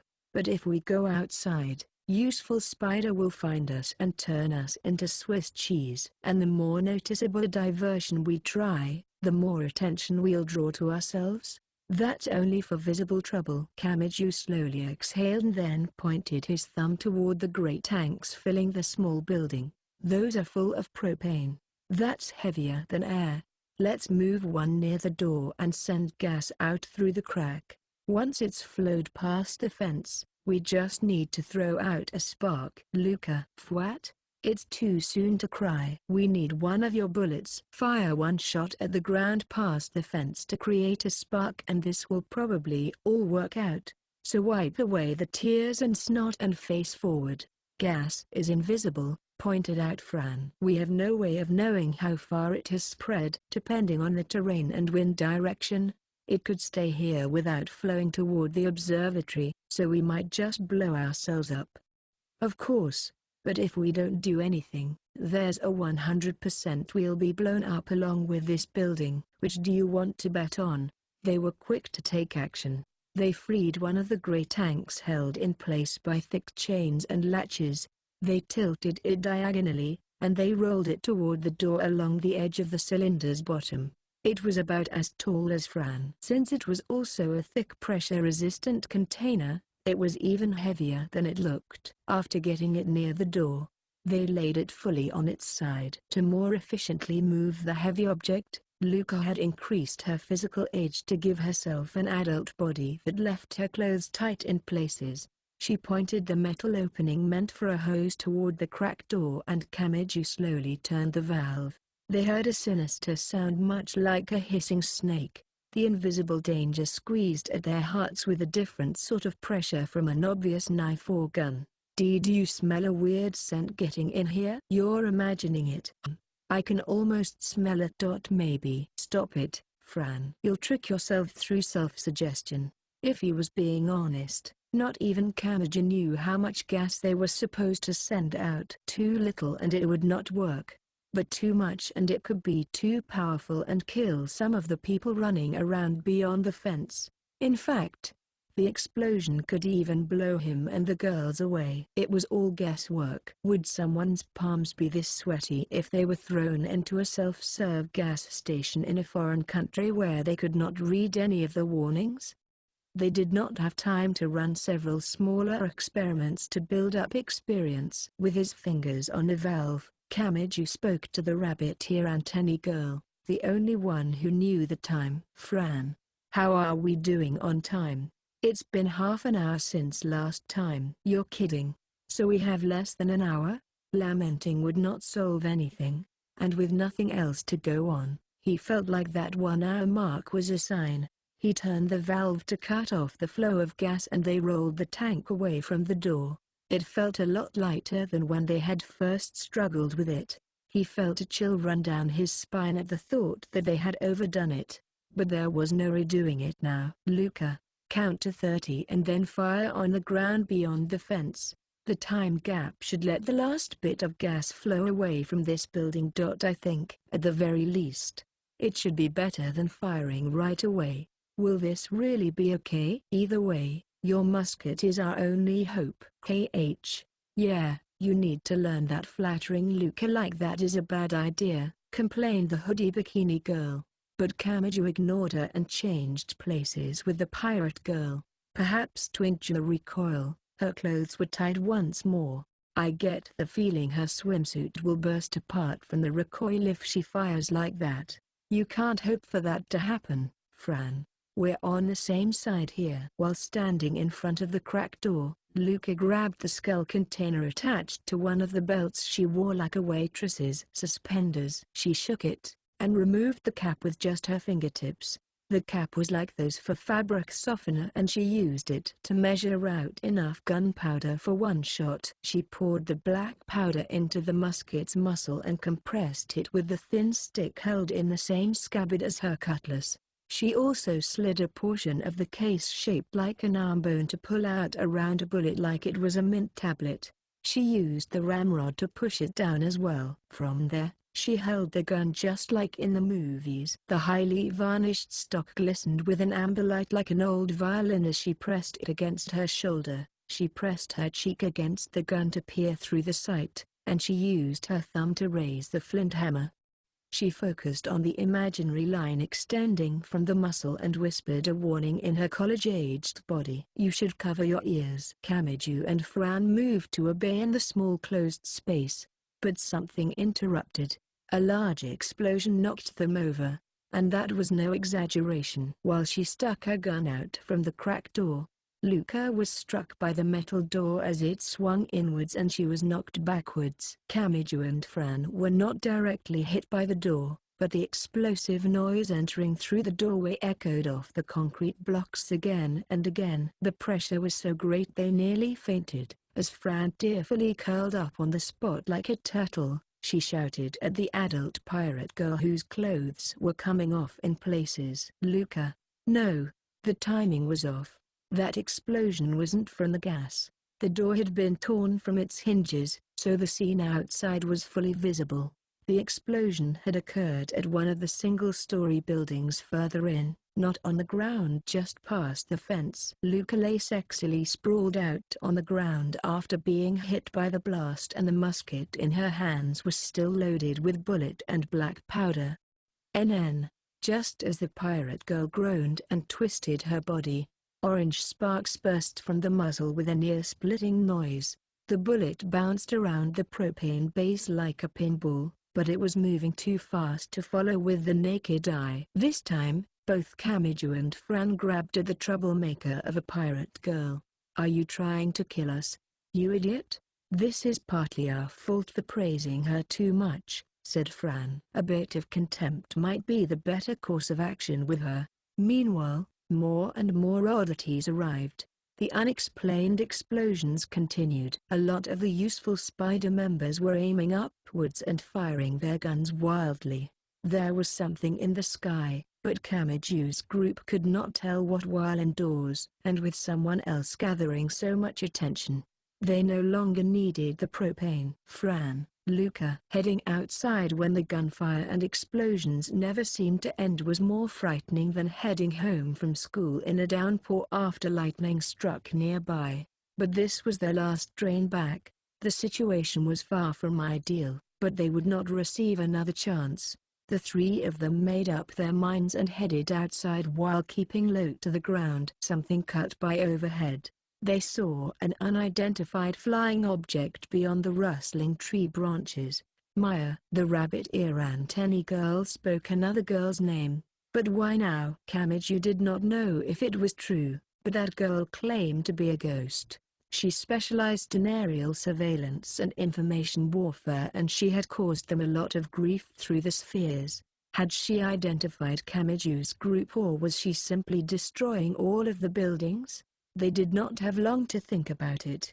A large mass fell on the propane base they had been hiding in, so the many gas tanks and their bomb of love both contributed to a massive explosion. Kamiju was literally thrown 3 meters when the blast hit his back. 7. They had been looking at it wrong. Ellen, Maya, and the rest of the former Kamisato faction had not put together a plan to specifically attack the meteorological observatory at the peak of that District 21 mountain. They had simply attacked the individual useful spider bases around Academy City and pursued them into the mountain when they retreated. For example, there was the girl cradling a bottle full of old 10-yen coins like it was a baby. She gave a report while smelling black smoke. I'm sure you're piggybacking off of the nearby spheres, but being able to use radios sure is convenient. This is Elsa. I went too far and destroyed them, so we aren't getting any hints from here. Sorry, but you'll have to check with someone else. For example, there was a girl with countless thick squid or octopus tentacles covered in suckers growing from her back. Her bizarre beauty would drive anyone who saw her mad, and she whispered her report. Milka here. I have conquered the broadcast station in District 15. A few of the helicopters got away. You can use the direction in which they fled to work out the location of their headquarters. For example, there was a young wife in a swimsuit and apron. She shook the kind of shaker used by bartenders while her flushed face slowly swayed back and forth. This is Machina, the elemental spirit's internal summoner. I have conquered Bihun Street in District 4. I brought down the giant fan before they could lift it up into the air. But I didn't touch the unit that passed by overhead. It looked like they were flying west from District 11. My circulation seems really good today. The salamander is running wild in my blood. Fran had found the radiating pattern from the information uploaded through the spheres, but these girls took a more direct route toward working out their enemy's lair.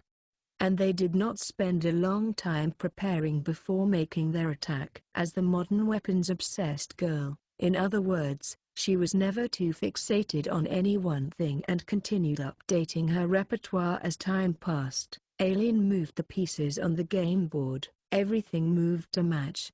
First, Ghost Girl Maya, whose existence was supported by the sensor drones, and Cosplay Girl Olivia, who flew through the sky on a magic wand equipped with a jet engine, bombed the headquarters as the first wave. Next, Killer Patricia Berry and Athlete Soldier Lemon arrived close enough on the ground to throw sugar javelins and hammer-throw hammers along parabolic arcs that rained down on the headquarters. The explosions and shockwaves hid Mary's wolf-like approach on all fours through the forest and Lime's approach on a giant mechanical lizard. Before useful spider could fight back, they had trampled the fence around the observatory's grounds and charged on in. Watch out for the Doppler radar. If they've cut the limiter and upped its output, it quickly becomes an anti-air electromagnetic weapon. It's like a weaker version of Fran's station, so focus on destroying it first. No one knew if this was really the right thing to do. For one thing, What qualified as the right thing to do in a military operation differed from country to country. This was a collection of obsessed girls who had essentially taken only the most attractive bits of each country's standardized military. They were something like a theoretical perfect fighter jet, so it was uncertain if they would be of any practical use. The only reason it had not all fallen apart by this point was due to the great strength of the strange powers and abilities of the former Kamisato faction's 100 girls. Even if their commands did not quite match the situation before their eyes, they would each trample the enemy regardless. Why had the former Kamisato faction changed targets and started hunting down useful spider now? We want to use our information media to its fullest to hunt down Kamijutama, Karasuma Fran, and Toyama Luka, who is something of a gray zone, but we can't exactly do that with the shelter spheres blown away, whispered Tall Maya as she circled through the sky along with her crane fly-shaped drones. Plus, we can't rely on the spheres when they were set up by useful spider to make the rulers feel like they had some power. I should have realized it sooner and cut it off at the source. Kahara Yuitsu had not directly given them this target, but that no longer mattered. Useful spider was interfering with their search for Kamiju and thus threatened Kamisato, so they were an enemy. They needed to be eliminated. At this height and speed, it was unlikely her voice could reach anyone. Even if she had a radio, her head was entirely exposed, so the blowing of the wind would get in the way. But the unlikely happened. A late-night anime heroine was flying alongside her, too close to even call it acrobatic. However, Maya was fairly certain the real heroine had not used a handmade jet engine. The violently live-action version of magical-powered Kaneman spoke, "Keep an eye on things down below. They're going to recover from the shock soon. So it's time for the boss round with some monstrous Academy City weapon they've been hiding underground." The ghost girl with bewitchingly exposed cleavage gave a derisive snort. Without a physical body, she was not afraid of bullets. No one would feel any tension when playing a bullet hell game while using a cheat code to reduce their hitbox to 0 pixels. A dull explosion rose from the surface. The dome-shaped radar facility had been successfully bombed. Now there was no risk of the will-o'-the-wisp-like drones being fried, and so she uttered a single sing-song word. Perfect. 8. Kamiju had so much trouble breathing he could not even pass out. He clung to a nearby tree trunk, wrinkled his brow, and forced his vision to recover as it flashed in and out like a dying fluorescent light. Pain passed from one temple to the other, but he could do nothing about it but clench his teeth. When he somehow managed to gather strength in his legs and look around, he saw pirate girl Luca sprawled out on the ground and groaning. Due to the full backpack on her back, Fran had her butt sticking up toward heaven like someone who had been hit by a German suplex while upside down. She looked like the end result of a robot model designed with no thought given to the center of gravity. "Hey, are you both alive? I'm only borrowing you, so don't die before I get you back to Kamisato. I don't want to be indebted to him." That had a dramatic effect. The name Kamisato was like brandy to someone lost in a snowy mountain. So the girls shook their woozy heads and forced their eyes open. The explosions had not let up, and the situation was no longer unilaterally moving in the former Kamisato faction's favor. Those giant fans that resembled tunnel-boring machines had appeared, and large helicopters with heavy machine guns sticking out of the side cargo doors were pursuing the ghost and cosplayer in the sky. Fran was kicking her feet wildly while upside down, so Kamiju helped her up and spat out an irritated comment. "I'm not sure which side are the true monsters.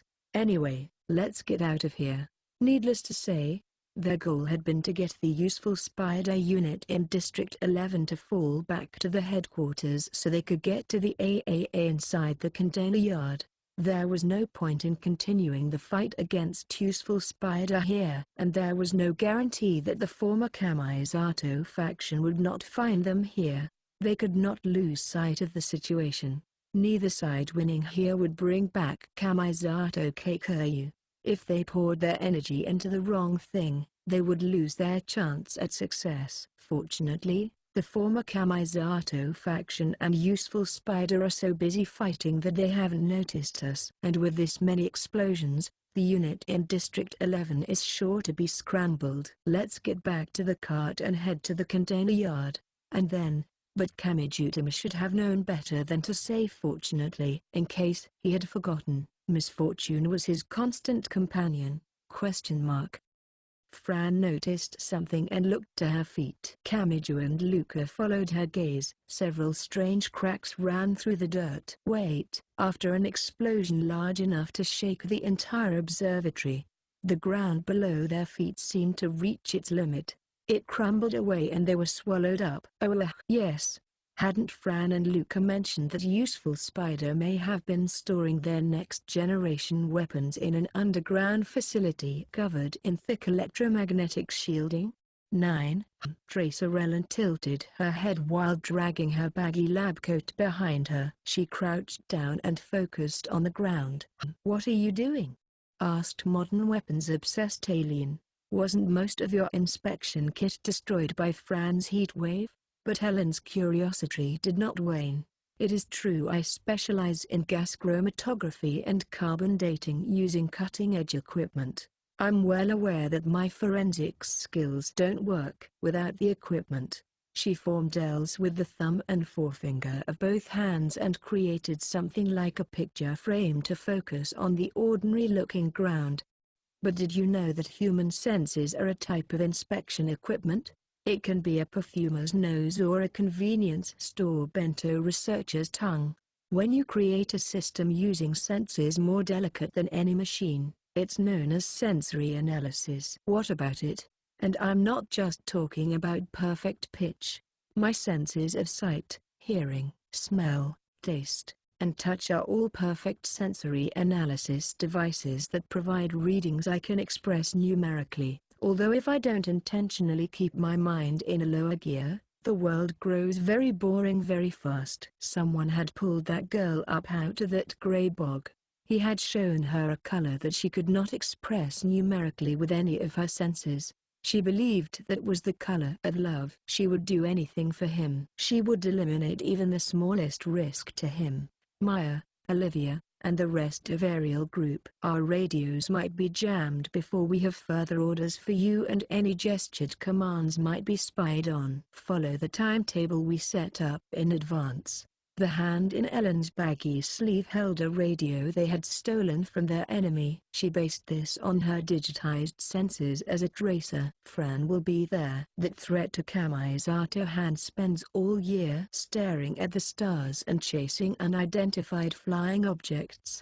You should assume she will detect your radio waves and the slightest flash of light. Also, her lips continued to whisper. She was not done yet. "Something seemed off when I spoke with Fran before. I tried to suppress my doubts because I thought we were friends, but there's no more need for that. And now that I look back, there was a lot odd about her." For example, why could I detect the scent of aldosterone and cortisol in her sweat when she would speak with Kamisato-han? Why was she releasing stress-related adrenocorticotropic hormone? There is a massive bombshell hiding there. I'm not going to hold back, Fran. 10. Everything had been a complete mess. Ever since the former Kamisato faction showed up, nothing they did felt like their own decision. They could only sit idly by while other people made their decisions for them. Some things truly could not be helped. Kamiju and the others had fallen into a space supported by countless steel beams like a school gym or an airport hangar. While lying on his back, Kamiju shuddered at the distance to the ceiling. He did not know what had cushioned his fall, but he was amazed he had survived. Fran, Luca. After shaking his head and getting up, he saw a few metal objects crushed by rubble. Some were the half-trucks with mechanical legs and treads, some were short and stout transport helicopters, and others were the giant fans. Each of them was enough of a threat, but a veritable parade of them was lined up here. The original lights may have been insufficient because he could not see all the way to the back, and this was no time to stare all the way back there. Men in work uniforms were giving them surprised looks from quite close by. When they realized it was not just inorganic rubble that had fallen, they quickly reached into their coats. But, it's gonna blow. Kamiju raised his voice, placed his hands protectively over his head, and dove down onto the ground. So the men looked around in shock. The presence of the crushed and sparking helicopters increased the squeezing in their chests. Then Luca ran out from behind a nearby pile of rubble. With the men focused elsewhere, she attacked them head-on with her cutlass and musket. She used them as blunt weapons instead of a blade and a gun. The sight was a sad history lesson in how, at close range, it was faster to just hit someone than to take the time to load the powder and bullet. The first was caught completely off guard and knocked out in a single blow. Damn you! The rest drew long knives and attacked from multiple directions. Whoops! Exclamation mark. After her cheerful voice, the men were overcome with confusion. They did not feel the flesh and blood they expected their knives to hit. In fact, their target had entirely vanished, but their confusion was natural. Luca could freely manipulate her subjective age, so she could change the apparent age of her body. She had instantly lowered her age from 15 to 10, so her limbs and body shrank and her enemy would need to adjust their aim. After slipping below the storm of blades, the small body grew until the swimsuit nearly burst from within. She used her long limbs and greater body weight to knock out the confused men with the back of her cutlass and the stock of her musket. Fear not, I used the back of my blade. Luca, I hate to interrupt your triumphant pose there, but your swimsuit bottom is slipping down. Hurry up and pull it up. Oops. After eliminating the threat, Luca fixed her swimsuit, returned her body to normal, and spun the two long weapons around like she was juggling them.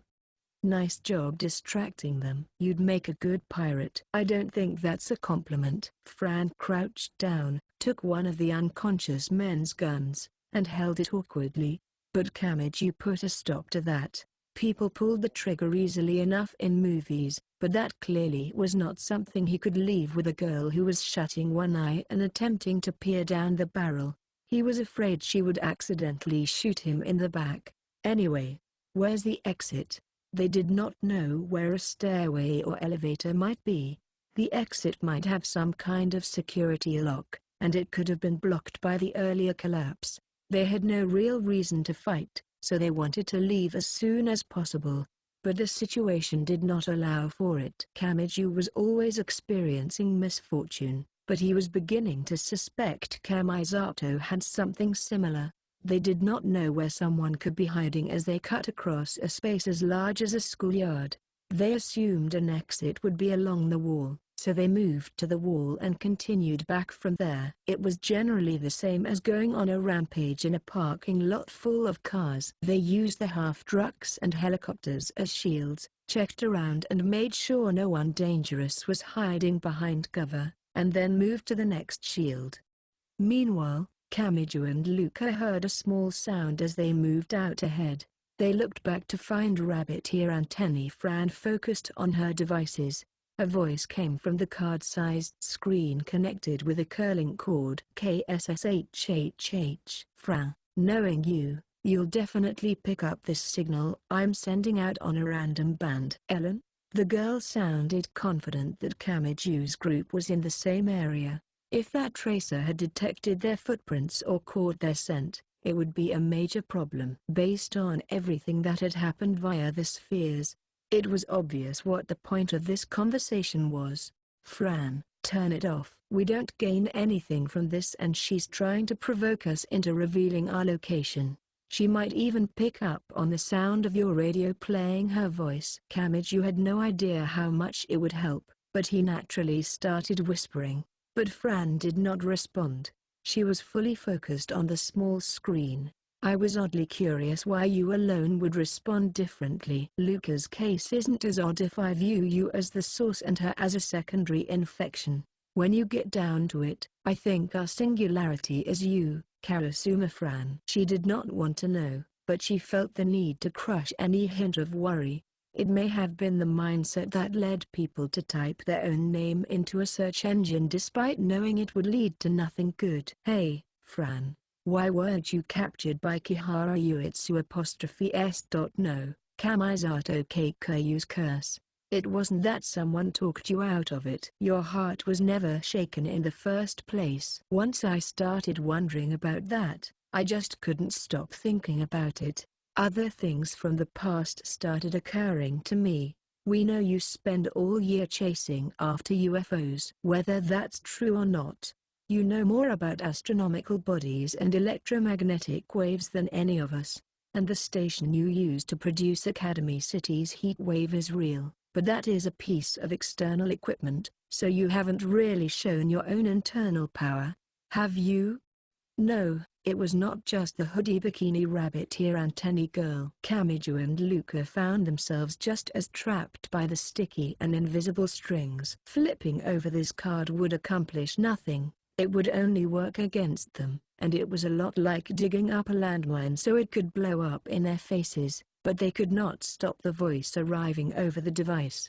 "Fran," said the tracer. "You're actually a magician, aren't you? And since you're oddly obsessed with a British mascot, you're probably with someone from there. So wouldn't it be reasonable to think you were only pretending to be a scientific UFO girl to monitor Kamisato Keiku's actions, if not actually guiding him here to Academy City?" 11. Those words were a heavy shock to the chest for Pirate Girl Luca as she listened in. A spy, someone to monitor and control Kamisato Keiku's actions. But when she thought about it, it would be odd if no one had put together any kind of countermeasure against someone capable of slaughtering magic gods by the dozen. Kamisato himself claimed to be the kind of normal high school boy one could find anywhere, but the people around him would not have been able to see it that way. And this raised a question about when Luca had been recruited here. Kamijutama would not have known who to pick from the former Kamisato faction, so it would naturally have been Fran's decision. Then how had a UFO girl from the science side been able to choose someone as ideal for the job as Luca? How had she known so much about Luca's magic? Both questions could be answered if she was a magician too. UFOs, muttered the pirate hat and eye patch girl. Mysterious lights in the night sky were originally researched as unlucky stars that were seen as ill omens. The idea that they are vehicles piloted by aliens developed and took over in just a few decades. But the same things have been viewed for millennia. Fran, were you that kind of magician? Did you read the future from the stars, seal the twinkling light into talismans and amulets, and draw out that power when you saw fit? Are you from the golden style of magic that had its heyday at the beginning of the 20th century and has become a standard by this point? The hoodie bikini rabbit ear antennae girl did not respond. There were things that caught Kamiju's attention too. When they had run into the pirate girl in the plaza, the hoodie bikini girl had suggested drawing out a code that only Index and Athynus could understand and then retreating. But what kind of code could only Index and Athynus understand? She had drawn a few circles with horizontal and vertical lines along the edges. They had looked like crop circles, but there may have been another way to look at it. Those had been ancient runes or magic circles, and the antennae sticking out from her backpack like a sea urchin or a chestnut burr seemed painfully obvious now.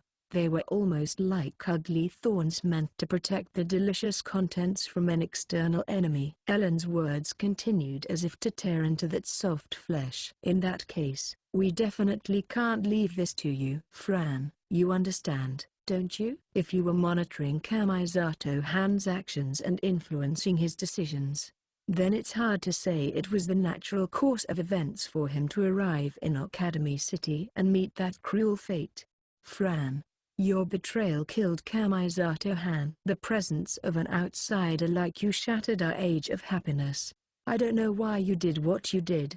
It's possible you didn't intend to do any of it, but you brought destruction all the same. Whatever excuse you might make, you led Kamisato Han to take action on his fixation with the magic gods.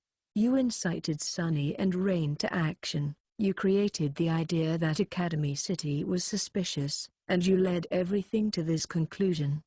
We can't leave Kamisato Han's fate with someone as risky as you. No matter what you might think yourself, you may have been set up to sever this last remaining thread of hope. She had been called a traitor, but she did not argue back. She looked tiny. The way she peered at the screen in her hand looked like she was hanging her head, and she showed no sign of life for several minutes. She was a withered tree, a standing husk. Luca was dumbfounded by the truly unexpected shock, but this girl's downfall was a quiet one, like she was seeing the end she had known was coming someday. Luca wondered what she would have done. What if she had hidden something important from him and that came to light? Would she go on a desperate rampage? Would she make a desperate plea and try to repair the relationship? Would she give up all hope and take her own life? No. That was not it. She would not even find that negative sort of energy. She would surely stay standing, stop breathing, and simply cease to function as a living being. So it could not have been Karasuma Fran who stood up to those one-sided and disastrous words. That's enough, Fran. It was the spiky-haired outsider who interrupted. The girls assumed he would meaninglessly tell her she did not need to listen to any more of those painful words and she should switch it off. But that was not what he said. How long are you going to sit there sobbing? If there's something you want to say, then say it. Don't worry about whether they locate us from the signal. I'll make up for that. More importantly, do you not care that she can just say whatever she wants about you? Of course you care, right? The withered tree in its hoodie and bikini looked unsure what he was telling her, but the powerful light in the boy's eyes made it clear he would keep talking until it got through to her. Don't you have something to say? If she's saying that betraying people is always wrong and that you can't trust someone who tries to be everyone's friend, then you can argue back, can't you? What are you? Think back, Fran. Think back on everything you've done. But you don't know the truth. I kept a smile on my face all this time just so I could report back to the Anglican Church about Kamisato-chan. That's not what I meant. That's not what I meant at all. Cut in the boy. I'm not talking about what it says on paper or what your official duties were. It doesn't matter how it started. What did you think when you actually met Kamisato, and how did you feel when smiling with Ellen and Salome? Wasn't that the true Karasuma Fran that wasn't forced onto you by anyone else? Then, don't just assume that your affiliation, your actions, and your secrets are who you really are. He grabbed her slender shoulders, stared into her hollow eyes, and roared at her without giving up on her strength. As a human being, from the very beginning to the very end, you were never thinking about anything but Kamisato Kikuyu, right? After risking your life for that so many times, just what part of Karasuma Fran has wavered and just who have you betrayed? So tell her you wanted to bring back Kamisato Kikuyu more than anyone else in the world. Tell her you were prepared to fight all of your former friends on your own to do it. You have the right to say that after walking through the winter cold, getting hit by explosions, and yet clenching your teeth to make it this far, Fran. That was obvious. It was not even worth discussing. If Fran was truly nothing more than a spy sent in from an outside group, and if she simply saw Kamisato Kikuyu as a threat, why had she tried to bring him back after World Reject erased him? Shouldn't she have rejoiced that someone so dangerous was gone? Or if she could not ignore the right hand that could slaughter magic gods by the dozen even after Kamisato himself was gone, shouldn't she have joined Kihara Uetsu's group when the owner of the right hand became the ruler of the girls? But she had not done that. No matter who owned the right hand, she had continued to pursue Kamisato Kikuyu. She did not know if it was even possible, but she had still bet her life on that thin thread. The Anglican Church would never have ordered her to do that. Opposing the girls of the former Kamisato faction meant to oppose Kihara Uetsu. It was unclear how much the Anglican Church knew about World Rejector, but they must have felt threatened to send Fran in. But she had expressed her desire to face that frightening power by saving Kamisato, and she had proven that intent through her actions. Didn't that settle it? Whatever her official position or duties were, wasn't it obvious who Karasuma Fran's true affiliation was with deep inside her heart? If you're not going to say it, I will. Kamiju had made up his mind. Even if their paths would not meet, and even if he would never walk by that girl's side, he could still fight for Karasuma Fran. He had found something worth that. If you're fine with that, then stay silent. If you don't want that, then you'd better speak up. The result will be the same either way. Now, it's time for a real fight. I don't care who we're up against. You've decided to fight for Kamisato Keikoyu, and I'm with you. The hoodie bikini girl did not move for a while. No, she probably could not move. There was no need to peek up at the face lowered toward the screen. The trembling in her shoulders faded and her groaning sobs were brought under control, so he only had to wait for her to speak for herself. Finally, the girl raised her head, and she spoke. Please don't mock me. I am perfectly capable of deciding my own destiny. Her fingertips operated the screen, but Kamijo and Luca were taken aback. She did not open a short-range line using the same radio signal Ellen had. She accessed the entire disaster information network that used the spheres to cover a wide area. She used the key station she had prepared for herself. She had to know better than anyone that her accumulated influence would act as a weapon now. If I'm going to confess, I'm not going to half-ass it. It won't reach him and he definitely won't hear it, but I have to try my best to get this out to Kamisato-chan. Fran smiled a little. She had recovered enough to smile with her own strength. So let's make a show out of it. 12. The confession would be meaningless to the people not privy to the internal situation. But the key station still sent a small message out to the entire network so that it could never be taken back. My name is Karasuma Fran. Most of the people would have been confused by that.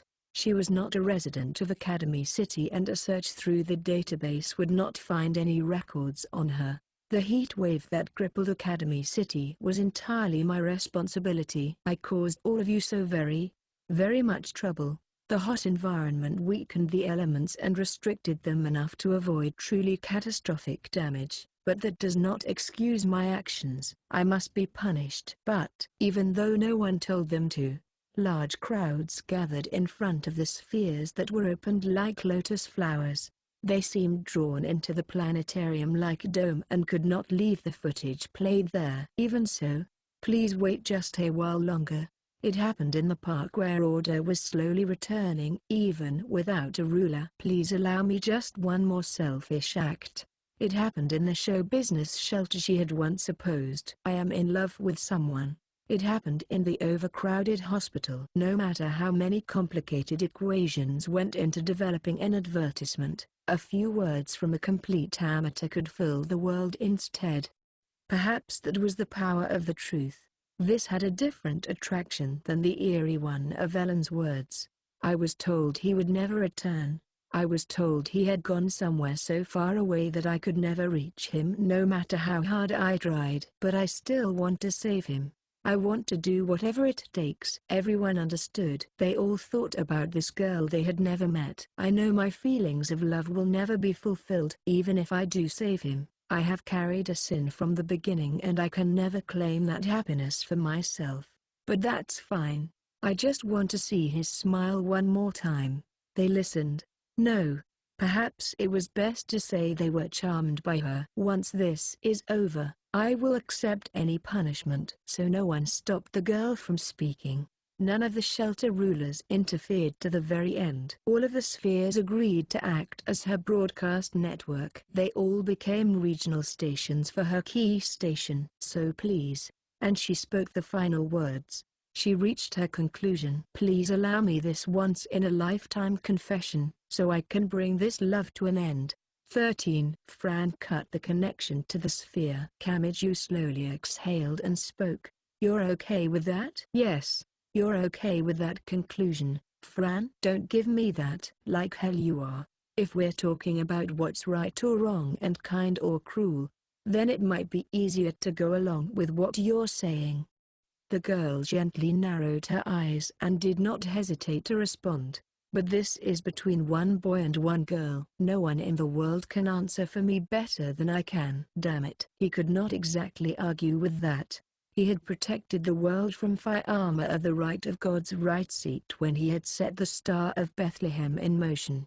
He had spent a nearly infinite amount of time repeatedly challenging a true magic god and ultimately returned to his original world.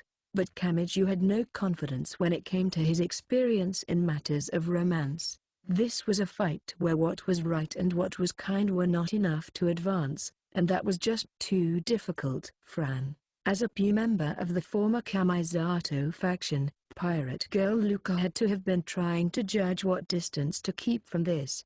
But she spoke to the hoodie bikini magician. "If you need to cry, I'll lend you my chest. I'll take you up on that later, believe me, but I have something else to do now." She stuck her index finger from her baggy sleeve and silently pointed toward heaven. And then Karasuma Fran awoke. "Let's blow away all of these nuisances and leave this place." 14. In the sky, Ghost Girl Maya covered her face with her hands with her tall body wrapped in burial clothing. She had heard most of what had happened in the network of spheres, but due to Useful Spider's attack, she had lost the sphere she had directly controlled as a key station. She had only heard reports from the girls who had been sent elsewhere to assist her. Yes, she had only been away for a short while. She should have been able to graphically display her influence by linking to a search service that checked for the passwords and codes mixed into the messages. But it was gone. It was all dead. No. The entirety of Academy City had been dyed in another color altogether. All Maya had left were the spheres directly under the former Kamisato faction's control. Those dots were more like a stain on the otherwise pure map. The spheres are so busy talking about Karasuma Fran that all the other rumors have been drowned out. Do what you like. Well, I can't say no to a girl in love. Not to a girl in love, and let's go drinking once it's over. That's all the shelter rulers who control the spheres are saying. What do we do? How do we turn this back around? No. Our stuff has already grown outdated. If we start forcing things back onto those old topics, they'll only grow suspicious. We can't stop the flow of information and we have to avoid standing out as much as a record scratch. What do we do? What do we do, Maya? The words "shut up" nearly escaped through her clenched teeth.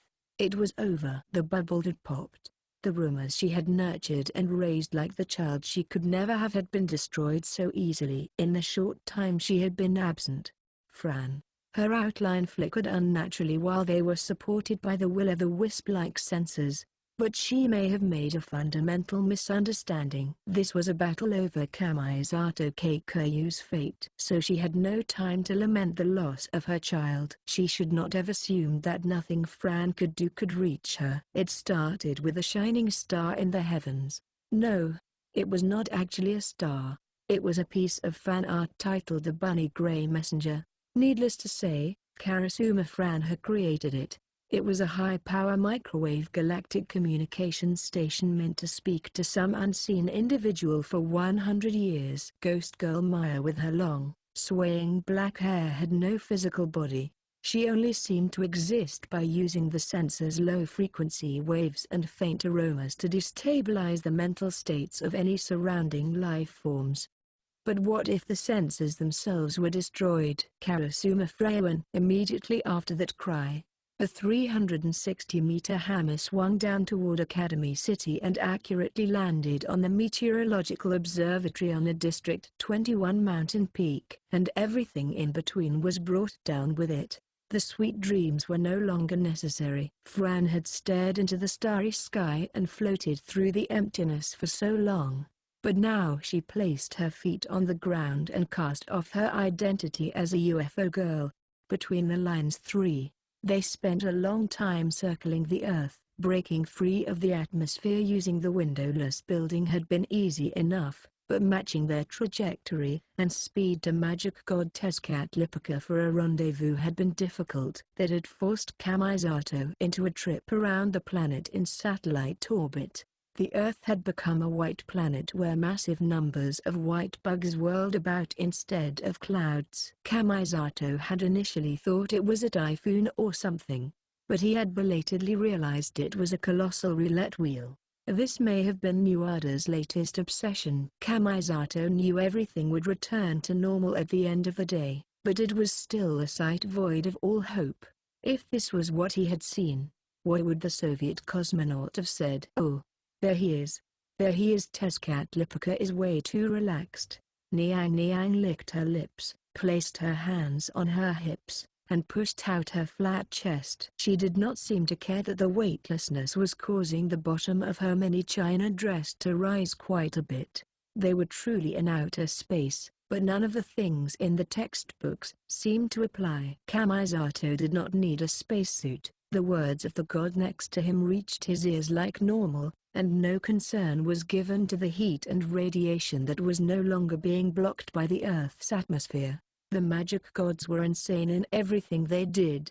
But Tezcatlipoca, what does defeating just one of them matter when the Earth is like that? We just have to start by repairing the global environment. The Earth has quite a few problems right now, but the biggest would be Proserpina's artificial ice age. Spring will never come as long as she keeps at it. So we need to do something about that first. Like what exactly? Okay, time for a hint. Tezcatlipoca is the god of a certain mythology that fought Quetzalcoatl for the throne of the gods and lost. Although that big man you see floating over there is the Tezcatlipoca created to combat the Spanish guy who was mistaken for the original Quetzalcoatl. Niang, you're getting off track. Oh, my bad. I don't know if it's due to that or just how he originally was, but he's known as a god of death that has enough power to create the world but instead uses it all to slaughter mankind. What? Being a death god isn't his only symbol. I'm pretty sure I mentioned it myself earlier, so do you remember what it is? Sun god? Right. Even if the Earth has been covered in darkness, we have a spare sun right here. So it's simple. Let's send a new light down toward that planet that's closed in darkness and lost all hope. Tezcatlipoca. Kamisato heard someone gasp. Niang showed no mercy against the muscular man floating quite nearby. The man also had a strange prosthetic leg with a large circular mirror embedded in it. She slapped him. She remade her arm into a giant hammer and knocked that god straight down toward the surface of the Earth. A shooting star fell. It fell somewhere on the Earth and caused an explosion far larger than the previous ones. Instead of just one point, it was more like the entire planet emitted light like a giant light bulb. Kamisato almost thought the planet was going to set on fire and be reborn as a star. Niang placed her hands on her hips and grinned despite the weightless bottom of her dress. Yeah. Now the light of hope fills the world anew. I thought I was defying some malicious schemers, but was I just lashing out at some thoughtless idiots? Oh, are you finally getting over your issues? Asked Nephthys. Give the boy a round of applause. We can celebrate after getting the planet back. Begin re-entry. After seeing the blue planet showing itself through the fusion of extreme cold and extreme heat, Niang reignited her hand boosters. She adjusted the angle of the rockets to fly back toward the atmosphere. How many more times do you plan on destroying the Earth? As many times as it takes, or we'll keep doing it forever. We've been holding back for so long out of concern for everyone around us, you see. I doubt a century or even a millennium is going to be enough to work through all that pent-up frustration. Now that something's set us off like this, we've got a never-ending war of endless explosions on our hands. Oh, but we don't mind. This is an endless world of eternal war and a world where we can go all out. In a way, that's one form of paradise. For more information, you should probably just study up on Norse mythology. But yeah, that eye patch-wearing thief is living as a fairy in that world, isn't she? They did not have time to chat any longer. Nephthys gently leaned up against Kamisato and her bandages came apart. No, they rewrapped themselves with Kamisato inside.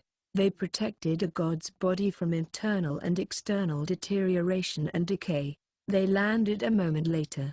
The hit from the largest and fastest rocket tore apart and blew away the remains of Academy City. Kamizato's spine froze over when he realized the same thing was theoretically possible in that world.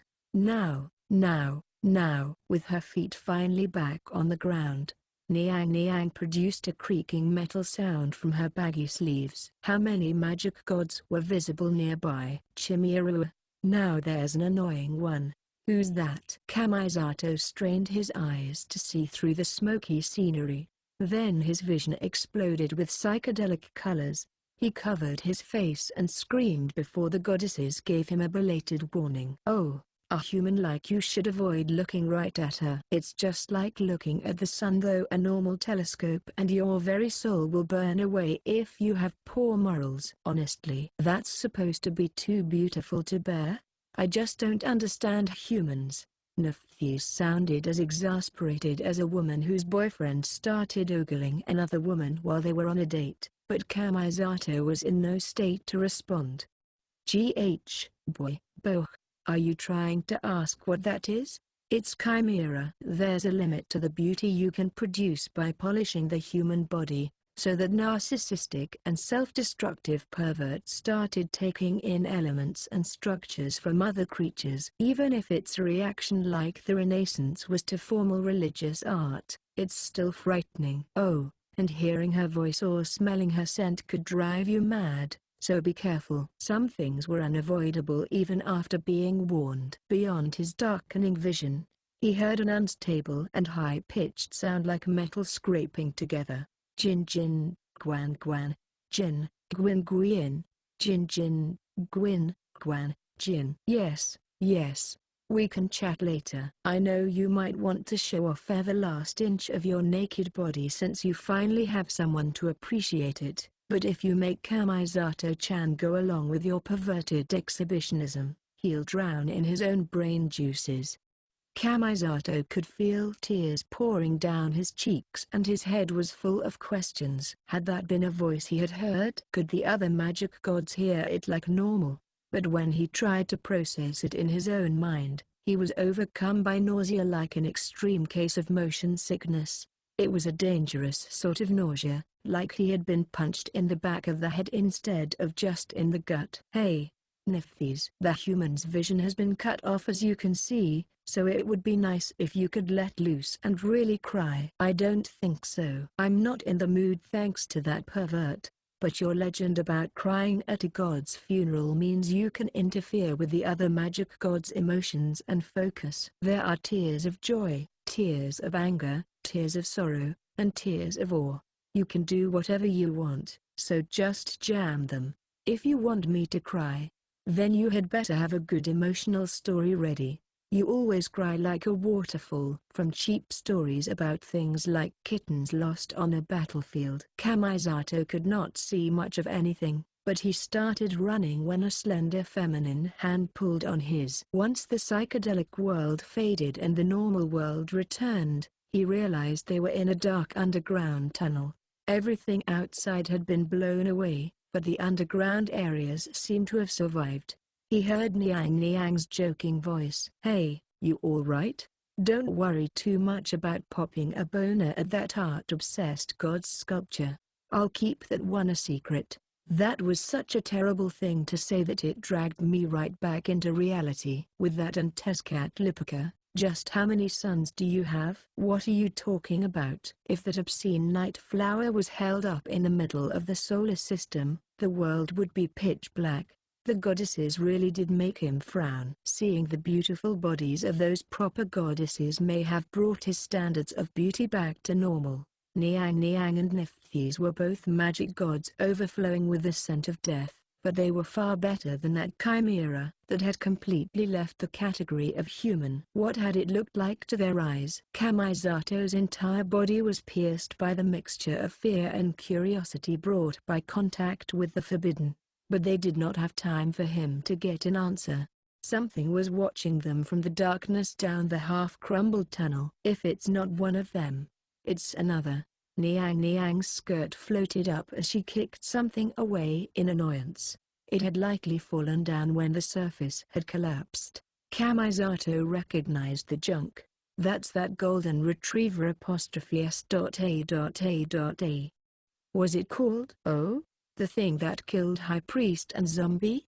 Nephthys sounded curious with her bandages having come loose a bit, and she glanced over at the mini China dress girl, but that pale girl shrugged and shook her head. You want me to copy that thing?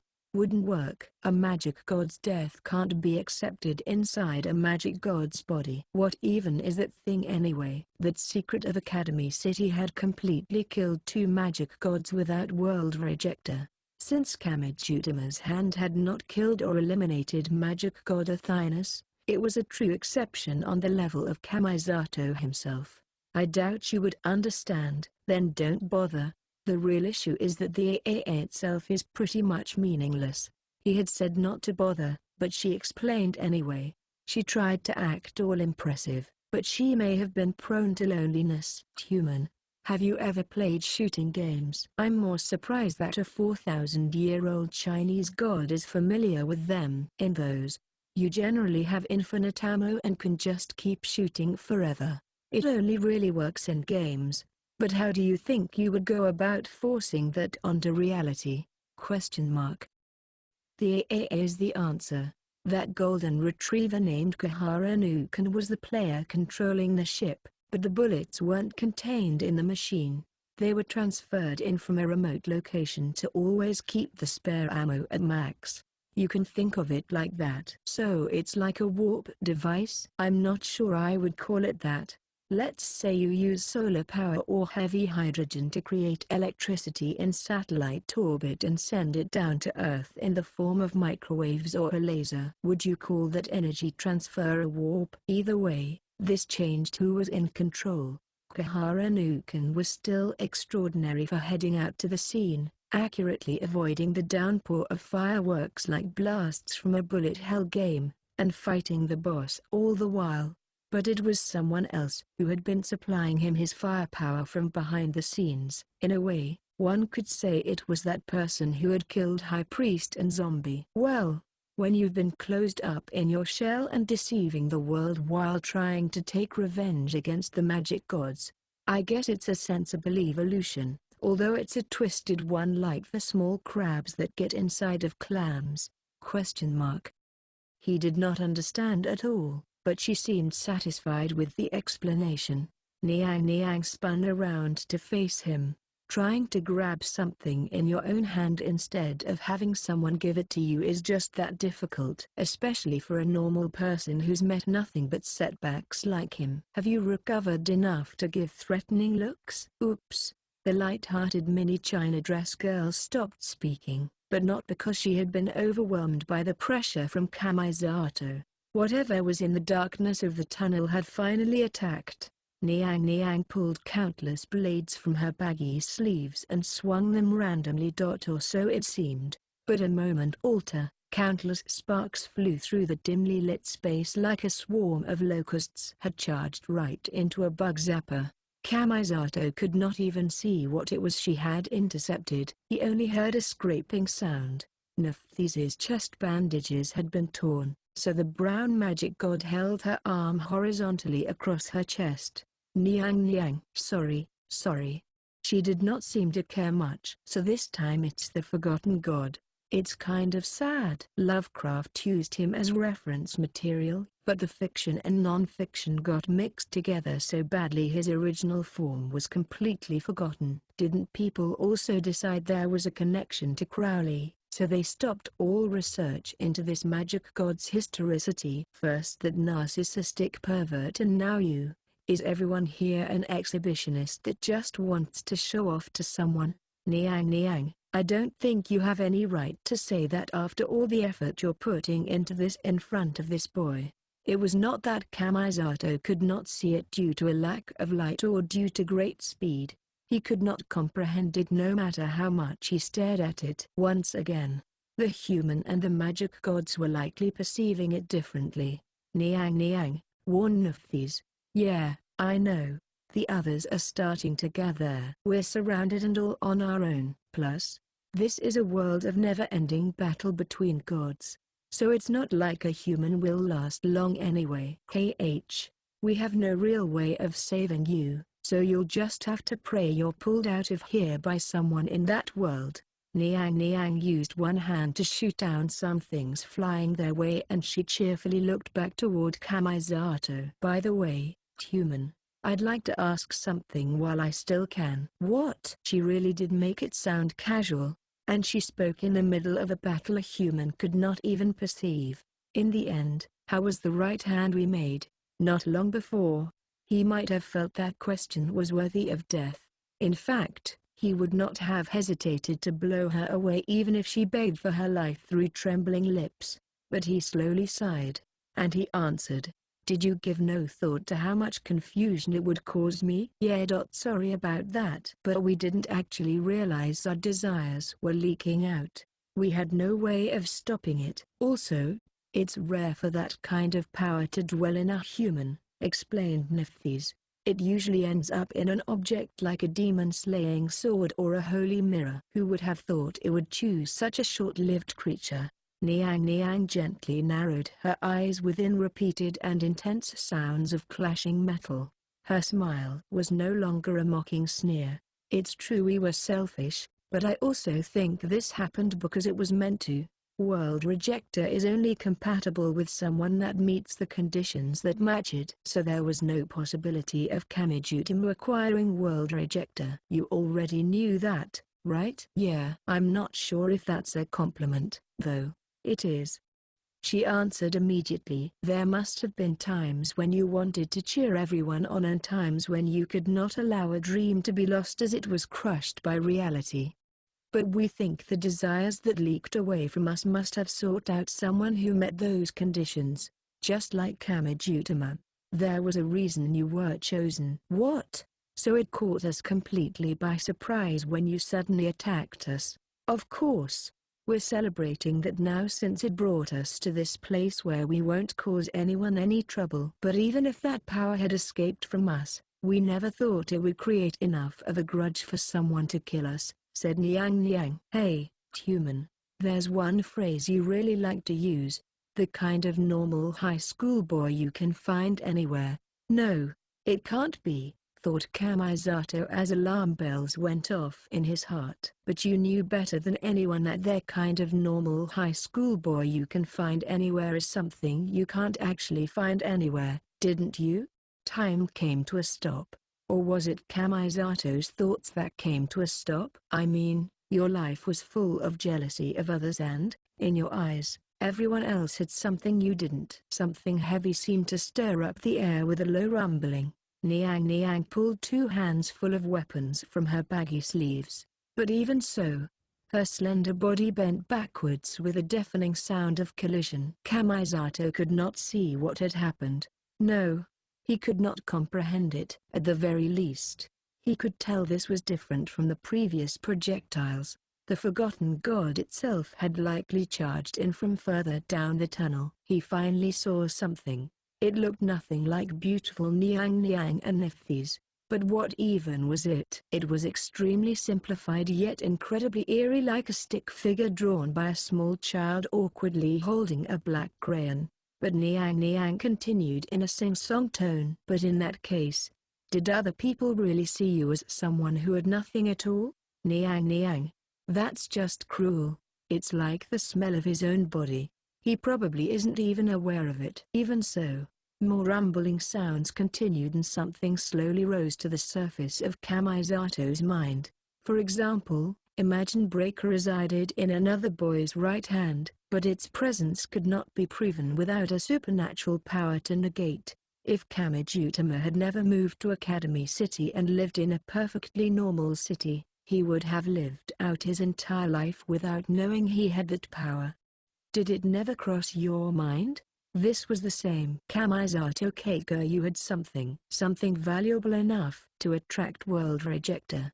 But it was highly unique and only showed itself during highly irregular situations. What if terrorists attacked your school?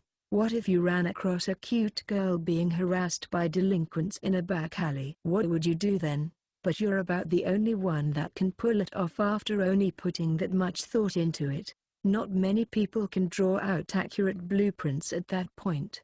That was why the power had chosen him. It had seen the world he lived in as the best place to allow what he had already had to shine. So it had decided World Rejector would be most useful there. How did you like it?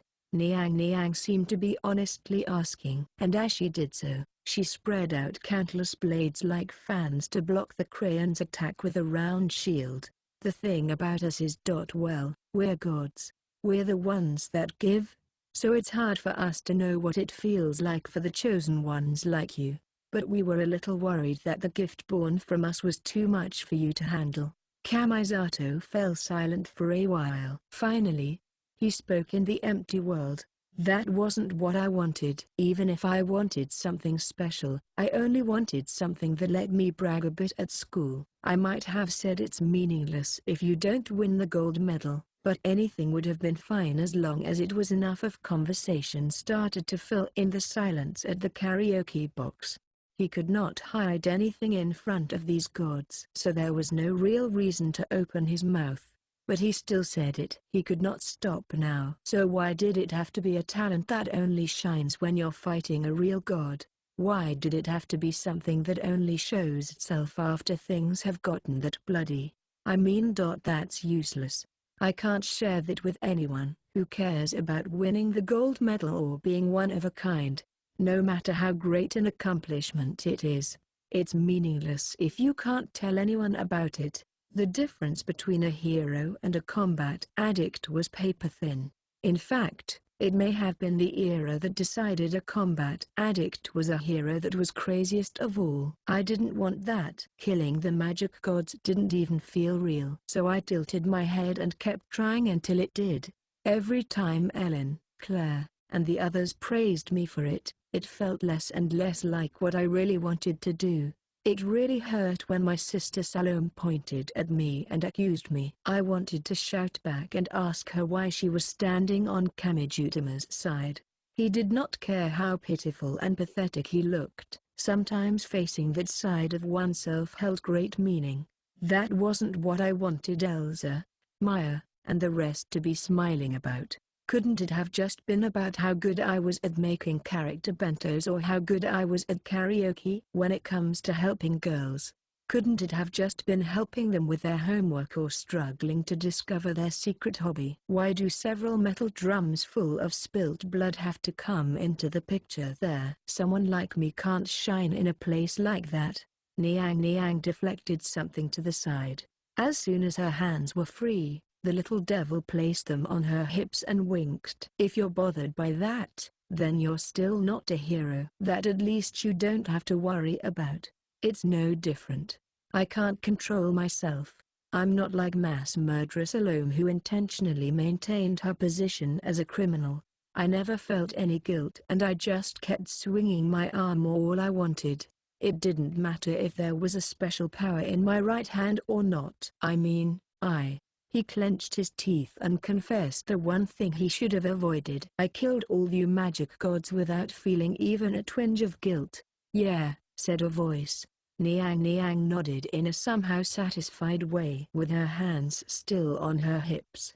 Well, hearing that makes it sound like it was worth being killed by you. From now on, your life still isn't going to shine. In fact, if you want to shine, the world has to end up like this. Niang once more pulled a ton of swords and spears from her baggy sleeves. Without even looking back, she slashed behind herself countless times to intercept something that produced orange sparks. So what will you do? Stay in this bizarre world with the gods and continue to shine, or return to the human world and be forever buried? He had no words, but he knew his own answer all too well. So as the magic gods waited within the unreliable storm of slashes, the words escaped him. I know it'll end up being an empty life where all I do is envy others. It was a hopeless complaint. I'm sure I'll keep living without understanding why it is everyone around me is so kind to me. It was an almost servile self-rejection. But even so. But he made a change there. He seemed to be defying something. I want to keep trying. No matter how many times it takes, I want to work towards shining in that normal world. The magic god whistled. He only had two options, but he had grasped for a non-existent third option. A great roar burst out. The mini china dress goddess swung her arm wide to knock the crayon man away just as the ceiling crumbled and other magic gods looked down at them.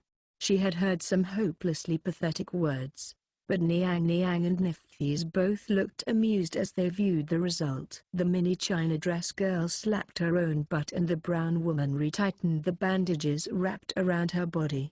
You really are an imperfect human. But now that we've taken what you really think to heart. Yes, now I can truly cry.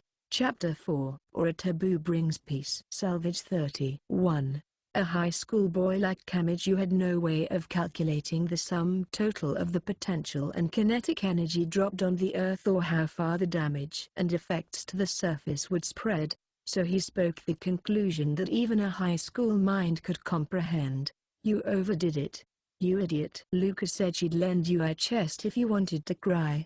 Just because you're in love is no reason to use the entire earth as a punching bag. I was kind of imagining a calmer sort of crying. I wasn't planning on lending my chest to anything that aggressive.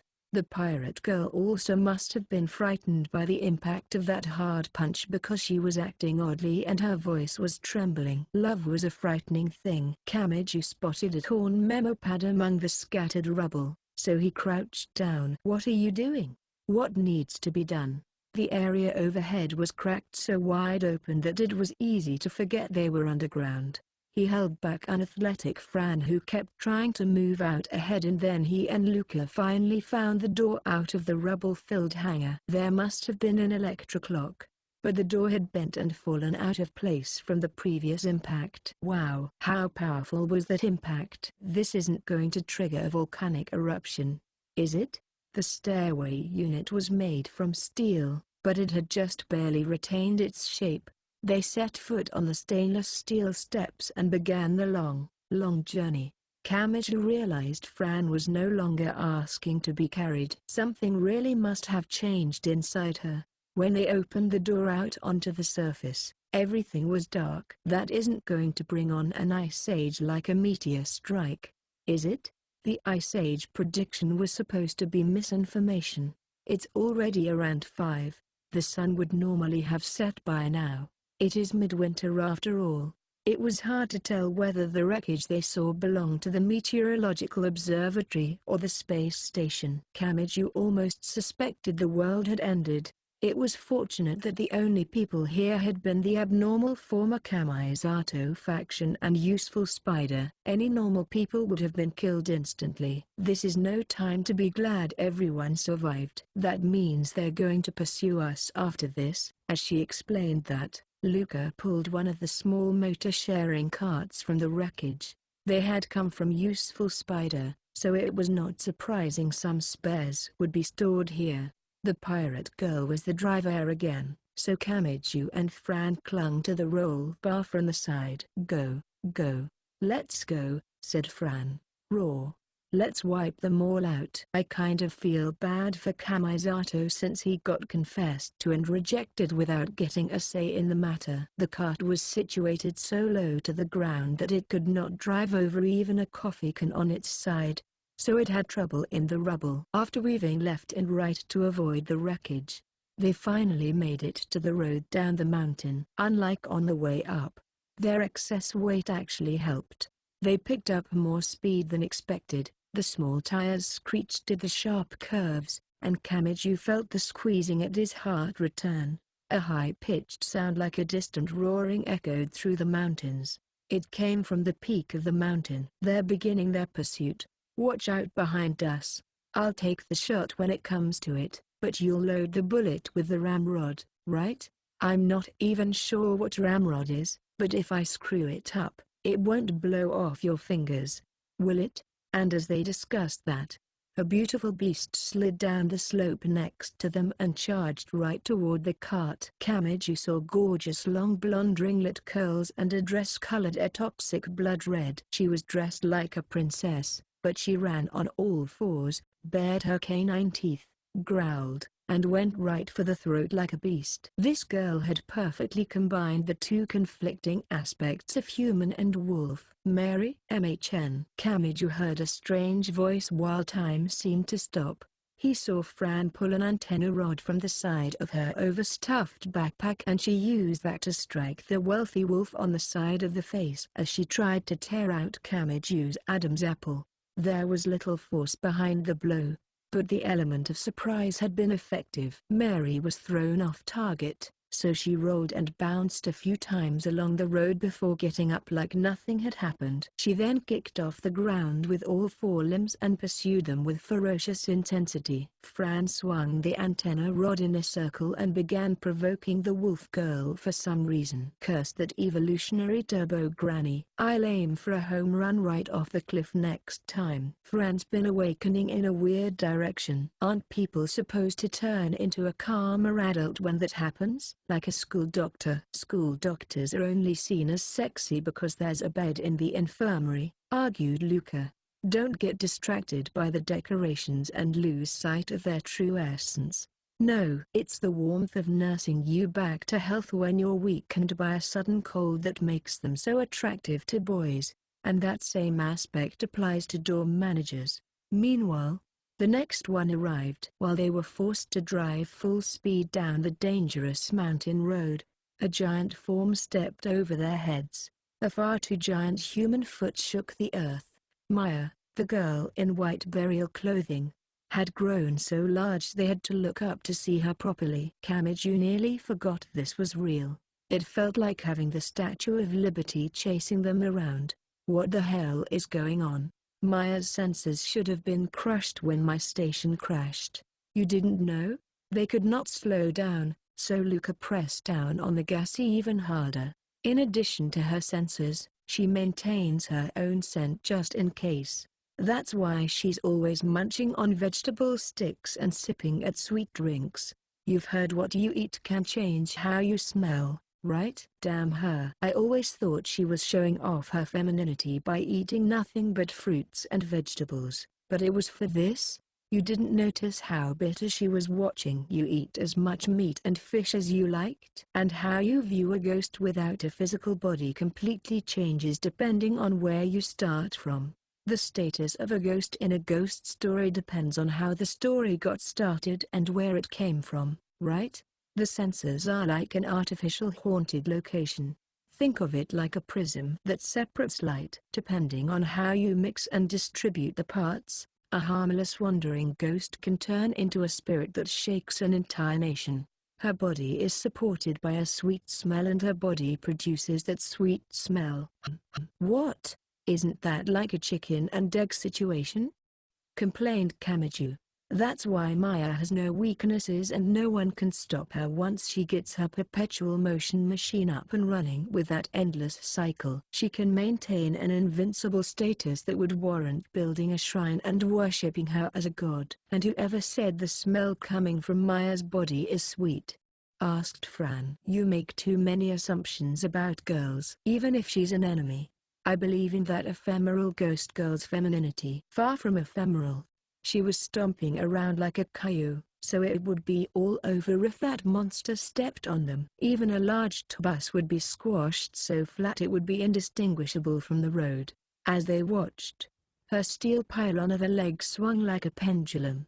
As soon as Kamiju realized she was kicking like a soccer player, it happened. A large portion of the mountain slope was torn away. It went beyond who or what she was attacking. The bedrock shattered from the frightening force of the blow and pieces of stone larger than suitcases poured down like rain. The curving mountain road was hard enough to navigate already, so the small cart swerved wildly to the left and right. Kamiju thought he was dead. An experience one only wished to go through once in a lifetime continued on and on without end. Even with time slowing to a crawl, Kamiju realized he could not sense each and every impending death. He grew accustomed to the feeling and they all shot right past him. His heart could not keep up with this deadly ride that came rushing at him at such high speed. Curse Maya. She's not paying much attention to her feet after growing so big. Yeah, she has pretty large breasts. So when she stops hunching forward and stands up straight, she can't see her feet and ends up tripping. BFF. Cough, cough. Kamiju briefly heard some unfortunate chatter, but he refocused on the battle soon thereafter. But Maya's firepower is top class, so she'll get someone else to target for her so she doesn't waste her attacks.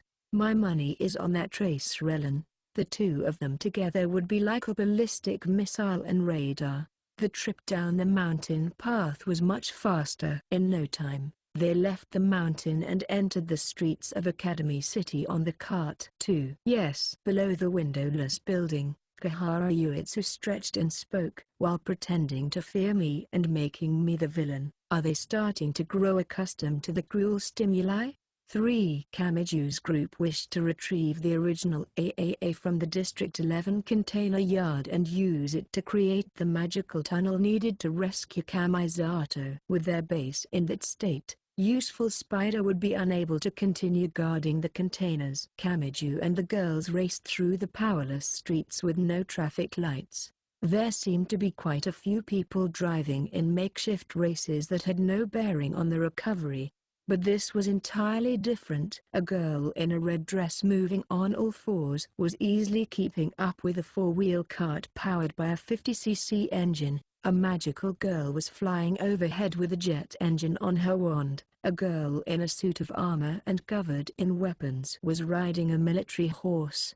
A young wife in a swimsuit and apron was sliding along the road in ice boots. 10-yen coins filled the sky like a flock of wild birds and poured down one after another, and a vengeful spirit the size of a high-rise building was pursuing them from behind. Anyone who did not get out of their way now had to be suicidal. Someone like that would clearly lack the fundamental human ability to learn. This looks like the Hyakli Yake. We're going to start a new legend. The most dangerous one may have been Ellen the Tracer. She had no direct combat skill, so she had hitched a ride with the girl who was controlling a mechanical lizard the size of a semi-trailer truck.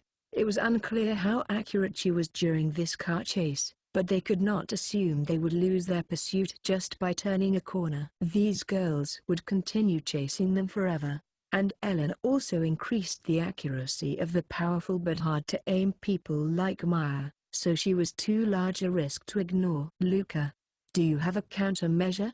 I'm already doing it. Fran, I want your opinion as a magician this time. The keys are the original AAA and the Caribbean magician. Do you think we can save Kamisato with Luca's help? Don't underestimate a girl experiencing the high of announcing her broken heart. I see, said Kamiju with a smile. He too made up his mind. Then leave the rest to me. It was a mystery where the functioning vehicle had come from, but a giant yellow school bus charged into the intersection from the side. Deborah, that trucker girl. The pirate girl's eyes widened. The car took a sharp turn and slipped right under the bumper of the approaching bus. Or it should have. But while clinging to the same roll bar, Fran saw Kamijutama let go and use the momentum of the turn to leap toward the school bus. If he had jumped toward the hard windshield, he would have been killed instantly. The side windows were intentionally made more fragile so they could be broken to escape if the bus sank, but Kamiju's forehead was still split open when he broke through one of them head first. But he gained something worth the price. With a loud shattering sound, he and a sea of glass rolled inside the deadly weapon on wheels. With blood flowing down his face, he grabbed at the driver. Wah, damn it, you. Sorry. I regret only running from the high priest, and because I stayed silent and watched with Kamisato, I can't escape the weight bearing down on my back. I'm sick of that sort of thing. It was unclear how strong Deborah was, but she could not do much while focused on driving the bus. When he grabbed at her, the large wheel spun wildly and the mass of steel lost its balance. It swerved nearly perpendicular to the road, rolled onto its side, and slid along while making a mess of everything on the inside and outside. The armor girl's horse was nearly hit by the sliding bus, so she frantically pulled on the reins, lost control, and fell from her steed. Wolf Girl Mary tried to slip past the bus on the side just as the back of the bus ran into a pile of white sand. The bus hopped up irregularly and betrayed Mary's expectations. The heavy mass hit her like a roundhouse kick, and the quadruped in red dress and blonde ringlet curls was thrown through a nearby building's window. The driver, named Deborah, had long since passed out. Kamiju grabbed the fire extinguisher kept inside the bus, smashed the window that was pointing up now that the bus was on its side, and climbed up on top. He brushed up his bangs that were wet with his own blood. The giant mechanical lizard jumped over the bus like it was a hurdle, and the broom-riding cosplayer passed by overhead. A weird bicycle where the rider lay on their back, he thought it was called a recumbent bicycle, approached next. He threw the fire extinguisher at the rider, scored a direct hit, borrowed the bicycle from the girl who slammed into a pile of white sand, and righted the bicycle in both hands. He could never get used to how the pedals were located out front where the handlebars would normally be. He made a few imitative attempts and managed to start riding it while lying on his back and looking down toward his feet. What is with this bike? This is going to hurt my neck. He had trouble getting going, but it was stable enough once he was up to speed, and this seemed to be a racing model, so as he changed the gears, he felt like the sharp wind was blowing by even faster than in the cart. Elsa growled like a beast and her fingers passed right by him, but his throat just barely escaped. He drove on out ahead. He raced toward the giant lizard that Ellen was riding. That was when the night air whirled unnaturally overhead. After seeing Fran's station fall, it may have been wrong to compare something to a meteor so readily, but the foot dropping vertically toward him really was like a meteor. The one strike took out entire piles of white sand, smashed the asphalt, and caused the buildings to creak, suggesting either their earthquake-absorbing structures or their actual foundation had been taken out. Stay away. The ground itself, and not just the recumbent bicycle, hopped up. Keeping himself from falling off the special bicycle was the most he could manage. Stay away from our Kamisato-kun. But the roaring vengeful spirit still had poor aim. If Luca was to be believed, Maya had not crushed Kamiju underfoot because her breasts were too big to see anything down there, but he could not rely on that coincidence again and again. Is Luca having trouble too? They could not communicate by cell phone and he did not have a navigation system displaying her position. But if he followed the former Kamisato faction, he could gain a general idea of where Luca and Fran's cart was fleeing.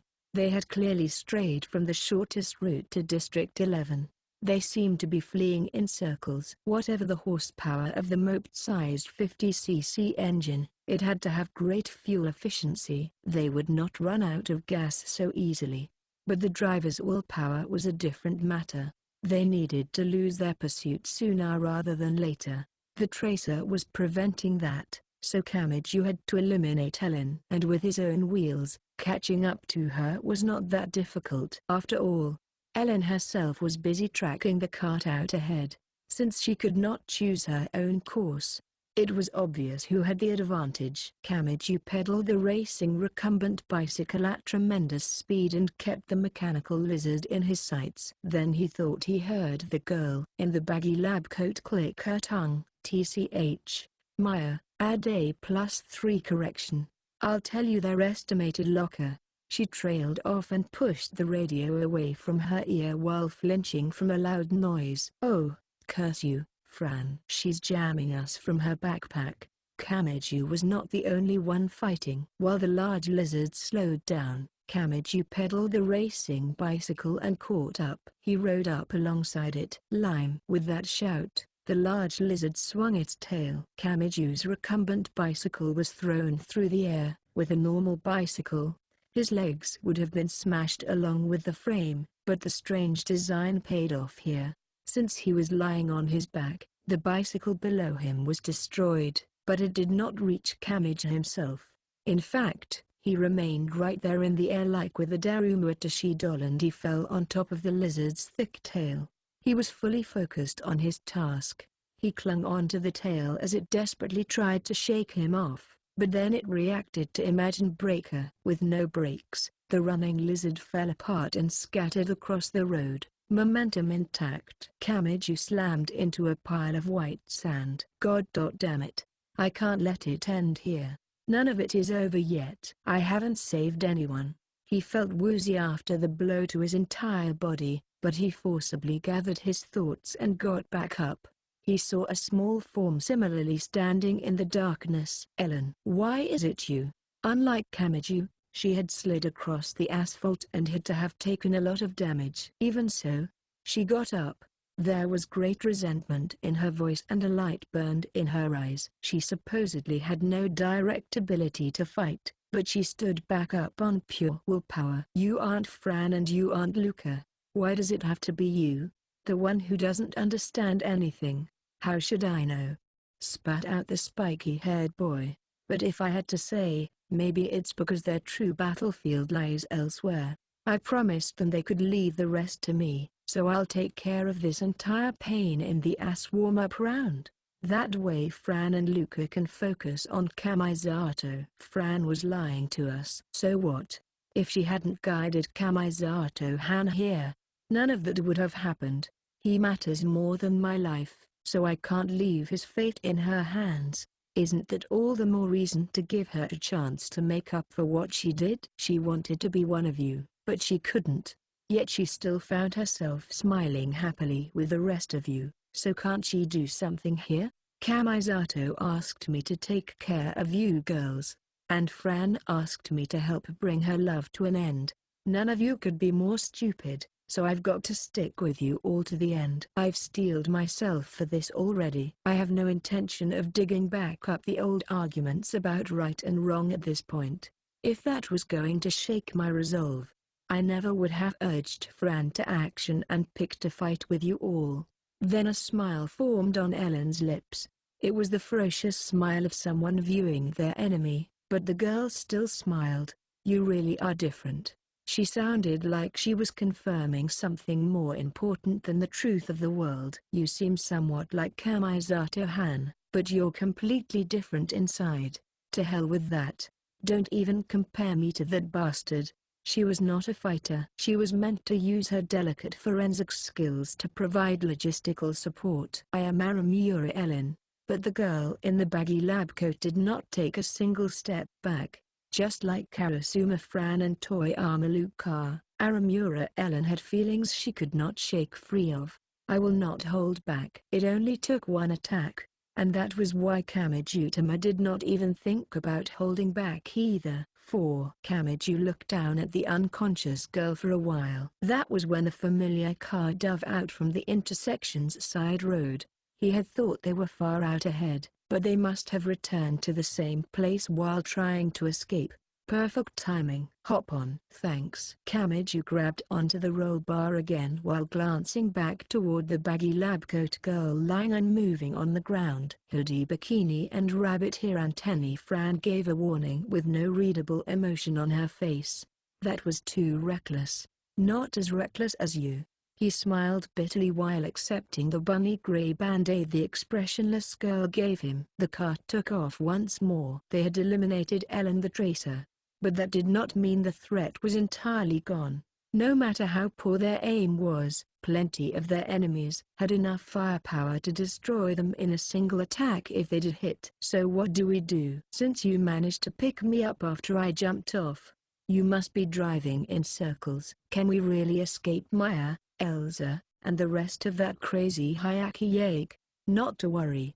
It took a while, but we're about to leave District 7 and enter District 18. It won't take long to get to District 11 now. I wasn't talking about. Kamiju stopped mid-sentence and looked back while clinging to the roll bar. Frian, the ghost girl in white burial clothing and vaguely heart-shaped headdress, was pursuing them with her giant legs. She slipped between buildings and the entire street shook like an unreliable thicket of trees in a typhoon. Don't threaten Kamisato Q-an. Karasuma Fran. How can you pull off the magical ceremony needed to save Kamisato without chasing us? I don't know how hard those ceremonies are, but we're done for if one of her soccer kicks or head slides hits us. With that cosplay girl Olivia and the others up in the air, we can never escape on the ground. It's like having a helicopter in the air during a car chase. As Luca drove the cart, a clear change came over the scenery. While they had been surrounded by college prep schools with strange shapes thanks to the famous designers that worked on them, they now saw pyramids of stacked metal containers and gantry cranes that almost looked like giant dory eye.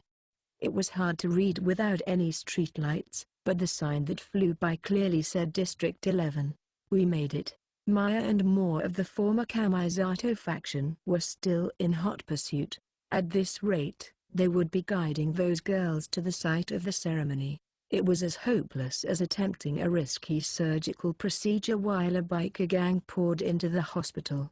But even though Luca held the wheel and would be the one holding the scalpel, her face contained some tension, but no irritation. Why do you think we were circling around and around that dangerous city?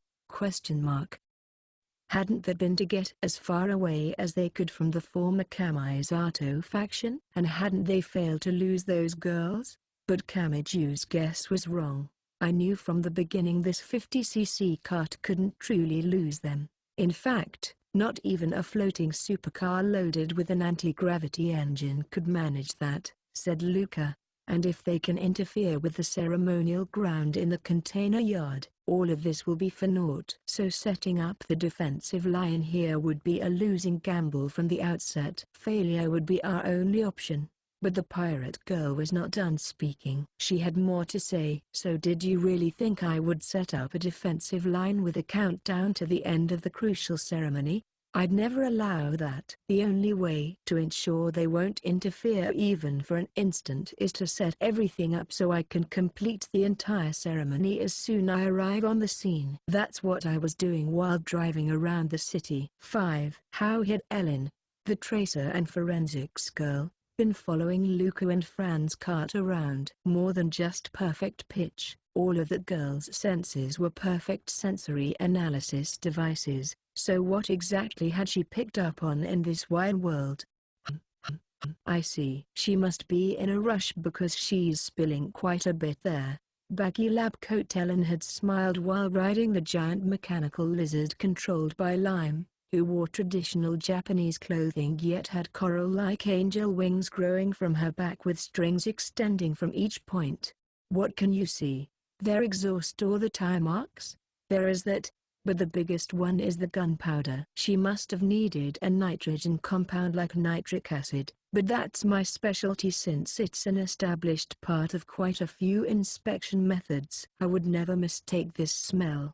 Ellen had laughed and hid her mouth behind one baggy sleeve. Also, Luca uses an outdated musket, so it uses antique black powder. She's so intent on using the old-fashioned production methods that it has a distinct aroma.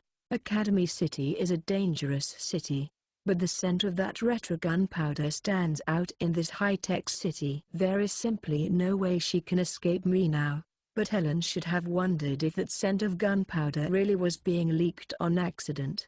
She should have asked if Luca might be letting it spill behind the cart as she drove out ahead. As she shook the dark city around her, Ghost Girl Maya knew victory was hers. The enemy was only fleeing and had not put any more distance between them. She did not know where they were going or what they would do there, but they would be unable to calmly enter their base and relax if this continued. She did not need to give this too much thought. She only had to continue chasing them to either crush them or wait for them to make a mistake and crash. She could not be shaken.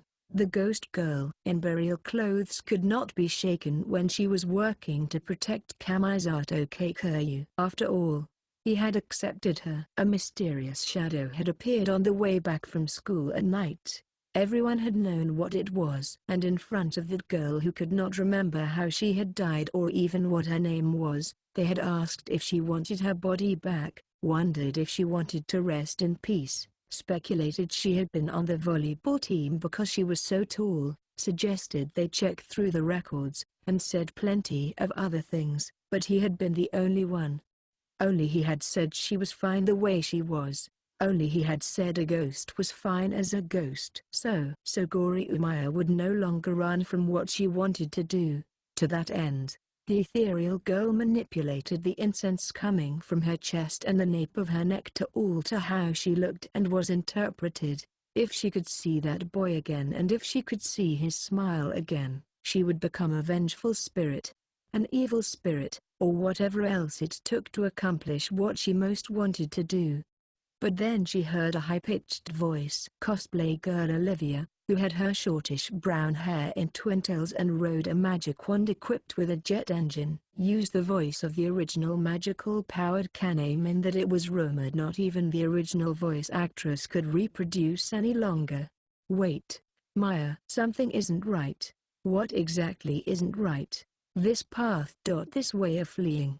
It is to be on purpose. I vaguely recognize some of it from when I was checking through books on ancient runes to fill in some gaps not on the released design sheets. This is based on a modified hexagram drawn with a single brush stroke, and it's used to draw out the power of the sun too. She did not manage to finish, and we returned to the present. After arriving in the container yard, Luca kept one hand on the wheel and spun her large musket around in her other hand. When the bullet and powder were directly pushed down through the muzzle, it was not a good idea to aim straight down, but that did not matter here.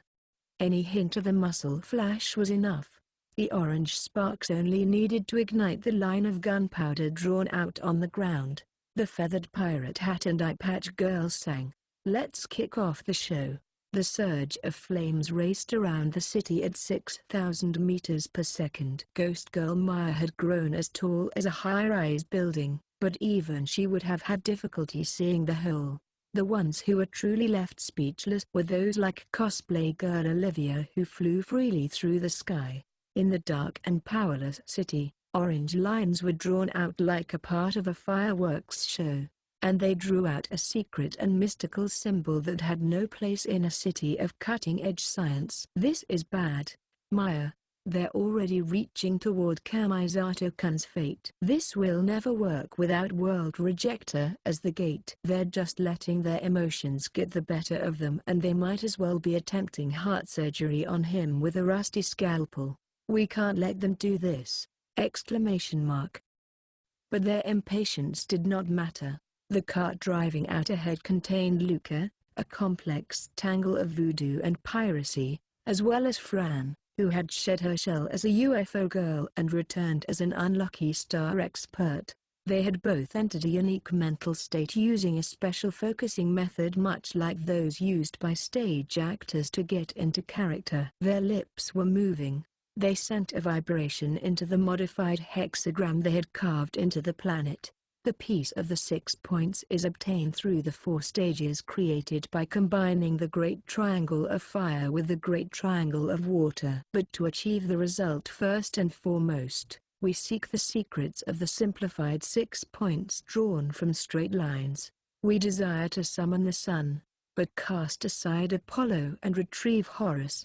Know that the world's true image is found in the lost library of Alexandria. Something changed. The foundation of the grey steel and concrete city was pulled out. Know that Horus is not a mere descendant of dead gods, but the foundation of the forces which shall cleanse the world of the accumulated stains of the cross. Correspondence, correspondence, correspondence. Shake the star which holds the opposing peaks of Dat and Yazid. It was like the air had solidified with human killer intent. The extreme mental state, much like getting into character, ruled the dark container yard. It was all remade into a tranquil sacred ground. Distort. One of the two voices sometimes passed the other, sometimes was passed by the other, and sometimes coincided perfectly with the other. It was like two different equilateral triangles lining up and moving apart to create a different shape and provide different meaning from moment to moment. The combination of the limited resources called in endless possibility. The separate image of the 4 worlds from which power is drawn becomes a different 4 worlds, like the moon's reflection in a lake. Kamiju began to wonder if he should be here. He had not washed his body, his face, or even his hands. He wondered if he should be standing in this sacrosanct place while so filthy. The son of Horus which shall cleanse the world shall be known by the divine name of Kamisato Keikuryu. All the while, wedges were driven into the world. A supposedly lost name was once more carved powerfully into it. Legba Tibon is a frightening being who can surpass even time as the gate to manage all ceremonies. But just as the Qliphoth becomes a powerful compass that points to the truth of the world when used with truly accurate discernment, the curse of the second Aeon can be used as a powerful prism to divide the forces. This shall distort the line to the planet which descends toward the six-pointed star and thus shall substitute the symbols. There was no obvious light or sound, but that was only because Kamiju could not see it. Just like the boy on the ground could not perceive the magic circle drawn across the city with gunpowder. Bind and strengthen the planetary symbol with the star of power carved into the earth. Something was changing. No, it was being intentionally changed by human hands. Even so, the girls' power must not have been enough because they revealed the existence of a powerful trick up their sleeve. The symbol's name is AAA. Finally, even an amateur like Kamiju could detect the change. One of the metal containers forming a great pyramid began to glow despite its component materials and how thick it was. It was like the North Star that guided sailors. Just like the endless reflection of opposing mirrors, they overlap like the rings of a powerful tree and provide the power to gaze into the abyss. As the identical symbols approach, have them resonate. Just as the slightest breeze can occasionally break a stone bridge and send it plunging into the sea. What did it look like from above? It may have been like being trapped in a harmful hallucination after reaching the end of an endless task, such as peering to the very back of the image in opposing mirrors or continually opening a Russian nesting doll until an electron microscope was needed. Or perhaps it was like peering into the depths beyond the deepest depths. And after they broke through that thick wall, would they find that other boy they needed to drag back up? Edward Alexander, aka Crowley, says a great demon never before seen and not mentioned in any holy text can be summoned through a combination of the existing methods. So he said to learn that method and to break through the common view of the world with something that can be found anywhere. A name was spoken. It was the name of someone who had shaken the world to the point that it was thought he would destroy it. Tonight, we shall destroy one of the impossibilities facing the world. Summon the divine name of Kamisato Keikuryu with physical form and fix him to La Monsieur, the surface of the four worlds. In that instant, everyone there had to have been thinking the same thing. That of course applied to Kamiju, Fran, and Luca, but it was also true of Maya, Olivia, and the other girls pursuing them. They wanted Kamisato Keikuryu to return, but because that missing boy was so important to them, the girls had taken different paths. As Ghost Girl Maya, Cosplay Girl Olivia, and the others watched the ceremony begin without them, they all thought the same thing. They wanted Kamisato Keikuryu to return, but they could not entrust his life to an untrustworthy doctor because they had just the one chance. They could not let this group waste it. The command was given by Olivia, the girl with shortish twin tails who could see the entirety of the scene from her jet engine magic wand. Meow. They knew what they had to do. Kamisato Keikuryu had disappeared, but they would still protect him. If they tried this without Kahara Uetsu's world rejector, it would all fail and the perilous suspension bridge would definitely fall. So to stay just a hair's breadth away from that definitely, the girls could not allow anyone else to act on any other hopes. They did not have time to analyze the entire scene from the foundation to the corresponding tools, so they did not know what method this magical ceremony was using. So Maya used her high-rise building height to attack the most obvious thing. One thing stood out here. Among the countless metal boxes in the container yard, a single light glowed like the North Star above the dark sea. It was the AAA, the anti-art attachment. There was a roar. The swinging fist could not attack just the one container, so it blew away the entire pyramid of metal boxes. 6. Kamijutama could only watch as it happened before his eyes. The AAA was the other mirror that corresponded to the magical circle carved into the city. That symbol created an endless array of images to create a normally impossible resonance, but it was shattered by an attack that tore into the very landscape. What happened to the ceremony? What about Kamiza? He did not have time to finish his question. The pyramid did not vanish after it was knocked into the air.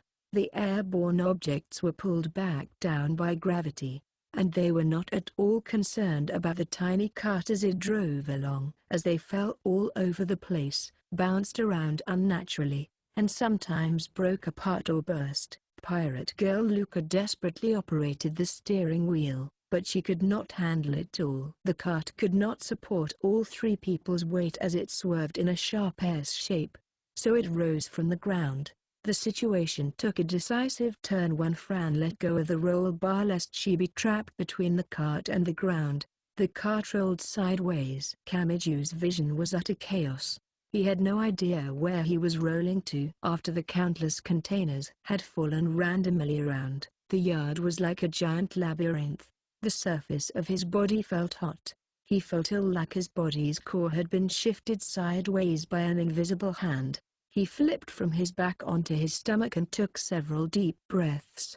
If he had stayed on his back, he had seriously feared he would vomit and be unable to avoid drowning to death in it. Why am I feeling nauseous?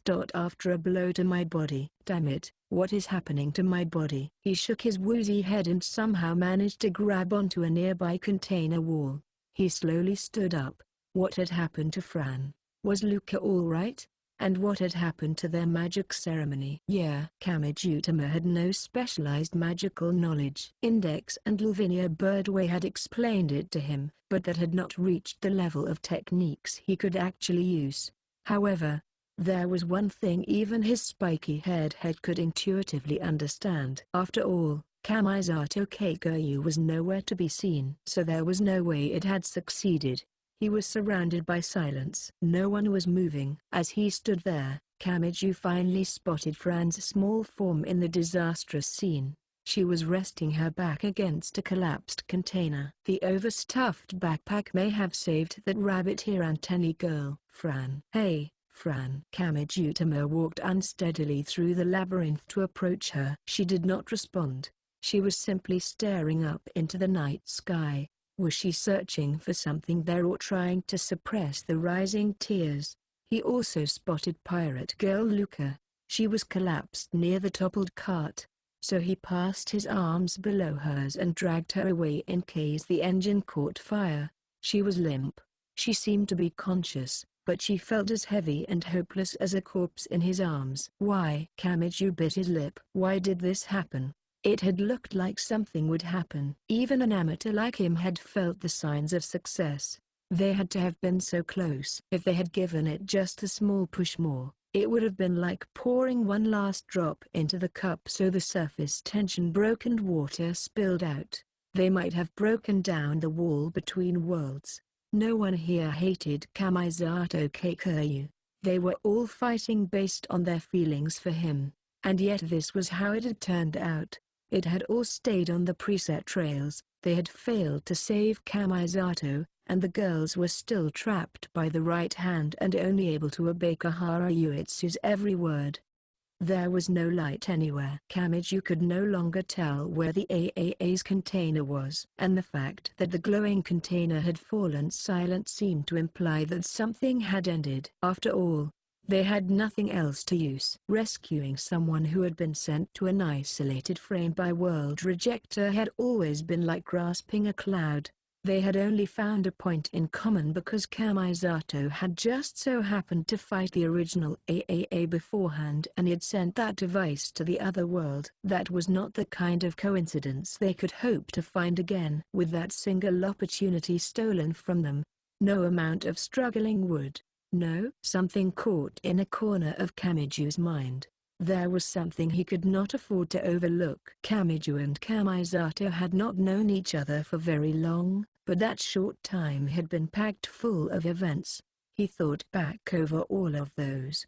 Was the original AAA really the only starting point for rescuing Kamisato? Was there really nothing else? He needed to recall everything he had been involved in.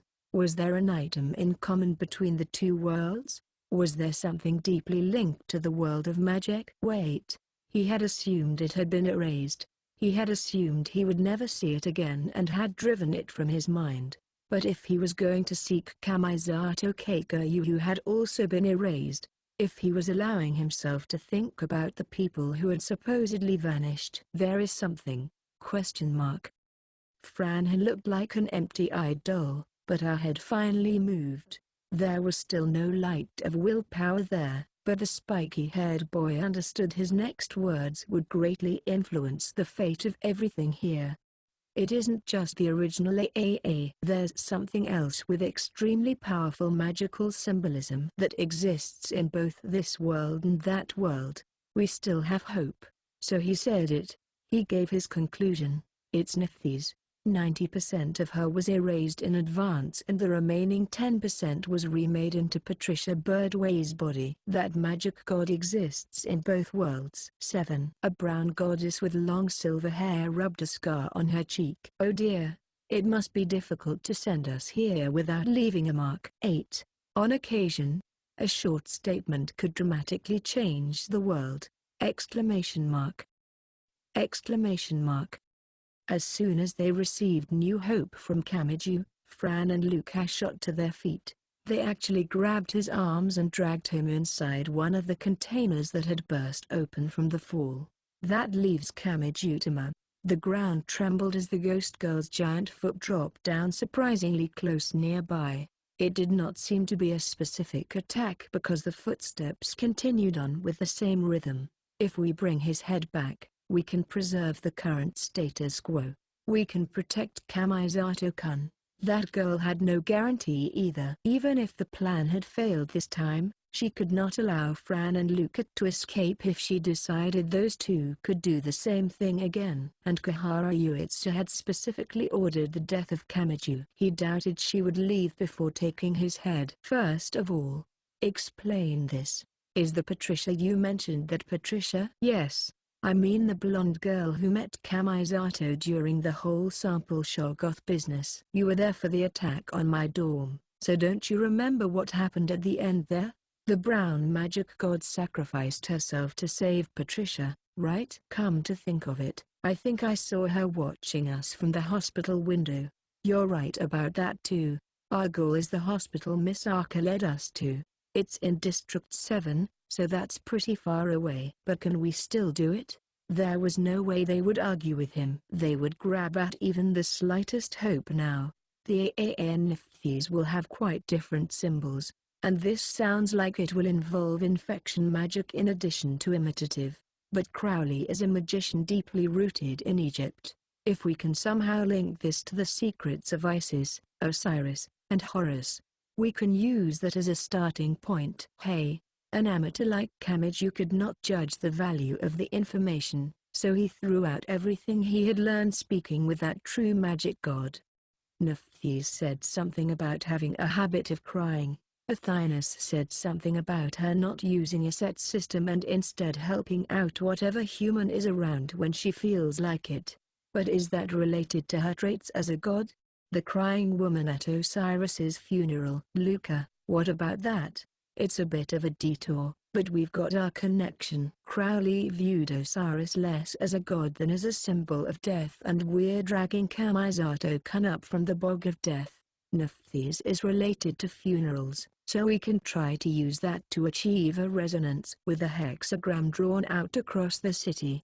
That just left one question: how to return to the District 7 hospital. The cart had rolled over when the container yard had been blown away, so it was useless now. Luca, is there some kind of vehicle in the container yard you can drive?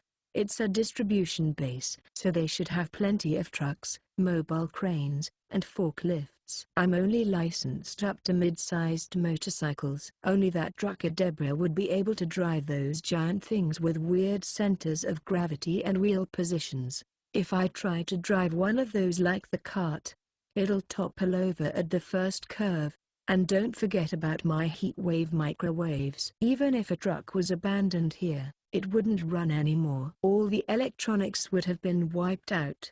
Then what do we do? Even if Ellen is out of the picture, Olivia and the others are still overhead. We can't lose them on foot or on bicycles. Then again, that would be true even if they could still use the cart. Without enough speed to lose Olivia, the former Kamisato faction would be hot on their heels all the way to the District 7 hospital. And instead of the original AAA, which was essentially a pile of junk, the attack would hit the hospital and Patricia this time. What could they do? And as they all tried to think of something, they heard rotors loudly chopping at the air. They were large transport helicopters. Not many people still had functioning engines at their disposal in the dead city, and one option came to mind immediately thanks to all the chaos they had experienced on the way here. "Useful spider?" shouted Fran. "If they survived, they should have just stayed put." "Well, it was your station that supplied the finishing blow to their observatory." With their base destroyed, they must not have been able to acquire more equipment. They were no longer fighting on equal footing with the former Kamisato faction. They were trying to land here and there on the container yard, but most of them were shot down by magical girl Olivia and the others flying around. And it seemed Useful Spider was after more than just a chaotic brawl. Someone spoke from the loudspeaker on one of the helicopters that lowered its altitude while spewing black smoke. "If you're stuck, we can lend a hand. If you need transportation, hop onto any one of the choppers." That helicopter could not maintain its position and they made an emergency landing behind a pyramid. Kamiju and the girls exchanged a glance. Is it a bluff meant to lure us out? They're losing far too many helicopters for that, don't you think? Kamiju stuck his head out of the container's broken door and looked up at the helicopter's shining spotlights down. And he spoke. "Let's do it. What if it's a trap?" Kamiju did not answer. When the spiky-haired boy took the first step outside, hoodie bikini Fran and pirate hat Luca followed, with Maya swinging her arms around while standing as tall as a high-rise building and with Olivia using her jet engine for aerial combat. The container yard had become hell on earth. Useful Spider was sporadically fighting back with the heavy machine guns sticking out from the side cargo doors, but it felt more like a way to distract their opponents than to defeat them. Useful Spider was buying time while knowing they would be defeated. They wanted to get as many helicopters to the ground as possible so they could wait for someone. A bright spotlight briefly shined down on Kamiju and the girls, but instead of stopping like in the theater, it quickly moved away. Useful Spider may have decided drawing attention to them would only show the enemy where they were. If Useful Spider intended to shoot them, they would have kept the light on them and started firing the heavy machine guns, but they did not. "What's going on?" Luca frowned as they approached a helicopter that had finally managed to land. The man operating the heavy machine gun was beckoning them into the cargo door. "Hurry up, hurry!" Still confused, the three of them piled on as the rotor above grew louder. The floor rocked due to the unstable motion, but the helicopter managed to rise. Kamiju asked a question while still collapsed on the floor. "Did you read the message I left?" "Yeah. You mean the memo saying to help out if we really wanted to resolve all this, right?" "We thought it was just some kid's nonsense. But then that station fell on us. That finally told us who was in control of this terrible situation. God damn it." The gunner looked up into the night sky while holding the heavy machine gun's grip. "Also, we heard from that guy that there was a kid who charged right into a rioting crowd to save a filthy old man who wasn't some cute girl or rich or anything. Question mark. Do you not remember the man you met in the park? Well, that's probably even better. It shows all the more how virtuous you are." "Oh, right, right." The last thing he said was not directed at Kamiju. The gunner turned to Fran. "We heard your confession too. If there's a chemical fire or biological disaster coming, we'll charge right in. But not even we could do that." Her words had gotten through. They were standing on the same stage. It had not been intentional and there had been no plan. But this situation was a direct result of the girl working up her courage. The resolution we're talking about might not be quite the same as the one you're imagining, warned Kamiju. Anything's fine as long as it brings light back to Academy City. Look at this city. It's completely dead and covered in darkness. We'll accept whatever nonsense the world might throw at us if it means getting the power, gas, and water back up and running. That's what useful Spider is for.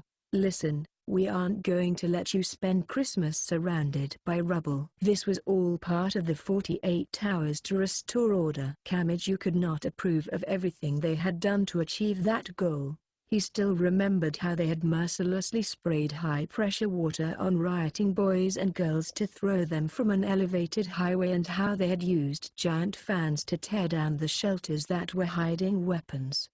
But this was the desire at the base of it all. They wanted to bring Academy City back to normal as soon as possible. They were willing to play the thankless role to that end. They too were trying to protect Academy City. That was why they had set aside taking revenge for the damage to their headquarters and instead prioritized suppressing the former Kamisato faction that had caused all of this mess. They had used themselves as bait and let themselves be shot down to send a transport helicopter to Kamiju's group, since they held the key to ending this. They would not betray Kamiju. At the very least, not until Kamisato Kageyu's return had ended the chaos. We need to get to the big hospital on the south end of District 7. We can end all of this if we get there. That was immediately passed on to the pilot and they accelerated. Perhaps to hide their intent, several other helicopters took off in other directions. Also, a loud rumbling reached them. Are you still doing this? You haven't given up yet, Fran? That voice seemed to shake the entire world, and the hoodie bikini girl bit her lip. How can I give up? But she spoke. The small girl declared war once more. How can I give up on Kamisato-chan's future? Even if I can never be with him again, and even if I know my feelings can never be fulfilled, I still won't give up. Kamiju once more focused on the people pursuing them, and he resumed speaking. Also, this city's chaos will never end if we don't lose them and silence them. 9. The pursuers were also racking their brains in the face of this unexpected situation. Cosplay girl Olivia asked a question as she flew around with her jet engine. What do we do, Maya? It doesn't look like this is over yet. Either way, we can't fulfill Tyrant's order without Kamiju-tama's head. We have to do this if we're going to save Kamisato-kun. After all, he had accepted the ghost as she was. He had supported her very existence by saying she did not need to change, and that was why Gori Umaya was still here. So she would become any evil spirit, and she would transform into even a vengeful spirit. Even after growing to the size of a high-rise building, the ghost with the heart-shaped headdress and the bewitchingly revealing burial clothes had to travel along the ground. Olivia and the others who called the sky their home could view the situation from a different perspective. How about we destroy that magic circle? If they don't notice, they'll essentially start operating on Kamisato-kun with broken tools. If we want to rest easy, we have to kill the doctor and not just break the tools. The magic circle on the road doesn't matter. We need to keep chasing the ones who will use it. But that target was a problem too. After several transport helicopters had landed in the container yard in a nearly suicide mission, they had flown off again in different directions. It was unknown which one Kamiju-tama, Fran, and Luca were on board. It was even possible they had split up and were riding multiple helicopters. What do we do? Let's go with the only surefire solution, bring them all down. 10. Normal helicopters only had a top speed of 300 to 400 kilometers per hour.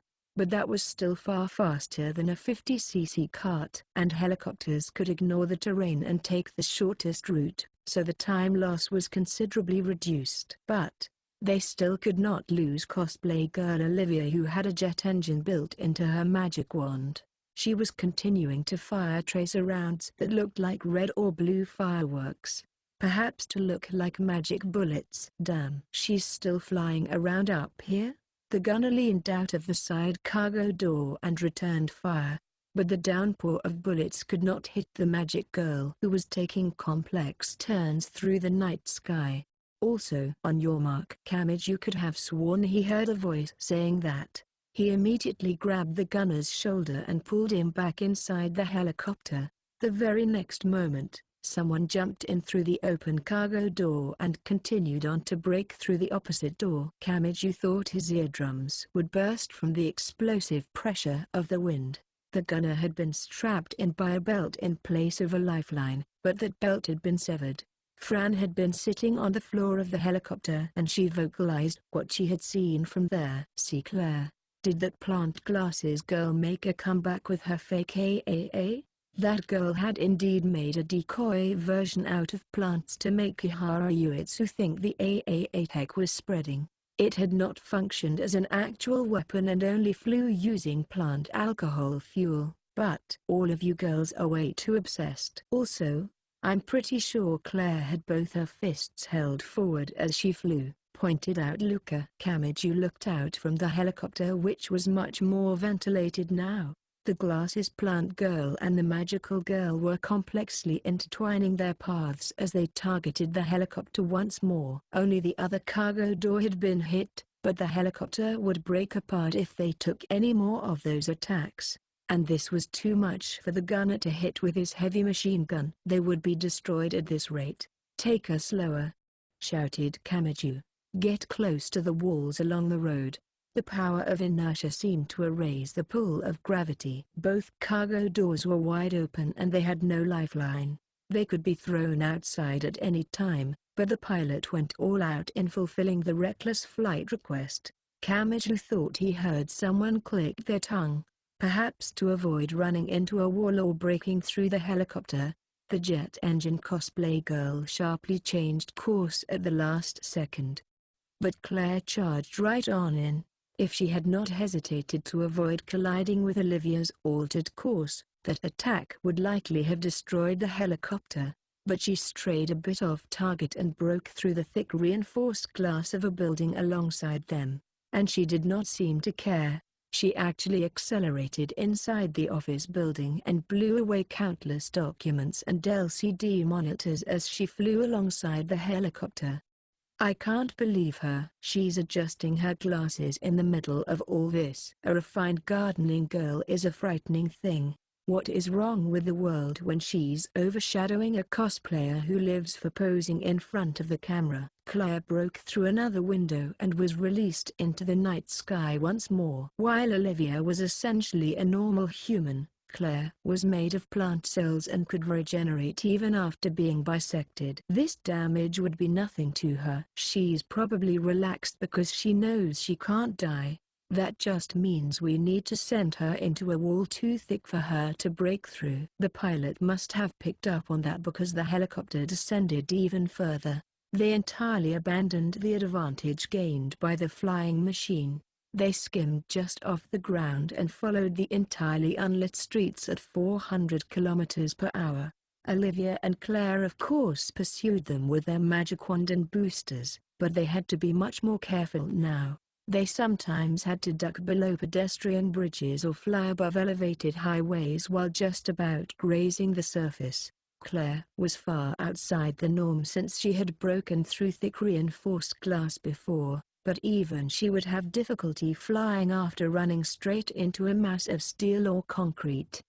But lowering their altitude so far brought another threat back into the picture. Something heavy and gigantic passed by directly overhead from the cargo door. It looked like a comet measuring several dozen meters across, but it was not. It was my*S. Will-o'-the-wisp, shouted Luca. Then the giant mass dropped down in their path. In the blink of an eye, it remade itself into a girl in white burial clothes who then made a full right-to-left swing of a tower-sized arm. "Oh!" the unnamed pilot screamed. The helicopter rose somewhat and slipped between the giant fingers before passing between the two legs below the revealing burial clothes. "Looks like she's the type that doesn't wear underwear with Japanese clothing," commented Fran! The gunner quickly looked back, But they had already passed by and it was impossible to tell if Fran was telling the truth. Having missed her target, the giant vengeful spirit let her humanoid form collapse and transformed back into a comet-like will-o'-the-wisp. The pursuing spirit produced a spiteful voice. "I won't let you have him. I'll never let you have Kamisato-kun." "Whoever said he was yours?" asked Fran. "I will break Kamisato Keiko's curse and free him. I will show him he is not just a powerful attraction. I will show him he can leave us of his own free will and that is exactly why all of you are staying with him of your own free will." Doing that, just that, will surely take a burden off his heart. "Why would you do that? There is nothing in that for you.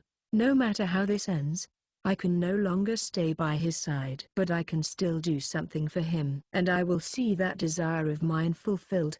Maya, no matter what you might do, I won't let you interfere with the end of my love." Kamiju and the others were being helplessly tossed about. But they could not just let the situation carry them along. Kamiju had regretted doing just that with the high priest and with Kamisato. He could not let that happen again. "Let's do something about this. We can't bring these monsters with us to the District 7 hospital. That'll just be a repeat of the container yard." "But what exactly do we do?" asked Luca. "Normal bullets can't hit Olivia or Clara and the Maya has partially become a perpetual motion machine by turning her own scent into the incense that maintains her own existence. I can't think of any way to defeat them." "I've been wondering about that," muttered Kamiju. "Hey, Luca, you said Maya was adjusting her scent by being careful about what she eats, right? And that she's always munching on vegetable sticks or sipping at a sweet drink. Only Maya knows the exact ratio, but it looked something like a combination of vegetarianism and an extreme sweet tooth." Interrupted Fran. "You're dead wrong if you think a girl's body is made of fruit and sugar." The spiky-haired boy continued thinking and then leaned out of the cargo door even as the helicopter shook violently. "What are you doing?"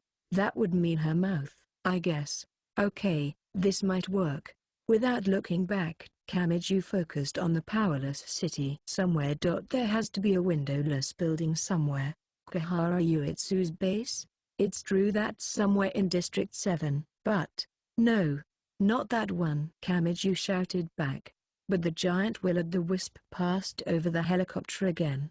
They could not descend for fear of Claire and Olivia, so they were restricted to the roads. That made them easy to pursue for those who could fly freely. He observed the area up ahead where Maya landed and become a girl in burial clothes and a heart-shaped headdress. He read the large writing on a building wall. H552M. That's got to be it. When Kamiju reached for the heavy machine gun sticking out of the cargo door, the professional gunner quickly grabbed him. "Tell me how to shoot." "Maya isn't reliant on her sensor drones right now," warned Luca. "She can't be defeated by physical attacks." "That doesn't matter. Listen. I'm going to start firing with this." It was a lot like a three-legged race. Without a lifeline, Kamiju could be thrown outside if the helicopter tilted and he worked with the gunner to forcibly aim at the flat wall of a building up ahead. Each shot was a huge bullet the same size as from an anti-materiel rifle. It was a poorly aimed stream of bullets, but each one opened a fist-sized hole in the wall. Cracks spread from those cracks connected, and the entire wall peeled away. It may have been similar to piercing a window with an ice pick to create a triangular hole, but none of it actually hit Maya's giant form.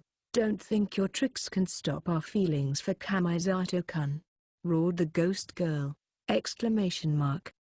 Fran manipulated the screen of the card-sized terminal she pulled from her backpack. Her UFO balloon had been floating around somewhere, but now she sent it toward the ghost girl. Pirate Girl Luca's spare bombs had been attached to it, but even that failed. Maya swung her arm and they only blew away the wall of a nearby building.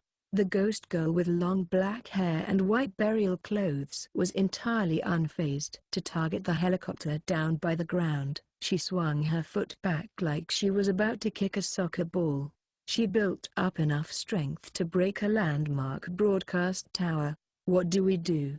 shouted the gunner. "It's already over." The immediate reply was the one everyone had wanted but that no one had expected. Fran and Luca gasped right along with the gunner. Maya was careful about what she ate to maintain just the right scent.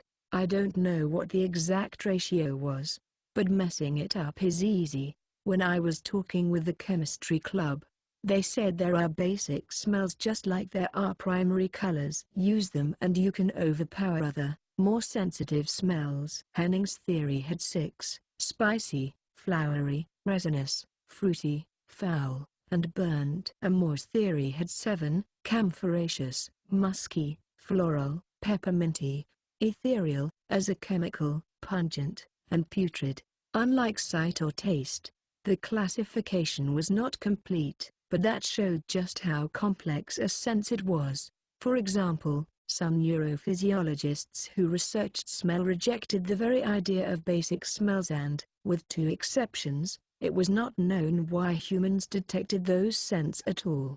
That helped when we had no water during the heat wave. It was a luxury though, so when we didn't have any, we had to search out used coffee filters and tea bags. This was Kamijutama's goal. I targeted a windowless agricultural building where crops are grown, and with an H for herbs and an M for mint. The entire building is full of mint. Even if it's all shriveled up with the power out, blowing holes in the wall should release a dense aroma.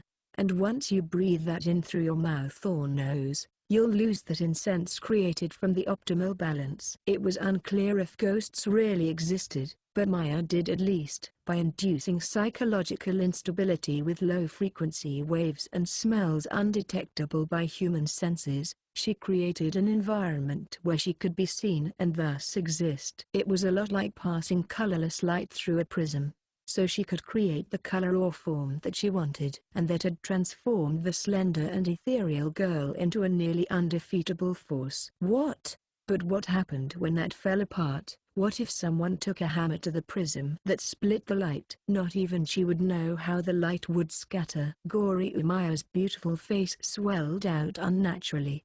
The building-sized vengeful spirit could no longer maintain her own form. Her outlines collapsed one after another, like her own bones were consuming her flesh. Kaami Dotsa.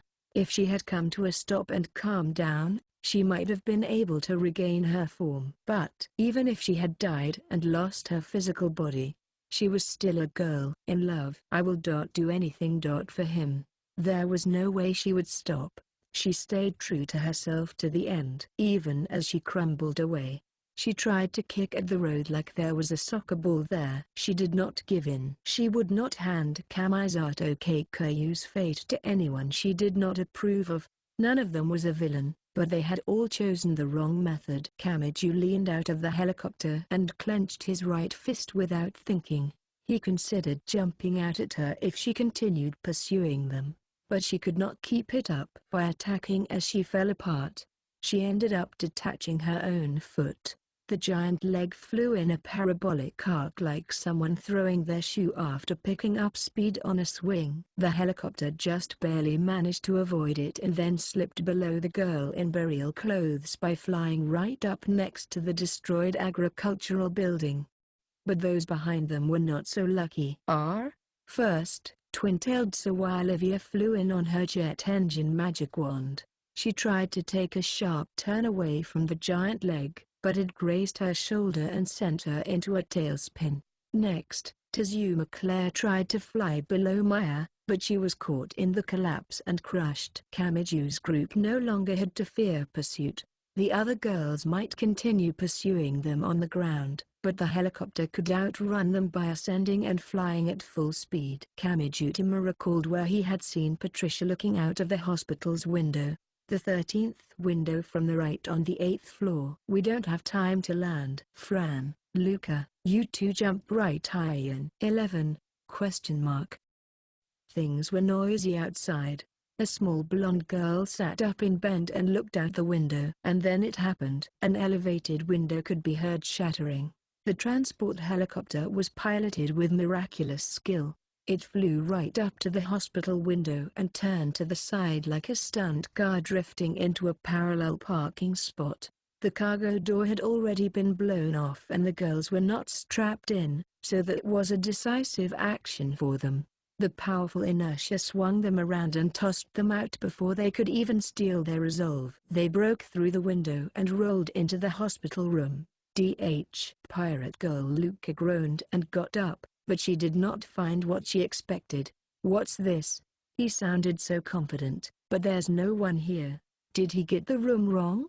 No, it may have been intentional. Fran also stood up and tapped on the wall with a loose fist. She seemed to be confirming the presence of a patient in the neighboring room. After seeing sample Shoggoth and the red fur of cannibalization, it may have been impossible for that girl to look away from the truth of the world. After receiving the flesh and blood of magic god Nephthys, it may have been impossible for her to be removed from the mystical. But there was no reason to actively pull her into it. That may have been the thought behind it. It's just one thin wall. That's right. We can fit her inside the ceremonial ground from here. The two girls faced each other. They were swapping the AA out for the remnants of Nephthys. The different symbols would require redoing some of the details, but they already had the overall framework worked out. They did not need any encouragement. They knew they could do it. They breathed in and then out. "Thank you for sticking with me this far, Luca." Then Karasuma Fran smiled and gave an announcement to the girl who had been her comrade in arms and her rival. "Now, let's bring an end to my love." 12. When she received the report below the windowless building, Kihara Uetsu's fate was also sealed. The atmosphere had entirely changed. The girls she had positioned as her personal guards were no longer obligated to obey her orders. Plus, this was the group she had selected to protect her. Their combat ability was immeasurable. So once their positions changed, everything took a 180-degree turn and she was thrown into an utterly hopeless situation. It was like a clownfish being mistakenly eaten by its symbiotic anemone. The many blades, gazes, and pressures that had defended her now turned to face Kihara Uetsu from all directions. I see. Lab coat and bikini Uetsu did not sound particularly interested. One-armed mass murderess Alome slowly stood up in front of her. No, it was not just her. The other girls with equally strange powers and abilities also approached. While inside the Predator's maw, the greatest evil looked like she was seeing the end of an experiment. This would be game over then. Between the lines someone spoke from somewhere. "Oh, you're leaving already? Well, don't worry about us. This battle will probably never end, but that should be a lot of fun." And someone else replied, "Yeah, everyone's calling for me." Epilogue. Or doubt contains the truth. Best time. Red or black. This was what happened at dawn. This is Useful Spider. We are pleased to report that the 48 hours to restore order has been completed. Our Academy City has returned. Please rest easy as you return to your studies. Kamijutama heard the voice amplified by a loudspeaker. Ow, ow, ow, ow. Don't bite me. You idiot. Don't bite me. Index. First you vanish like you know exactly what you're doing and then you call us out to the station only to never show up. Tama, I think you need to rethink your life in several different ways. What is this quiet anger? Have I really crossed some kind of line this time? And don't forget that you stood me up as well, human.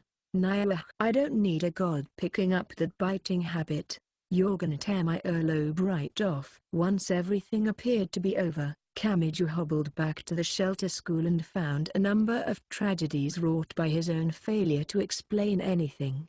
Fukios crossed her arms, in a way that lifted up her large breasts, and sounded utterly exasperated. You reap what you sow. Can you explain to me what exactly he sowed to warrant reaping this? With the way everyone's carrying on around him, Kamiyan must have been on one hell of an unstoppable rampage. Akikawami, who was struggling in a school swimsuit, and Jumpy Bunny also sighed. Anyway, now I can leave. You did a good job through all of this, Mi-chan. Yeah, right. I'm leaving this important position to you. Ani-chan, I'm getting home and going to sleep. When the people in the student council room left the school, The rest of the students in the shelter saw it as their cue. They hesitantly started walking out past the fence. They ran into students from another school on the way home. It was the high-class girls of Tokawu Middle School who had apparently just left the frog-faced doctor's hospital. When he spotted a familiar face, Kamiju raised a hand in greeting with a pair of jaws still firmly latched onto his head. "Hi, NN."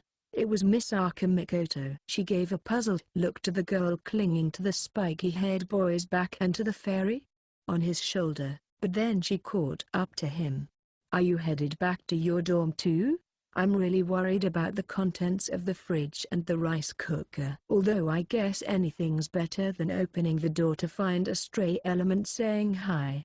Kamiju slowly sighed. "More importantly, are you okay? I don't know what that curse business was about, but you're still recovering, right? If it's like a cold, you should probably get somewhere warm and get some rest." "Eh? Wait, not so close. You don't seem to have a fever, but touching you with my right hand isn't really doing anything. Maybe all you can do at this stage is rest to recover your strength." I said not so close. Squeezing her eyes shut and shoving him away with both hands was all well and good, but the electricity surging from her palms was more of an issue.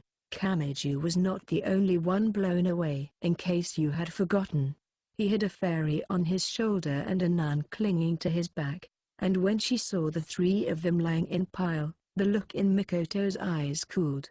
"No matter what happens, everything continues like normal for you, doesn't it?" Cough. "I'm prepared to chalk your emotional instability up to a teenage rebellious phase, but how about you tell me what the root cause of it is?" Kamiju's voice was quiet and unstable as he lay on the road, but Mikoto did not seem too bothered as she struck a daunting pose next to him. "I don't have to worry about it personally since my dorm is outside, but the girls in the dorm inside the school garden aren't going to have it easy. And with what happened to the school building, the recovery work is going to take a lot of manual labor." Kamiju recalled the tragic state of Tokawu Middle School, and that brought something else to mind. The AAA and the mysterious nosebleeds that were likely related to that somehow. "Hey, Misaka, I think I'll have to use that thing a while longer. And instead of military weapons, I can put together some construction attachments." "Kamisato Keiko." You heard the voice amplified by a loudspeaker. As lights started coming on in the early morning city, a great cheer shook the air like during an international sports competition. He could feel the vibration in his skin and in the ground and not just his ears, and he let out a deep breath. He sensed some other breaths as well. "That is the end of that," said Ellen. "I had no idea what was going to happen when you vanished before our eyes. I feel like I understand you a little bit better now." "Kamisato-san," said Claire. "Maybe we should give you a collar or give you a GPS ankle bracelet." "Stop it, Claire," said Elsa. "It's because we don't give him enough space that the boss wanders off like that." The girls were speaking cheerfully to him now, but things had been much worse when he had first returned. In all seriousness, they had nearly killed him. He could accept Makina, the young wife and kitchen drunk in a swimsuit and apron, who had been so overwhelmed with emotion she had smacked him with a frying pan. It was to be expected that Elsa, the girl with roughly cut foxy hair, had hit him with her bottle of 10-yen coins. But he had been truly prepared to die when Plant Girl Claire had wrapped his entire body in vines. Mass murderer Salim had wordlessly chewed through a utility knife blade to gather power, and trucker Debro had turned the corner of the intersection in a gigantic semi-trailer truck pulling a 20-ton container. For an instant, he had suspected that the cruel magic gods had created a happy-looking hell that only appeared to be a safe return. In his usual habit, Kamisato tried to crack his neck with his hand, but then he recalled he had no hand. "What do I do about this? Maybe I should get a prosthetic." "Wait, boss. I won't let you take a step into Salom's world." "That's right. If you're gonna do it, at least make it something cooler, like a drill or a pile bunker." The girls all cheerfully gave their opinions, but his cyborg sister did not actually step forward. She wore the incredibly aggressive outfit of a naked raincoat, but she now had a cooler hanging from her shoulder by a strap. It could only contain one thing. What do we do about this? Sew it onto me now and I'll probably be blown away again, but I can't exactly let someone else have it either. I guess we'll just preserve it while searching for a way to erase its power. He was implicitly saying he had grown beyond his undivided focus on taking revenge against the magic gods. By the way, what is it? Goddamn stupid Anya-chan. No, it's nothing. Kamisato looked to the cooler once more. Taking it back was fine and he should celebrate the fact that they had settled this before someone like Kihara Uetsu could use it maliciously. But how had they taken it back? What had happened to that usurper? The girl's smiles did not give him an answer. I'm surprised Maya could recover from that muddy mess she'd turned into. If anything, she's looking better than ever after remaking her senses from Academy City parts.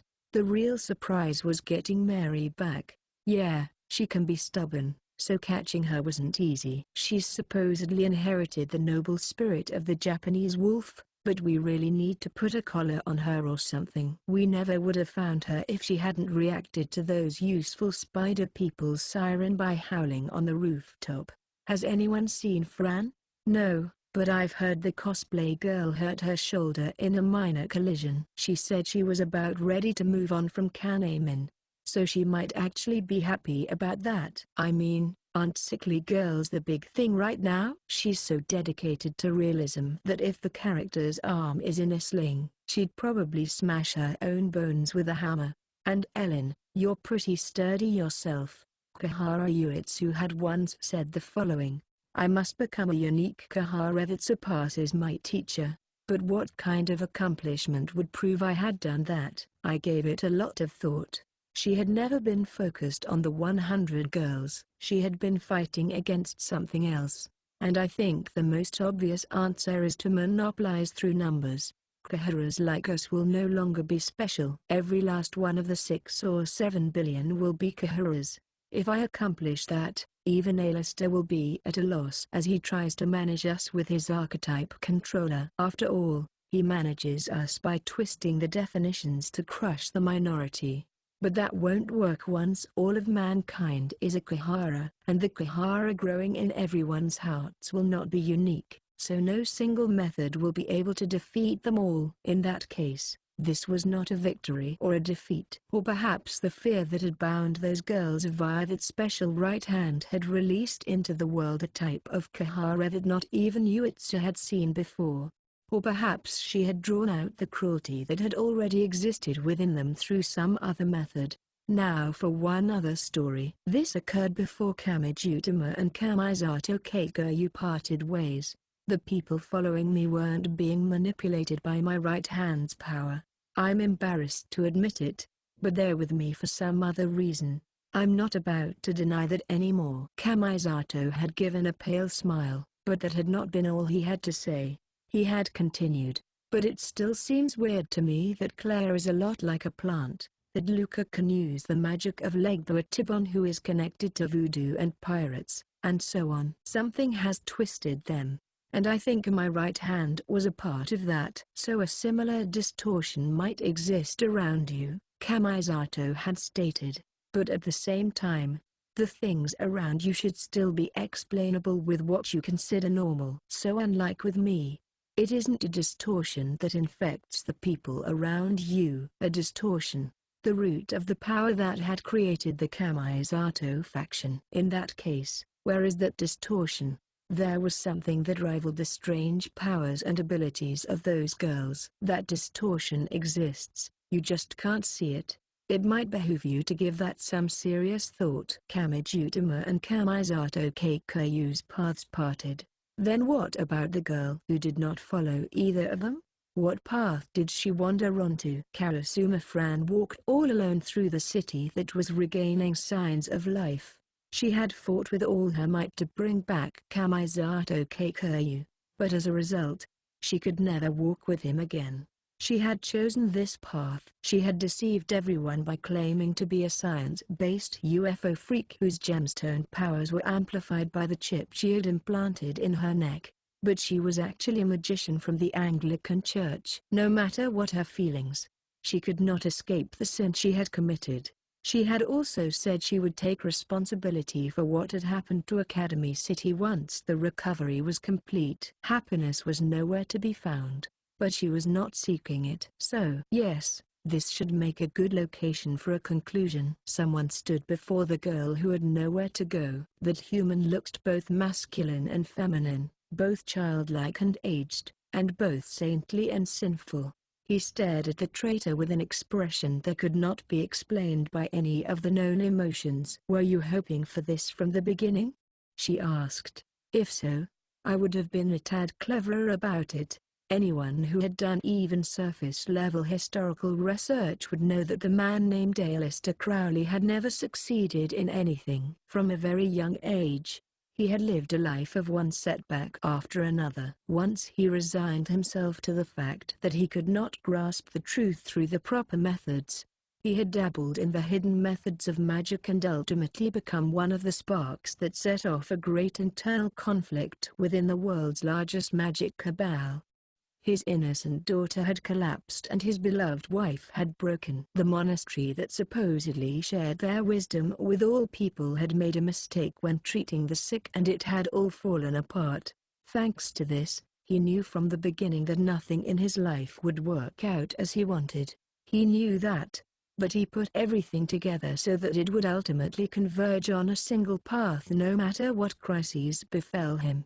That was the series of flowcharts he referred to as his plan. Anyone unfamiliar with the facts behind it would likely see it as a nightmarish destiny that could never be corrected, but those who had been blessed from the beginning and were fulfilled enough to never question the status quo would never seek out magic in the first place.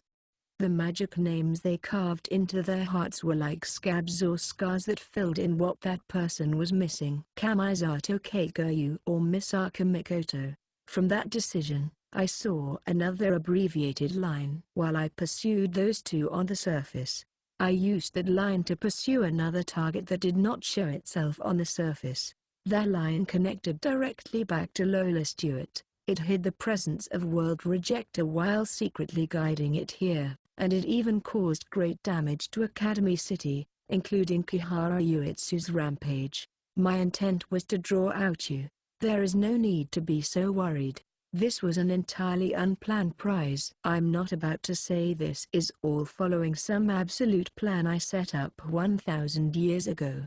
The world of man has a nasty habit of tripping me up from both the good and evil side of things, but as long as I can turn all of that in the correct direction, I can accomplish my great desire. Just as both the Sephiroth and the Qliphoth can provide man with hidden knowledge when used correctly. What do you plan to do with me? I will provide you with a result worthy of what you paid. The most painful part of this entire series of events was not the elements filling the city or the microwave heat wave destroying most of the electronics. It was the fact that I had to descend from my vertical ship and step out into the public eye. That was a high price, but it means a lot that I have in turn acquired a spy with a direct connection to the Anglican Church's Archbishop. No matter how much pressure I put on Necessarius through the official channels, I never receive response. But things should be different with you. Karasuma Fran recalled the time that had passed and the people that had been there. She wondered if the quake starting from her would reach them. And if I refuse? I was never expecting you to agree. Even if you have been set up with a trick that prevents you from divulging your secrets, that security system will no longer function if I separate your memories from your personality. I dirtied my hands quite a bit during the conflict within that cabal. After all, one's stock of knowledge was directly linked to their power back then. So would he cut open her skull and directly attach electrodes? Or would he slice her brain itself into blocks and throw out the portions related to life support and personality? Hey, what is so funny? Oh, just that it's a fitting end for a UFO girl to be abducted and mutilated. Any camouflage would have worked as long as it disguised that she was a magician. So why had she continued to seek a new friend in the stars of the night sky? Yes, she had been trapped between science and magic. She had been tired of turning a false smile towards someone she cared for and the girls around him. She had been sick of this small planet where she could not escape its influence. It may have been a pure form of the juvenile desire to be taken away to somewhere far, far away. It may have been that desire that led her to work alongside another boy altogether while still thinking about Kamisato Keikyu. She may have been seeking someone who existed outside the rules she was familiar with but that still spoke a common language with her. In other words, did I just want someone I could open up to? Someone she could speak to about the worries she could not tell anyone else about. Someone who would still accept her afterwards. Someone who would help her think of a way to make up with the others and let her get into a fight if it did not work. But there was no one like that here. No one came to save her. The story of Karasuma Fran had ended with saving Kamisato Keikyu and the rest was unnecessary. So no one would hear the screams of someone whose story was already over. She resigned herself to that fact. Or she thought she did. However, the situation entirely ignored her intentions and underwent a great change. That change was brought about by dry gunshots. The hoodie bikini girl was not the only one to widen their eyes with surprise. The human had seemed like an intangible shimmering of the heat, but he doubled over like normal when the bullets flew in from the side. There were holes in his green surgical gown and a great quantity of fresh blood flowed out a moment later. This was a perfectly natural result, but Fran could not believe it. She might have accepted it more readily if the blood had been green. Oh.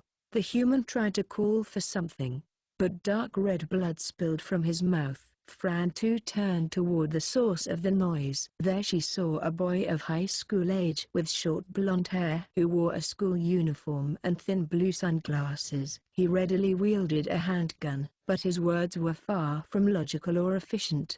Did you expect this too? Or is it part of what your plan can correct for even if you didn't expect it? Answer me. A-lister. In your own words. I see. Those two had been connected in a position unseen to Fran. That virtual reality theory. I manipulated the crowds using the spheres and it was all to orchestrate this moment. It was also I could make progress from the shadows.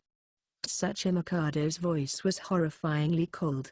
We had an agreement that you would save my little sister Maker. But you didn't do a damn thing when the elements attacked or the heat wave struck. It's time to end this, A-lister. Your time is over. Be swallowed up by ordinary familial love and die. The human held his mouth, as fresh blood spilled out and he held his empty palm out toward the sunglasses boy. But then the human stopped moving. The archetype controller. The nightmarish culmination of your work that allows you to divide people between good and evil, like and dislike. But it's too bad. I was always a double spy that belongs to both the magic side and the science side. You can turn me towards one side to rob me of the other, but that first side will kill you. So which identity do you want to be killed by, the magician or the esper? More gunshots rang out. The human in a surgical gown collapsed on the spot, but it was the blonde sunglasses boy who clicked his tongue. Karasuma Fran, you are Kamisato Keikyu's controller. I don't know if you're still connected, though. Who are you? Tsuchi Mikado Motoharu. He answered quickly as if he were in a rush. I was an Anglican spy sent to Academy City, but I sold Anglican information to Academy City. You could say I'm the Kamijutama version of Karasuma Fran.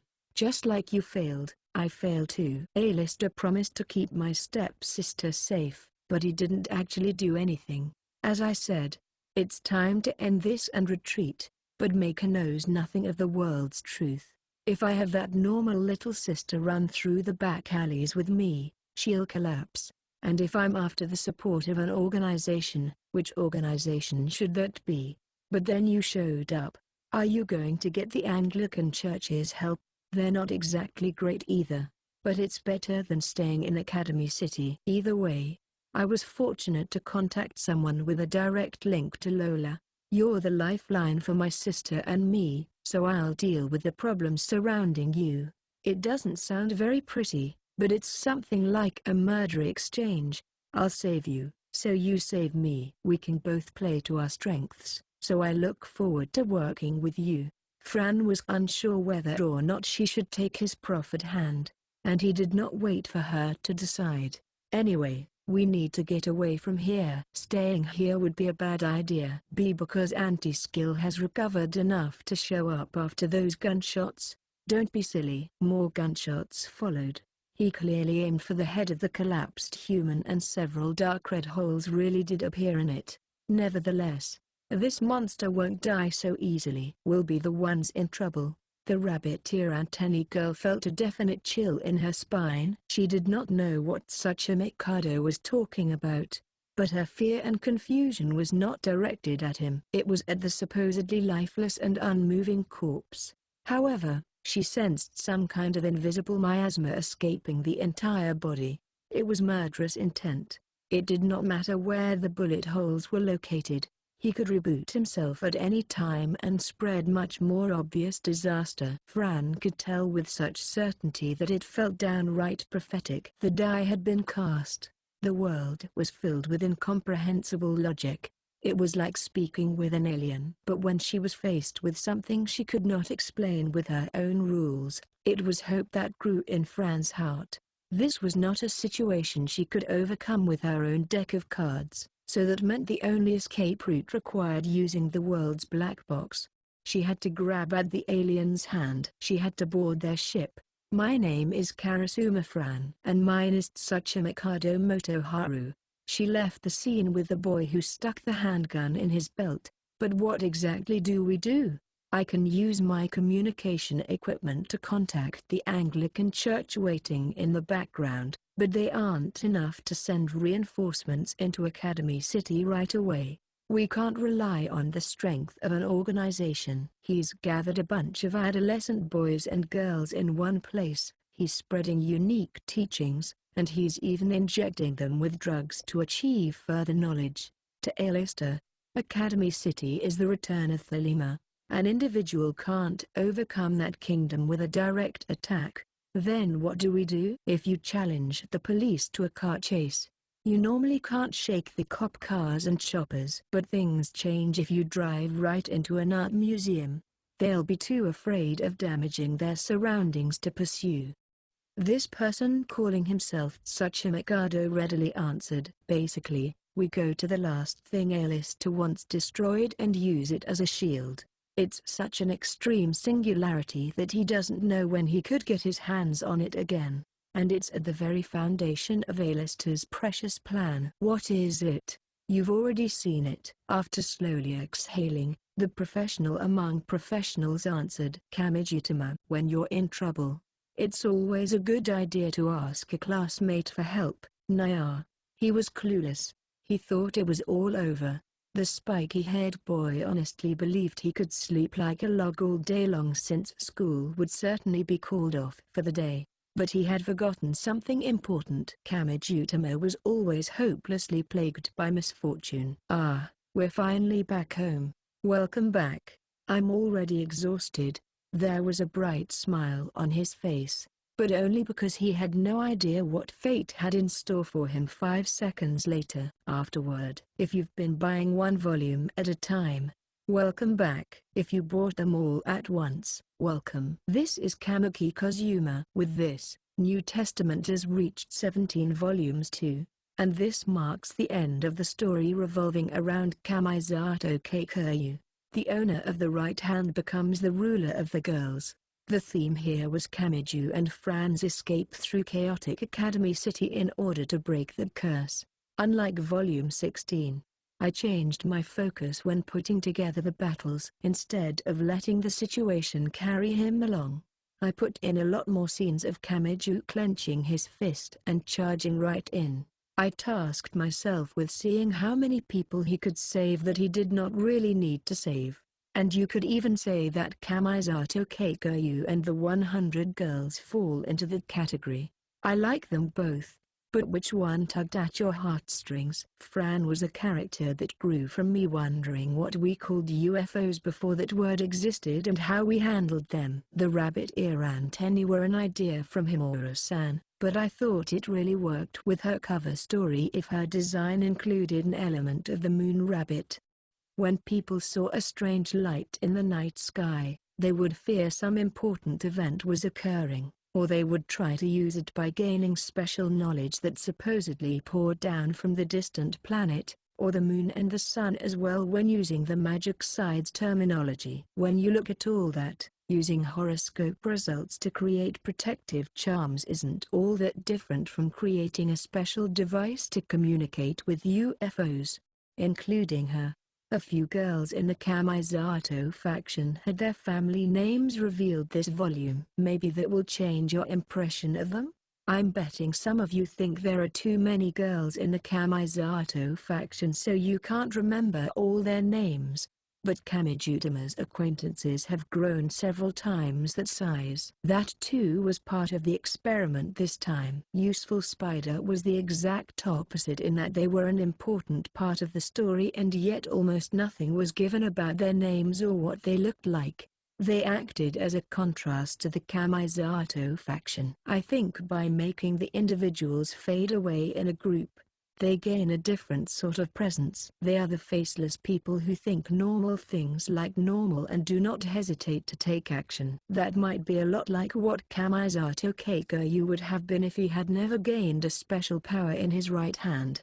As for the occult, I use the sense of mystery from the UFOs while also getting back to the basics with the magic, such as with Crowley's hexagram. With Ghost Girl Maya, ghosts manifesting through incense is an idea everyone has probably heard of, but I added in the modern scientific explanation of low-frequency waves that has followed after the plasma and electromagnetic wave theories. I think the charm of this series is in how those things can mix together. I wrote this story as one to break free of a lot of things. For example, Kamiju spat out everything about his frustrations about what happened with the High Priest and Kamisato. In addition to Kamiju, I also followed that theme with Fran's answer to Kamisato. I think her and her surroundings may have broken through some things concerning the strange and abnormal-looking Kamisato faction, creating more of an affinity there. Really, I just hope you found her cute, but in the end, they are still the Kamisato faction. I didn't reveal the answer even at the very end, but I hope you will all debate whether she survived or was killed. I give my thanks to my illustrator Himura-san and my editors Miki-san, Onodera-san, and Anan-san. There was a huge variation in characters this time. This had to have been even more of a pain than the Amakases. Thank you so much for sticking with me to the end. And I give my thanks to the readers. Putting in so many heroines actually creates a large burden. The connection between Kamijutama and Kamisato Keikoyu was even more experimental than usual, so it may not have gone down smoothly. Still, as long as you enjoyed seeing a surprising side of Kamijutama and his friends, I couldn't ask for anything more. It is time to close the pages for now while praying that the pages of the next book will be opened, and I lay my pen down for now. I'm still trying to figure out how to delve into the new territory of a broken-hearted girl. Kamiki Kozuma notes 1. Baumkuchen is a layered cake which looks like tree rings. The name is German and it translates to tree cake.